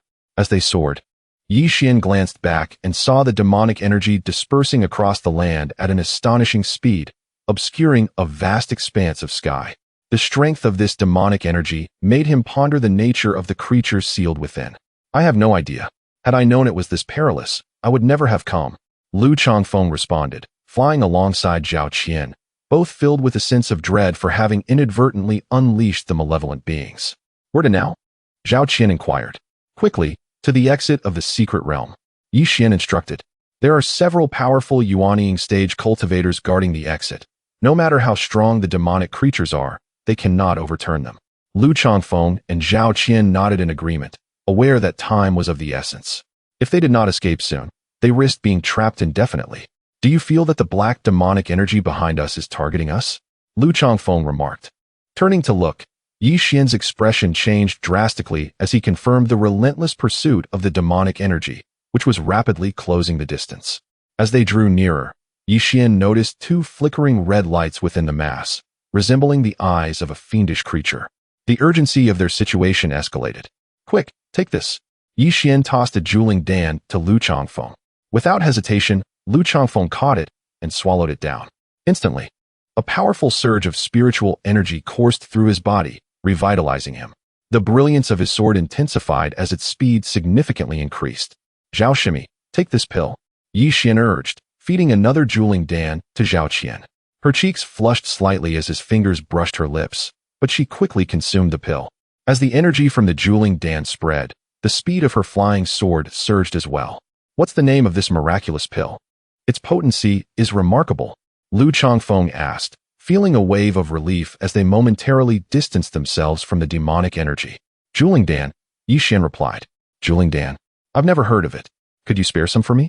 Lu Changfeng's inquiry was interrupted by a sudden wave of fear as the demonic energy reappeared in pursuit. What shall we do now, Yi Shidi? Lu Changfeng asked anxiously.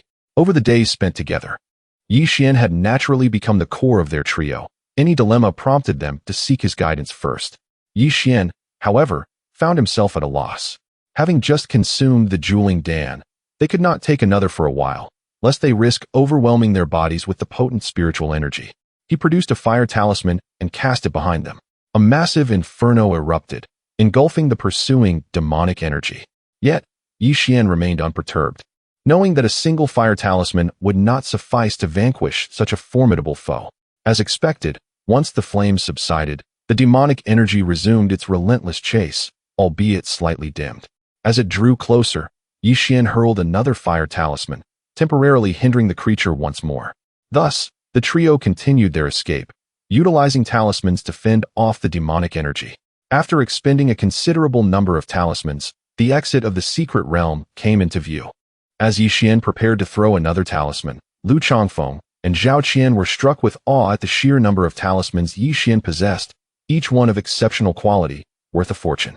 In total, he had likely thrown out talismans worth tens of thousands of spiritual stones, an extravagant display indeed. Yi Shidi, did the spiritual stones for your talismans truly come from Wu Fengzhu? Lu Changfeng finally voiced his curiosity. Of course. Aren't my talismans impressive? Yi Xian replied with pride. Wu Fengzhu would give you tens of thousands of spiritual stones for talismans? That's an astonishing sum. Even if she is a Yuanying cultivator, her private stash cannot be so vast, Lu Changfeng challenged. How would I know? All I can say is that my master provided them. Yi Xian retorted, momentarily at a loss for words, unaware that even a Yuanying cultivator's assets could not compare to his current wealth. Forget it. Lu Changfeng muttered. Wu Qianyu had a reputation as an aloof beauty, known as the most stunning woman of the Tianyin sect, yet her icy demeanor and sharp tongue were notorious, even earning disdain from the sect leader, Gu Hongzi. Suggesting that Lu Changfeng confront Wu Qianyu regarding the source of such wealth was tantamount to courting disaster. Quickly, the demonic energy is closing in again. Use the talismans, Lu Changfeng urged. In the brief moment of their exchange, the demonic energy had significantly narrowed the gap. They were now perilously close to the exit. If Yi Xian could just throw one more talisman to delay the pursuing energy, they could escape. All right, Yi Xian began, but his smile faded as he realized he had exhausted his supply of talismans. What's wrong, you shitty? Throw it. Lu Changfeng pressed. The demonic energy loomed ever closer, its flickering red lights causing cold sweat to bead on his brow. I have no more talismans, Yixian confessed. Upon hearing this, Lu Changfeng instinctively threw out a few talismans from his storage bag without a moment's hesitation. However, these talismans belonged to the lower echelon, their explosive power not even reaching 1/10 of that of Yixian's single talisman, rendering them ineffective against the oncoming mass of demonic energy. As the ominous force drew near, Lu Changfeng was already pale with fright. The exit, a radiant portal, was tantalizingly close, and to fall at this crucial moment would be utterly disadvantageous. At this juncture, Yixian, suppressing his emotions, hurled the last remaining Tian Lei Zi. Boom! The Tian Lei Zi unleashed tremendous power, shattering the mass of demonic energy into fragments, preventing it from reforming for an extended period. The ensuing explosion generated a powerful shockwave that injured several individuals. Yixian's body swayed precariously, nearly causing him to fall from his sword. At a critical moment, a delicate white hand reached out, steadying him and restoring his balance. The three of them traversed through the portal, departing from the secret realm. Chapter 56. A clash of titans. As the three figures emerged, the gaze of several Yuan-ing experts waiting outside the secret realm converged upon them. Today, the barrier of the secret realm was to close, and these three were the first to exit. Among them were only 2 disciples from Tianyin Men. Where were the others? Could it be that they had all perished within? Elder Ji of Guiling Zong coldly remarked. The rivalry between Guiling Zong and Tianyin Men for the title of the second sect in Zhao country was relentless, with each party seizing every opportunity to belittle the other. Where are the others? Asked Yao Yuan. If only 2 had survived, then Tianyin Men's results in this joint trial would certainly not be commendable. If it were merely a matter of ranking, it would be one thing. But the implications of the joint trial's results were tied to a significant matter, making it a focal point for all sections. Yixian and Lu Changfeng simultaneously shook their heads. Within the secret realm, they had only encountered Qin Shixian, and they were unaware of the fates of others. As for Qin Shixian, he was a nefarious character that they were reluctant to mention. After a while, individuals began to emerge from the light gate in succession. The expressions of the Yuan-ing experts fluctuated between joy and despair. When disciples from other sects emerged, their faces were shrouded in clouds. When their own sect's disciples appeared, their faces lit up with sunshine.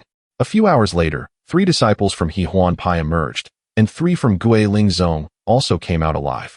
However, from Tianyin Men, aside from Yixian and Lu Changfeng, there were also Qin Shixian, Lan Shiji, and Zhao Tianyuan, totaling 5 disciples who had survived. The countenance of Shan Xiong from Shunjian Good darkened to an extreme, for his sect had only 3 disciples emerge. 2 of them Yixian had met. One was exceptionally handsome, while the other had fair skin. Had it not been for the sudden appearance of the flying zombie, he would have slain them both. Upon seeing these 2, an ominous feeling stirred within Yixian. The handsome young man spoke to Shan Xiong for quite some time, and Shan Xiong's expression grew increasingly grim. Did you go to Wanhua Mountain a year ago? Shan Xiong asked coldly. No. Yixian replied decisively, still attempting to deny it. I will search your soul and uncover the truth, Shan Xiong declared, reaching out to grasp Yixian in a soul-searching attempt. Soul-searching inflicted severe damage to a cultivator's consciousness, rendering them foolish at best, and leading to death at worst. Shan Xiong was inherently cruel and cared not for the consequences. Obtaining the whereabouts of the Mo. Shi Dan was paramount. At this moment, Yao Yuan stepped forward, positioning himself protectively in front of Yixian. Although Yixian had severed Qin Shixian's arm, Yao Yuan despised him, yet he felt compelled to defend him before outsiders. Otherwise, upon returning, not only would Gu Hongzi show him no mercy, but he would also face repercussions from Wu Qinyu. Elder Shan, is it right to search the soul of my sect's disciple without cause? Yao Yuan's face was as cold as frost, exuding an aura of ice. The disciples of Tianyin Men should not be treated so cavalierly. At this moment, Yixian felt a warmth in his heart. For the first time, he sensed that this Yao Peak master was not so intolerable. Elder Shui of Shunjiangu was betrayed a year ago at Wanhua Mountain, and this boy happened to be there at that time. I suspect his death is related to him, Shan Xiong stated nonchalantly, exuding an air of superiority. His gaze toward Yao Yin was filled with disdain, utterly disregarding the Tian Min peak master. Yi Xian, did you go to Wanghua Mountain a year ago? Yao Weiyuan released a hint of yuaning pressure. His gaze sharp as a blade, fixated upon Yi Xian. The pressure on Yi Xian intensified, cold sweat pouring down him as he felt as though he were facing a primordial beast. The disciple has never been to Wanghua Mountain. Yi Xian managed to quell his panic, responding with a calm demeanor. Did you hear that? He has never been to Wanghua Mountain. There must be some misunderstanding. Yao Weiyuan retracted his pressure, stating coolly. Yi Xian felt a wave of relief wash over him. He was lying. It was Qin Shixian who had stated this explicitly. Ask him if you don't believe me. The handsome disciple from Shun Jiangu pointed an accusatory finger at Qin Shixian. The gazes of Shan Xiong and Yao Weiyuan converged upon Qin Shixian simultaneously. Under the scrutiny of two Yuan Ing experts, Qin Shixian felt a shiver run down his spine, involuntarily breaking out in goosebumps. A year ago, Yi Xian indeed visited Wanghua Mountain. The Shui Ling junior sister from Qingwan Peak can attest to this. Qin Shixian hurriedly exclaimed. Is what you say true? Yao Weiyuan's expression darkened, his voice heavy as he inquired. Anger flickered in his eyes as he realized Qin Shixian's lack of propriety. This matter was significant, involving both Tian Min and Shun Jiangu. If mishandled, it could provide Shun Jiangu with an opportunity to retaliate, with unpredictable consequences. If Qin Shixian claimed he had not stated that Yi Xian had been to Wanghua Mountain, the matter could have been easily brushed aside. However, Qin Shixian, in a fit of personal grievance, recklessly jeopardized the sect's interests. This was truly despicable. For the first time, he felt a sense of aversion toward this most cherished disciple. The disciple would never dare deceive the master. Every word is the truth. Seeing Qin Shixian's demeanor, it seemed he was even prepared to take a vow if Yao Weiyuan did not believe him. However, his words merely added fuel to the fire, further inflaming Yao Weiyuan's rage. Yao Weiyuan despised Yi Xian for severing Qin Shixian's arm. If he could bring about Yi Xian's demise, he would spare no effort. Did you hear that? Even your own disciple has said so. There is no room for debate. Bring him over, and let me search his soul. Shan Xiong's eyes were filled with contempt, as though he were summoning a servant. This attitude pushed Yao Weiyuan past his breaking point, unleashing his pent-up fury. Even if Yi Xian had visited Wanghua Mountain a year prior, what could that prove?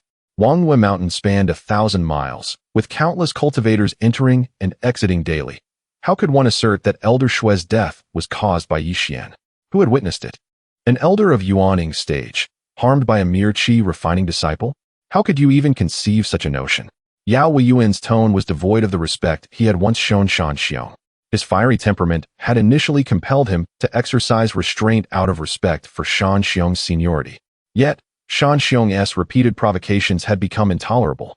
Since he showed no regard for him, Yao Weiyuan felt no need to extend any courtesy in return.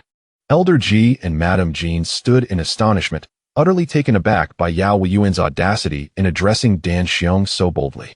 Elder Ji's face was a canvas of shock, while Madame Jean, in addition to her surprise, harbored a glimmer of admiration in her gaze.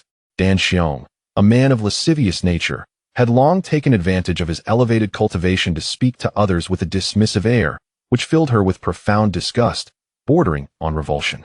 However, she lacked the courage to confront him directly, fearing repercussions for the He-Huan sect. Upon hearing Yao Weiyuan's words, Dan Xiong was momentarily taken aback, surprised by the stubbornness of Yao Weiyuan's temperament. He quickly regained his composure, sensing a deep offense. Having gained notoriety over the years, and especially since entering the Yuanying stage, no one had dared to speak to him in such a manner. What did you say? Repeat that, Dan Xiong coldly demanded, his mid-Yuanying pressure radiating outward. The sky darkened ominously, and a tempest began to stir. An overwhelming chill enveloped everyone present, a suffocating cold that gripped their hearts. Chapter 57. A fair share of the autumn colors. You have entered the Yuanying stage first, and everyone respects you, calling you senior. Do not deceive yourself. If it comes to a fight, I, Yao Weiyuan, am not afraid of you. Yao Weiyuan declared coldly. Although Dan Xiong was at the mid-Yuanying cultivation level, this did not grant him the right to easily intimidate others. Very well, Yao. If I do not show you the difference between the early and mid-Yuanying stages today, you will remain oblivious to it. Dan Xiong retorted, his fury palpable. Unable to uphold his argument, he sought to suppress Yao with force. As he spoke, he summoned his long sword, which gleamed with a brilliant white light, spanning the sky. A tremendous pressure emanated from the sword, stirring fierce winds that caused the assembled disciples to struggle to maintain their footing. Yao Weiyuan also summoned his bronze short sword, a treasured artifact of the Huanyan Peak sect. Upon its emergence, the sword shimmered with brilliance, and ethereal dragon shadows spiraled around it ceaselessly. A formidable aura enveloped the surroundings, seemingly more menacing than Dan Xiong's sword. Previously, when Yao Weiyuan had wielded it against the boundary of the secret realm, it had not exhibited such might, indicating he had not exerted his full strength. Faced with Dan Xiong, he dared not be careless. Dragon shadows? I never expected you to wield one. Dan Xiong's expression shifted, astonished that Yao Weiyuan possessed such a treasure. It was said that this short sword had been obtained by the previous sect leader of Huanyan Peak from an ancient relic, exceedingly powerful. However, this did not instill fear in him, for his cultivation level remained superior. With a thunderous roar, Dan Xiong's long sword descended upon Yao Weiyuan like a meteor. Yao Weiyuan wielded his bronze short sword to meet the attack. A resounding crash echoed through the heavens and earth, causing the disciples' eardrums to ache, and they instinctively covered their ears. The two swords clashed, sending Dan Xiong's sword soaring into the air, while Yao Weiyuan's bronze sword was also knocked back. Both retreated 3 steps. A fair share of the autumn colors? Lady Jean and Elder Ji thought in astonishment. This encounter between Dan Xiong and Yao Weiyuan appeared remarkably evenly matched. The usually unassuming Yao Weiyuan had proven to be quite formidable, shattering their previous perceptions of him. Of course, part of this was due to the treasured artifact from Huanyan Peak in Yao's possession. Yet, even so, they believed that had they been in the same situation, they would not have withstood Dan Xiong's earth-shattering strike. Midyuanying, is it not so impressive? Yao Weiyuan said calmly. Although he maintained his composure, that last strike had already inflicted some injury upon him. The disparity between him, at the early Yuanying stage, and Dan Xiong had become evident, even with the dragon shadows in hand. However, he understood that Dan Xiong, being a brazen character, responded only to strength. If he showed even a hint of weakness now, it would undoubtedly embolden his opponent. Dan Xiong's expression was grim. He had not anticipated that Yao Weiyuan, wielding dragon shadows, would possess strength comparable to his own. His long-held pride in his cultivation was now diminished. Continuing the battle would likely result in mutual destruction. Dan Xiong's countenance darkened, reflecting his predicament of being unable to retreat. All right. It was merely a misunderstanding. There is no need for the two of you to take this too seriously. Shall we consider this matter settled? Elder Ji of the Ghost Spirit sect stepped forward, acting as a mediator. Dan Xiong nodded in agreement, and seeing this, Yao Weiyuan chose not to pursue the matter further. Very well, then. Let us see what spiritual herbs the disciples have gathered. Elder Ji proclaimed, as he began instructing the disciples to present their harvested herbs for enumeration. First came the disciples of the Ghost Spirit sect. 3 disciples emerged alive, each presenting their harvested spiritual herbs. The first disciple revealed 25 stalks, the second presented 20, and the third brought forth 19. Each of these herbs was of immense value, capable of inciting fierce competition for possession outside.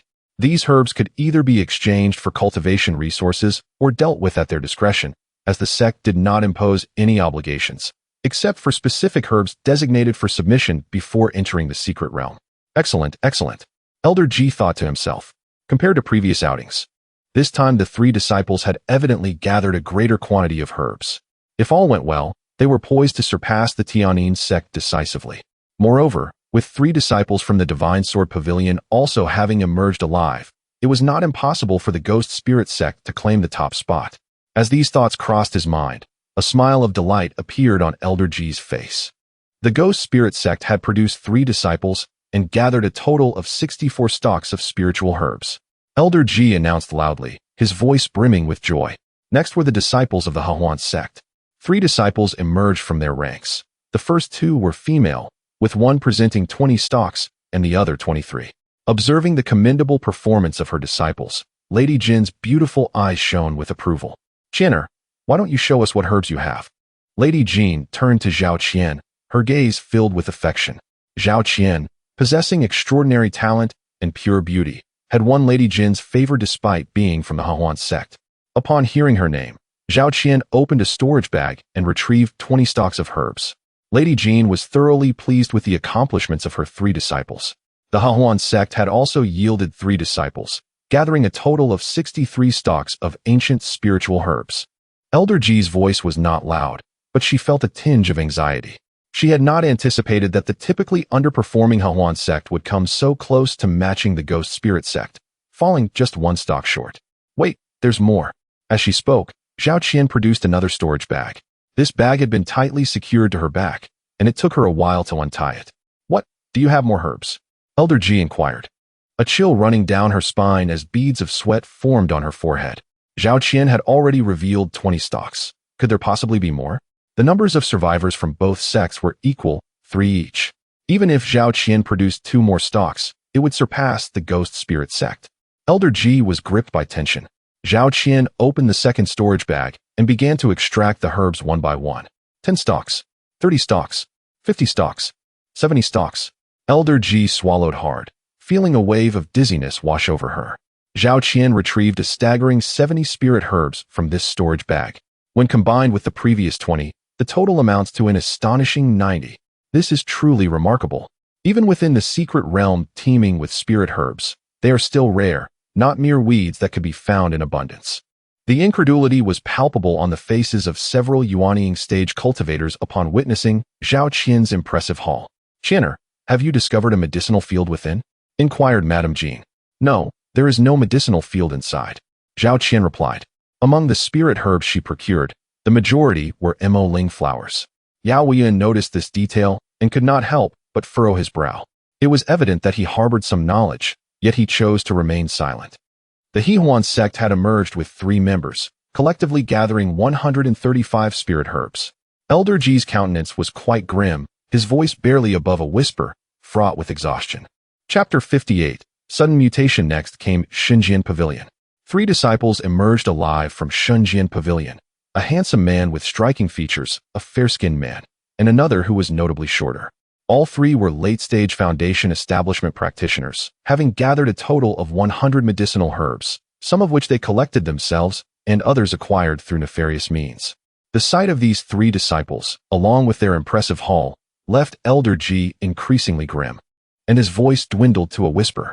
He had anticipated that the Ghost Spirit sect would shine this time, but instead, they were continuously overshadowed. Finally, it was the turn of Tianyin sect. The number of disciples who survived from Tianyin sect was the highest among the 4 factions. "Let us assess the medicinal herbs you have gathered," Yao Wuyan instructed, his expression devoid of joy. Although Tianyin sect had the most disciples, their yield of herbs was uncertain. Qin Shixian presented 30 herbs. Had it not been for Zhao Qian's prior collection of 90, 30 would have been a remarkable figure. However, in the current context, it fell short. Lan Shiji revealed 27 herbs, a quantity that placed her in the middle tier. Zhao Tianyuan, also a disciple of Huanyun Peak and at the initial stage of foundation establishment, produced 20 herbs. Yao Wuyuan nodded, acknowledging his disciple's steady and reliable nature, even if he did not stand out. Next was Lu Chongfeng's turn. Without waiting for Yao Wuyuan to speak, Lu Chongfeng tossed a storage bag onto the table, declaring, "All my herbs are here, totaling 100. "What? 100? Elder Ji's eyes widened in astonishment. He had thought Zhao Qian's 90 herbs were unsurpassable, yet here was a claim of 100. "Chongfeng, do not speak frivolously. How many do you truly have? Speak honestly." Yao Wuyuan frowned, wary of Lu Chongfeng's tendency for embellishment. The abundance of herbs in the secret realm was not something that could be amassed so casually. Zhao Qian's impressive collection could have been attributed to luck, but it was implausible for everyone to be so fortunate. Shan Xiong scoffed, clearly skeptical of Lu Chongfeng's claims. "I assure you, Master Yao, I am not deceiving you." Lu Chongfeng, seeing the disbelief in the room, began to extract the herbs from his storage bag, one by one. Notably, over 80% of what he produced were Mo Ling flowers. More Mo Ling flowers? Did they venture to that place? Yao Wuyuan thought, glancing between Lu Chongfeng and Zhao Qian, filled with doubt. When Lu Chongfeng presented the last herb, the total indeed amounted to 100. Truly, 100. Elder Ji swallowed hard, struggling to accept the reality. Even Shan Xiong's face was a picture of astonishment, while Lady Jean remained calm, lost in her thoughts. "Now it's your turn. How many did you collect?" Yao Wuyuan directed his gaze towards Yixian. "Not many, around 200 or so," Yixian replied nonchalantly. "What? 200? Do you truly think that millennia-old herbs grow like weeds? Yao Weiyuan reprimanded sharply. Though he had previously defended Yi Xian, it was merely to uphold the dignity of Tianyin sect. He harbored no fondness for Yi Xian. The other Nascent Soul experts also wore expressions of disbelief. Lu Chongfeng's 100 herbs were already extraordinary, given his status as the sect leader's disciple, possibly possessing secret treasures or knowledge unknown to others. But Yi Xian, an ordinary disciple, claiming to have gathered 200 herbs? Who would believe that? Master Yao, I speak the truth. I merely made a rough estimate. It should be at least that, if not more. Yi Xian insisted earnestly. Very well, show us what you have. If you do not possess 200 herbs, you will face the consequences according to the sect's regulations. Yao Weiyuan's anger was palpable. Should Yi Xian dare to deceive them, he would not hesitate to take action. In the secret realm, Yi Xian had slain several individuals, taking all their storage bags without exception. Although he had given some to Lu Chongfeng and Zhao Qian, most remained with him. To avoid raising suspicion, he had consolidated all the herbs into a single bag and began to extract them one by one. 30, 50, 80. Elder Ji counted internally. At most 90, it cannot exceed that, he thought, firmly convinced that Yi Xian could not possibly present 200 herbs. 100, 120. In an instant, he exceeded the limit he had set. 150, that's the maximum. Elder Ji imposed a new threshold, beads of sweat forming on his forehead. Even if it ended at 150, it was astonishing. In the past, such a figure would have been unfathomable. 160, 180. Elder Ji's new limit was soon surpassed. 200, it cannot exceed that. His voice trembled, and he hesitated to make any conclusions. 230. The count concluded swiftly, revealing that Yi Xian had gathered a total of 230 herbs. This figure left several Nascent Soul experts utterly aghast. The thought that someone could extract 230 millennia-old herbs from the secret realm was beyond comprehension. Were it not for the restrictions on practitioners above Foundation establishment, these experts would have rushed into the secret realm to plunder. In this light, Tianyin sect emerged as the victor of this joint trial, followed by Xuan sect, Xinjian Pavilion, and Ghost Spirit sect. Elder G's expression darkened considerably. His initial hopes had been dashed, and Ghost Spirit sect ended up placing last. He had believed that this trial would set a new record for Ghost Spirit sect, yet it had indeed done so, but not for the highest score, rather for the lowest. Ghost Spirit sect had never faced such a humiliating outcome. Naturally, Shan Xiong's expression was equally grim. Xinjian Pavilion had consistently ranked first in every joint trial. However, this time they only secured third place, which left Dan Xiong feeling somewhat embarrassed. Madame Jean of the Xuan sect wore a beaming smile, as this was the first time they had ever achieved second place. The most delighted among them was undoubtedly Yao Weiyuan. This time, the Tianyin sect had claimed the top position, a rare occurrence in several millennia, which greatly uplifted his spirits. The significance of this ranking was not merely about the prestige of their sects. It was also tied to the allocation of a newly discovered spirit stone mine. Within the borders of Zhaogua, a vast spirit stone mine had been uncovered, and the four sects were fiercely vying for exclusive control, unwilling to yield an inch. This contention had even escalated into violent confrontations, resulting in damage to all four sections. Consequently, the higher-ups convened to discuss a joint mining operation, yet determining the distribution of shares became a complex dilemma. Thus, this collaborative trial was organized, with the rankings dictating the division of mining rights. The higher the rank, the greater the share of extraction allowed. This explains why both Dan Xiong and Elder Ji wore such grim expressions. Just as the various factions prepared to depart, a surge of demonic energy erupted from within the mysterious portal. The barrier of the secret realm was on the verge of closing, leaving only a small gap, yet the force of the demonic energy was causing this gap to widen. Should the demonic energy escape, the consequences would be dire. Where did this demonic energy come from? The crowd was filled with confusion. Yi Xian and the other two exchanged worried glances, for only they understood the gravity of the situation. This is bad. Quickly cast the spell to close the barrier. Dan Xiong was the first to react, forming hand seals and invoking secret techniques to expedite the closure of the barrier. Chapter 59. The robbery on the way, yet the gap continued to widen, with waves of demonic energy surging forth from the breach. What are you standing there for? Hurry and lend a hand, Dan Xiong shouted, prompting the three Yuaning powerhouses to react, each unleashing their secret techniques. In an instant, the spells were astonishing, radiating brilliance. Ultimately, with their combined efforts, the breach in the barrier ceased to expand and began to slowly close. However, at the final moment of closure, a piercing wave of demonic energy jolted the entire barrier, sending the four of them flying. Fortunately, just as the breach fully closed, nothing escaped from within. What could be inside that was so formidable? Dan Xiong stared at the entrance to the secret realm, feeling incredulous. To possess the power to strike all four of them away with a single blow was no ordinary feat. Dan Xiong's question went unanswered as everyone exchanged glances in silence. Only Yao Weiyuan cast a casual glance at Lu Changfeng and Yi Xian. It was evident that a powerful demonic creature had emerged within the secret realm. Otherwise, such pure demonic energy would not be present. We must promptly report this matter to our respective sects. The mountains remain unchanged, and the waters flow eternally. We shall meet again, Elder Ji declared, intending to lead several disciples of the Gui Ling sect away. Wait, Elder Ji, have you forgotten something? Yao Weiyuan reminded him. Elder Ji's expression darkened instantly. He had lost the wager with Yao Weiyuan. Initially planning to slip away amidst the chaos, he thought he could wriggle out of it later when Yao Weiyuan inquired. However, he had not anticipated Yao Weiyuan's impeccable memory, which left him with no chance to escape. With so many eyes upon him, it seemed he could not evade responsibility. Elder Ji threw out the precious Wan Yin Di Ling Chao and departed on his worship without a backward glance. Ranking last in the trial and losing a priceless herb, his mood was understandably dismal. Others, seeing this, were also disinclined to linger. After exchanging pleasantries, they all headed towards their respective sections.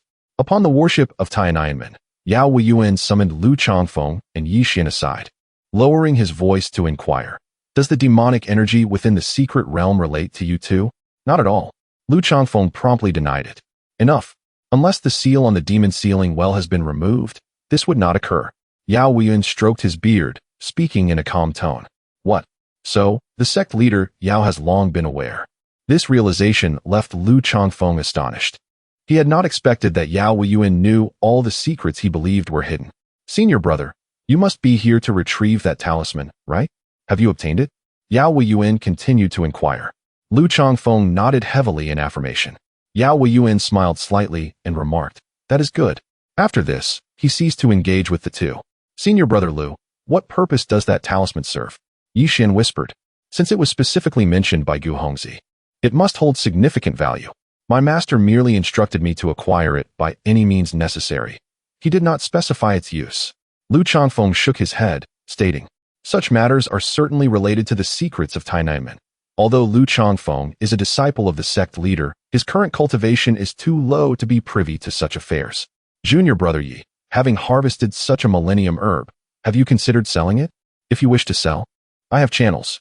Just as Lu Changfeng was about to introduce potential buyers to Yi Xian, a terrifying aura suddenly descended from the heavens. A fantastical black hand appeared in the sky, breaking through the protective barrier on the warship, reaching for Lu Changfeng and Yi Xian. They were both frozen in fear. Yi Xian felt as though this hand bore the weight of celestial authority, rendering him unable to evade. No matter how he tried, escape was impossible. At that moment, Yao Weiyuan intervened. The bronze short sword transformed into a streak of light, fiercely striking the fantastical black hand. The hand shattered with a thunderous crash, dissipating into wisps of black smoke in the ether. "Black old ghost, how have you become so petty as to target juniors?" Yao Weiyuan remarked coldly, directing his gaze toward a specific location. Following his line of sight, Yi Xian saw a black vortex materialize, from which emerged a shadowy figure cloaked in darkness, enveloped in swirling black mist that obscured its features. "I have no time for idle chatter. Hand over what that junior possesses." The black old ghost growled menacingly. His voice was raspy and steeped in a sense of antiquity. Yi Xian was startled. Could this black old ghost be after the Zhentian ping he carried? Yet Yao Weiyuan's words brought him some relief. "The Zhen Mo Xian Fu is of great importance to my Tiananmen and cannot be given to you," Yao Weiyuan asserted. However, he found it curious how the black old ghost had learned of its recent retrieval from the secret realm. "Indeed, it is in your possession. How fortunate for you." The black old ghost laughed heartily, appearing exceedingly pleased. Yao Weiyuan's expression darkened. It seemed this fellow was simply stumbling upon the truth, without effort. Why waste words? "If you have the ability, come and take it," Yao Weiyuan declared. The Xuan Mo Xian Fu possesses immense power. It could serve as the foundation of our sect. Regardless of who obtains it, their strength will undoubtedly surge. There is nothing to negotiate. No one will concede, and the only resolution lies in direct confrontation. Very well, after many years, let me witness the prowess of sect leader Yao. Although the black old ghost spoke thus, he regarded Yao Weiyuan with utter contempt. Being a mid-Yuaning cultivator, he naturally looked down upon others. In the realm of Zhao, barring the emergence of that ancient being from the Divine Sword Pavilion, a mid-Yuaning cultivator was nearly invincible. Behind the black old ghost, a soul banner gradually materialized. In an instant, the clear sky turned ominous, as if the apocalypse were imminent. The soul banner swiftly expanded to dozens of feet in length and width, overshadowing half the sky. As the black old ghost murmured incantations, the malevolent spirits imprisoned within the banner began to claw their way out, filling the sky with their ghastly presence. Soon, the entire expanse was teeming with vengeful spirits, each exuding formidable ghostly power, creating an atmosphere akin to the realm of Azura. Yao Weiyuan's expression darkened. After many years apart, he found that He Laogui's ghostly techniques had advanced significantly, placing immense pressure upon him. The ethereal golden dragon shadow upon the bronze short sword flickered incessantly, and soon, a dragon shadow detached from the sword, transforming into a magnificent golden dragon that soared through the air. This dragon, a formidable presence, emanated an aura of invincibility that resonated both above and below. The overwhelming power silenced the previously fierce and menacing ghosts. A dragon shadow? Who would have thought that the legendary dragon shadow, which once instilled fear across the realm centuries ago, would now be in your grasp? Very well, you have earned the right to contend with me. Today, let us measure our strengths and see whether the dragon shadow in your possession is mightier or if my soul banner prevails. He Laogui's voice was hoarse, perhaps due to excitement, as he spoke with a hint of exhaustion. Yet, no one dared to laugh. In a life-and-death scenario, amusement was a luxury none could afford. As he spoke, the golden dragon sprang into action. It shimmered with radiant gold, opening its massive jaws to charge towards the swarming malevolent spirits. Under He Laogui's command, the malevolent ghosts recklessly surged forward, undeterred by the impending danger. The golden light flickered like boiling water poured into ice, incinerating the ghosts into nothingness. The dragon's roar reverberated, creating powerful sound waves that caused innumerable spirits to vanish in an instant. Chapter 60. The Path of Ghosts and Demons. Long Ing truly lives up to its reputation. The black old ghost snorted coldly, his hand weaving intricate incantations. A chain of darkness materialized, swiftly ensnaring the golden dragon. Enraged, the golden dragon's roars resonated through the heavens. It opened its mighty jaws, attempting to bite through the black chains. Yet, the material of these chains remained a mystery, proving exceedingly resilient. Despite the dragon's fervent attempts to tear them apart, it remained bound. Observing the dragon's plight, a multitude of malevolent spirits revealed their bloodthirsty intent and lunged forth to gnaw at the creature. Although the dragon was but an ethereal projection, it began to fade under the relentless assault. Yao Weiyuan, witnessing this, gestured with his fingers, conjuring two more golden dragon apparitions from his short sword, transforming them into two formidable dragons. United, they charged, swiftly dismantling the throng of spirits that had gained the upper hand. Countless malevolent spirits were scorched by the radiance emanating from the golden dragons, disintegrating into ashes. The ominous black chains did not reappear. There seemed to be only one. The two dragons wreaked havoc as if in a realm devoid of constraints, their ferocious attacks complemented by sonic waves, showcasing their overwhelming prowess.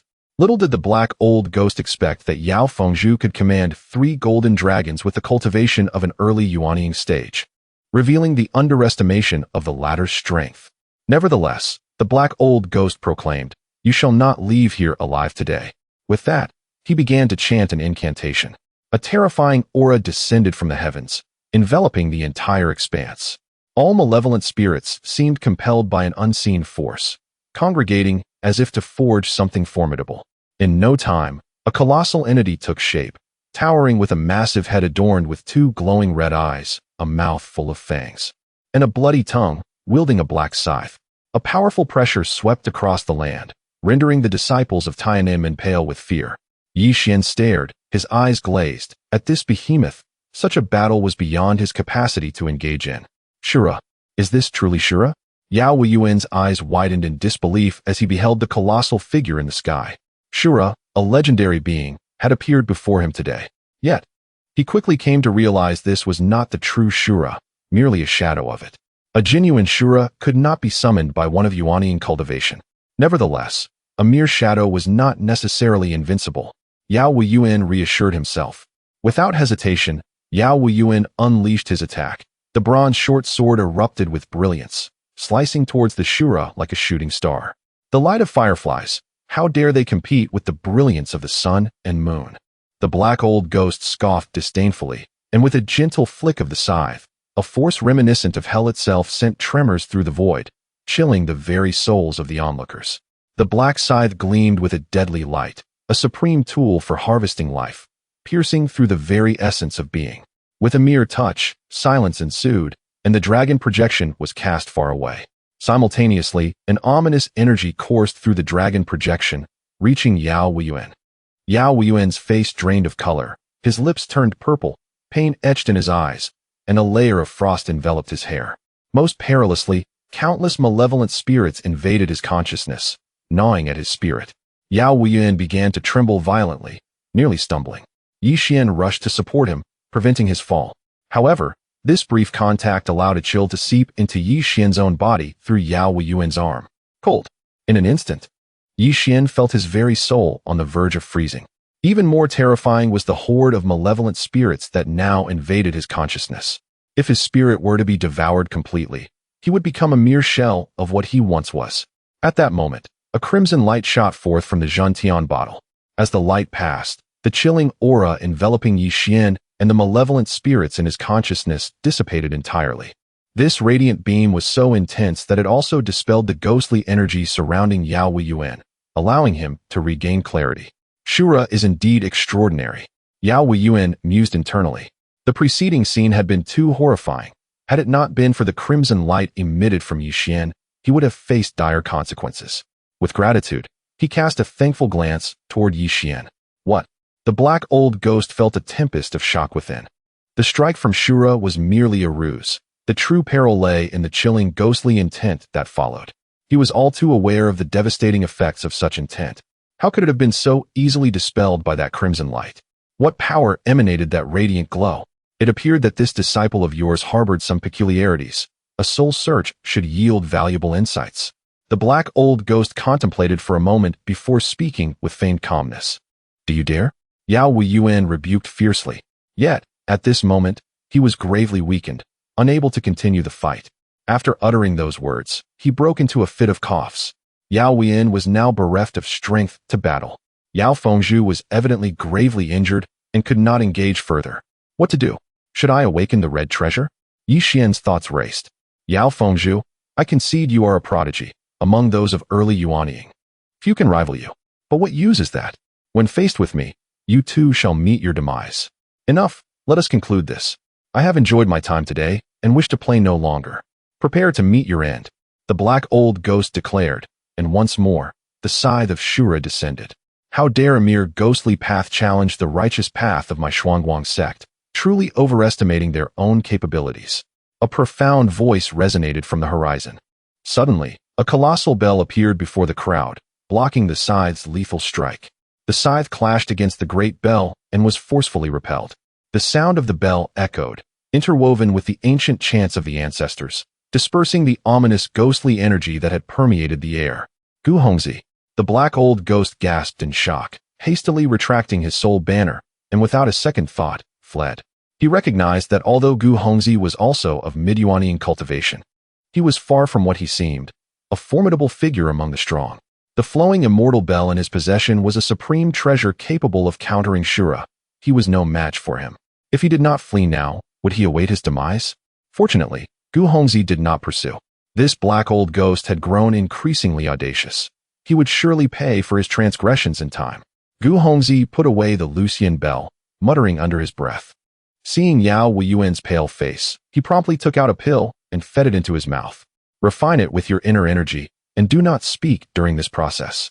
Yao Weiyuan nodded and complied as instructed. After speaking, Gu Hongzi pulled Lu Changfeng aside. Did you obtain the item?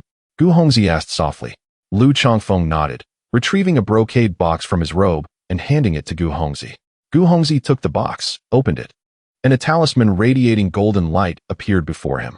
The powerful surge of magical energy left Gu Hongzi, the sect master of Tianyin sect, trembling with excitement. Excellent, truly excellent. Fenger, you have accomplished a great deed this time. Upon our return, I shall reward you handsomely. Gu Hongzi laughed heartily. It seems that talisman holds great significance. Yi Xian thought to himself, stealing a glance at the master and disciples' exchange. Chapter 61. Slander behind the scenes. Upon returning to Qinglan Peak, Yi Xian wished to discuss the joint trial with Wu Qianyu. Previously, Shui Lingtong would relay the message and lead him to the place where Wu Qianyu trained. However, at this moment, Yi Xian found himself unable to cast a glance at Shui Ling and walked directly towards Wu Qianyu's training area. This place was a bamboo grove, and Yi Xian followed a stone staircase deeper into the forest. The gentle breeze rustled the bamboo leaves, enveloping him in a serene and ethereal ambience. At the end of the grove stood a courtyard enclosed by a fence, housing 3 bamboo cottages. Disciple Yi Xian has returned from the trial and seeks an audience with the master. Yi Xian announced loudly as he entered the courtyard. Come in. Wu Qianyu's melodious voice resonated from the central bamboo cottage, and the door swung open by itself. Upon entering, Yi Xian observed only a mat, a table, and several stools. The space was otherwise bare. Wu Qianyu sat cross-legged on the mat, her eyes closed. Her fair complexion, long willow-like eyebrows, and a casual purple ribbon binding her hair created an enchanting sight. She wore no makeup, yet her beauty exuded an otherworldly charm. The title of the most beautiful woman in Tianyin sect was indeed well-deserved. Yi Xian had never gazed upon Wu Qianyu with such intensity and found himself momentarily transfixed. As if sensing his scrutiny, Wu Qianyu suddenly opened her eyes. Disciple Yi Xian, I pay my respects to the master. Yi Xian hastily knelt, feeling somewhat awkward, akin to a thief caught in the act. Rise and speak, Wu Qianyu said coolly, resembling an unapproachable iceberg, untouched by worldly concerns. Wu Qianyu stood and took a seat on a stool, gesturing for Yi Xian to join her. Yi Xian recounted the events of the secret trial from beginning to end, while Wu Qianyu listened in silence, not uttering a word. Only after he finished did she nod slightly, a glimmer of appreciation in her gaze. San Xiong claims you were responsible for Elder Shui's demise. That is mere nonsense. Do not heed him. How dare he attempt to probe the souls of my disciples? Does he think Tianyin sect lacks defenders? When I next encounter that lecher, I shall seek justice for you. On the contrary, Master Yao has finally done something commendable. Wu Qianyu's rare display of anger illuminated her features, revealing that San Xiong's actions had indeed provoked this icy beauty. Feeling warmth in his heart at Wu Qianyu's anger on his behalf, Yi Xian said, By the way, there is one more matter I wish to discuss, though I am uncertain if it is appropriate. What is it? Speak freely. Wu Qianyu replied, her tone inviting. In the secret realm, there exists a rather large courtyard with a well. Lu Chongfeng retrieved a golden talisman from the well's edge, causing demonic energy to surge forth and engulf the entire realm. He mentioned it was a task assigned by the sect leader. Before Yi Xian could finish, he noticed Wu Qianyu's expression shift dramatically. That is the Jinma Xinggu. How dare he? Wu Qianyu exclaimed in alarm. It was evident she recognized the significance of both the well and the talisman, and her he referred to Gu Hongzi. After a prolonged silence, Wu Qianyu's astonishment gradually faded. Are you certain Lu Chongfeng acted under the sect leader's orders? After a moment of contemplation, she inquired gravely. Absolutely. I witnessed senior brother Lu hand the talisman to the sect leader, who seemed quite pleased and praised him profusely. Yi Xian affirmed. It is commendable that you have shared this with me. In a few days, I shall take you down the mountain for some practical experience. Now, you may return and rest, Wu Qianyu instructed. Disciple takes leave. Yi Xian stood and bowed before departing the main cottage. As a gentle breeze swept through, the bamboo rustled like the sea. Yet, Wu Qianyu's heart remained unsettled. It appeared the sect leader had made a decisive resolution, she murmured to herself. Upon returning to his small courtyard, Yi Xian felt a sense of homecoming. Thoughts of his humble village, Xuan village, his parents, and his younger sister flooded his mind. Once I establish my foundation, I shall surely return home. Yi Xian silently vowed. Lying on his bed, he envisioned the magnificent scene of returning home atop a celestial sword, knowing his neighbors would be envious. Fatty, Erguzi, and Kwa, Just you wait. With a smile creeping onto his lips, he gently closed his eyes, soon drifting into slumber. He was exhausted, and he could not tell how long he had slept. Knock, knock, knock. Is junior brother Yi there? A familiar voice called from outside the door. Yi Xian rubbed his eyes, and a stunning figure appeared before him. With captivating beauty and an alluring figure, it was none other than Lu Riyue. You've become even more beautiful in just a few days. Yi Xian smiled. Flattery. It hasn't been that long. How could there be such a noticeable change? Lu Riyue retorted playfully. Despite her words, she instinctively touched her fair visage. By the way, have you been at odds with Shui Ling recently? Every time I mention you, she seems to seethe with anger, Lu Riyue inquired, her lovely eyes fixed on Yi Xian. I may have severed one of her beloved's arms. Could she not be upset? Yi Xian replied casually. That is a bit excessive. In a contest, swords do not discriminate. Besides, it was not intentional. The senior sister shouldn't be so petty, right? Lu Riyue remarked. Observing the straightforward and somewhat innocent demeanor of his senior sister, Yi Xian sighed inwardly. Such a person would likely be unaware if Shui Ling were to betray her one day. He wished to keep the conspiracy between Shui Ling and Qin Shihuan from Lu Riyue, yet felt it necessary to offer her a warning. Senior sister, would you trust me? I would. Then, please keep your distance from Shui Ling. She is not a good person. Yi Xian concluded, and Lu Riyue's eyes widened in disbelief, unable to fathom that Yi Xian would speak such words to her. Shui Ling possesses a gentle disposition and a striking beauty, revered by all as the esteemed senior sister. In times of difficulty during cultivation, when Wu Qinyu is in seclusion, it is Shui Ling who tirelessly provides guidance and answers. It is fair to assert that, on Qinghuan Peak, Shui Ling's authority is unparalleled, second only to Wu Qinyu. How could such a flawless senior sister be subjected to such slander? What has happened to my junior brother to utter such words? After a moment of contemplation, Lu Riyue regained her composure, her face aflame with indignation. Yi Shidi, how dare you speak of our senior sister in such a manner? What grievance could she possibly have caused you to merit such disparagement? Do you not know how to express gratitude? I demand that you accompany me this instant to apologize to her in person, Lu Riyue declared fiercely. She would not tolerate anyone speaking ill of her beloved senior sister. Chapter 62. Flying with the Sword Master Sister? Gratitude? Does she deserve it? If you knew how she treated me, you would regret what you just said. Apologize? My forbearance in not seeking trouble with her is already a great act of compassion. At this point, a murderous intent surged in Yi Xian's eyes. You actually harbor murderous intent towards Master Sister. Are you even human? Fine, since you refuse to acknowledge Master Sister. Do not call me sister anymore. We have no need for an ungrateful and treacherous junior brother like you. From this moment on, our ties are severed. Lu Riyue was so enraged by Yi Xian that she cried. She stomped her foot and left with tears in her eyes. Her heart ached. She couldn't comprehend how Yi Xian, who was usually so amiable, had suddenly turned so cold and ruthless. One day, you will understand. Yi Xian murmured as he watched Lu Riyue's retreating figure. Before long, Yi Xian regained his composure after the recent turmoil. After a day of rest, he finally felt rejuvenated. This expedition into the secret realm had yielded abundant rewards. He first glanced at the flying zombie and noticed it had not yet recovered, so he chose to ignore it. Yi Xian took out the demon core of the Bai Yin Yaolang. A fragrant aroma emanated from the emerald core. The Bai Yin Yaolang had already entered the core formation stage, and the spiritual energy contained within this core was extraordinarily potent. However, in addition to spiritual energy, demon cores also contained demonic power, which could not be directly consumed. He needed to find a way to refine this demonic power. If I consume this core, it should allow me to enter the foundation building stage, right?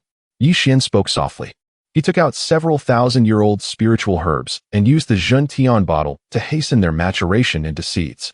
He then placed the seeds alongside the demon core to begin the refining process, which would help eliminate the demonic power. After half an hour, the demon core flew out of the Zhentian bottle. Its color had changed from emerald green to translucent white, no longer containing any trace of demonic power. Yi Xian swallowed it whole.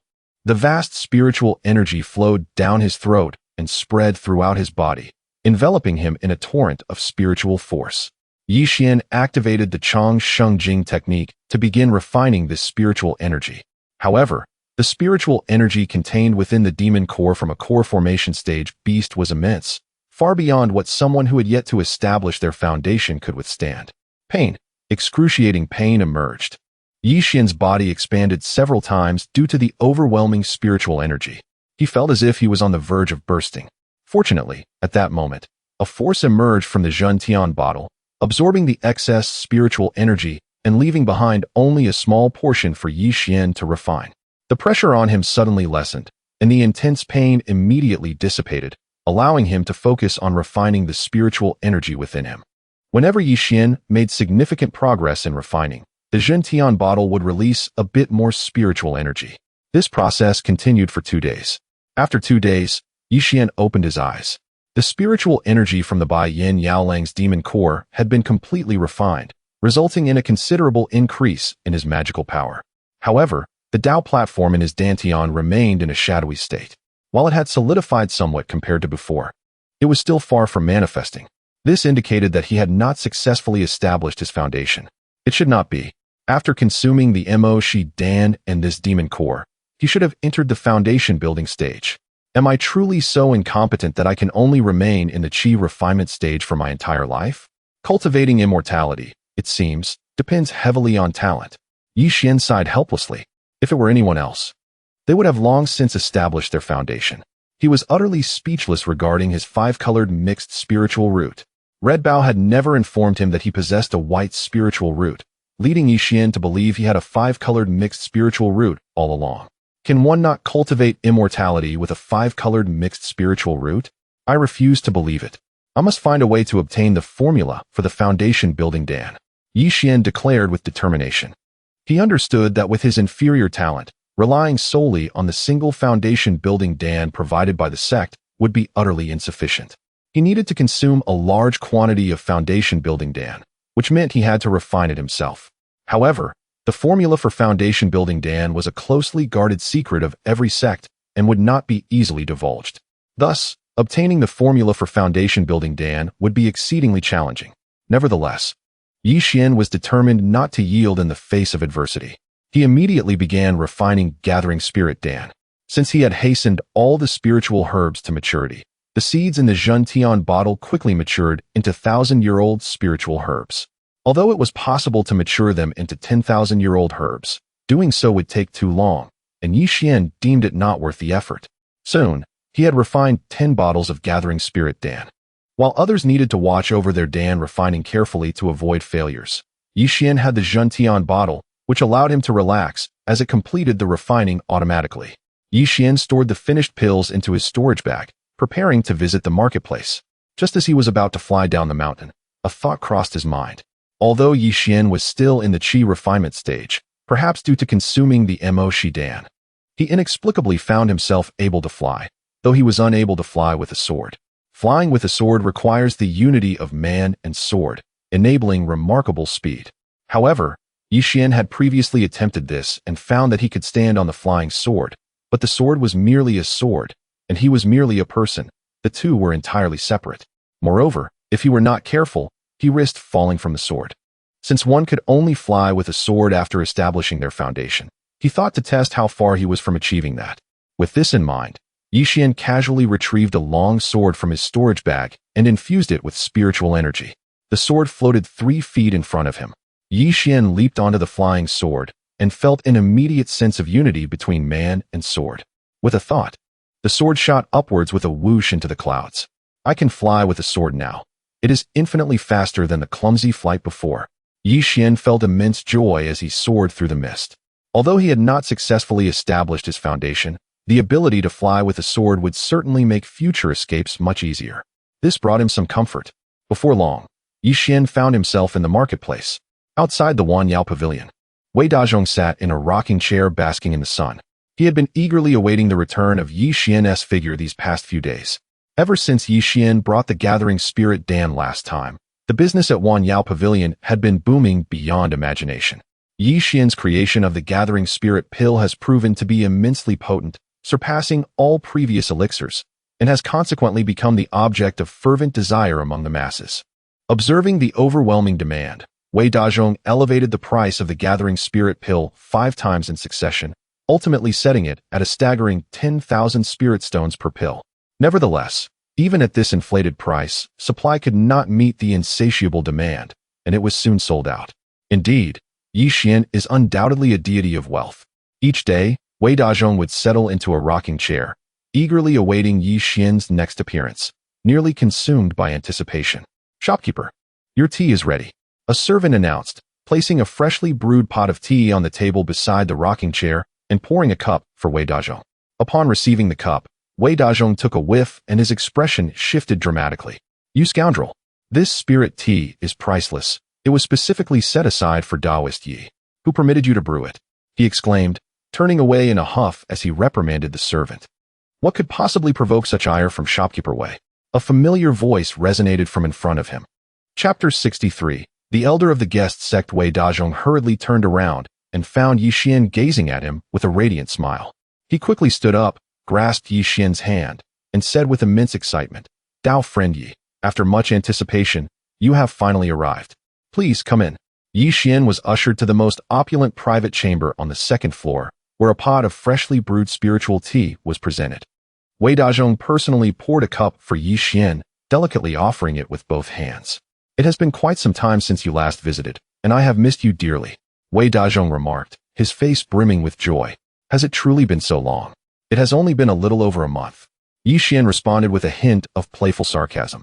Upon hearing this, Wei Dazhong's face displayed a fleeting sense of embarrassment as he recognized Yi Xian's teasing. However, accustomed to the business world, he quickly brushed off the awkwardness.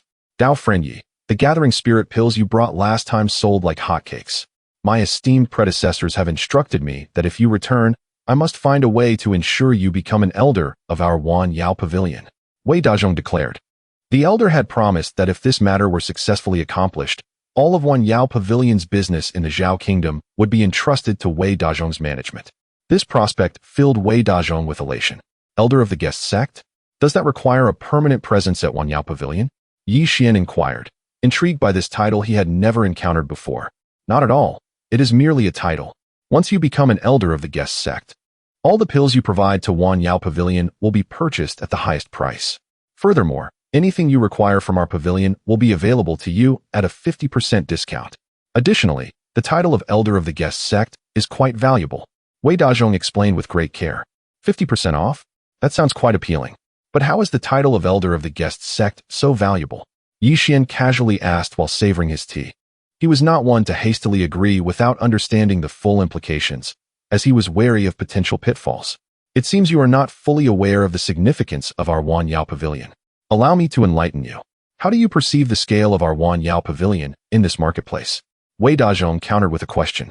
"This marketplace is the largest within a 1,000-mile radius, and Wan Yao Pavilion occupies 3 floors, making it the grandest establishment here," Yi Xian replied candidly. "We have over 100 such establishments throughout the Zhao Kingdom," Wei Dazhong announced. "What? So many?" Yi Xian exclaimed in astonishment. The sheer number of substantial branches hinted at the formidable power behind Wan Yao Pavilion. Observing Yi Xian's reaction, Wei Dazhong chuckled with delight. Not just in the Zhao Kingdom, Wan Yao Pavilion's influence spans across the entire Xuanwu continent, with a power base beyond imagination. No matter which country within the Xuanwu continent Dao Friend Zhao visits, should you encounter difficulties, simply present your identity token, and any Wan Yao Pavilion location will extend their utmost assistance. Should anyone harbor ill intentions towards our elder of the guest sect, regardless of their faction, Wan Yao Pavilion will deploy elite forces to pursue them to the ends of the earth, vowing to exact vengeance," Wei Dazhong concluded, fixing his gaze intently on Yi Xian. Yi Xian felt a surge of excitement. He had initially thought of Wan Yao Pavilion as merely a purveyor of medicines. After Wei Dazhong's elucidation, he realized the vastness and terrifying nature of this organization. Especially the last statement from Wei Dazhong had struck a chord within him. Becoming an elder of the guest sect would provide an additional layer of protection. If anyone dared to contemplate harm against him, they would have to reckon with Wan Yao Pavilion's ferocious retaliation. "What will be expected of me once I become an elder of the guest sect?" Yi Xian asked, mindful that there is no such thing as a free lunch, and that there would surely be obligations in return. "Only one condition. All the pills you produce must be sold to our Wan Yao Pavilion, and you must meet a set monthly quota," Wei Dazhong stated. "And if I have matters that delay my ability to meet this quota, will my status as elder of the guest sect be revoked?" Yi Xian jested. "Not at all.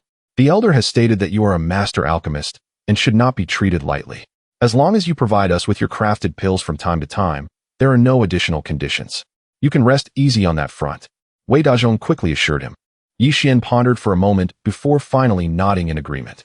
Wei Dazhong had been observing Yi Xian's expression, and upon seeing him finally acquiesce, the weight on his heart was lifted. He promptly retrieved a red token from his storage bag and placed it on the table.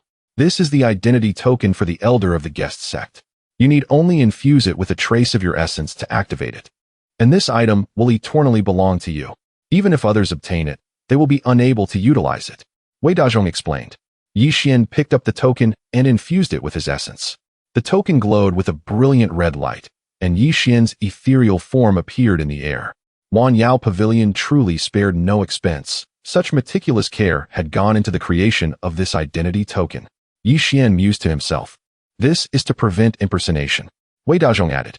In fact, the token for the elder of the guest sect is quite rare within Huanyao Pavilion and is not easily bestowed. In the last few hundred years, only a handful have been given out. Our esteemed elder has recognized you as a once-in-a-millennium alchemical talent, which is why they have gone to such lengths to recruit you. Such treatment is not afforded to just anyone. Yi Xian nodded, carefully storing the token away. Dao friend, did you bring gathering spirit pills this time? Wei Dazhong inquired, steering the conversation back to the main topic. Yi Xian retrieved 10 vials of pills from his storage bag. Wei Dazhong's expression transformed into one of pure elation as he picked up a vial, uncorked it, and inhaled the rich aroma of the pills, nearly causing him to swoon. The elder was indeed correct. Dao friend Yi is truly a master alchemist, Wei Dazhong praised, giving a thumbs up in admiration. In the span of merely 1 month, Yi Xian has managed to refine 10 vials of elixirs, a feat that unequivocally highlights his astonishing success rate in alchemy. Furthermore, the quality of these elixirs is not merely superior, but of the utmost excellence. The Huanyao Gu has long engaged in the trade of alchemical products, boasting a plethora of alchemists within its ranks. Yet, even those esteemed masters, revered as guests of honor, pale in comparison to Yi Xian's remarkable prowess. Despite his youth, which would typically suggest a lack of such profound expertise, Wei Dazhong once harbored doubts, pondering whether these elixirs were crafted by Yi Xian's venerable mentors. However, does it truly matter who the artisan is? The crux of the matter lies in the immense profits these elixirs can bestow upon Huanyao Gu, and that is sufficient. Each elixir is appraised at 5,000 spiritual stones, declared Wei Dazhong. What? 5,000 spiritual stones? Surely, I must be mistaken, Yi Xian exclaimed, inadvertently spraying the spirit tea he had just sipped all over Wei Dazhong's face. Chapter 64. The smoke of human life. If Taoist Yi is not satisfied with this price, we can certainly negotiate further. Wei Dazhong wiped the tea from his face, showing no sign of anger. However, he misinterpreted Yi Xian's expression, assuming he was displeased with the price. Enough, I am quite content with this price, Yi Xian replied with a smile. This price far exceeded his expectations, especially since he had only received 1,000 spirit stones for a single item last time. From Wei Dazhong's words, there seemed to be room for negotiation, but Yi Xian had no desire to pursue that. It was unnecessary to take every last bit. Leaving some benefits for others would ensure that, should he need Wei Dazhong's assistance in the future, it would be less awkward for him to refuse. A look of delight immediately appeared on Wei Dazhong's face.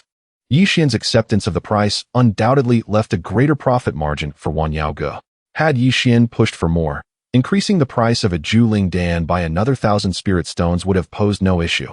However, Wei Dazhong discerned that Yi Xian's actions were not due to naivety, but rather a deliberate choice. This ability to act in such a manner illustrated Yi Xian's expansive mindset, indicating that he was unconcerned with trifling gains. With this thought, admiration for Yi Xian grew in Wei Dazhong's eyes. By the way, I have a matter to trouble you with, Manager Wei, Yi Xian stated. What troubles could there be? We are all of the same circle. Taoist Yi, please feel free to speak. Wei Dazhong, being a businessman, spoke in a most agreeable manner, instantly bridging the gap between them. Manager Wei, do you have the formula for the Foundation Establishment Dan? Yi Xian inquired. The formula for the Foundation Establishment Dan is a closely guarded secret among every sect. Although Huanyao Gu possesses it, it is not within the purview of a manager of my level to access. Did Taoist Yi wish to refine the Foundation Establishment Dan? Wei Dazhong asked, his eyes filled with anticipation. The Foundation Establishment Dan is exceedingly precious. The ones refined by Huanyao Gu are monopolized by the higher-ups and never circulate in the market. This is due, in part, to the scarcity of the materials needed to refine the foundation establishment Dan, and also because only alchemists of third tier or above can produce it, with an extremely low success rate. This results in the foundation establishment Dan being incredibly rare, virtually priceless in the market. If there is a formula, it may be worth a try, Xuan replied with a smile. He did not wish for his true intentions to be revealed. Yet his desire for the formula was too transparent. Without revealing a bit of his own intentions, it was likely that Wei Dazhong would not be convinced. I do not possess the genuine formula for the foundation establishment Dan. However, several years ago, I acquired an ancient formula. According to its originator, this Dan's effects rival those of the foundation establishment Dan, though it has higher requirements for the main ingredient. If Taoist Yi is interested, I can show it to you, Wei Dazhong offered. Then I must trouble you, Manager Wei. Xuan expressed his interest in examining the ancient formula. Before long, a palm-sized piece of beast hide was retrieved from the warehouse by Wei Dazhong and presented before Xuan. This Dan is called Mingling Dan. While the auxiliary ingredients are easy to find, the main material must be the millennia-old Mingling flower. The Mingling flower grows in regions of extreme Yin, making it nearly impossible for ordinary cultivators to approach.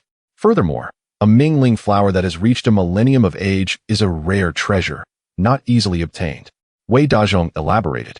It was precisely for this reason that acquiring this piece of beast hide cost 3 spirit stones back then. Wei Dazhong initially had no desire for it, but after some persuasion, he reluctantly parted with it for 3 spirit stones. While a millennium-old spiritual herb is a rare gem for others, for Xuan, it was no different from a single spiritual herb seed. As long as he could find the Mingling flower or its seeds, he could commence alchemical refinement. I wonder, does Manager Wei have any Mingling flower seeds? Xuan inquired. None. As I just mentioned, the Mingling flower only grows in regions of extreme Yin. It cannot survive elsewhere. Thus, no one cultivates such a thing. Wei Dazhong replied. I see. Then I will take this piece of beast hide. How many spirit stones? Xuan asked.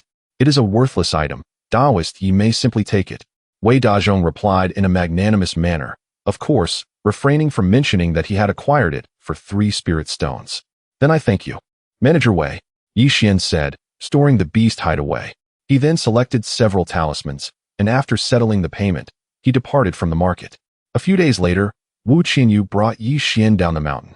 Upon witnessing Xuan's ability to fly on his sword, Wu Qinyu was taken aback, initially believing Xuan had successfully established his foundation.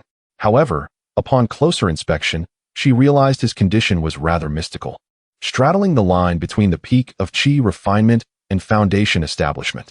It seemed the rumors were true. With his 5-colored mixed spiritual roots, he remained unable to cross the threshold of foundation establishment. Wu Qinyu shook her head. Though they were ostensibly traveling, Wu Qinyu did not disclose their destination to Xuan.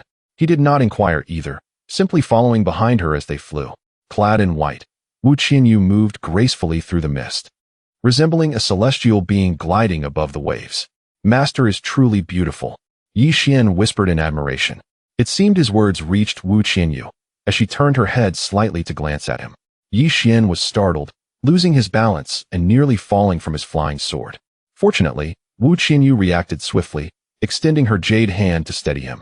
Focus on your sword control and do not indulge in idle thoughts, Wu Qinyu instructed, her tone devoid of any discernible emotion. Understood, Master.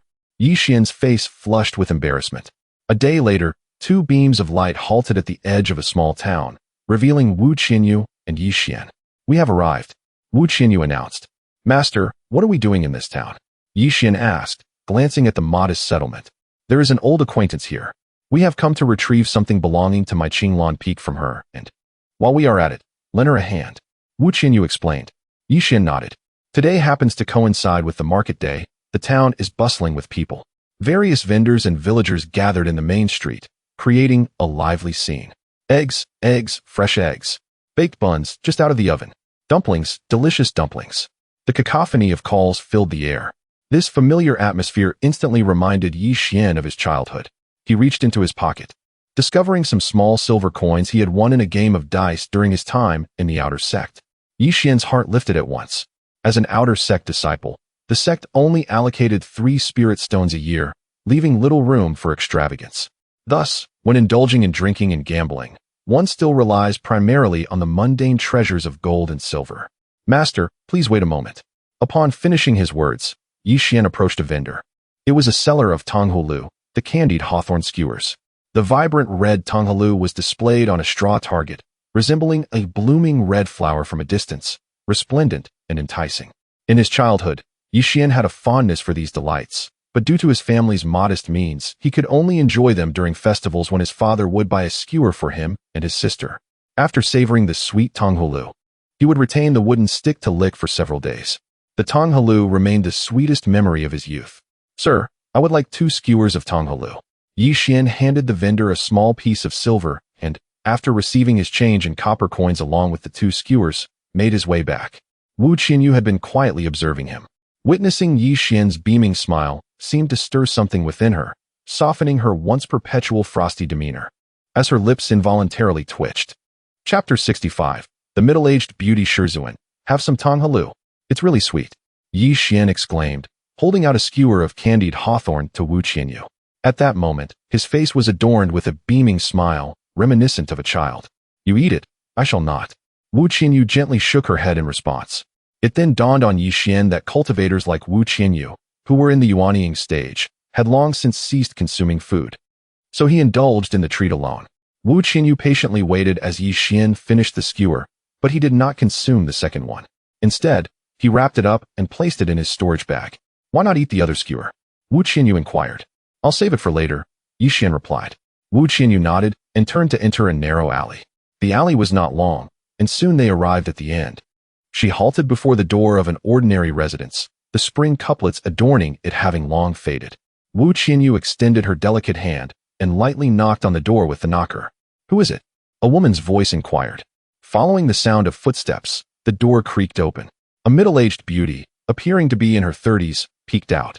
Clad in coarse linen, her striking features were nonetheless hard to conceal. Upon seeing Wu Qianyu, the middle-aged woman was momentarily taken aback. Wu, shimmy. The middle-aged beauty gasped in astonishment. What? Yi Xian felt as though thunder had struck in his mind.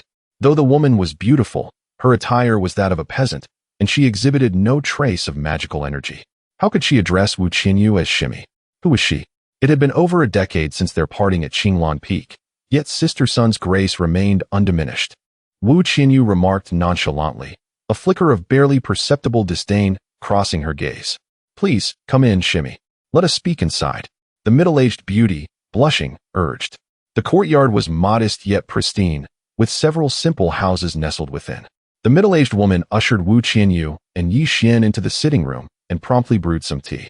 And who might this be? The middle-aged woman asked, scrutinizing Yi Xian for a moment. This is my little disciple, Yi Xian. Yi Xian, quickly pay your respects to Shibua's son, Wu Qianyu instructed. As Yi Xian prepared to rise and bow, the middle-aged beauty quickly interjected, no need for such formalities. As a discarded disciple of the sect, I cannot be called Shibua. My name is Sun. Enough of the pleasantries. I have brought the elixir you requested. Now, hand over the Jiaoma sword. Wu Qianyu stated, presenting a vial to Sun Hui. Sun Hui's face brightened as she removed the cork and poured out a golden elixir, cradling it in her palm. Instantly, the room was filled with the fragrance of the potion. It should also be a second-grade elixir, yet it lacks the potency of the gathering spirit pill I concocted. Yi Xian assessed, having taken a glance and inhaled the aroma. Very well, wait a moment. After I administer the medicine to my husband, I will hand over the Jiaoma sword, Sun Hui declared, her expression brimming with joy as she hurried into another room. Xuan, who is this person? Why do you refer to her as Shiji? Yi Xian could not restrain his curiosity once Sun Hui had exited. Do you truly wish to know? Wu Qianyu responded coolly. Over a decade ago, she and I were both disciples of Qinglan Peak. Shiji's son possessed remarkable talent and was greatly favored by our master. However, she fell in love with a mortal and attempted to elope with him. In a fit of rage, our master stripped her of her cultivation and expelled her from the sect. Were it not for that, she would be the current leader of Qinglan Peak. Wu Qianyu reminisced, lost in thought. Suddenly, Sun Hui rushed back in. Wu Shimi, please come and see my husband. He just took the elixir you provided and is rolling on the ground in pain. What? I gave you the excellent Ichi Jiayuan pill, which has a gentle effect. How could this happen? Wu Qianyu exclaimed, springing to her feet as she made her way to another room. Upon entering, They found a man with a waxen complexion writhing in agony on the floor. Wu Qianyu, upon witnessing this, infused him with a strand of spiritual energy, and he finally quieted down, falling into a deep slumber. Wu Qianyu placed her finger delicately on the man's pulse. You wrote to say that your husband had caught a cold, and no medicine could cure him. But you were mistaken, she stated gently, withdrawing her finger. What is wrong with my husband then? Sun Hui's face turned anxious upon hearing this. He is being tormented by a malevolent spirit. Wu Qianyu replied calmly. What? A malevolent spirit? Wu Shimi, you must find a way to save my husband. If he were to perish, I would have no desire to live. Sun Hui cried, tears streaming down her face as she fell to her knees. What are you doing? Get up at once. Wu Qianyu frowned. She was unable to bear the sight of her former fellow disciple kneeling before her. If you do not agree, I shall remain here on my knees. Sun Hui insisted, pushing Wu Qianyu's hand away. Once proud and hailed as the most distinguished talent among their peers, Sun Hui now knelt in desperation for a mortal man. This perplexed Wu Qianyu greatly. Very well, for the sake of our past camaraderie, I shall help him. Wu Qianyu ultimately acquiesced. Thank you, Wu Shimi. I knew you would come through for me. Sun Hui exclaimed, her voice choked with joy as she wiped her tears away. With a wave of her hand, Wu Qianyu enveloped the man in a shield of spiritual energy, then unleashed her alchemical flames, which spread evenly over the barrier. The temperature in the room soared to unbearable heights, and Yi Xian found his clothes drenched in sweat. Sun Hui, too, struggled against the heat, her garments clinging to her form and revealing her alluring curves. Yi Xian inadvertently glanced over, feeling a rush of warmth surge through him, and he realized with embarrassment that blood was trickling from his nose. Quickly, he wiped it away with his sleeve, relieved that Wu Qianyu and Sun Hui attributed his condition to the heat. Before long, a green light flickered across the man's surface, and a malevolent spirit emerged from within him. The alchemical flames inflicted great harm upon the spirit, forcing it to escape as it could no longer bear the torment. As Wu Qianyu witnessed the spectral entity emerge, she extended her finger. A torrent of formidable spiritual energy surged forth from her fingertip, shattering the apparition. The entity's cultivation was merely at the qi refinement stage, and even Yi Xian could easily subdue it. However, the true challenge lay in expelling it from the man's body. Yi Xian lacked that capability. I have eradicated the malevolent spirit within him. After 3 days of recuperation, he shall surely recover, Wu Qianyu declared. Your immense kindness, senior sister Wu, leaves me and my husband at a loss for how to repay you. Sun Hui exclaimed, attempting to kneel in gratitude. Wu Qianyu swiftly grasped her arm, saying, have you grown accustomed to kneeling? If you genuinely wish to express your gratitude, do not squander my time. Bring forth the demon suppression sword. Chapter 66. The green-faced demon Sun Hui's face flushed with embarrassment as she promptly retreated to another room to retrieve her sword. Years ago, after her master had stripped her of her cultivation, she had clandestinely stolen the Jinfeng treasured weapon, the Jiangma sword, from Qinglan Peak. Over the years, she and her husband had lived in obscurity, avoiding any dealings with the Tianyin sect. It was only due to her husband's grave illness that she had taken the initiative to pen a letter to Wu Qianyu seeking assistance. Wu Qianyu's visit was primarily to reclaim the Jiangma sword. Before long, Sun Hui presented a sword, sheathed, into Wu Qianyu's hands. A glimmer of delight illuminated Wu Qianyu's face as she gently drew the sword halfway from its sheath. A radiant spectrum of colors burst forth, and the overwhelming surge of spiritual energy momentarily left Yi Xian breathless. Excellent, excellent, excellent, Wu Qianyu exclaimed with palpable excitement, repeating the word thrice. She tenderly caressed the sword sheath, captivated by its allure. The retrieval of the Jiangma sword was indeed a momentous occasion. With matters resolved, let us take our leave. Sister Sun, farewell, Wu Qianyu declared, tucking the Jiangma sword away and preparing to depart. Junior sister Wu, are you to leave so soon? The day has waned. Why not stay for dinner and depart on the morrow? Sun Hui urged. In their earlier days of training together, Wu Qianyu had been like a little sister, closely following Sun Hui, their bond deeply intimate. Had it not been for Wu Qianyu's fervent pleas, their master would have likely delivered a fatal blow to Sun Hui. Yet, this reunion bore a chill, for Wu Qianyu's demeanor towards Sun Hui had grown distant. This was largely attributed to Sun Hui's expulsion from the sect, which had greatly distressed their master, leading to her untimely demise just a few years later. Wu Qianyu harbored lingering resentment regarding this event, thus her indifference towards Sun Hui. Wu Qianyu had no intention of lingering for dinner, but Yi Xian, with unrestrained enthusiasm, interjected, "Aunt Sun, will there be chicken for dinner?" He gazed eagerly toward the chicken coop. Most residents of Qinglan Peak were engaged in fasting, and any meals they had were primarily vegetarian, leaving Yi Xian yearning for the taste of farm-fresh chicken. "Of course, I shall prepare it for you," Sun Hui responded promptly.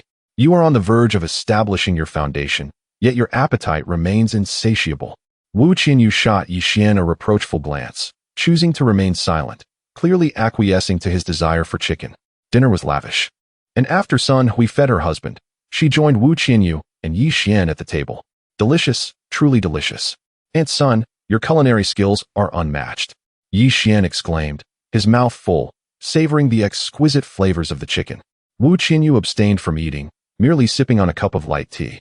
"If you enjoy it, then indulge," Sun Hui encouraged, placing a generous piece of chicken into Yi Xian's bowl.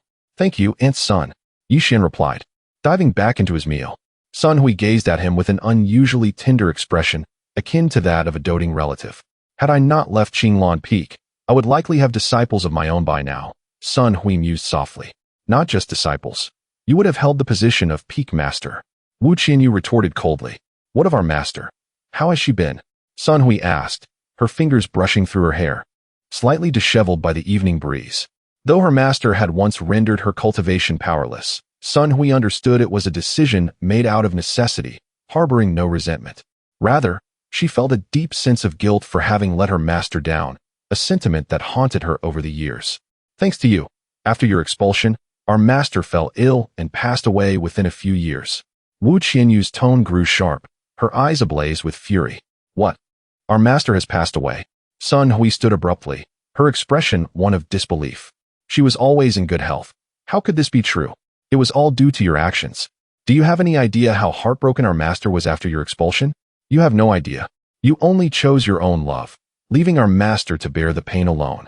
Wu Qianyu's composure shattered, her usually icy demeanor giving way to a tempest. "It is I who has wronged our master," Sun Hui cried, kneeling upon the ground and bowing her head towards the direction of the Tianyin sect. Wu Qianyu remained silent, watching from the side. Yi Xian, sensing the gravity of the situation, abandoned his meal and swiftly exited the room. The night breeze was cool, contrasting the emotional scene between the former sisters of the sect, one kneeling while the other stood, both grappling with the burdens of their divergent lives. "What is happening?" After finishing the chicken, Yi Xian lay in bed picking his teeth when a sharp reprimand from Wu Qianyu jolted him upright. He hurried out to the courtyard, where he beheld a fearsome apparition suspended in the air, a malevolent ghost with a green face and sharp fangs, exuding an oppressive aura that sent chills down his spine. This was a late-stage Jedon ghost. Yi Xian's heart raced. Typically, ghostly entities faced severe restrictions from the heavenly Tao, making ascension to higher realms exceedingly difficult. Each tribulation posed a near-fatal threat, yet if one succeeded, their power would be formidable. The ghost bellowed, "The man within is specifically sought by the Ghost King. All others must clear the way. Should you delay the Ghost King's matters, there will be no refuge for you, in heaven or earth." Clearly intimidated by Wu Qianyu, the ghost resorted to threats. "A mere late-stage Jedon ghost dares to act arrogantly before me." Wu Qianyu dismissed the spirit with disdain, her fingers weaving through the air as potent spiritual energy coalesced into a blade of wind, aimed at the ghost. Realizing the severity of the threat, the ghost conjured a red shield. The shield radiated with vibrant light, successfully deflecting the wind blade's lethal strike. "Interesting," Wu Qianyu remarked with mild surprise. The red shield seemed to possess some significance. Although she had casually unleashed the wind blade, its immense force was known only to her. A typical late-stage Jedon cultivator would struggle to withstand it. While the ghost had successfully blocked the attack, it could not ignore the vast disparity in power between itself and Wu Qianyu. This was not the time to linger. The malevolent spirit, realizing it was no match for its adversary, decided that remaining would likely lead to its demise, and thus began to flee in haste. It transformed into a wisp of green smoke, dissipating into the night sky. "Stay here and do not move. I shall return shortly," declared Wu Qianyu, as she morphed into a beam of azure light in pursuit. The spirit's evasion technique was remarkable, and it performed several transformations, nearly causing Wu Qianyu to lose its trail. She understood that the malevolent spirit must be fleeing back to its lair, and she was determined to confront this demon king. Should she and Yi Xian depart, it was likely that Sun Hui's husband would continue to be entangled by this fiend. Although Sun Hui was no longer her senior sister, the bond of their former camaraderie made it difficult for her to turn a blind eye. Therefore, Wu Qianyu resolved to eradicate the threat at its root. Chapter 67. Insha Luowang. Upon entering a murky swamp, the Qingmian Ague vanished. Wu Qianyu furrowed her brow, contemplating the use of her secret techniques to probe the area. Suddenly, the surroundings transformed rapidly, a thick, oppressive aura of darkness enveloping her.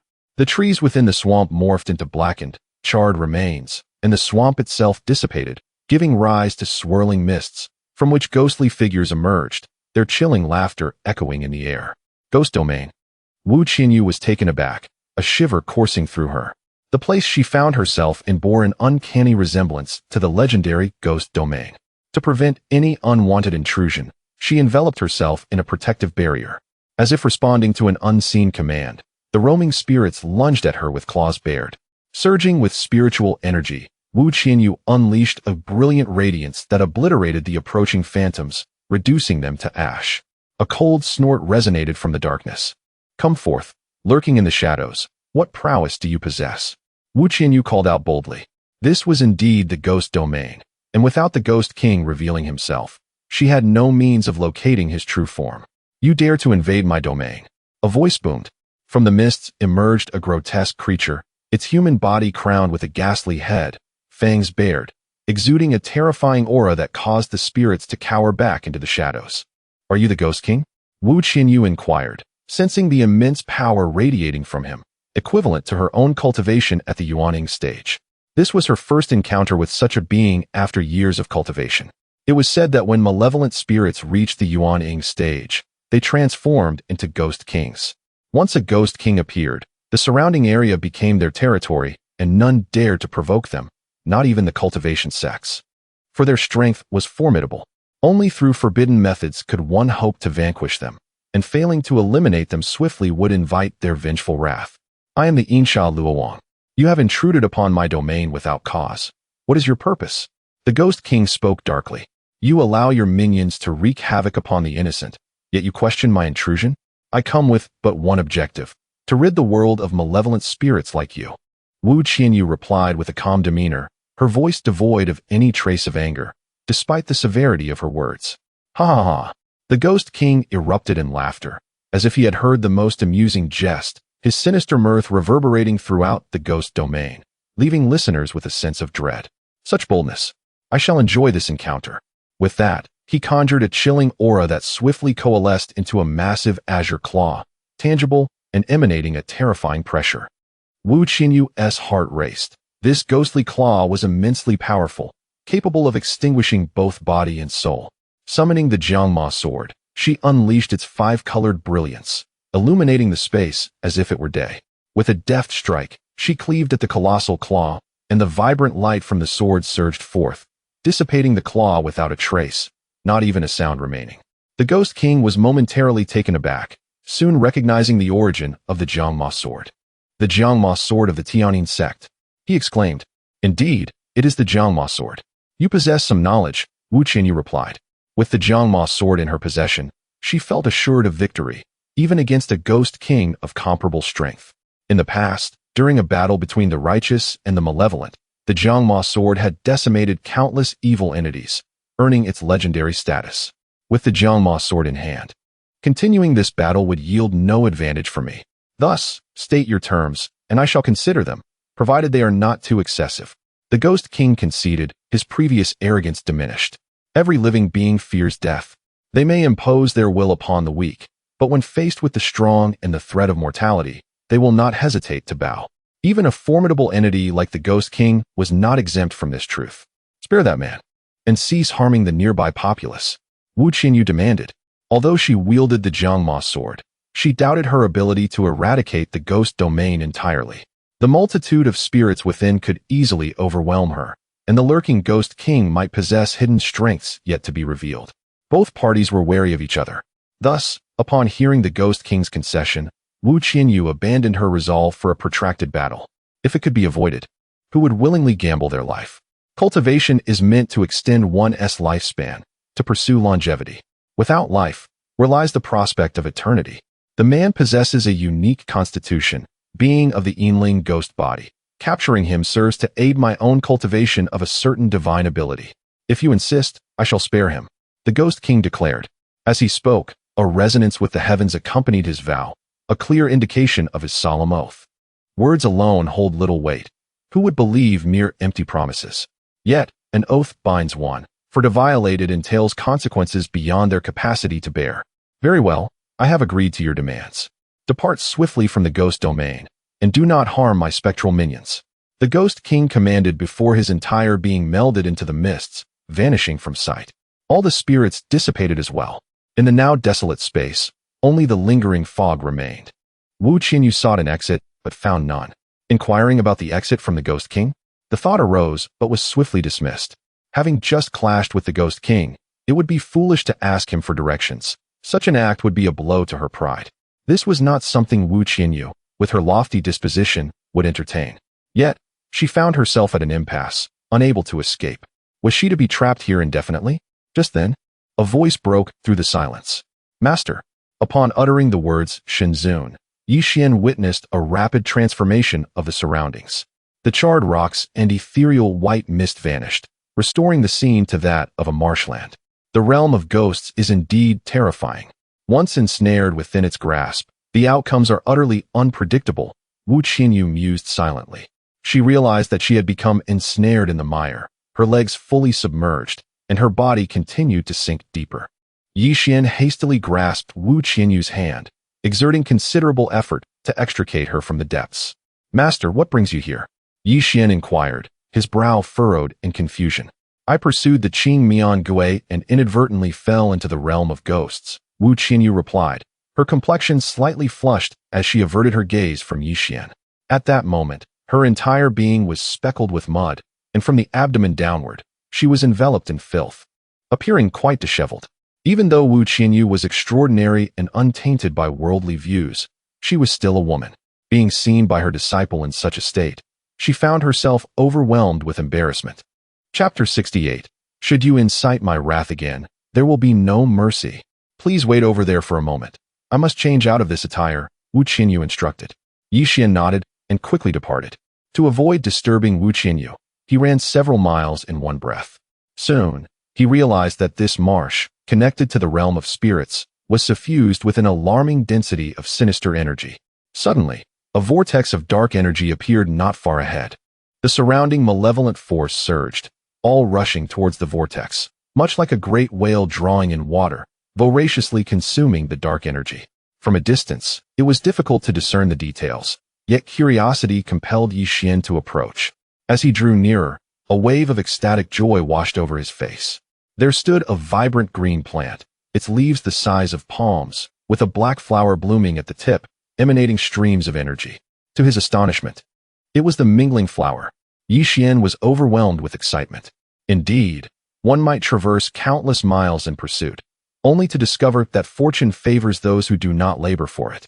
He carefully harvested the mingling flower and placed it into his storage pouch. Yixuan, where are you? Wu Qinyu's voice echoed. The marsh, being linked to the ghostly domain, shielded their divine senses, compelling Wu Qinyu to call out. Master, I'm just over here taking a moment. I shall be done shortly. Yixuan shouted back. Before long, Wu Qinyu appeared beside him. This place is perilous. We must leave swiftly, she declared, summoning her flying sword and pulling Yixuan along as they ascended. The speed of a Yuan-Ing stage cultivator was remarkable, and they soon reached the small town. The dawn light was just beginning to break. Sun Hui, having noticed their absence and growing anxious, paced back and forth in the courtyard. At that moment, a deep azure light descended from the heavens, revealing the figures of Wu Qinyu and Yixuan. Wu Shimi, are you both unharmed? Sun Hui grasped Wu Qinyu's hand with concern. Given the recent passing of their master, Wu Qinyu felt a profound affection for Sun Hui. Had it not been for the retrieval of the demon-slaying sword, she would not have come. Yet at this moment, the sisterly bond of years past surged within her heart. Back then, Sun Hui was the esteemed senior sister of Qinglan Peak, holding a status comparable to that of Shui Ling now. Wu Qinyu, a few years younger, had always trailed behind Sun Hui, who had treated her like a younger sister with great care. "It is nothing. The peril has been eliminated, and your husband shall face no further troubles." Wu Qianyu refrained from elaborating on the details, only conveying the outcome. "However, just to be safe, have him keep this talisman on him at all times. It must not be removed." She handed a yellow talisman to Sun Hui. "What is this?" Sun Hui asked, puzzled. "Your husband is a Yin spirit, prone to attracting malevolent spirits. This talisman can obscure his presence, rendering him undetectable to such entities." Wu Qianyu explained. "Thank you, Wu Shimi." Tears shimmered in Sun Hui's eyes. For a fleeting moment, Wu Qianyu was lost in thought, as if time had reversed the years gone by. Yet, possessing profound cultivation, she swiftly quelled the surge of emotions and restored her calm demeanor. "Yi Xian, let us depart," Wu Qianyu declared, summoning her flying sword, transforming into a streak of azure light. "Sun Shibua, take care, and please invite me for your delicious chicken again." Yi Xian clasped his hands in a deep bow to Sun Hui before soaring away on his sword. "Shimi, farewell," Sun Hui murmured, tears welling in her eyes as she gazed at the sky. "Master, will we visit Sun Shibua again?" Yi Xian inquired. "Visit again? You miss her already after parting?" Wu Qianyu shot Yi Xian a disapproving glare. "Not her, but the chicken she makes. It is truly exquisite. I have never tasted such delectable chicken, even better than my mother's." As he recalled the savory chicken from the previous night, Yi Xian could not suppress his salivation. How can a cultivator indulge in such earthly desires? "Focus on your training," Wu Qianyu admonished. "Yes, master, I understand," Yi Xian replied obediently. Through these past few days of companionship, Yi Xian and Wu Qianyu's relationship had grown significantly closer. Many things he had once hesitated to express could now be shared freely. "By the way, master, are you familiar with the Tianyu Demon Palace?" Yi Xian asked. The Tianyu Demon Palace is one of the foremost demonic sects in Xuanwu continent, possessing 10 Yuan Ing stage elders, with countless golden core stage demon cultivators. "Why do you ask?" Wu Qianyu responded. "Is there someone named Li Ruoxi in the Tianyu Demon Palace? Do you know her, master?" Upon mentioning this name, Yi Xian felt his heart race. Li Ruoxi, the enchanting demoness with whom he had shared intimate moments. Her figure had haunted his dreams countless times. Li Ruoxi was one of the 10 elders of the Tianyu Demon Palace, possessing formidable cultivation. A year prior, she had been gravely injured by Shan Xiong of the Divine Sword Pavilion in Zhao Country and fled to my Tianyin sect. Yet, by the time we received word and rushed to investigate, she had long since departed. "How do you know this demoness?" Wu Qianyu's expression suddenly sharpened. "And no, how could I possibly know such a person? I am but a minor cultivator in the refining stage," Yi Xian hastily denied. "That is for the best. My Tianyin sect is the righteous path. We must maintain our distance from such wickedness," Wu Qianyu warned. "Understood, master," Yi Xian assured. Seeing Yi Xian's attentive demeanor, Wu Qianyu nodded and focused on her sword control. Yi Xian, still mastering the art of flying, was not entirely proficient yet, prompting Wu Qianyu to deliberately reduce her speed. As night fell, 2 streaks of azure light descended upon the training hall of Qinglan Peak.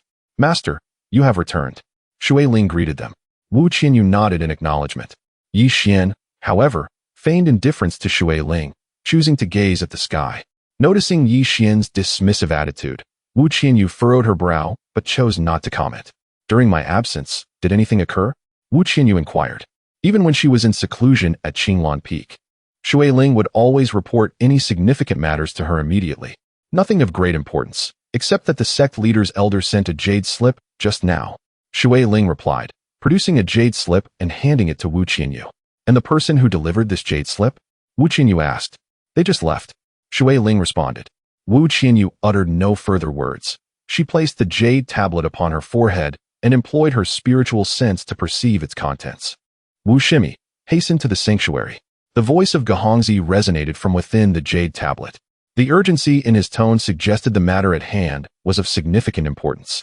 Without delay, Wu Qianyu summoned her sword and soared towards the sanctuary. Upon witnessing Wu Qianyu's departure, Yi Xian also prepared to return to his humble abode. "Yi Shidi, why have you refrained from speaking with me these past few days? Have I, as your Shiji, inadvertently offended you?" Shui Ling inquired with remarkable gentleness. The moonlight, ethereal and silvery, illuminated her exquisite visage, rendering her utterly enchanting. In times past, Yi Xian would have undoubtedly been captivated by her grace. However, Now he found even a fleeting glance at Shui Ling to be repugnant. Do you conspire against me, seeking to seize the gathering spirit pills that belong to me? You and Qin Shixian ought to relinquish such thoughts at once.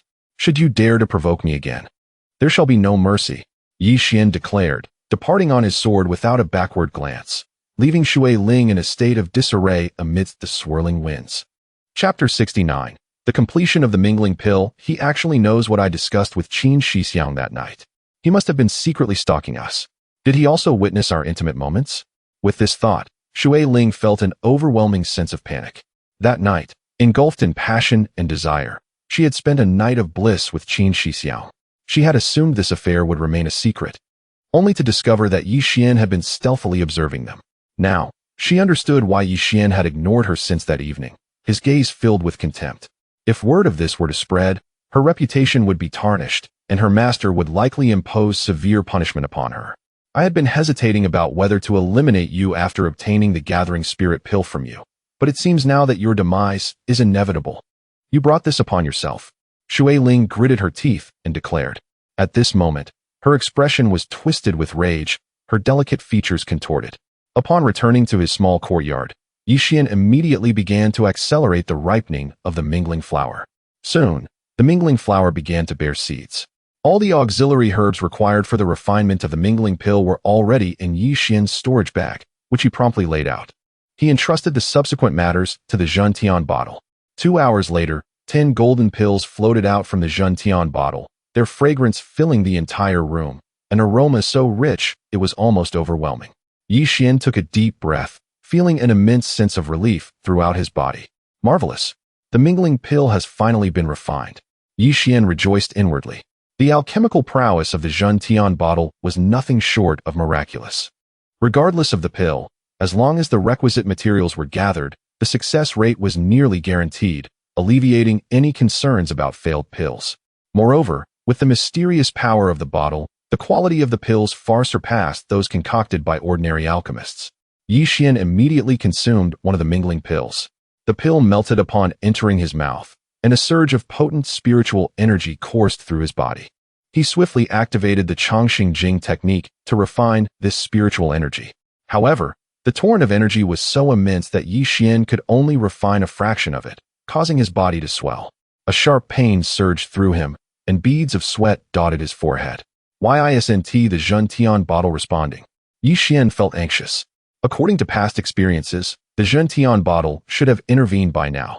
Yet, after struggling for what felt like an eternity, there was still no sign of action from the bottle. Desperately, Yi Xian attempted to communicate with Hong Bao using his consciousness, only to find that Hong Bao was in a deep slumber, completely unresponsive. What should I do?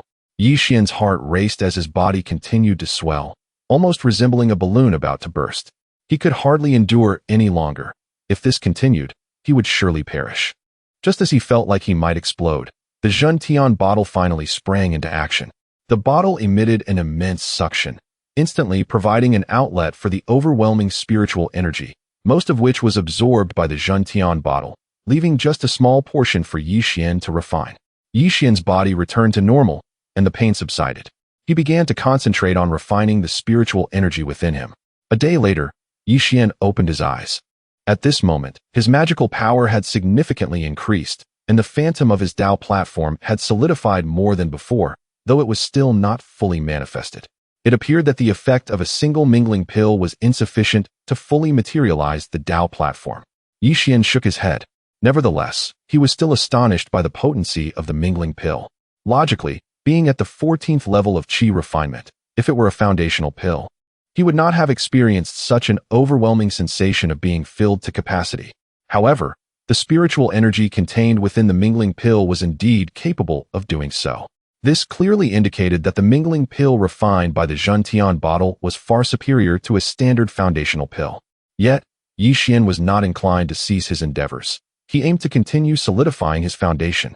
Soon, he consumed the second mingling pill. As the surge of spiritual energy expanded, Yi Xian once again felt as if he might burst, but fortunately, the Zhentian bottle intervened in time, alleviating much of his suffering. 2 hours later, the effects of the pill were fully refined.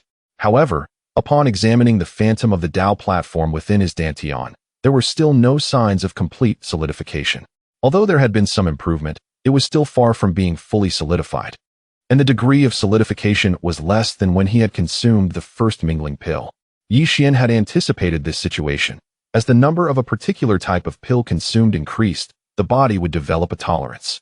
Much like the previous gathering spirit pill, which now only served to replenish his spiritual energy rapidly, it no longer contributed significantly to increasing his magical power.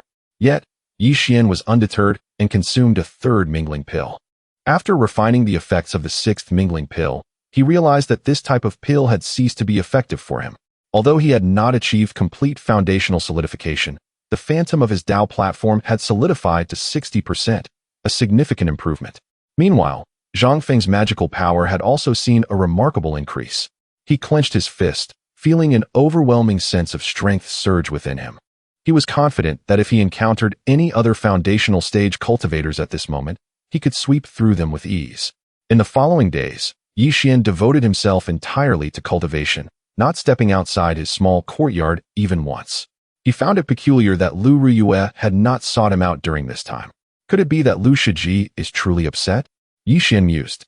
Among all the disciples of Qinglan Peak, his relationship with Lu Riyue was the closest. This sister, though often carefree, possessed a pure heart and never harbored ill intentions. This was why Yi Xian valued their friendship so highly. After several days apart, he began to miss her. One day, while Yi Xian was engrossed in his training, the doors suddenly swung open, and a fragrant aroma wafted in. It was Lu Riyue. Oh, is that not Shiji Riyue? Just days ago, she mentioned wanting to sever ties with me. Why has she returned today? Is she having second thoughts? Very well, I shall forgive this transgression. Yi Xian teased, but he quickly noticed the tears glistening on Lu Riyue's face, and her expression was one of deep melancholy. Shiji Riyue, what troubles you? I have a penchant for jesting. I was merely joking with you earlier. Please don't take my words to heart. If I said something inappropriate, I sincerely apologize. How about it? Yi Xian hurriedly said.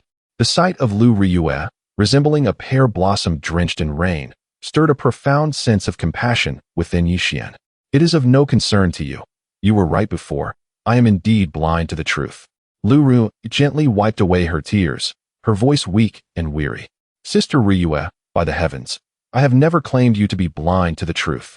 Yi Xian exclaimed, a look of confusion crossing his face. His mind raced, quickly realizing that Lu Riyue's melancholy did not stem from his earlier words. Last night, I intended to seek out Shui Ling, but I soon discovered a shadowy figure entering her chamber.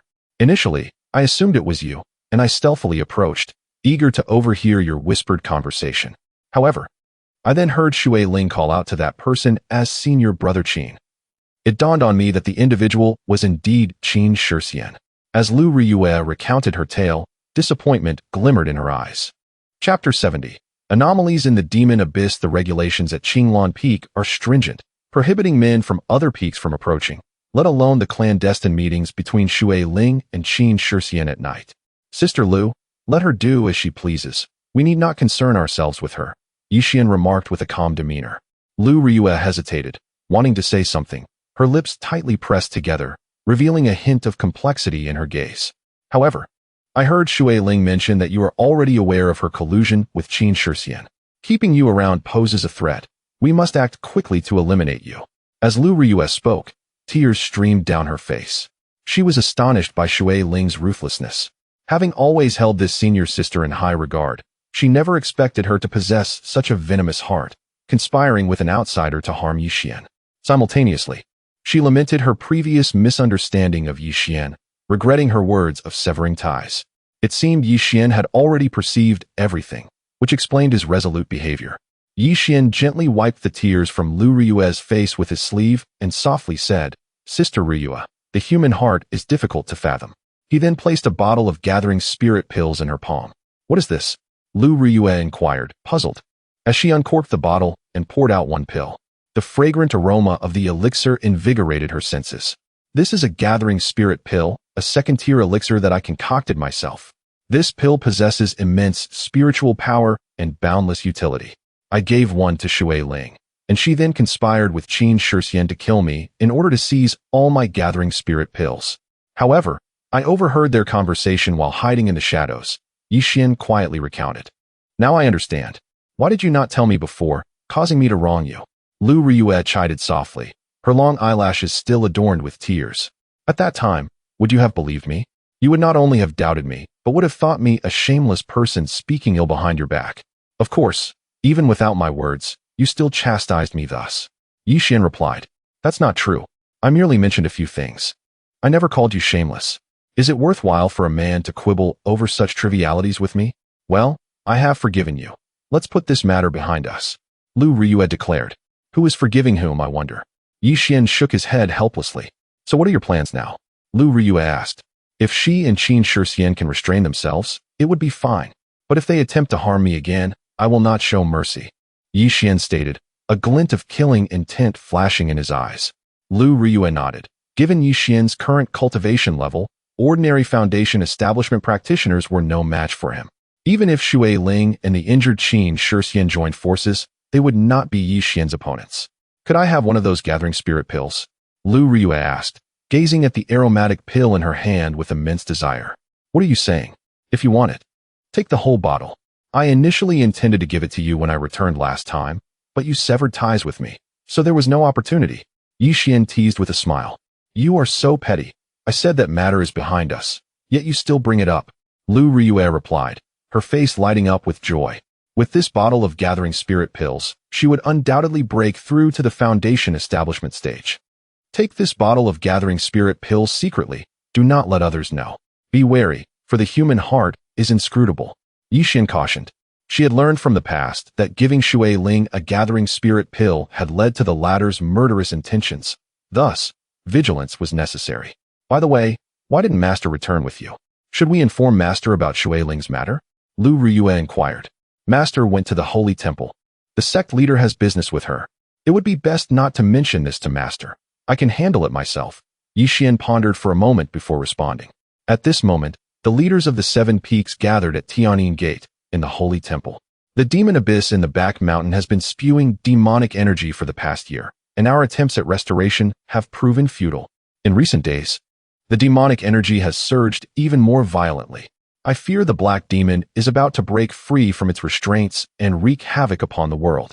Gu Hongzi said, his brow furrowed and a sorrowful expression on his face. What? Such a situation exists? What shall we do? Li Qi, the leader of Yuying Peak, responded in astonishment. The demon abyss is a forbidden ground for Tianyin Gate, suppressing an unparalleled demonic entity. The matter of demonic energy surging is known only to Gu Hongzi, Yao Weiyan, and Wu Qinyu. The other peak leaders remain unaware. The emergence of the black demon will surely result in untold suffering. After much contemplation, I believe that rather than waiting passively, we should take the initiative. Gu Hongzi declared. Take the initiative? How do we do that? Zhang Qinghe, the leader of Ningxue Peak, questioned. The notorious black demon is feared by all. Who would dare to take the initiative? This statement left him greatly astonished. The black demon has not yet broken the seal and remains bound. If we strike now, we can harness the power of the seal. If it breaks free, it will be like a dragon entering the sea or a tiger entering the mountains. Who could withstand it? Gu Hongzi sighed deeply. Upon hearing this, the others nodded in agreement. The sect leader's reasoning is sound. But venturing deep into the demon abyss to slay the black demon is beyond our capabilities. Zheng Tianyu, the leader of Aoxiao Peak, stepped forward. Being the eldest among the peak leaders, he was cautious in his actions and spoke with gravitas. Brother Zheng is right. However, our purpose in going this time is not to slay the black demon. Its demonic prowess is formidable, and its vitality is endless. Even our esteemed ancestors from Tianyin Gate could not eradicate it, let alone us. Gu Hongzi explained. Then what is our purpose? Zheng Tianyu inquired. To seal it once more. Gu Hongzi stated. Seal it? With what shall we seal it? The last sealing was accomplished by chance with a broken talisman. Where would we find such a divine artifact? Zheng Tianyu shook his head. According to our estimates, the black demon's cultivation level is at least that of the transformation stage. All our treasures from the Nascent Soul stage would be ineffective against it. Only some ancient divine artifacts passed down from ancient times could suppress it. But such artifacts are exceedingly rare. The likelihood of encountering them is minimal. Zheng Shixiang need not worry. I have long been prepared for this matter. Upon finishing his words, Gu Hongzi retrieved a talisman from his bosom. It radiated a dazzling golden light, emanating a formidable spiritual power. This is the Zhen Mo Xian Fu? Aside from Yao Weiyuan and Wu Qinyu, the other peak masters all stared in wide-eyed astonishment. The Zhen Mo Xian Fu possesses the ability to subdue all malevolent spirits. It is a divine artifact from ancient times, exceedingly rare in the world. From whence did this talisman in Gu Hongxi's possession originate? Chapter 71. Comprehensive Preparation. Xuan, where did you acquire this talisman for suppressing demons? Zhang Qinghe inquired. This talisman is intended to subdue the Baimo. I instructed Ruoxi to retrieve it from the Taichu secret realm, replied Gu Hongxi. What? Does that mean the Baimo has already been released? The strength of the Baimo is comparable to that of the Heimo. Its emergence will undoubtedly result in widespread devastation. Zheng Tianyu exclaimed, nearly leaping from his seat. His typically composed demeanor was shattered, indicating the shock he felt from Gu Hongxi's words. The Taichu secret realm possesses formidable regulatory powers. Even if this talisman is taken, the Baimo will not escape from it. At most, the secret realm will be permanently sealed and never reopened. If the Heimo were to emerge, it would be our Tianyin sect that suffers first. I have pondered the gravity of this situation for quite some time, Gu Hongxi elucidated. The Taichu secret realm is the largest of its kind within the Zhao kingdom, teeming with countless spiritual herbs and treasures. Many herbs that have become extinct in the outside world can only be found within the Taichu secret realm. Besides this, it serves as an excellent training ground for disciples of the four major sections. With the Baimo's emergence, this secret realm will be rendered utterly useless, which is truly regrettable. However, the threat posed by the Heimo is evidently of utmost importance, overshadowing all other concerns. 3 days hence, the 7 of us shall enter the Jinma Abyss with the demon-suppressing talisman. By the way, the Jinma Abyss is filled with valuable items. Each sect should select a few promising disciples to accompany us. Gu Hongxi concluded, and the group dispersed. At this point, only Gu Hongxi remained in the Xingdian. Li Ruoxi then brought in a bowl of freshly brewed spiritual tea. Ruoxi, 3 days from now, you will accompany me into the Jinma Abyss. Gu Hongxi stated as he accepted the tea bowl from Li Ruoxi. Disciple obeys. Li Ruoxi responded, a look of delight crossing his face. Upon returning to Qinglan Peak, Wu Qinyu did not return to her own bamboo grove, but instead went to the small courtyard where Yi Xian resided. At that moment, Yi Xian was engrossed in his cultivation when Wu Qinyu pushed the door open without hesitation. Yi Xian was taken aback and quickly opened his eyes, finding Wu Qinyu standing before him, radiating vitality. Indeed, the Yuaning cultivators are formidable. I had not sensed her presence at all until now. Yi Xian mused inwardly. Had Wu Qinyu been an enemy, his life would have already been in peril. Prepare yourself. 3 days hence, you shall accompany me into the Jinmo Abyss. Wu Qinyu declared before departing. The Jinmo Abyss? What manner of place is that? Yi Xian pondered, taken aback, as he had never heard of such a location. Yet even the name alone seemed fraught with danger. He knew he must ready himself thoroughly. Yi Xian made his way to the Wanyao Pavilion. Wei Dazhong's face lit up with joy upon seeing him, for Yi Xian was like a benefactor, consistently bringing him unexpected fortune with each visit. Soon, in a private room on the 2nd floor, spiritual tea was served. The fragrant tea brought comfort to his heart, prompting Yi Xian to speak more freely. He shared a torrent of conversation, and Wei Dazhong, with a beaming smile, eagerly engaged in the discourse. By the way, have you completed the magic rhinoceros armor I requested last time? Yi Xian inquired. Ah, Yi Daoyu, your timing is impeccable. The magic rhinoceros armor just arrived yesterday. I shall fetch it for you right away. Wei Dazhong exclaimed, hurrying to the storeroom. Before long, 2 pieces of gleaming black armor were presented before Yi Xian. The black armor felt warm to the touch, with a layer of spiritual energy flowing over it in a mysterious pattern. This swordsmanship armor was crafted by our pavilion's most skilled armorer, incorporating 108 defensive formations. With these formations, combined with the inherent extraordinary defensive capabilities of the magic rhinoceros armor, it can withstand a full-force strike from a transformation stage cultivator. It is truly an invaluable treasure, Wei Dazhong declared, his eyes filled with envy. Upon hearing this, Yi Xian's eyes sparkled with delight as he promptly removed his outer garment and donned one piece of the armor. The warmth flowing from the magic rhinoceros armor enveloped him in comfort, and he sensed an invisible barrier protecting him within a 3-foot radius. Excellent.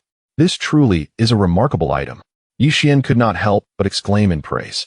Yi Daoyu, Have you concocted any new elixirs during your recent endeavors? Wei Dazhong could no longer restrain his curiosity, as this was what he cared about most. The last batch of gathering spirit pills Yi Xian had provided had brought him immense profit, and he eagerly anticipated more surprises. Recently, I have refined a new type of elixir called the Shengxian pill, Yi Xian announced as he produced a vial. The Shengxian pill? I have never heard of such a concoction, Wei Dazhong remarked, opening the vial and pouring out one of the pills for closer inspection. The fragrant aroma wafted through the air, and the spiritual energy contained within surpassed that of the gathering spirit pills by several magnitudes. Moreover, he detected a hint of the aura of a foundational pill. The more he examined it, the more astonished he became. This Shengxian pill was simply extraordinary, rivaling the true foundational pills. If word of it spread, it would surely incite frenzied competition. Yi Daoyu, how many of these pills can you refine in a month? Wei Dazhong asked, swallowing hard. This type of elixir is challenging to obtain. I cannot guarantee a monthly supply. Zhang Feng immediately shook his head. The name Shengxian pill was one he had just fabricated, and the fabrication was rather poor. In reality, he had merely combined portions of the mingling pill and the gathering spirit pill. Based on his calculations, the efficacy of the mingling pill should be several times stronger than that of an ordinary foundational pill. A single foundational pill would incite fierce competition among many. Thus, the more potent mingling pill would undoubtedly attract perilous consequences if he recklessly marketed it. Each Shengxian pill was composed of 90% gathering spirit pill and only a small fraction of the mingling pill. Nevertheless, even so, the potency of the elixir left Wei Dazhong astounded. Yi Daoyu is right. Such divine elixirs cannot be casually refined. Wei Dazhong's face fell, reflecting his disappointment at Yi Xian's words. Name your price, Yi Xian inquired with a smile. This pill is far too precious. I cannot set a price without consulting the elders of the pavilion. Wei Dazhong pondered for a moment before responding. A pill that could rival foundational pills was beyond the pricing authority of a mere shopkeeper. Very well. Yi Xian refrained from uttering further words and proceeded to acquire all the Tian Lazy available in one Yao Ge. He instructed Wei Dazhong to reserve any additional Tian Lazy that may be found elsewhere or offered for sale. Wei Dazhong readily assented. After completing these arrangements, Yi Xian began to depart. Daoyu Yi, aren't you going to take this bottle of Shengxian Wan with you? Wei Dazhong inquired. Didn't you intend to present it to the elders within the pavilion? Yi Xian countered. One pill is sufficient. The rest should be taken by Daoyu Yi.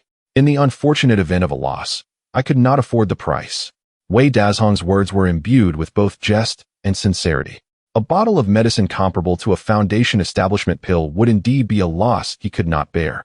No matter, I have faith in your character, Wei Zhongguo, Yi Xian proclaimed before taking his leave. Upon hearing this, Wei Dazhong felt a warm glow in his heart. Although their acquaintance was brief, Yi Xian regarded him as a true friend. Chapter 72. Beneath the Jinma Abyss 3 days later, at the plaza of Xianyu Peak, the leaders of the 7 peaks gathered. Each peak selected a varying number of disciples to enter the Jinma Abyss, all standing aside to receive instructions.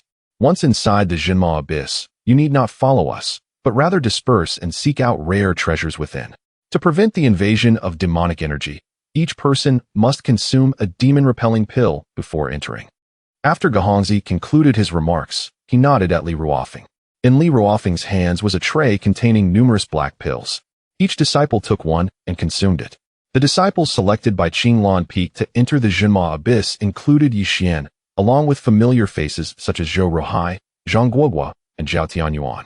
As Yi Xian scanned the surroundings, he was disappointed not to find Qin Shixian among them.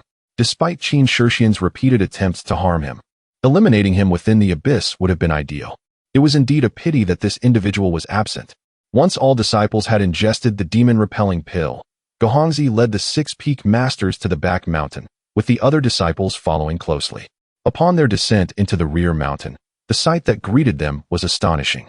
Tendrils of demonic energy swirled around, transforming the area within a 10-mile radius of the Jinma Abyss into a realm of darkness.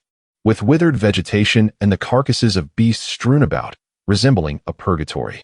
No wonder access to the back mountain had been prohibited for a year. This was the reason, Lu Changfeng realized, turning to Yi Xian. What exactly is sealed beneath the Jinma Abyss, that such pure demonic energy can leak forth? Yi Xian inquired, observing the continuing spread of the demonic energy. He could sense that this energy was exceedingly pure, comparable to what he encountered in the Taichu secret realm. I vaguely heard it referred to as Black Demon. Lu Changfeng responded. Then what treasures lie within the Jinma abyss that warrant such risk? Yi Xian pressed. For instance, the Demon Spirit Flower and the Demon Crystal Stone are both rare and sought-after treasures. Lu Changfeng elucidated.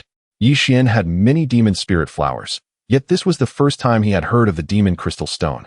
What purpose does it serve? Yi Xian asked. It can nourish one's innate magical treasure, significantly enhancing its power. However, the quantity of Demon Crystal Stone must not be excessive, as it could transform the treasure into a demonic weapon, adversely affecting the owner's consciousness, leading to a ferocious disposition and eventual transformation into a demonic cultivator. Lu Changfeng explained. I see. Thank you for the information, Brother Lu. Yi Xian expressed his gratitude. Lu Changfeng was indeed profound in cultivation, yet his greatest asset lay in his extensive knowledge, a realm in which Yi Xian felt he fell short. There is no need for such formalities among brothers. Once we enter the Jinma abyss, let us not stray apart. We shall share everything we acquire. Lu Changfeng proposed. Agreed. Yi Xian readily accepted.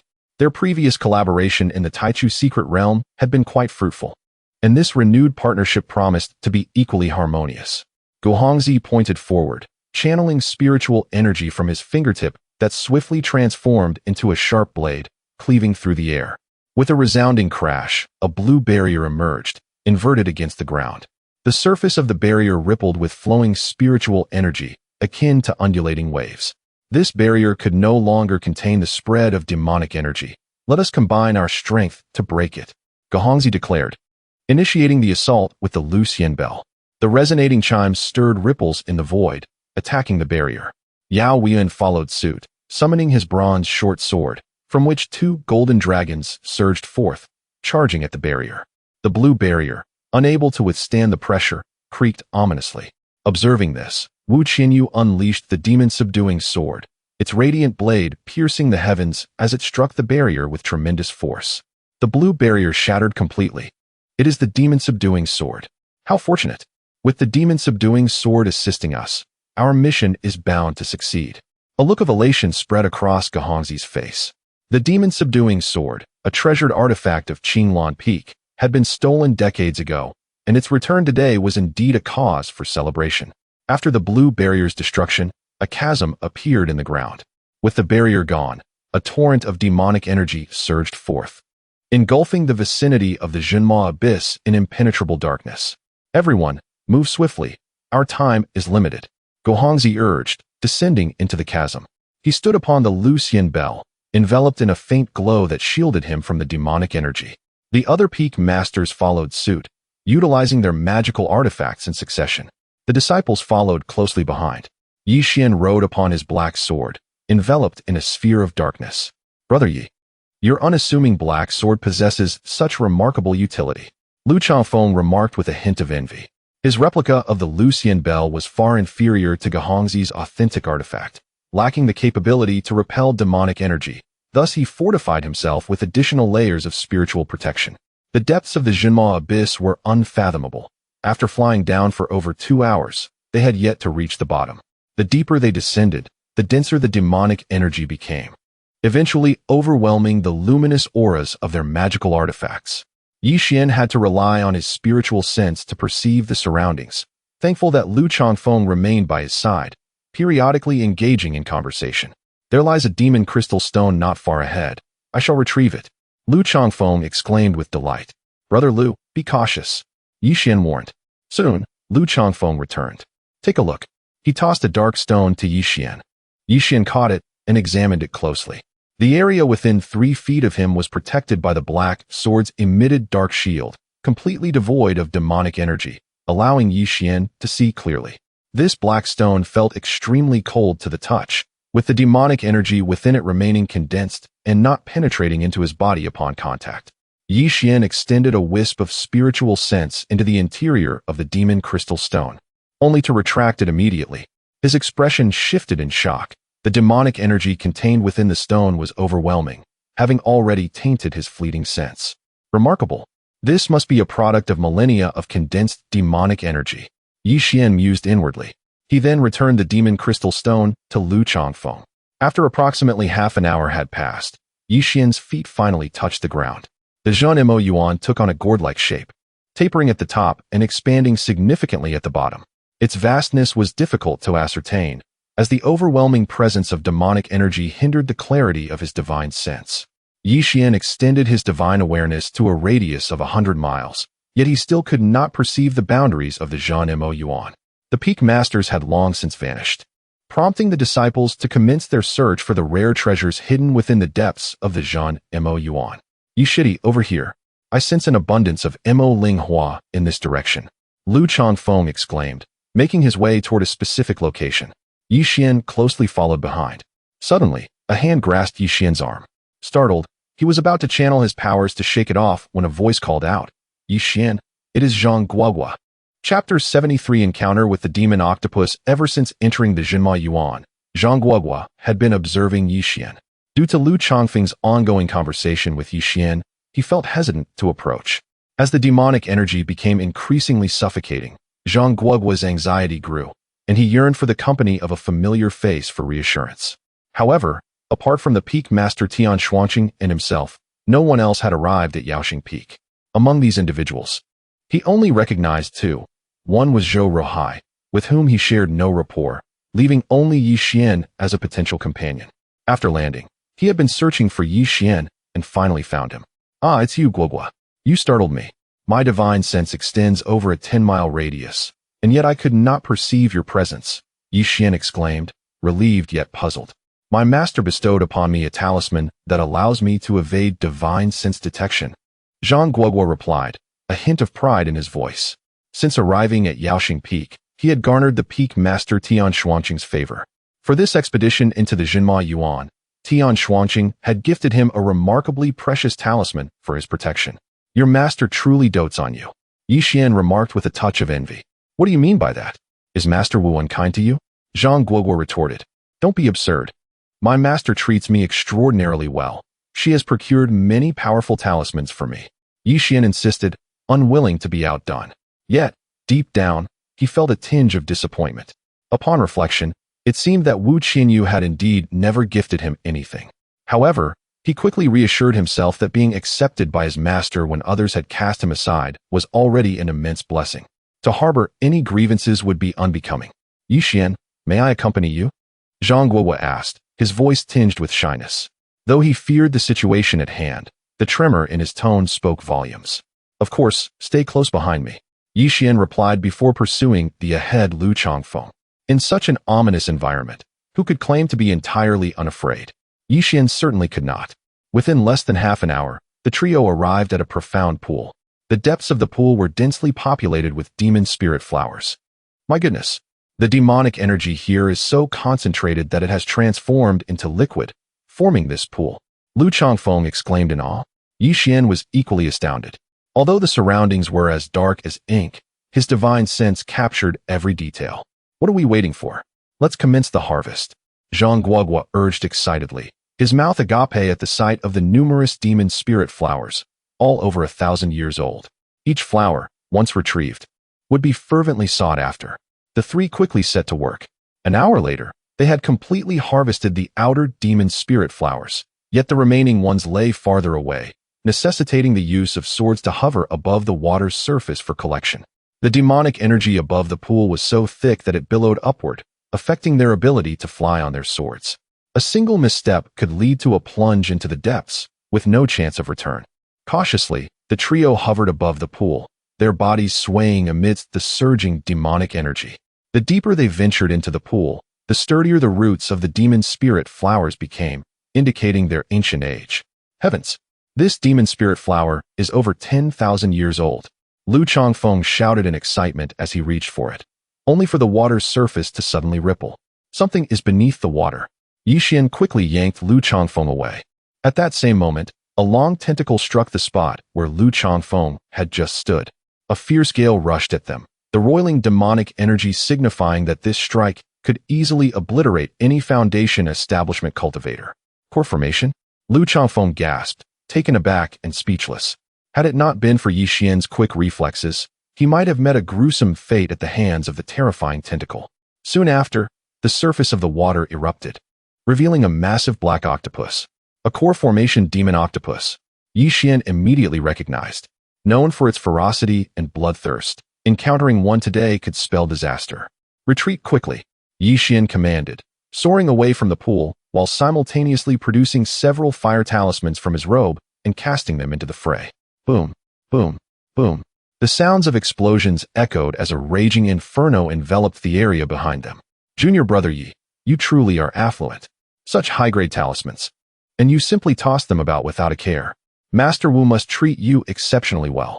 Lu Changfeng jested. Despite being a sect master's disciple, he felt rather meager in comparison to Yi Xian in this regard. Zhang Guohua nodded in agreement. The preciousness of talismans was evident, and Yi Xian's ability to discard so many indicated that he possessed a great wealth of resources.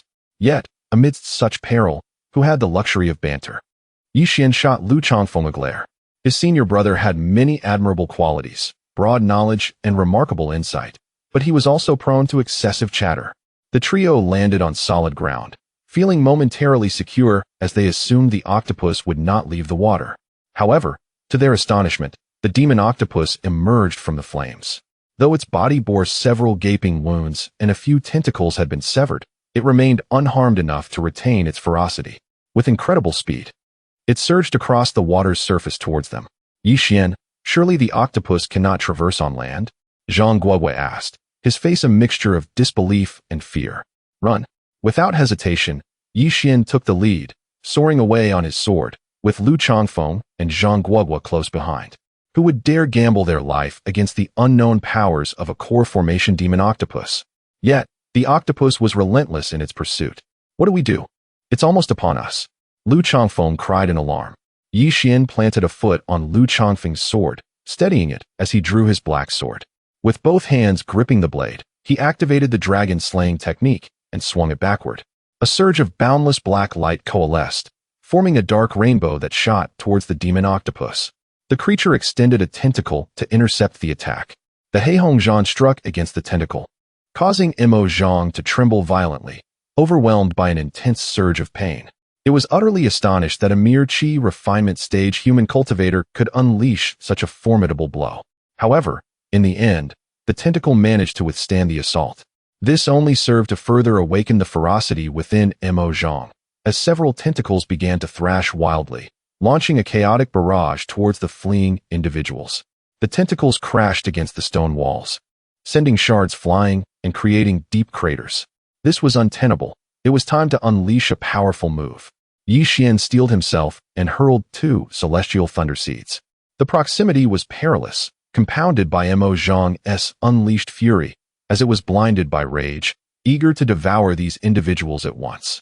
Seizing the opportune moment, Yi Xian aimed the 2 thunder seeds directly at Mo Zhang's gaping maw. With a thunderous roar, a cataclysmic explosion reverberated through the Zhun Mo Yuan, leaving the 3 individuals with an agonizing ringing in their ears, instinctively clutching their heads. Chapter 74. The Predicament of Lan Shiji. A tremendous explosion reverberated throughout the Zhun Mo Yuan, the echoes bouncing off the cave walls incessantly. The demonic energy surged, and dust swirled around, causing dizziness among the 3. Yet, the terrifying demonic insignia was reduced to ashes under the overwhelming power of the Tian Lei Zi. What a close call. Master only mentioned the heavenly materials and earthly treasures within the Mo Yuan, but did not warn us about such a dreadful presence. Lu Changfeng said with lingering fear. Without the 2 Tian Lei Zi thrown by Yi Xian, the trio would have had no chance of escape against the formidable demonic insignia. Yi Xian, how do you possess so many Tian Lei Zi? Lu Changfeng inquired. The price of Tian Lei Zi is exorbitantly shocking. While ordinary talismans might be purchased in modest quantities for emergencies, the cost of Tian Lei Zi would deter anyone from considering it. It is a prohibitively expensive consumable, and no one is foolish enough to spend such spirit stones on it. Nonetheless, it cannot be denied that the power of Tian Lei Zi is astonishing. I did mention that Master provided me with abundant spirit stones. With ample spirit stones, one naturally thinks of acquiring life-saving items. Yi Xian replied nonchalantly. To Lu Changfeng, these words sounded particularly grating. Here he was, a prominent disciple of the sect, impoverished to the point of clinking, while Yi Xian flaunted his wealth of talismans. Truly, Comparing oneself to others can be disheartening. Enough of this talk. Let us explore further and see what treasures we can uncover, Yixian declared. Having made the arduous journey to the Mo Yuan, they were determined to make the most of their time. Lu Changfeng appeared to have some familiarity with the Mo Yuan, and soon the group found themselves walking along a narrow path. On either side of the path lay deep abysses, and Yixian attempted to probe with his spiritual sense, discovering the depths were unfathomable. I found one too. Lu Changfeng and Zhang Guoguo exclaimed almost in unison. Yixian noticed a magic crystal stone appearing beneath his feet as well. It seemed they were about to strike it rich, for there were plenty of magic crystal stones here. Lu Changfeng exclaimed with excitement. In the external markets, a single magic crystal stone could be exchanged for around 100 ordinary spirit stones. Moreover, they were often in high demand, making them extremely coveted. As they ventured further along the narrow path, the number of magic crystal stones increased. Eventually, nearly every few steps revealed another magic crystal stone. We are in luck. Once we exit, I must purchase a few Tian Lazy, Lu Changfeng shouted with exhilaration. The solitary Hongzi had previously stated that half of what was obtained from the Zhan Mo Yuan must be sold to the sect at a discounted price, while the remainder could be dealt with independently. At this moment, Lu Changfeng's collection of magic crystal stones had already filled a storage bag. How many spirit stones would that yield upon sale? Yixian and Zhang Guoguo shared the same expression of elation. Just as the trio was joyfully gathering magic crystal stones, a woman's voice echoed from the other end of the narrow path. Is anyone there? Help! The voice was filled with panic, as if she had encountered something extremely terrifying. It was the voice of Lan Shimi. Quickly, let us render assistance, Lu Changfeng exclaimed, immediately rushing forward. Yixian and Zhang Guoguo, having recognized the voice of Lan Shiji, hurriedly followed suit. When the group reached Lan Shiji, they found her surrounded by countless bats. Each bat was enormous, with long, sharp fangs and blood-red eyes, exuding a fierce thirst for blood. More alarmingly, these bats were of the Foundation establishment level, second-tier demon beast, Mo Fu. Lu Changfeng furrowed his brow and remarked.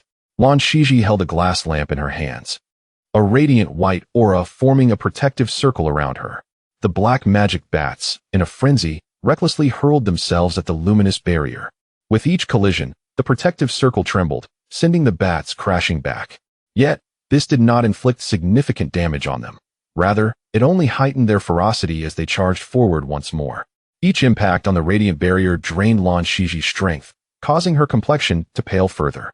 Her body began to tremble violently, on the verge of collapse. This is dire. Shimi can hardly hold on. Quickly, we must act to rescue her. Lu Changfeng summoned a replica of the Lucian bell, its resonant chime creating ripples of golden light.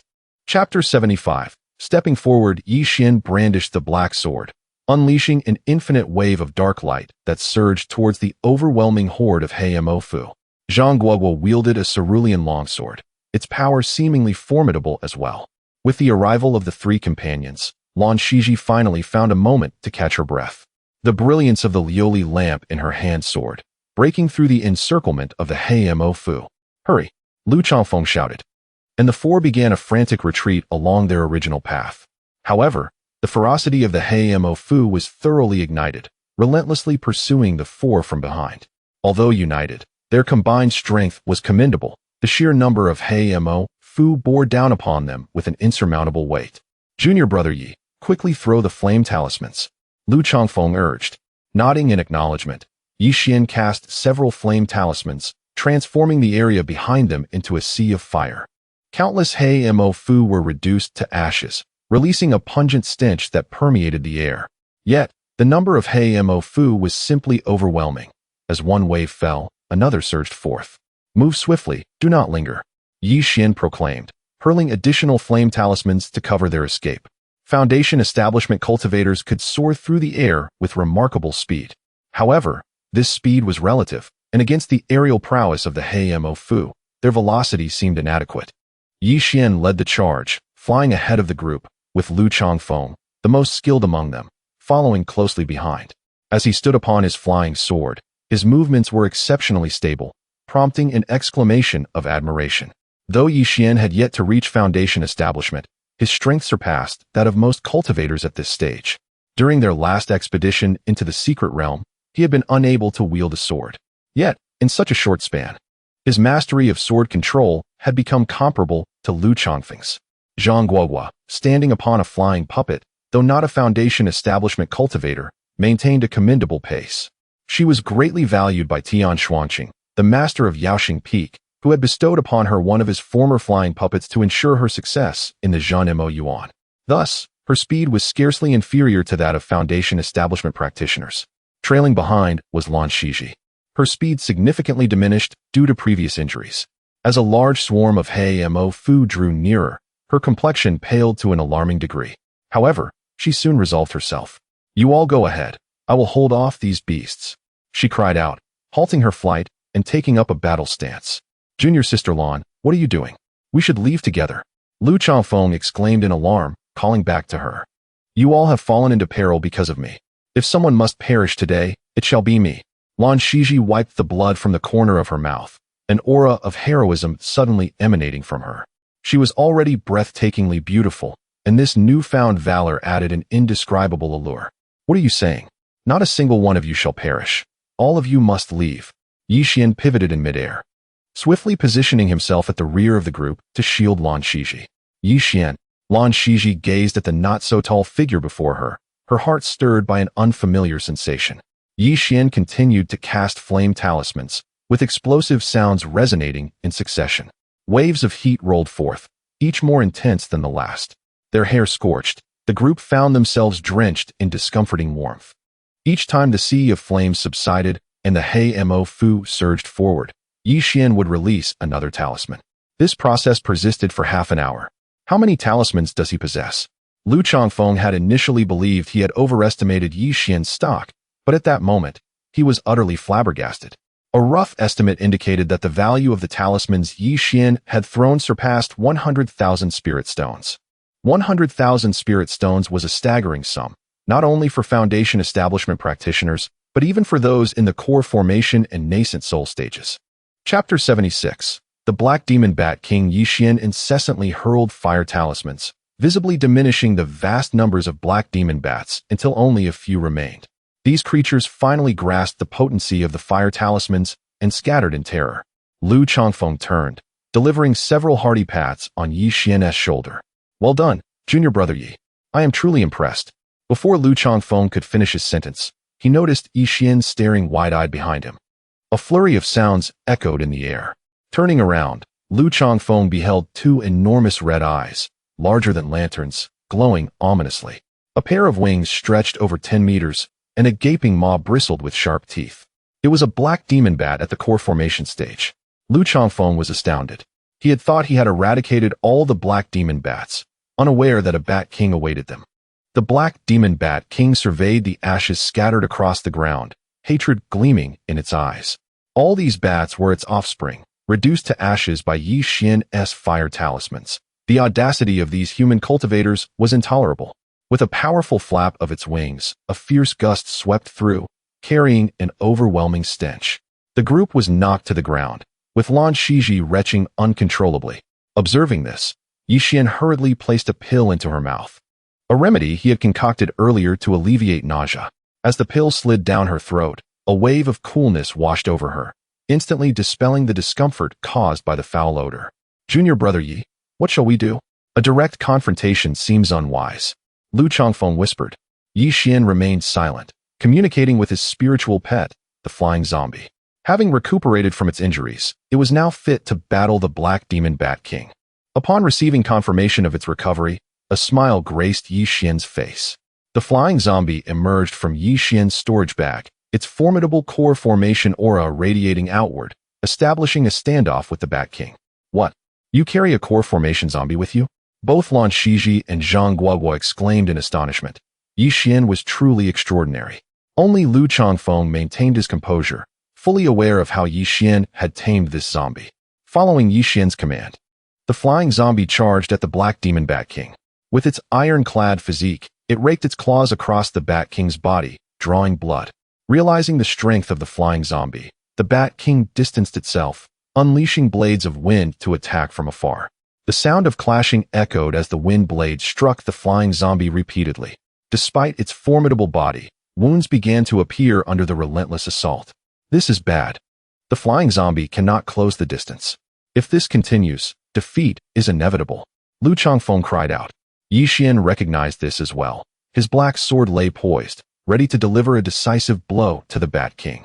The Bat King, emboldened by its advantage, focused solely on subduing the flying zombie, neglecting to guard against Yi Xian and the others, viewing the few Foundation establishment cultivators as insignificant.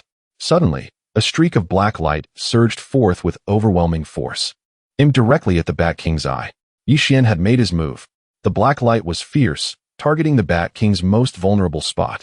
Startled, the Bat King halted its attack on the flying zombie, retracting its wings to shield its eyes. In that moment, the flying zombie, acting on Yi Xian's directive, lunged forward, seizing the Bat King's wing and tearing it violently. A piercing scream escaped the Bat King's maw as one of its wings was ripped away, dark blood splattering everywhere, the stench overwhelming. With one wing torn away, the Bat King's massive body lost its balance and plummeted to the ground, crashing heavily onto the narrow path. Its combat prowess severely diminished, it could no longer contend with the flying zombie. The flying zombie's eyes gleamed with a bloodthirsty glint, and it communicated with Yi Xian, inquiring whether it could devour the Black Demon Bat King. Yi Xian nodded. The demon core of the bat, along with its flesh, would be sufficient to elevate the flying zombie's strength significantly.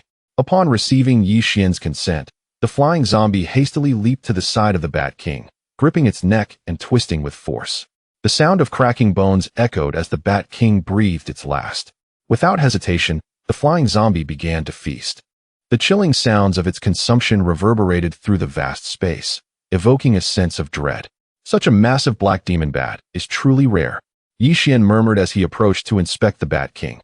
The flying zombie, noticing Yi Xian's approach, paused its feeding, shivering slightly as it raised its bloodied head to look at him. Its visage was smeared with blood and bits of flesh. Yi Xian frowned at the sight, feeling a wave of nausea wash over him. Enjoy your meal, but don't look at me with that ghastly face.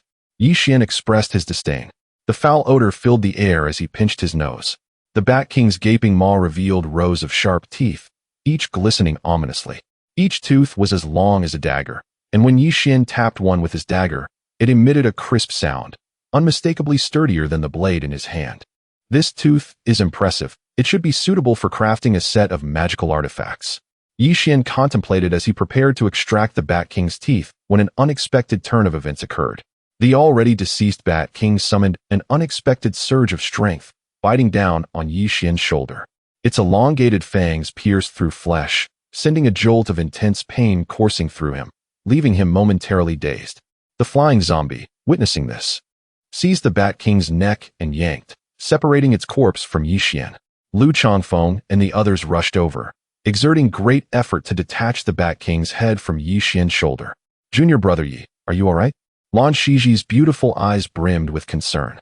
I'm fine, I won't perish. Yi Xian replied with a pale smile. This injury was severe, blood flowed profusely, and his shoulder blade was nearly shattered. Xuan struggled to retrieve the powdered hemostatic medicine. Lan Shiji swiftly grasped it, delicately sprinkling it onto the injured area, and tore a piece from her own garment to meticulously bandage the wound. Fearing the potential toxicity of the black magic bat, Xuan consumed several detoxifying pills. Naturally, healing elixirs were indispensable. After ingesting a few, his complexion improved somewhat. These elixirs were all acquired during Xuan's leisurely hours. Yashidi, besides talismans. You possess such an abundance of pills, Lu Changfeng exclaimed in astonishment. The sheer number of talismans on Xuan had already left him astounded, but he was taken aback to discover so many elixirs as well. While talismans could be purchased with spirit stones, elixirs were invaluable, with the finest being exceedingly rare. Where could Xuan have procured such a multitude of elixirs? Chapter 77. Falling into the abyss, do you believe that I concocted this myself? Yi Xian inquired, his complexion still pale, his tone laced with jest. Cut it out. I truly do not believe you. Lu Changfeng replied without a moment's hesitation. It was common knowledge that alchemy required either earthly flames or alchemical fire. The Tianyin sect possessed but a single earth fire pavilion, accessible solely to the sect's alchemists and a few peak masters at the Nascent Soul stage. As Yi Xian had yet to reach the Foundation establishment stage, he was naturally incapable of wielding alchemical fire. Thus, the notion of him crafting his own elixir was absurd. Yi Xian offered a faint smile, opting not to elaborate. As the flying sky zombie consumed the black demon bat king, its spiritual energy surged dramatically, poised on the brink of a breakthrough. Hastily, Yi Xian stowed it away in his storage bag. Enough of this place. It is perilous. We must leave swiftly, Lu Changfeng urged, glancing at Yi Xian. Can you control a sword? Of course, Yi Xian affirmed. Do not overestimate your abilities. Should it prove too challenging, I shall assist you, Lu Changfeng said with genuine concern. There is no need. I can manage. Yi Xian insisted on mastering the sword himself. The group transformed into beams of light, retracing their steps. However, as Yi Xian commanded the sword, he suddenly experienced a wave of dizziness, his balance faltering, and he fell from the blade. The others gasped in alarm, reaching out to catch him, but his descent was too abrupt. By the time they extended their hands, Yi Xian had already plummeted into the abyss beside the pathway, his black sword following suit, losing its master in the process. The demonic energy surged, and both man and sword vanished without a trace. The group plunged into the depths of the abyss, but its depths were unfathomable. They flew for several hours without reaching the bottom. What shall we do, Senior Brother Lu? Zhang Guowei asked. We must continue downward, though we cannot fathom when we might reach the bottom, Lu Changfeng replied. Moreover, we know not what terrifying entities may lurk below. Having endured the attacks from the demon chapter and the black demon bats, the group was already on edge. The demon abyss was fraught with peril. A single misstep could lead to death. Let us return. Falling from such a height leaves no hope of survival. Even if we were to find Yi Xian, he would likely be nothing more than a cold corpse, Lu Changfeng stated with grave seriousness. He too wished to rescue Yi Xian. But in their current predicament, everything below was shrouded in uncertainty. The three of them descending recklessly would likely spell disaster. Zhang Guowei nodded. Although he shared a close bond with Yi Xian, descending now would serve no purpose. You both should return. I will descend to find Yi Xian. After listening to the two, Lan Shiji coldly declared, soaring down on her sword. Junior sister Lan, come back. Lu Changfeng shouted, but Lan Shiji had already vanished from sight. Yi Xian, wait for me to rescue you. Lan Shiji silently vowed. Even if everyone else abandoned Yi Xian, she would not. She vividly recalled how Yi Xian had shielded her from a horde of black demon bats, battling fiercely. The image of that frail figure ignited a fervent determination within her. Lan Shiji descended rapidly, the fierce wind stinging her face. At that moment, she paid no heed to her discomfort. Her sole focus was on rescuing Yi Xian. Time passed, and eventually, Lan Shiji reached the ground. The vastness of the abyss below was overwhelming, and she began her frantic search for Yi Xian, akin to a headless fly. Yi Xian, where are you? She called out, her voice echoing through the expansive subterranean space. Yet, no one responded. Hours later, fatigue overcame her, and she collapsed to the ground. In those hours, she could not ascertain how far she had wandered. Already injured, her relentless pursuit had left her feet swollen and immobile. Yi Xian, where could you possibly be? Lan Shiji cried out in despair. The thought that Yi Xian had sustained grievous injuries while rescuing her, leading to his fall into the abyss, weighed heavily on her heart. Is that Junior Sister Lan? Suddenly, a voice emanated from not far away. Chapter 78. A narrow escape. Upon hearing the voice, Lan Shiji quickly rose and followed the sound, only to find Yi Xian in a corner. At that moment, Yi Xian lay on the ground, his face as pale as a sheet, and his forehead glistened with beads of sweat. The bandages Lan Shiji had used to dress his wounds were nowhere to be seen, and the bite on his shoulder emitted a foul stench. Clearly, the detoxifying elixir had proven to be of little efficacy. Junior Brother Yi, you are still alive. How wonderful! Lan Shiji exclaimed with excitement. Though her complexion was equally pallid, a hint of color returned to her cheeks due to her exhilaration. It turned out that after Yi Xian fell into the abyss, the black sword had followed closely behind. Just as he was about to hit the ground, the sword had caught him securely, preventing him from being crushed into a pulp. What of the others? Yi Xian inquired upon realizing that only Lan Shiji was present. Senior Brother Lu and Junior Brother Zhang have returned. Lan Shiji replied casually. It is for the best that they did not come here first. This place is perilous, and we must devise a way to ascend swiftly. Yi Xian asserted. Can you stand? She asked. If you can, hold on to me, and I will use my sword to carry you up. At this moment, Lan Shiji's cheeks flushed with warmth. Never before had she allowed a man to touch her. I will give it a try, Yi Xian replied as he struggled to rise. He propped himself up with his elbow, but as soon as he exerted himself, he fell back down. Yi Xian was far too weak to stand. Lan Shiji observed that the area around his injured shoulder had turned completely black, with a dark mist visibly swirling within. But your shoulder injury. Lan Shiji began, but fell silent. Yi Xian had already exhausted all the medicinal pills he could use, and none had provided any relief. Currently, there was no other means to halt the spread of his injury. It is nothing. Yi Xian spoke in a faint voice. He understood that in order to heal, he must first expel the swirling dark energy. Before Lan Shiji had found him, he had attempted several times to force the dark mist out. However, the mist seemed almost sentient, retreating whenever he concentrated his spiritual energy to attack, only to re-emerge once his efforts subsided. As the dark mist continued to move, the area of blackness on his shoulder gradually expanded. It appeared that it would not be long before his entire body succumbed to darkness, marking the onset of his demise. Red treasure, if you are not dead, come forth at once.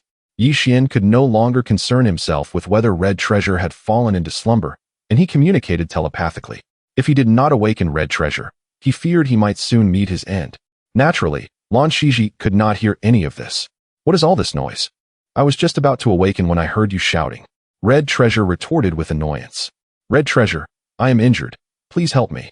Yi Xian had no time for banter. Before Red Treasure could respond, 3 massive black demon bats appeared in the darkness, each possessing the cultivation of an initial stage foundation establishment. These creatures had come drawn by the scent of blood and flesh.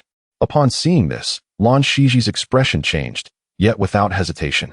She rushed forward to shield Yi Xian behind her, much like how he had once protected her.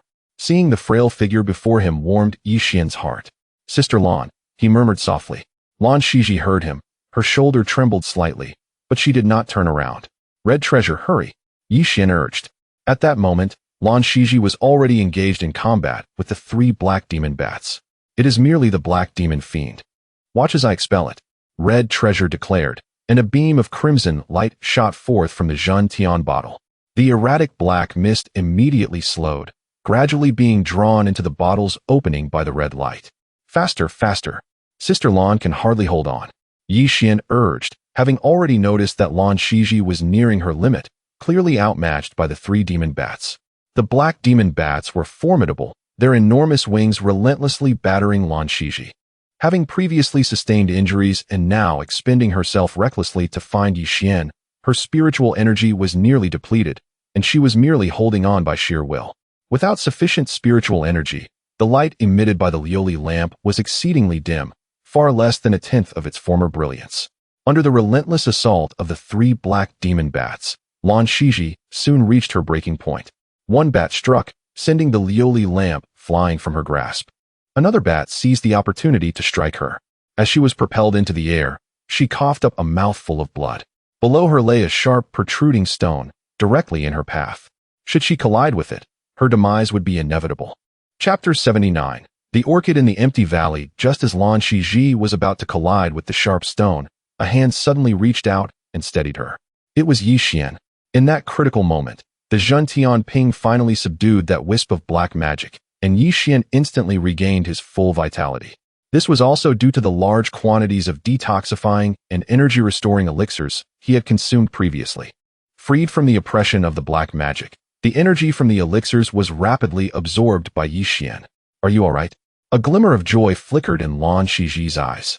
However, upon realizing she was in Yi Xian's embrace, a wave of shyness washed over her, turning her face crimson. You're fine. Senior Sister Lan should take a moment to rest while I deal with these 3 beasts, Yi Xian declared, gently setting Lan Shiji down. With his full strength, Yi Xian found it exceedingly easy to handle the 3 early Foundation Establishment black magic bats. The black sword flashed, and one bat was cleaved into pieces. Another bat attempted to launch a surprise attack, but was met with a fire talisman that Yi Xian accurately tossed into its mouth. The bat's body instantly exploded, consumed entirely by the flames. The third bat, sensing the dire situation, attempted to flee. But Yi Xian would not let it escape. With a single slash of the black sword, it was enveloped in boundless darkness. Junior brother Yi, you seem even stronger than before. A look of astonishment crossed Lan Shiji's face. Is that so? Yi Xian scratched his head. Her words reminded him that previously, slaying these 3 black magic bats would not have posed much of a challenge, yet it was never as effortless as it was now. Could it be that his combat prowess had increased after enduring the torment of the black magic? However, now was not the time to dwell on such thoughts. Seeing Lan Shiji's face as pale as paper, with traces of blood at the corner of her mouth, he felt a pang of compassion and produced 2 gathering spirit pills to offer her. What is this? Lan Shiji asked in confusion. This is a pill that can rapidly replenish spiritual energy. You must take it quickly, Yi Xian urged. Lan Shiji nodded and immediately consumed one of the gathering spirit pills. As the pill dissolved in her mouth, the spiritual energy surged within her body. Lan Shiji's eyes widened in disbelief. The energy contained in this pill was extraordinarily immense. Her previously depleted spiritual energy was instantly restored, and her injuries rapidly healed under the pill's restorative effects. Moreover, she felt a subtle indication that she was on the verge of entering the mid-foundation establishment stage. The efficacy of the pill that Yi Xian provided was simply extraordinary. Junior brother Yi, what kind of pill is this? Its effects are astonishing. Lan Shiji inquired with curiosity. Within Tianyin men, there was a scarcity of elixirs. Disciples of their level received only low-grade elixirs like Pei Yuan Dan. The Gathering Spirit Pill was a genuine second-grade spiritual pill and enhanced by the Zhentian Ping. Its efficacy reached a whole new level. It was no wonder Lan Shiji was astounded. She had never encountered anything of such quality before. This is the Gathering Spirit Pill, an ancient elixir, Yi Xian replied with a gentle smile. He felt immense gratitude towards his senior sister for her selfless bravery in venturing into the abyss to find him. A gesture that deeply moved him. An ancient elixir? No wonder I haven't heard of it. It must be quite valuable. I can offer you spirit stones. Lan Shiji exclaimed, reaching for her storage bag. After years of cultivation in Tianyin men, the concept that elixirs were priceless had become ingrained in her mind. She thought to herself that Yi Xian's elixir must have cost a significant amount of spirit stones. I refined this myself. There's no need for spirit stones. Senior Sister Lan, please don't be so polite. Perhaps in the future, I may require your assistance. Yi Xian hastily interjected, grasping her hand that was reaching for her storage bag. An unusual warmth coursed through him, causing his heart to tremble. Lan Shiji's face flushed to her neck as she quickly withdrew her hand, lowering her head. The atmosphere grew somewhat awkward. Well, all right then, Junior brother Yi. If you ever need assistance in the future, do not hesitate to ask. Lan Shiji lifted her head and smiled sweetly at Yi Xian. That smile was truly like an orchid blooming in an empty valley, serene and fragrant, captivating all who beheld it. Chapter 80. The mutated demon crystals. Now that our injuries have healed, let us hasten to reunite with Brother Lu, suggested Lan Shiji. There's no rush, Yi Xian replied thoughtfully. I sense that this abyss conceals even more demon crystals and rare treasures. Since we have come this far, it would be prudent to explore further. If we find nothing of value, we can ascend later. Lan Shiji agreed with a nod, and the two proceeded deeper into the abyss. The Lioli lamp in Lan Shiji's hand radiated a brilliant white light, forming a protective halo around her. Yi Xian's black sword, suspended before him, erupted in a sphere of dark light that enveloped him, yet this darkness did not impair his vision. Upon initially entering the Jinma Yuan, visibility was nearly non-existent, relying solely on spiritual perception. However, Yi Xian soon discovered that his sight had sharpened, enabling him to pierce through the demonic mists surrounding them. Upon closer inspection, he noticed a small black vortex forming at his brow, within which demonic energy swirled gently. Yet, he remained oblivious to this phenomenon. After a while, Yi Xian joyfully exclaimed, "Demon crystals. They are everywhere."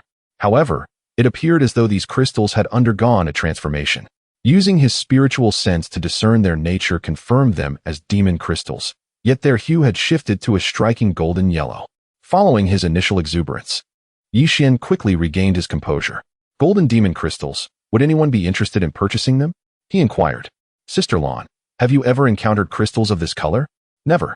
All records depict demon crystals as either black or gray, with no mention of golden hues, Lan Shiji replied. Perhaps this is a result of the peculiar transformations occurring here. At that moment, her injuries fully healed and her vitality restored. She exhibited the grace of a foundational stage master. Yi Xian couldn't help but be taken aback. Lan Shiji's beauty was unparalleled, even among the stunning figures of Qinglan Peak, eclipsing all others, including Shui Ling and Lu Riyue. Yet, the crux of her allure lay in the balance of 8 parts gentility and 2 parts valor, distinguishing her from the more delicate beauties. Yi Xian gazed at Lan Shiji, captivated by her beauty, nearly drooling in admiration. "Brother Yi, are you all right?" Lan Shiji asked with genuine concern. Noticing his somewhat dazed expression, she feared that the poison from the Black Demon Bat King had resurfaced. "And no, it's nothing. Your analysis is quite insightful," Yi Xian stammered, wiping the drool from the corner of his mouth with his sleeve. In an attempt to mask his embarrassment, he added, "It's just so hot that I've started to sweat." His words drew Lan Shiji's attention to the droplet at the corner of his mouth. It was clearly drool, not sweat. "Brother Yi, has this drooling condition been a long-standing issue, or did it arise after the bite?" she asked with a concerned expression. It definitely wasn't an issue before. It only started after the bite," Yi Xian confessed, feeling relieved that Lan Shiji was merely concerned about his well-being. He felt a pang of guilt for his earlier thoughts about her. Although these may be mutated demon crystals, they should still hold some value. "Let us collect them," Lan Shiji proposed. Yi Xian readily agreed, and the two retrieved their storage bags, moving swiftly to gather the crystals. Just as they were zealously collecting, a deep, resonant roar echoed through the darkness. Both froze, their hair standing on end, and they halted their actions, peering into the obscurity ahead. Two golden lanterns slowly emerged from the shadows. Chapter 81. Golden-eyed Python. As a massive figure surged forth from the darkness, the two individuals soon discerned that it was a colossal python. The two golden lantern-like orbs they had previously seen were, in fact, the creature's eyes. With its fangs bared and its enormous, menacing golden eyes glinting with ferocity, it fixed its gaze intently upon them. "Jin Tongmeng," exclaimed Lan Shiji in astonishment. The golden-eyed python was a level 3 demon beast, possessing strength rivaling that of a late-stage Jedon human cultivator. No wonder the abundance of magic crystals in this place was astounding. They were all utilized by the golden-eyed python for its cultivation. Its eyes emitted beams of golden light, causing the magic crystals to gradually transform into a golden hue. "Why are there so many of these monsters here?" Yi Xian lamented, regretting not fleeing the abyss at the earliest opportunity. Now, it seemed too late to escape. If he were to encounter a demon beast at the early stage of Jedon, he might have a fighting chance alongside the flying zombie. But facing a late-stage Jedon beast, his only option would be to flee. However, both soon sensed something amiss. As the golden-eyed python maintained its gaze, Yi Xian and Lan Shiji began to feel dizzy and disoriented. The surroundings gradually became hazy, and Yi Xian felt his eyelids grow heavy, slowly closing. Lan Shiji experienced a similar sensation. Just as Yi Xian's eyes were about to narrow to a mere slit, the flying zombie within his storage bag stirred. "Hypnosis!" Yi Xian exclaimed in alarm, swiftly seizing Lan Shiji's hand and sprinting for their lives. The golden-eyed python, realizing its hypnosis had failed, became enraged and pursued them relentlessly. Both Yi Xian and Lan Shiji rode their swords, accelerating far beyond their usual speed. Driven by a singular thought, to escape. Faced with a creature akin to a late-stage Foundation establishment cultivator, confronting it head-on would lead to certain death. Yet, despite their haste, the golden-eyed python was equally swift, and Yi Xian could smell the foul stench emanating from its gaping maw. In the depths of the abyss, there was little sustenance available, and the allure of human flesh was a deadly temptation for the golden-eyed python, which explained its relentless pursuit. Yi Xian hurled a fire talisman behind him, igniting a blazing inferno. Yet, the flames did little to deter the golden-eyed python, which soon extricated itself from the fiery barrier. Based on Yi Xian's understanding of the fire talisman's potency, such a significant throw should have inflicted some damage on the beast. However, the result was merely a few scales shed, with the rest of its body unscathed. Thus, Yi Xian and Lan Shiji could only continue their frantic flight. Within the dimly lit subterranean realm, they twisted and turned, utterly unable to ascertain their bearings. Soon, the golden-eyed python, leveraging its superior speed, caught up with them once more. Yi Xian cast a thunderbolt seed, but the creature adeptly evaded it, suffering no injury whatsoever. Yi Xian silently lamented the missed opportunity.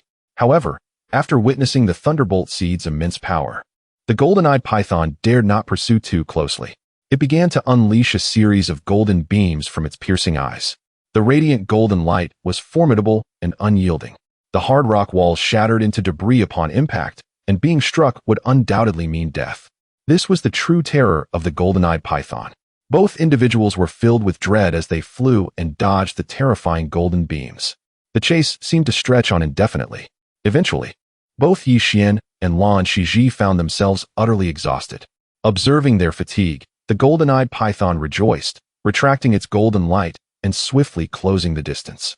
With his thunderbolt seeds depleted, Yi Xian could only flee with all his might. Yet, they soon realized they had seemingly entered a dead end.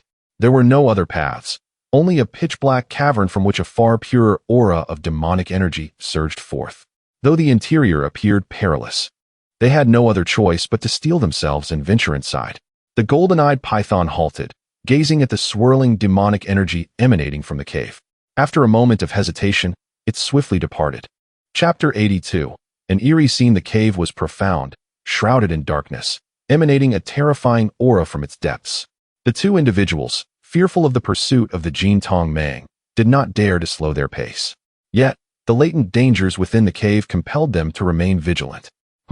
It seems the Jin Tong Mang has not followed us in, Lan Shiji remarked. The prickling sensation and the foul stench had dissipated. It appears there is something within that it fears. Otherwise, it would not have abandoned its pursuit without reason, Yi Xian surmised. Indeed, I can sense a formidable presence deep within the cave. Perhaps we should linger here for a moment, Lan Shiji suggested. This venture into the Zhen Mo Yuan unveiled the inherent perils within. It was possible that fearsome demonic creatures resided deep within the cave, and recklessly venturing forth could lead them into a trap. Yi Xian shared the same sentiment, unwilling to gamble with his life.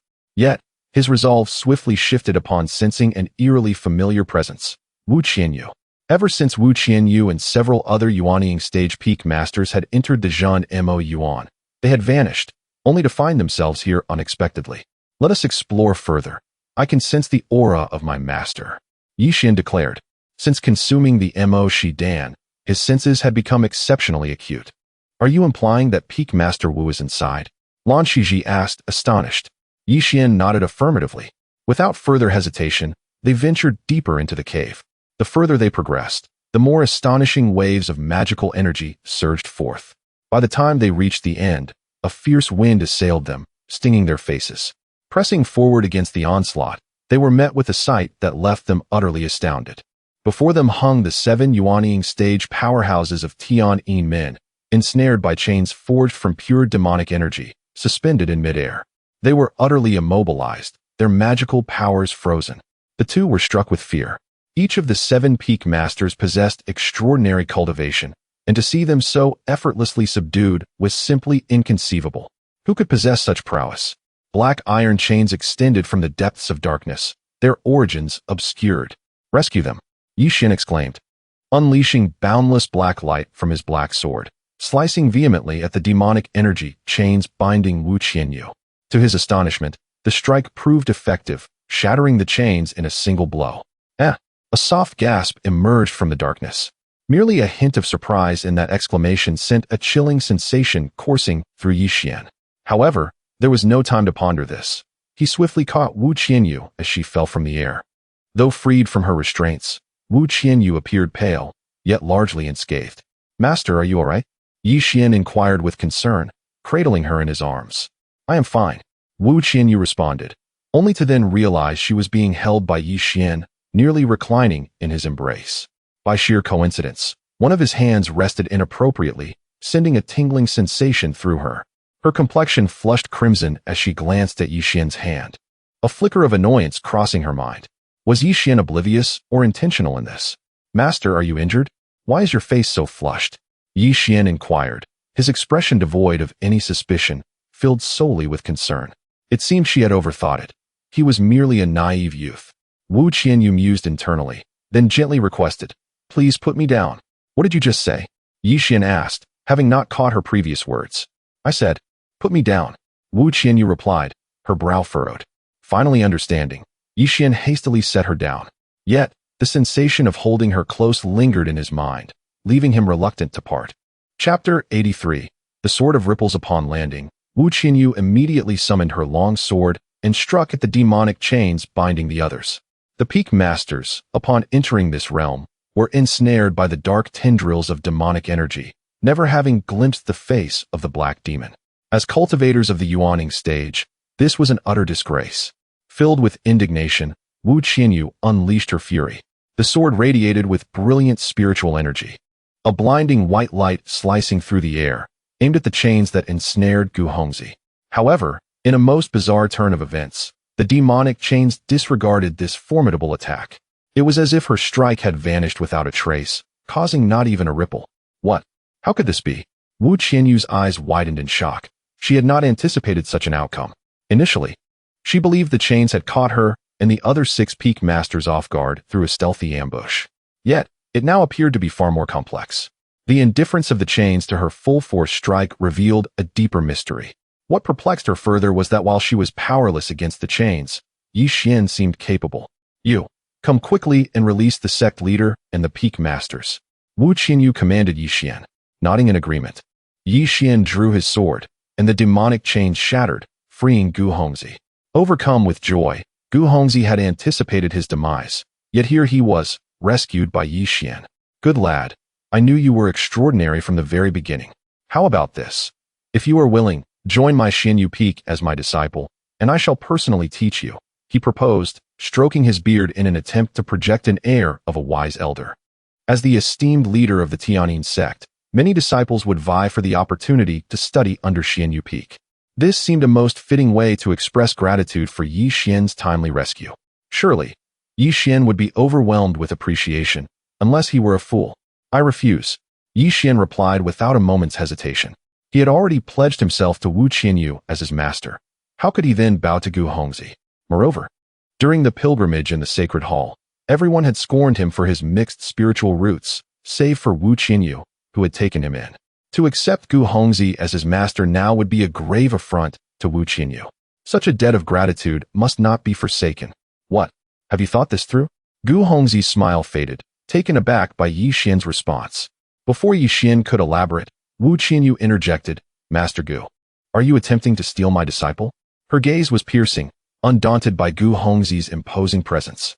This ice-cold beauty, when enraged, was a force to be reckoned with, known by all Yuaning cultivators of the Tianyin sect. And no, I was merely jesting. Gu Hongzi stammered, unable to meet Wu Qianyu's eyes as he summoned the Lu Xian bell. With a gentle strike, the bell emitted a deep, resonant sound. The tolling of the bell produced waves that formed ripples, which did not spread further but remained contained, bound by a powerful force, oscillating ceaselessly. As Gu Hongzi continued to strike, the number of ripples surrounding the Lu Xian bell multiplied. Eventually, these ripples converged, coalescing into a sword of ripples, emanating a terrifying aura. The Lu Xian bell, revered as the foremost treasure of the Tianyin sect, possessed immense power. It was said that Gu Hongzi once wielded this artifact to grievously injure a mid-Yuan cultivator. Each ripple emanating from the bell could cleave through metal with ease, showcasing extraordinary might. The ability of Gu Hongzi to transform such an abundance of ripples into a sword was a testament to his formidable prowess. Truly, as the foremost master of the Tianyin sect, his capabilities were indeed remarkable, Yi Xian mused. Although he held disdain for Gu Hongzi's earlier attempt to claim another's disciple, one could not deny that as the sect leader, Gu Hongzi was indeed worthy of such authority. Just as Yi Xian pondered these matters, the sword of ripples surged toward the demonic chains that bound Yao Yuan. Chapter 84. The mysterious summoning Wu Qianyu found herself ensnared by an unbreakable chain of demonic energy, yet Gu Hongzi remained confident in his own prowess. However, the very next moment, he was met with a shocking turn of events. The Liani sword, now entwined in the chains, shattered utterly. What? Gu Hongzi's eyes widened in disbelief. He alone understood the formidable nature of the Liani sword. Yet, even such a weapon could not sever the black chains. How did you accomplish this? He gazed at Yi Xian with a peculiar expression. Oh, it was nothing much, just like this. Yi Xian nonchalantly replied, waving his hand as boundless black light surged forth, cleaving through the chains of demonic energy that ensnared Yao Yuan. Subsequently, with a series of swift strikes from his black sword, the chains binding Zheng Tianyu, Tian Shuangqing, and others were likewise severed. All present regarded Yi Xian with astonished gazes. I had no idea you possessed such capabilities, Yao Yuan remarked, flexing his wrist as he looked at Yi Xian. Initially, Yi Xian's severing of Qin Shixian's arm had instigated a strong dislike in Yao Yuan. However, Qin Shixian's subsequent actions had rendered him even more intolerable. Coupled with the fact that Yi Xian had now rescued him, Yao Yuan's prejudice had considerably diminished. Although his tone remained frosty, The animosity had dissipated. Thank you for your praise. Sect leader Yao. Yixian graciously responded, eager to thaw the ice between them. Had it not been for Yao Weiyuan's steadfast protection in the Taichu secret realm, he might have fallen victim to Xuan Xiong's soul-searching. While Yao Weiyuan's intervention was primarily to uphold the reputation of the Tianyin sect, he nonetheless felt indebted to him. Yixian was a man who valued gratitude above all. Your spiritual roots are far too diverse. If you wish to establish your foundation, you must seek an alternative path, as conventional methods will not suffice. Observing Yixian's respectful demeanor, Yao Weiyuan offered further counsel. Yixian's heart stirred. He recognized that Yao Weiyuan was providing him with a vital hint. The realization that he had consumed numerous mingling pills without achieving foundation establishment resonated with Yao Weiyuan's words. Yet, what methods could facilitate his foundation establishment remained a perplexing question. Sect leader, shall we proceed deeper? Wu Qianyu inquired. Well, Gu Hongzi pondered. The black demon lurked within, yet this area was already perilous. The interior would undoubtedly be even more treacherous. We might very well lose our lives here. By the way, isn't this disciple named Yixian capable of severing the chains of demonic energy? Let him go and seal the black demon while we wait here. Gu Hongzi suggested with a smile. Are you jesting, sect leader? We have already witnessed the might of the black demon. Yixian has yet to reach the foundation establishment stage. How could he possibly seal the demon? Wu Qianyu interjected vehemently. The black demon is immensely powerful. Even if sealed, it is far beyond the reach of a novice like Yixian. To act recklessly could lead to his demise. This young man is extraordinary. He is not comparable to the average individual. He has effortlessly severed the chains that even you and I could not. Does this not speak volumes? He is the prime candidate for sealing the black demon. Gu Hongzi countered. Wu Qianyu was momentarily silenced. Gu Hongzi spoke the truth. She still wished to reject the notion on behalf of her disciple. When Yixian interjected, I shall comply with the sect leader's decree. Do you? Do you know what lies within? Entering would be akin to courting death. Wu Qianyu exclaimed in frustration. Yixian's sudden acquiescence infuriated her. Enough, junior sister. Since Yixian has agreed, let him proceed. Heroes have always emerged from youth. You are the hero of our Tianyin sect, and I have faith in you. Gu Hongzi said, eager to ensure Yixian did not retract his promise. Yixian would not reconsider. He felt an inexplicable voice beckoning him. A voice emanating from the depths of the cave. Chapter 85. The Fated One Zhongmen. What reward shall I receive if I successfully seal the Haimo? Yixian inquired. He understood the significance of sealing the Haimo for the Tianyin sect. Given his shrewd nature, it was inevitable that he would engage in some bargaining, having been chosen for such a crucial task. What do you desire? Speak freely. Gu Hongzi responded with a grandiose air. As long as Yixian was willing to enter and seal the Haimo, he was prepared to pay any price. I have not yet decided. I shall convey my demands once I have made up my mind. However, I must insist that you cannot renege on your promise.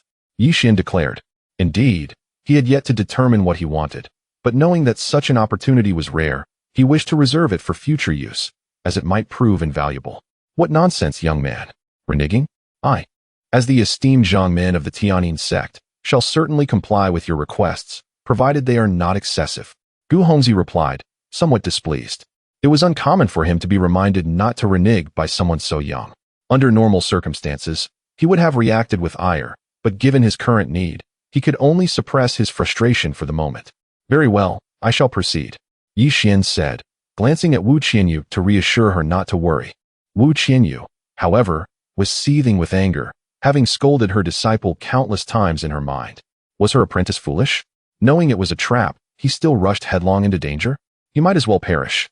Wu Qianyu thought bitterly, though a hint of concern flickered in her eyes. With the Zhongmen having issued his command, and Yixian already accepting, she found herself at a loss for words. Yixian keenly sensed the concern in Wu Qianyu's gaze, warming his heart. Although she appeared cold and unapproachable, everyone in the Tianyin sect knew she was not to be trifled with. Yet Yixian understood that she cared deeply for each of her disciples, never allowing outsiders to humiliate them. This was something the other peak masters struggled to emulate. Go forth. Should you succeed in sealing the Haimo, you will be a great benefactor of our Tianyin sect. Gu Hongzi encouraged, handing Yixian the talisman obtained from the Taichu secret realm. As Yixian's fingertips brushed the talisman, he felt an overwhelming surge of power. Fortunately, This power was contained within the talisman, and he only sensed a fraction of its aura. Even this faint essence was immensely potent. No wonder it could be utilized to seal the Haimo. Yi Xian grasped the talisman firmly and ventured deeper into the darkness. The further he went, the more intense the demonic energy became. Ultimately, the concentration of this energy reached its zenith. Yet, Yi Xian found it peculiar that, despite the overwhelming presence of demonic energy, it had no effect on him whatsoever. His internal spiritual energy flowed smoothly, untouched by the malevolent aura. It is said that demonic energy impedes a cultivator's spiritual energy, thereby diminishing their fighting prowess. Yet it seemed to have no impact on me. Why is this? Yi Xian pondered. Unbeknownst to him, as he delved deeper, the black vortex on his brow became increasingly distinct, whirling ever faster. Young man, come closer. A voice, ethereal and elusive, sent a shiver down Yi Xian's spine. Who are you? Where are you? Yi Xian asked, trembling with trepidation. I am the Haimo, your fated one. The voice in the darkness replied once more. Haimo? My fated one? You must be jesting. Yi Xian retorted. The Haimo was a demonic entity, in direct opposition to the righteous sects like the Tianyin sect. To claim such a being as his fated companion was nothing short of ludicrous. Chapter 86. Innate demonic energy, I have long sensed the aura emanating from you. You possess the Bai Ling Jin. The voice echoed, fluctuating in proximity. Bai Ling Jin? Cease your nonsensical claims. I am of the Wu Se Za Ling Jin. Yi Xian retorted. Though admitting to the Wu Se Za Ling Jin brought him a degree of embarrassment, he was determined to counter the assertions of Hei Mo, unwilling to let his circumstances be exposed. Wu Se Za Ling Jin. A jest. Which fool rendered such an assessment? You are an exceedingly rare Bai Ling Jin, one that emerges once in 100 millennia. Hei Mo expressed with irritation, finding it absurd that Bai Ling Jin was misrepresented as Wu Se Za Ling Jin. In truth, the two are remarkably similar. Without sufficient cultivation, one cannot differentiate between them. What? I am a Bai Ling Jin, appearing once every 100 millennia? Is being a Bai Ling Jin truly so exceptional? Yi Xian inquired curiously. Yet he did not halt his advance, continuing deeper into the cave. Exceptional does not begin to describe it. It is simply unparalleled. With such innate talent, practicing the Tian Mo De Fa, your progress would be astonishing, and you would soon rival my invincibility. Hei Mo declared, a trace of arrogance infusing his tone. What is this Tian Mo De Fa? I shall not practice it. My Tianyin men is the legitimate sect of the Xian men. How could I engage in such chaotic demonic arts? Moreover, if you were truly invincible, you would not be sealed in this forsaken place. Yi Xian shot back. You, young and ignorant, do not comprehend. In the past, the four great sects of the Zhao kingdom combined their might to establish an unparalleled formation, barely managing to seal me. Nonetheless, it matters not. I shall soon break free. Hei Mo's tone grew cold as he spoke. Once, he was invincible across the realm, deceived into this fate, leading to his current imprisonment. As he recounted this, his emotions surged, causing the demonic energy within the cave to churn violently. The swirling demonic energy manifested as fierce winds, striking Yi Xian's face painfully, akin to a blade's edge, leaving him quite discomfort. Elder Zhu. No, I misspoke. Brother, please restrain your powers. Yi Xian implored, experiencing a twinge of agony. Upon hearing this, Hei Mo tempered his emotions, and the tumultuous energy ceased its turmoil. Young friend, if you submit to my tutelage, I can grant you unparalleled power. Hei Mo tempted. I am a disciple of Tianyin men. Do not seek to ensnare me. What absurdity is this Tian Mo De Fa? I shall not practice it. I am devoted to the Changsheng Jing. Yi Xian firmly countered, refusing to yield an inch. The Changsheng Jing is indeed commendable. Yet the Bai Ling Jin is most suited for the cultivation of Tian Mo De Fa. If you kneel and bow to me 3 times, I shall accept you as my disciple. Hei Mo, unperturbed by Yi Xian's disrespectful words, patiently coaxed. I have a master and shall not bow to you. Yi Xian declared, realizing he had reached the end of the cave. Before him lay a mass of black energy ensnared within a golden barrier. The golden light emanating from the barrier was derived from an ancient talisman suspended in the air. Zhen Mo Xianfu. Yi Xian instantly recognized the provenance of the ancient talisman, as it bore an exact resemblance to another Zhen Mo Xianfu he possessed. The difference lay in the fact that this ancient talisman was severely damaged, while his remained intact. Hei Mo, is this black energy you? Yi Xian queried, somewhat astonished. He had anticipated a fearsome, demonic entity, only to find it was merely a mass of black energy. Kid, how do you speak? This is my innate demonic energy, invaluable beyond measure. Any ordinary demonic cultivator who acquires even a trace can see their cultivation soar. If you become my disciple, I shall grant you a sliver. What say you? Heimo's words were laden with temptation. Chapter 87. The surge of magical power. What nonsense is this so-called magical technique? I have no intention of practicing it. I am here to seal you. As Yixian spoke, he swiftly produced the Zhen Mo Xian Fu and hurled it towards the Hei Mo. The two Zhen Mo Xian Fu overlapped, radiating a brilliant golden light that intensified the glow of the golden barrier above. The immense pressure left Yixian astounded. The black mist that the Hei Mo transformed into was instantly confined, as if encased in ice, rendering it immobile. Now, do you comprehend my might? Let us see if you dare to tempt me further. Yixian clapped his hands, exuding a sense of pride. At last, he had fulfilled the directive of Gu Hongzi. Initially, he had anticipated this task to be arduous, yet it had been accomplished with such ease. You have been exploited. The Hei Mo retorted, clearly irritated. Although it could not move, it was still capable of vocalizing its thoughts, which took Yixian by surprise. The previous Zhen Mo Xian Fu had been severely damaged, yet the one he had just thrown remained remarkably intact, emanating an overwhelming aura of power. Nevertheless, the Hei Mo was still able to speak, showcasing its formidable strength. How have I been exploited? Are you attempting to persuade me to release you? Not a chance. Despite being astonished by the Hei Mo's power, Yixian's tone was laced with mockery. Do you know why you were able to enter while others could not? The Hei Mo inquired. That is because I am inherently divine and majestic. Yixian replied, whimsically. Spare me your nonsense. It is because you possess a Bai Ling Jin, which is naturally attuned to demonic energy. This place, influenced by my innate demonic aura, is a desolate land for ordinary cultivators. Were it anyone else, they would have succumbed to the demonic energy, corrupting their cultivation entirely. The Hei Mo explained. Then why am I unaffected? Yixian asked, a hint of confusion in his voice. He sensed something peculiar, as though the demonic energy had no impact on him whatsoever. It is because your Bai Ling Jin has begun absorbing demonic energy. The Hei Mo elucidated. You are speaking nonsense. I am not absorbing any demonic energy. I refuse to become something neither human nor ghost. Yixian hurriedly protested. That is beyond your control. The Bai Ling Jin is innately aligned with demonic energy. Cultivating here will cause your powers to surge, and your realm will soon transcend. The Hei Mo asserted. It did not seem angered by Yixian's sealing, but rather spoke with considerable patience. You deceitful creature, cease your fabrications. Yixian vehemently rejected the Hei Mo's claims. He was unwilling to become a demonic cultivator. Do you not believe me? You may observe for yourself. Upon uttering these words, a bronze mirror materialized before Yixian. He beheld a swirling black vortex at the center of his forehead, slowly rotating. What is this? What have you done to me? Yixian exclaimed, a sense of panic washing over him.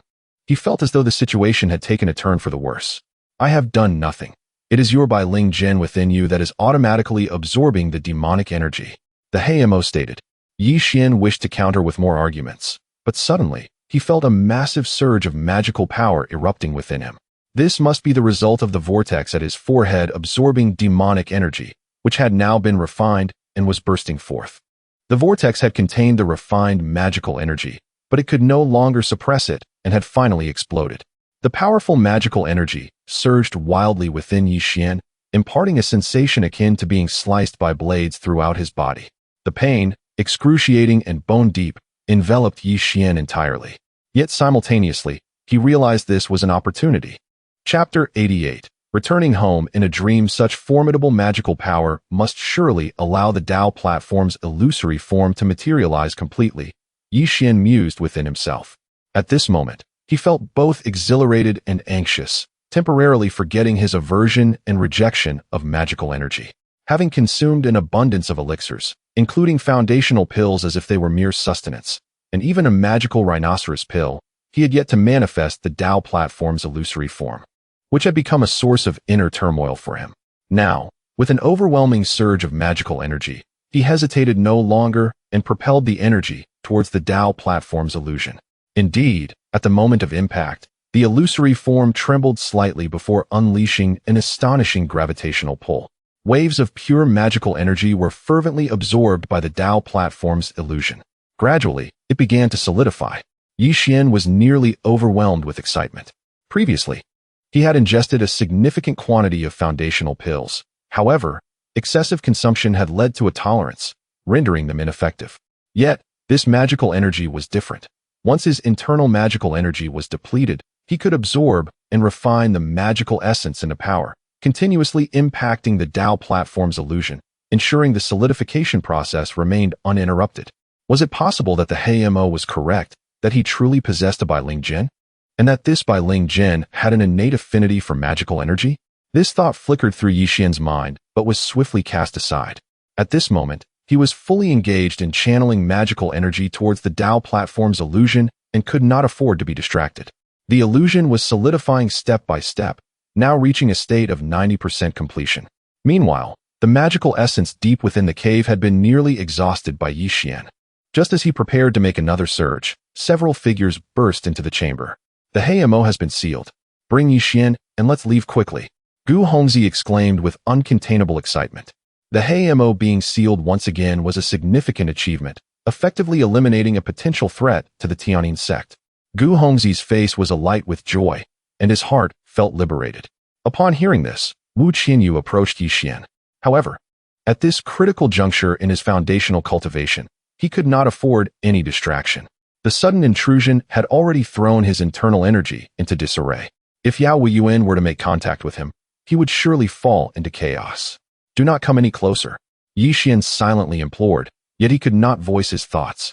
Speaking would undoubtedly inflict unimaginable damage to his Tao.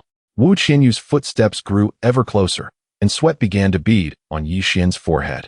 He could neither speak, move, nor employ his spiritual consciousness. Observing Yi Xian seated on the ground, eyes tightly shut, with beads of sweat dotting his forehead, Wu Qianyu assumed he had sustained grave injuries and hurriedly reached out to assist him. The moment her hand made contact with Yi Xian, he trembled violently, and his magical energy began to surge uncontrollably. The Tao platform's illusion, which was on the verge of solidifying, suddenly dimmed. Yi Xian opened his eyes and coughed up a mouthful of blood before collapsing to the ground. He fell into an exceedingly long dream. In his dream, he found himself back in Xuan village, reunited with his parents. Upon seeing their son return, they slaughtered a large rooster in preparation for the new year, ensuring he would eat his fill. How fragrant, so incredibly fragrant. Yi Xian mumbled with a mouthful of bones. Eat slowly, do not choke. His mother chided with a smile, observing her son devouring his meal voraciously. With such table manners, how can you resemble an immortal? Yi Xian's father, Yi Qingming, grumbled as he tapped his smoking pipe against the edge of the table. He was a quintessential farmer, and in his eyes, immortals were beings who consumed nothing of the mortal realm. After more than 3 years of cultivating, his son returned still exhibiting such gluttonous behavior, which starkly contrasted with his vision of an immortal. Yi Xian merely smiled at his father, his eyes reflecting profound contentment. Remaining by his parents' side, never leaving Xuan village, was a rare form of happiness. Brother, eat this. A little girl chimed, placing a piece of chicken into Yi Xian's bowl with her clumsy, newly learned chopsticks. She was Yi Xian's younger sister. Yi Ling brother has eaten enough. This piece is for Lingling. Yi Xian chuckled as he returned the piece of chicken to her bowl. Life in a farmer's household was modest, typically consisting of simple fare with little opportunity for meat. Had it not been for her brother's return, Yi Ling would have had to wait until the new year to enjoy meat. Hearing her brother's words, Yi Ling licked her lips, eagerly seizing the chicken to devour. Yi Qingming and his wife exchanged glances, watching their children feast with delight, sharing a knowing smile. Chapter 89. The loss of cultivation. As Yi Xian savored his meal, a sudden and excruciating pain coursed through his entire being. Xiao Xian, what is the matter? Yi Xian's mother inquired, her face etched with worry. It hurts. Yi Xian struggled to utter a few words before being engulfed by an endless darkness. After an indeterminate period, Yi Xian finally opened his eyes. Father, mother, Ling Ling, he called out, only to quickly realize that he was not in their home in Xuan village, but rather lying in a bed within the courtyard of Qinglan Peak. It was all merely a dream. You have finally awakened, Lu Ryua said, wiping away tears from the corners of her eyes, her face radiant with joy. Yi Xian had been in a state of unconsciousness for a full 5 days since being brought back by Wu Qianyu from the Devil's Abyss. Throughout these 5 days, Lu Riyue had remained vigilantly by his bedside, her complexion notably haggard. How did I return? Yi Xian questioned, his memories hazy, only recalling events prior to his fainting. It was your master who brought you back.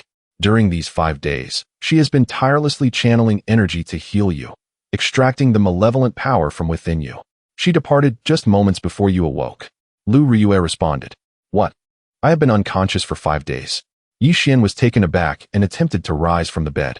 However, the moment he moved, a wave of piercing pain caused him to break into a cold sweat.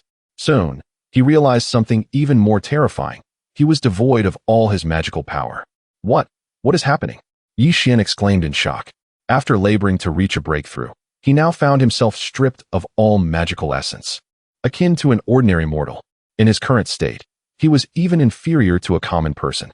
Your master mentioned that you were afflicted by demonic energy, damaging your foundation. It is feared that. Lu Riyue faltered, her eyes betraying a hint of reluctance. Feared what? Yi Xian pressed, a foreboding feeling creeping over him. Your master fears that you may never be able to cultivate again, Lu Riyue said, her brow furrowed. The words struck Yi Xian like a bolt from the blue, the sound of countless thunderclaps ringing in his ears. Never be able to cultivate again? He murmured, his gaze vacant. After finally embarking on the path of cultivation, to face such an outcome was utterly unbearable for anyone. Do not worry, even without your cultivation, I will not allow anyone to bully you.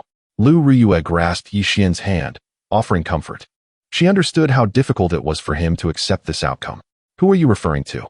A mocking female voice floated in from outside the door. A woman with almond eyes and a graceful figure approached with elegant steps. Radiating beauty intertwined with purity, she captivated all who beheld her. The newcomer was Xue Ling, the leading female disciple of Qinglan Peak. Upon hearing her voice, Yi Xian did not even turn his head. Had it not been for hearing her conversation with Qin Shixian that fateful night and witnessing the breathtaking battle under the moonlight, he too would have been enchanted by her appearance. However, now, even a glance felt repugnant. What brings you here? Lu Riyue asked coldly. She was aware of Xue Ling and Qin Shixian's scandal, and since then, she had disavowed this senior sister. Furthermore, Xue Ling's intentions to harm Yi Xian filled her with indignation. At this moment, they were adversaries, not allies. Junior sister Lu, it seems you have taken a disliking to me lately. Pray tell, in what way have I offended you? Xue Ling smiled, her demeanor exuding the charm of a bygone beauty, yet in Lu Riyue's eyes, it was nothing but insincerity. That night, you and Qin Shixian. Lu Riyue's face flushed with anger. She was about to expose Xue Ling's true nature, but was interrupted by Yi Xian. That night, Qin Shixian asked me to deliver a message. It has nothing to do with senior sister Xue Ling. Yi Xian stated calmly, still not turning to face her. Xue Ling's countenance had already paled at Lu Riyue's words, for not long ago, Qin Shixian had sought her out, and they had engaged in unspeakable acts within her own chamber. If Lu Riyue were to discover this, how could she possibly remain at Qinglan Peak? Fortunately, Yi Xian's words alleviated much of her anxiety. Qin Shixiang is exceptionally gifted and talented. His request to communicate through you, junior brother Yi, was merely to discuss cultivation matters, which is entirely justifiable, Xue Ling asserted, maintaining her composure. Chapter 90. Under the eaves are you and Qin Shixian merely discussing matters of cultivation? Lu Riyue's tone remained icy. Senior sister Riyue, please cease your remarks. As the chief disciple of Qinglan Peak, we must all maintain our respect for her and refrain from unfounded speculation that could tarnish her reputation. Before Xue Ling could respond, Yi Xian interjected, his words laced with a hint of sharpness. Indeed, it is as Yi Shidi says. From this day forth, I shall take on the responsibility of caring for Yi Shidi. You should tidy up. Master has a task for you, Xue Ling declared, her demeanor exuding authority. Within Qinglan Peak, apart from Wu Qianyu, Xue Ling held the highest position. Most commands from Wu Qianyu were typically conveyed through Xue Ling. I wish to stay and take care of Yi Shidi, Lu Riyue protested. She felt an overwhelming concern for Yi Xian in his current state and was even less assured leaving him in Xue Ling's care. Do you wish to defy the master's orders? Xue Ling questioned sternly. Lu Riyue faltered, uncertain of how to respond. Enough, this is a matter entrusted by our master, and there is no room for negotiation. My words have been conveyed. I shall take my leave. With that, Shui Ling gracefully exited the room where Yi Xian lay. Senior sister, walk carefully. Yi Xian's voice echoed from behind. Yi Shidi, what has brought about this change in you? Were you not filled with animosity towards her previously? Lu Riyue inquired, perplexed by Yi Xian's sudden shift in attitude. Given my current condition, you are no match for her. Do we dare provoke her? Yi Xian's tone was heavy with despair, his eyes reflecting a profound sadness. In his prior strength, even if Shui Ling and Qin Shixian combined their powers, they would not withstand his blow. Yet now, having lost all his cultivation, he lacked even the spiritual energy to access his storage bag. Otherwise, he could have unleashed the flying zombie. Thus, he could not allow Shui Ling to sense any hostility, for it would render both him and Lu Riyue in a perilous situation. Now I understand, Lu Riyue said, enlightenment dawning upon her. She recognized the wisdom in Yi Xian's reasoning. It was indeed unwise to provoke Shui Ling further. They would wait until Yi Xian regained his strength to address the matter. Senior sister Riyue, promise me that you will no longer provoke Shui Ling in the future, all right? Yi Xian implored. Very well, I shall heed your words. Lu Riyue replied. She was straightforward in nature, yet not devoid of intellect. The crux of the matter had become clear to her. I shall inquire with Master regarding the task assigned to me. If others can fulfill it, let Master find someone else so I may remain here to care for you. I cannot trust Shui Ling to look after you, Lu Riyue stated before departing. Shortly thereafter, she returned, her expression one of dismay. Master has commanded me to gather a water lily from Qiling Lake. I pleaded with her for quite some time to assign someone else, but she refused. No worries, you should go without concern. As long as I do not provoke Shui Ling again, she ought not to act against me swiftly. After all, this is Qinglan Peak, with Master overseeing matters. She should still exercise caution, Yi Xian reassured her. Upon hearing this, Lu Riyue nodded, indicating she would return promptly, and then hurriedly departed. Not long after Lu Riyue left, Shui Ling returned. Yi Shidi, I have come to care for you. You have no objections, do you? Shui Ling asked, her expression indifferent. My injuries will heal on their own in a few days. I do not wish to trouble senior sister. Yi Xian replied, though he lay in bed, his demeanor respectful. It seems you are still reluctant for me to care for you, Shui Ling remarked. Not at all. To be tended to by senior sister is a blessing I have earned over 3 lifetimes. Yi Xian quickly amended, fearful of inciting Shui Ling's ire. Truly, one must bow their head beneath the eaves, Yi Xian sighed inwardly. Had this been in the past, such a situation would have been utterly inconceivable. Do you think I genuinely desire to care for you? How naive. A worthless being like you is hardly worthy of my attention. Hand over all the gathering spirit pills you possess. Shui Ling's expression twisted into a menacing snarl. Chapter 91 The Fury of the Poisonous Woman Senior Sister. I was merely jesting that day. In truth, I do not possess an abundance of gathering spirit pills. Yi Xian hastily proclaimed. Impossible. You did not say that on that day. Shui Ling firmly believed that Yi Xian had a considerable stash of gathering spirit pills, merely unwilling to part with them. I was just speaking offhandedly. Alchemy requires danfire, and I have yet to attain the foundation establishment stage, so how could I possibly possess danfire? Yi Xian explained. Despite his words, Shui Ling remained unconvinced and removed the storage bag from Yi Xian. However, this storage bag was a unique gift from Li Ruoxi, incomparable to ordinary ones. Shui Ling attempted to open it several times, but found it utterly unyielding. You, open the storage bag. The gathering spirit pills must be inside. Shui Ling's face took on a frosty demeanor as she commanded. Senior sister, I am currently devoid of all magical power. How could I possibly open the storage bag without any spirit energy?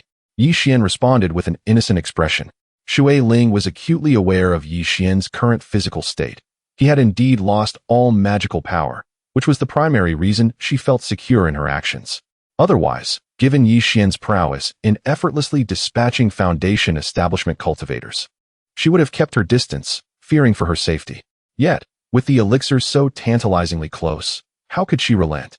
After a series of desperate strikes, the storage bag remained immovable. In frustration, she hurled it to the ground and stomped on it several times to vent her wrath. Observing Shui Ling's rage, Yi Xian struggled to suppress his amusement and could not help but chuckle. Laugh, will you? I'll give you something to laugh about. Shui Ling, already incensed by her inability to acquire the gathering spirit pills, retaliated with several slaps to Yi Xian's face. Though she did not exert much spirit energy, Yi Xian, stripped of his powers, quickly bore the marks of her anger on his face. The slaps exacerbated his prior injuries, and he coughed up a mouthful of blood. Once her fury had been momentarily satiated, a smug smile crept onto Shui Ling's face. You must feel quite aggrieved now, don't you? Shui Ling inquired with a mocking smile, her sweetness enchanting to the unknowing observer. Yet, to Yi Xian, her smile was venomous. Unable to contain his inner fury any longer, he glared at Shui Ling, wishing nothing more than to rend her to pieces. Despite being aware of Shui Ling and Qin Shixian's treacherous intentions towards him, he had refrained from striking first, hoping she might find her way back to righteousness. Little did he know, she had only escalated her malice. Yi Xian's hands clenched the bedclothes tightly, his frustration mounting. What? Do you wish to kill me? Do you think you can? Shui Ling laughed recklessly. Previously, Yi Xian had been unmatched in combat, and his warnings had made her uneasy for quite some time. Who would have imagined that today he would fall into her grasp? Now, Yi Xian was akin to a plucked phoenix, rendered powerless, and entirely at her mercy. Once my cultivation is restored, Yi Xian began, but his words were cut short as Shui Ling delivered a powerful kick, her heel crashing against his chest. Utilizing her spirit energy, the force of her kick was tremendous. Yi Xian felt several ribs fracture under the impact, a searing pain coursing through him. Do you still hope to regain your cultivation? Dream on, Shui Ling exclaimed, following up with another kick that sent Yi Xian tumbling from the bed. He collided violently with the wall before crumpling to the floor. The blow likely broke more of his bones, and Yi Xian trembled, curling up in agony. Chapter 92. Like a maggot upon witnessing Yi Xian's torment, Shui Ling felt a sense of satisfaction and departed. In the following days, Yi Xian endured relentless beatings at the hands of Shui Ling. Each time the punishment concluded, Shui Ling would revel in an extraordinary delight. As the days passed, Yi Xian's body became a canvas of injuries, with not a single part left unscathed. Hongbao, are you alive? If so, make a sound. Yi Xian called out faintly. Since the last time Hongbao had fallen into slumber, he had refrained from disturbing him. Yet, he could no longer afford to be considerate. If Hongbao did not appear soon, he might very well succumb to Shui Ling's torment. Hongbao remained silent, evidently unable to hear Yi Xian's plea. Yi Xian sank into profound despair. Lu Riyue had mentioned that Wu Qianyu had been expelling the demonic energy from his body during his unconsciousness, yet since his awakening, she had not been seen. Had Wu Qianyu made an appearance even once, Shui Ling would not dare to torment him so brazenly. It would be best to escape. Otherwise, he might truly be beaten to death. With this thought, Yi Xian, dragging his battered body, slowly crawled out of his small courtyard. He moved agonizingly slow. With each inch he traversed, sending searing pain through his fractured bones. At that moment, he felt akin to a maggot squirming on the ground. Once a formidable contender capable of slaying Foundation establishment cultivators with a single sword strike, he now found himself in such a pitiful state. Having barely crawled a short distance from the courtyard, Yi Xian felt as though he had exhausted all his strength. Suddenly, a cold laugh echoed from behind. I thought you had gone somewhere. Who knew you would crawl this far? It took you half a day to cover such a meager distance. Truly pathetic. Shui Ling's voice resounded.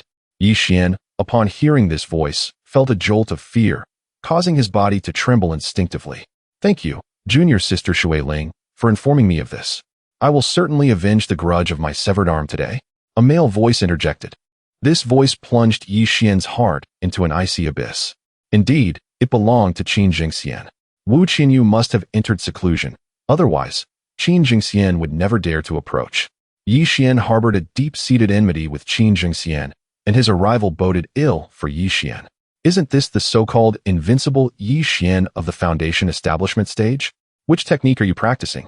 Qin Jingxian exclaimed as he stomped heavily on Yi Xian's body. The excruciating pain engulfed Yi Xian in an instant. Pain. That was the singular sensation coursing through him. Then, with another kick from Qin Jingxian, Yi Xian soared into the air, only to crash down heavily. He spat out a few mouthfuls of blood and fainted from the agony. When Yi Xian regained consciousness, he sensed a faint trickle of demonic energy circulating within him. However, this energy was too weak to deliver a lethal blow.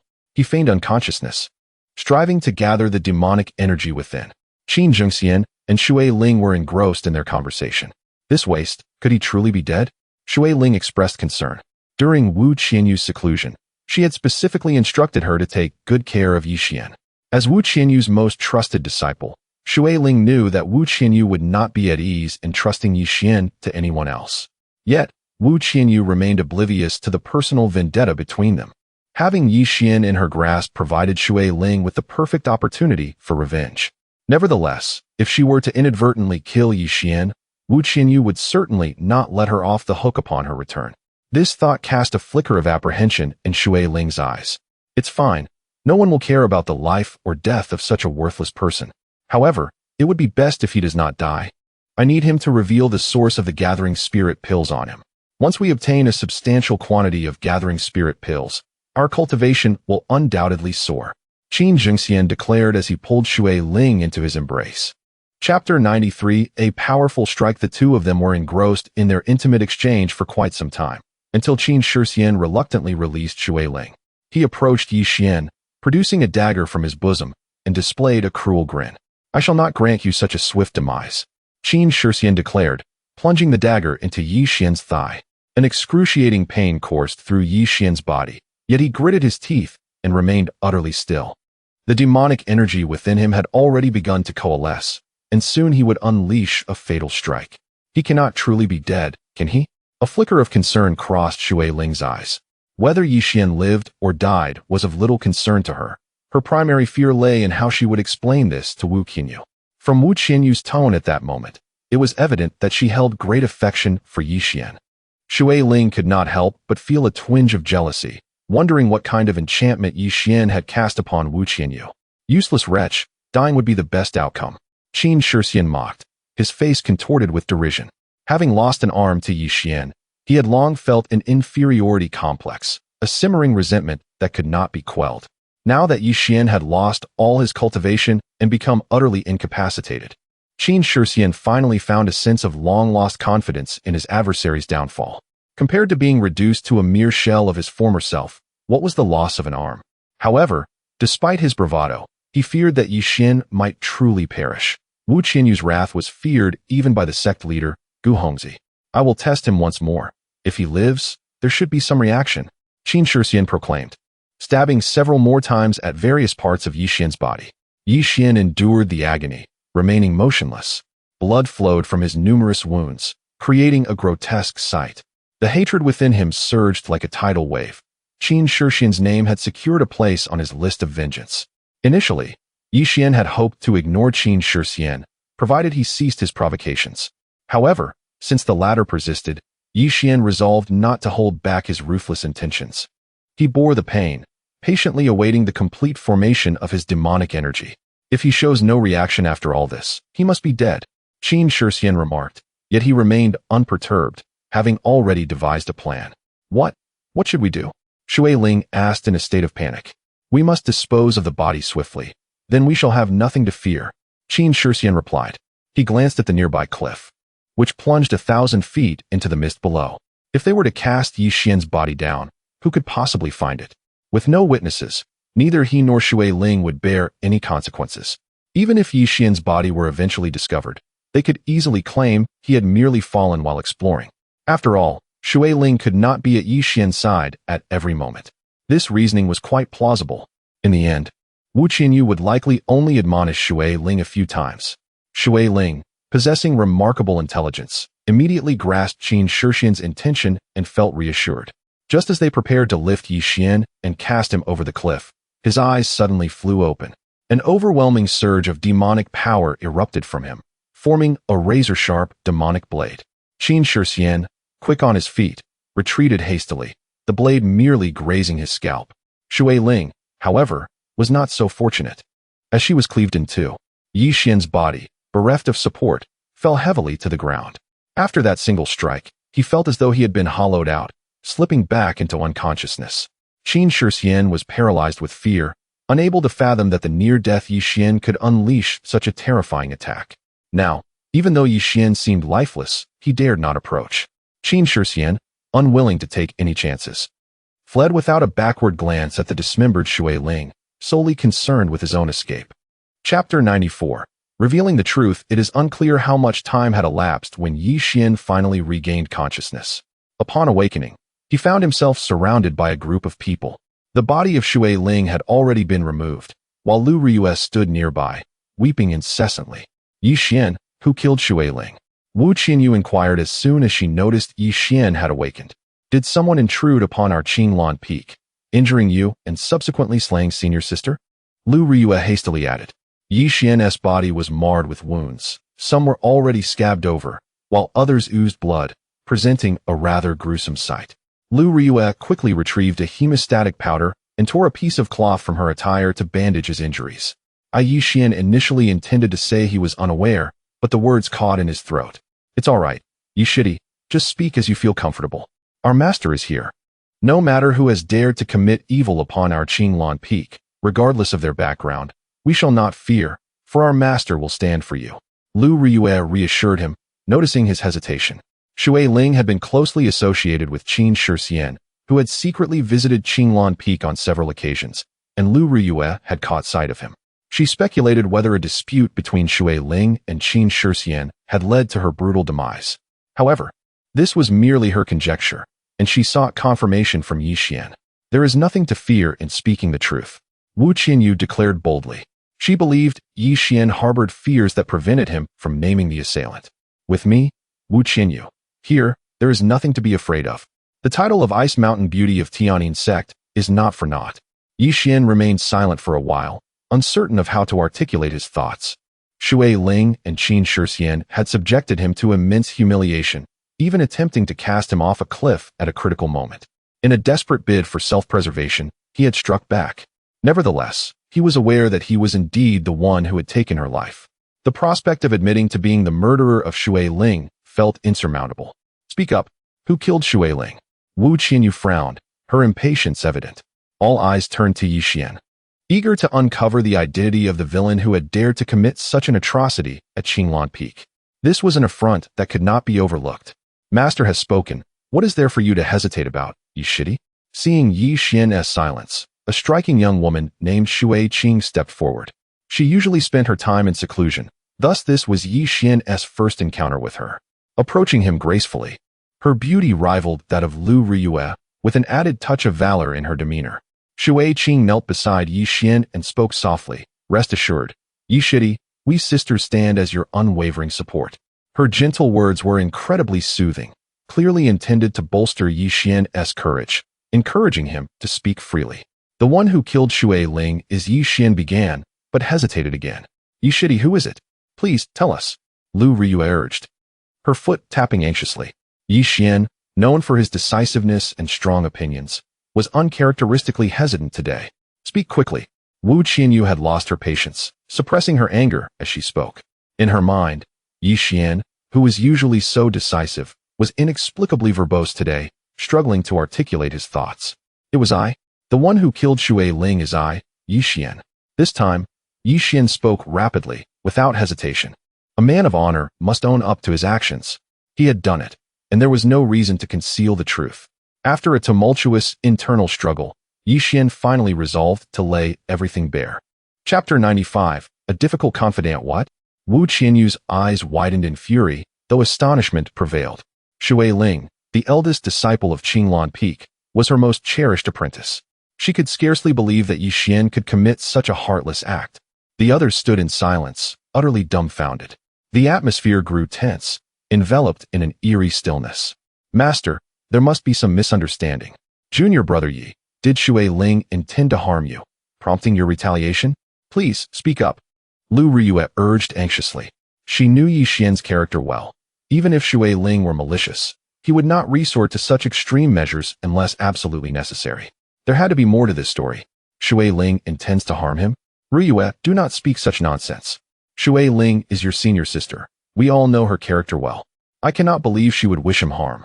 If she truly intended to do so, would he even have a chance to survive? Wu Qianyu retorted coldly. Since returning from the Zhan Mo Yuan, Wu Qianyu was acutely aware of Yi Xian's dire physical condition. If Shui Ling had meant him harm, he would have had no opportunity to defend himself. The mere suggestion that the senior sister would wish ill upon Yi Xian was simply implausible. Indeed, Shui Ling is a wonderful person, yet she has been brutally slain. Yi Xian is utterly despicable, repaying her kindness with such treachery. The disciples of Qinglan Peak began to murmur amongst themselves, indignation rising. Wu Qianyu's expression was icy, while Shui Qing shook her head. Disappointment etched across her face as she regarded Yixian. He wished to clarify the situation, but upon witnessing their reactions, he felt it unnecessary. He found the entire scenario absurd, yet the pain coursing through him robbed him of the strength to even smile. In their eyes, he was utterly incomparable to Shui Ling. He felt abandoned, completely forsaken. The once familiar faces of his master and senior sisters now appeared alien. They had already branded him as the murderer, and any attempt at explanation would be futile. In truth, Yixian had confessed to the act of killing Shui Ling, leaving him with little to say. No, this is not how it is. You have all wronged junior brother Yi. He is not that kind of person. He is the victim. Lu Riyue suddenly cried out. Cease your unfounded claims. Yixian has admitted to the act. No further defense is necessary. Wu Qianyu declared. At this moment, her heart brimmed with sorrow and fury.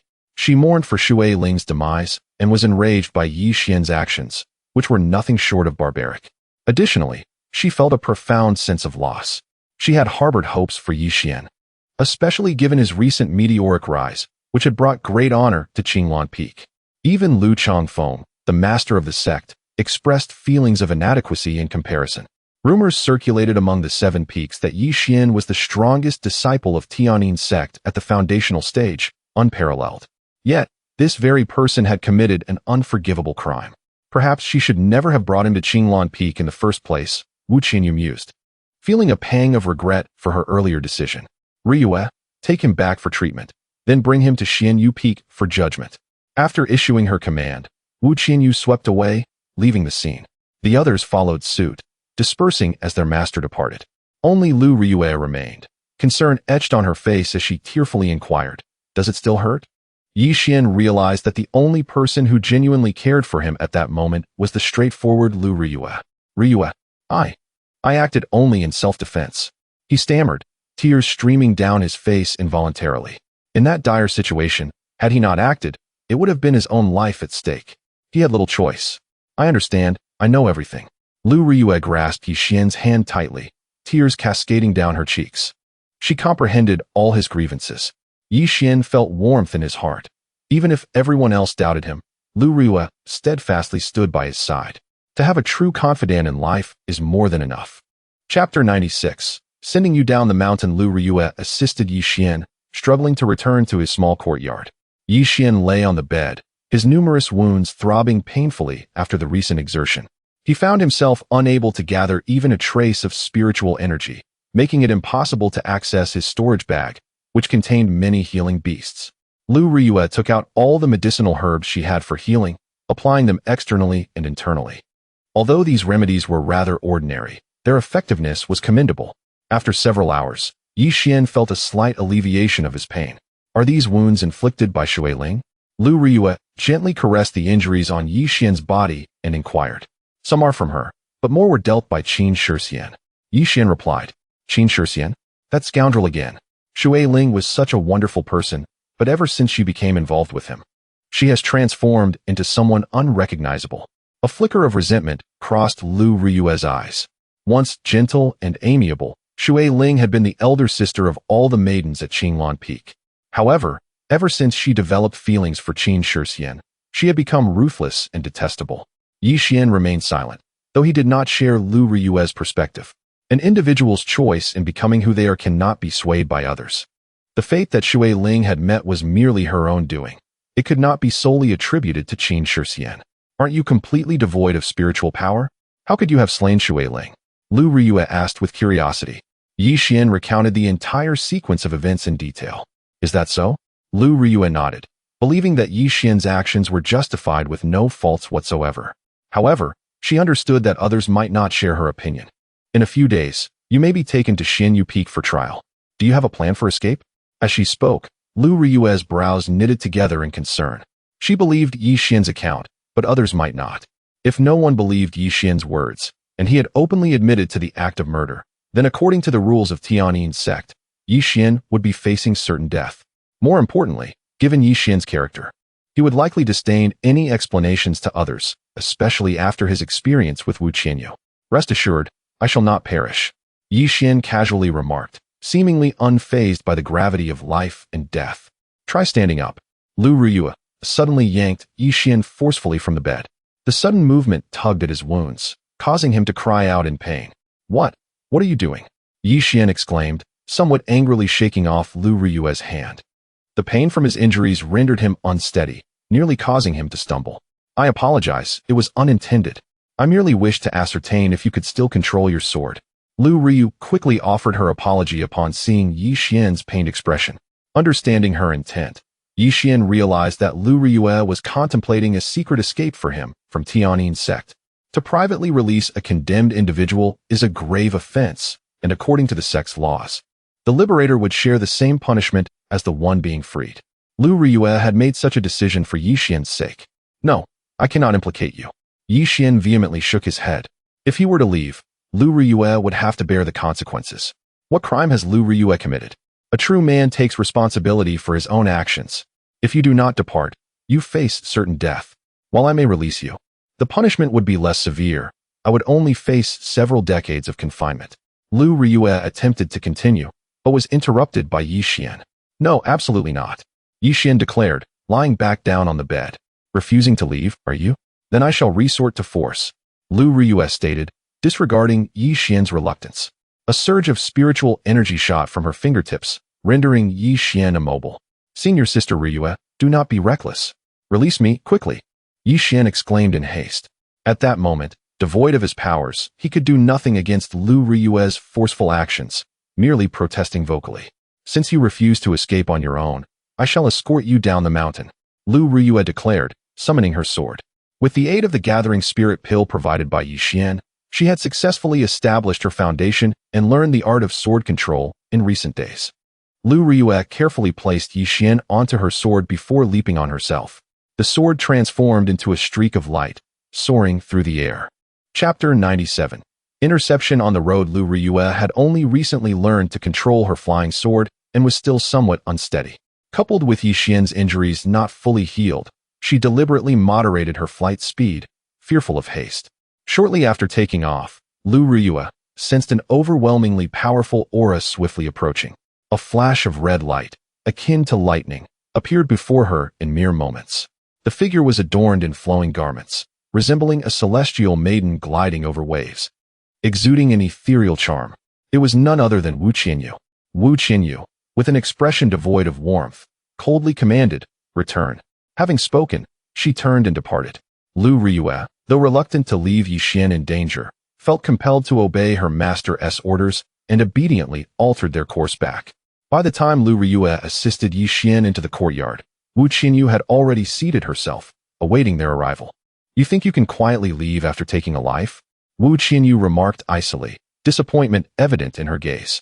Yi Xian's recent actions had utterly disillusioned her. He had killed Shui Ling and then sneaked away, lacking any sense of responsibility. Master, it was not Yi Shidi's fault. It was my decision, and he was coerced. Lu Riyue exclaimed, channeling her spiritual energy to allow Yi Xian to move. You possess an outrageous amount of audacity. You have been a disciple for 10 years. How dare you disregard the regulations of Tianyin sect? Wu Qianyu scrutinized Lu Riyue. Master, I was wrong. But Yi Shidi was wronged. I could not bear to watch him perish. Lu Riyue bit her lip, summoning her courage to speak. Typically, she wouldn't dare breathe in Wu Qianyu's presence. The master was her sky. Yet today, for Yi Xian's sake, Lu Riyue was resolute. He was wronged. How so? Pray tell. Wu Qianyu sneered, clearly unconvinced of Yi Xian's innocence. Shui Ling and Qin Shixian sought to harm Yi Shidi. He acted out of necessity. Lu Riyue's voice trembled with emotion. Is that so? Did you witness it yourself? Wu Qianyu retorted. Not directly. Lu Riyue shook her head in response. Then how do you know? Did Yi Xian inform you? If you continue to shield him blindly, you too shall face culpability. Wu Qianyu reprimanded sternly. Yi Xian remained silent, but upon hearing Wu Qianyu's words, a flicker of disappointment crossed his gaze. It was evident that Wu Qianyu had no faith in Lu Riyue's defense, firmly believing Yi Xian to be the perpetrator. Master, I confess, it was I who killed Shui Ling. I accept all blame. It has nothing to do with Shiji Riyue. Before Lu Riyue could interject, Yi Xian stated. At that moment, his body felt weak and devoid of strength. After uttering those 2 sentences, he began to breathe heavily. Very well, since you have admitted it. Accompany me to Xianyu Peak to face the consequences.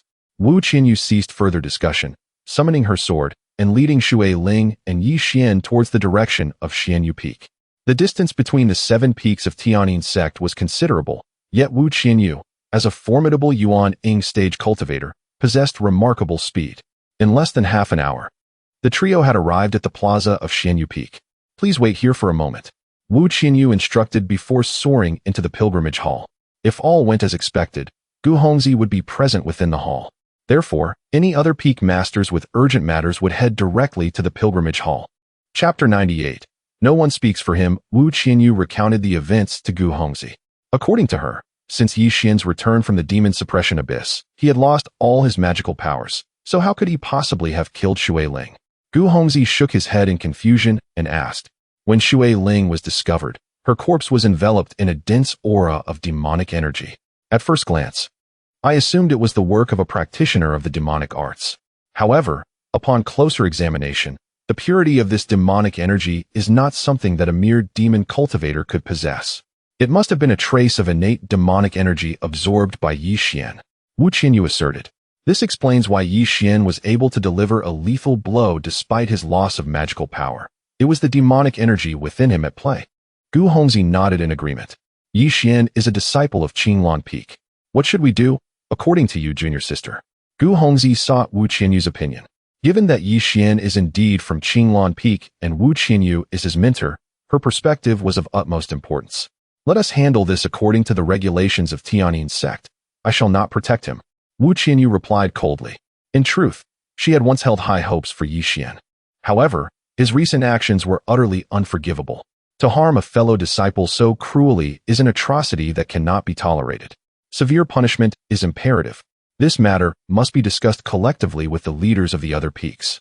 Gu Hongzi declared. To harm a fellow disciple is strictly forbidden by the regulations of Tianyin sect. Should such a person arise, a joint trial by the 7 peaks would be convened to serve as a warning. Soon, the large bell suspended in the Hall of Pilgrimage tolled. This bell is used to summon the leaders of the peaks in times of great importance. Its unique material ensures that it can be heard from great distances within the confines of Tianyin sect. Upon hearing it, all peak leaders would know that an important matter required discussion and would hasten to the hall without delay. In less than an hour, the leaders of the other 5 peaks gathered in the Hall of Pilgrimage. Master, why the urgency in summoning us? Yao Wuyuan inquired. We have just sealed the Black Demon. Could there be another disturbance in the demon suppression abyss?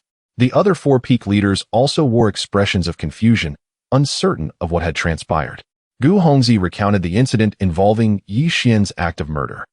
The purpose of this gathering is to hear everyone's opinions on how to deal with this matter, Gu Hongzi stated.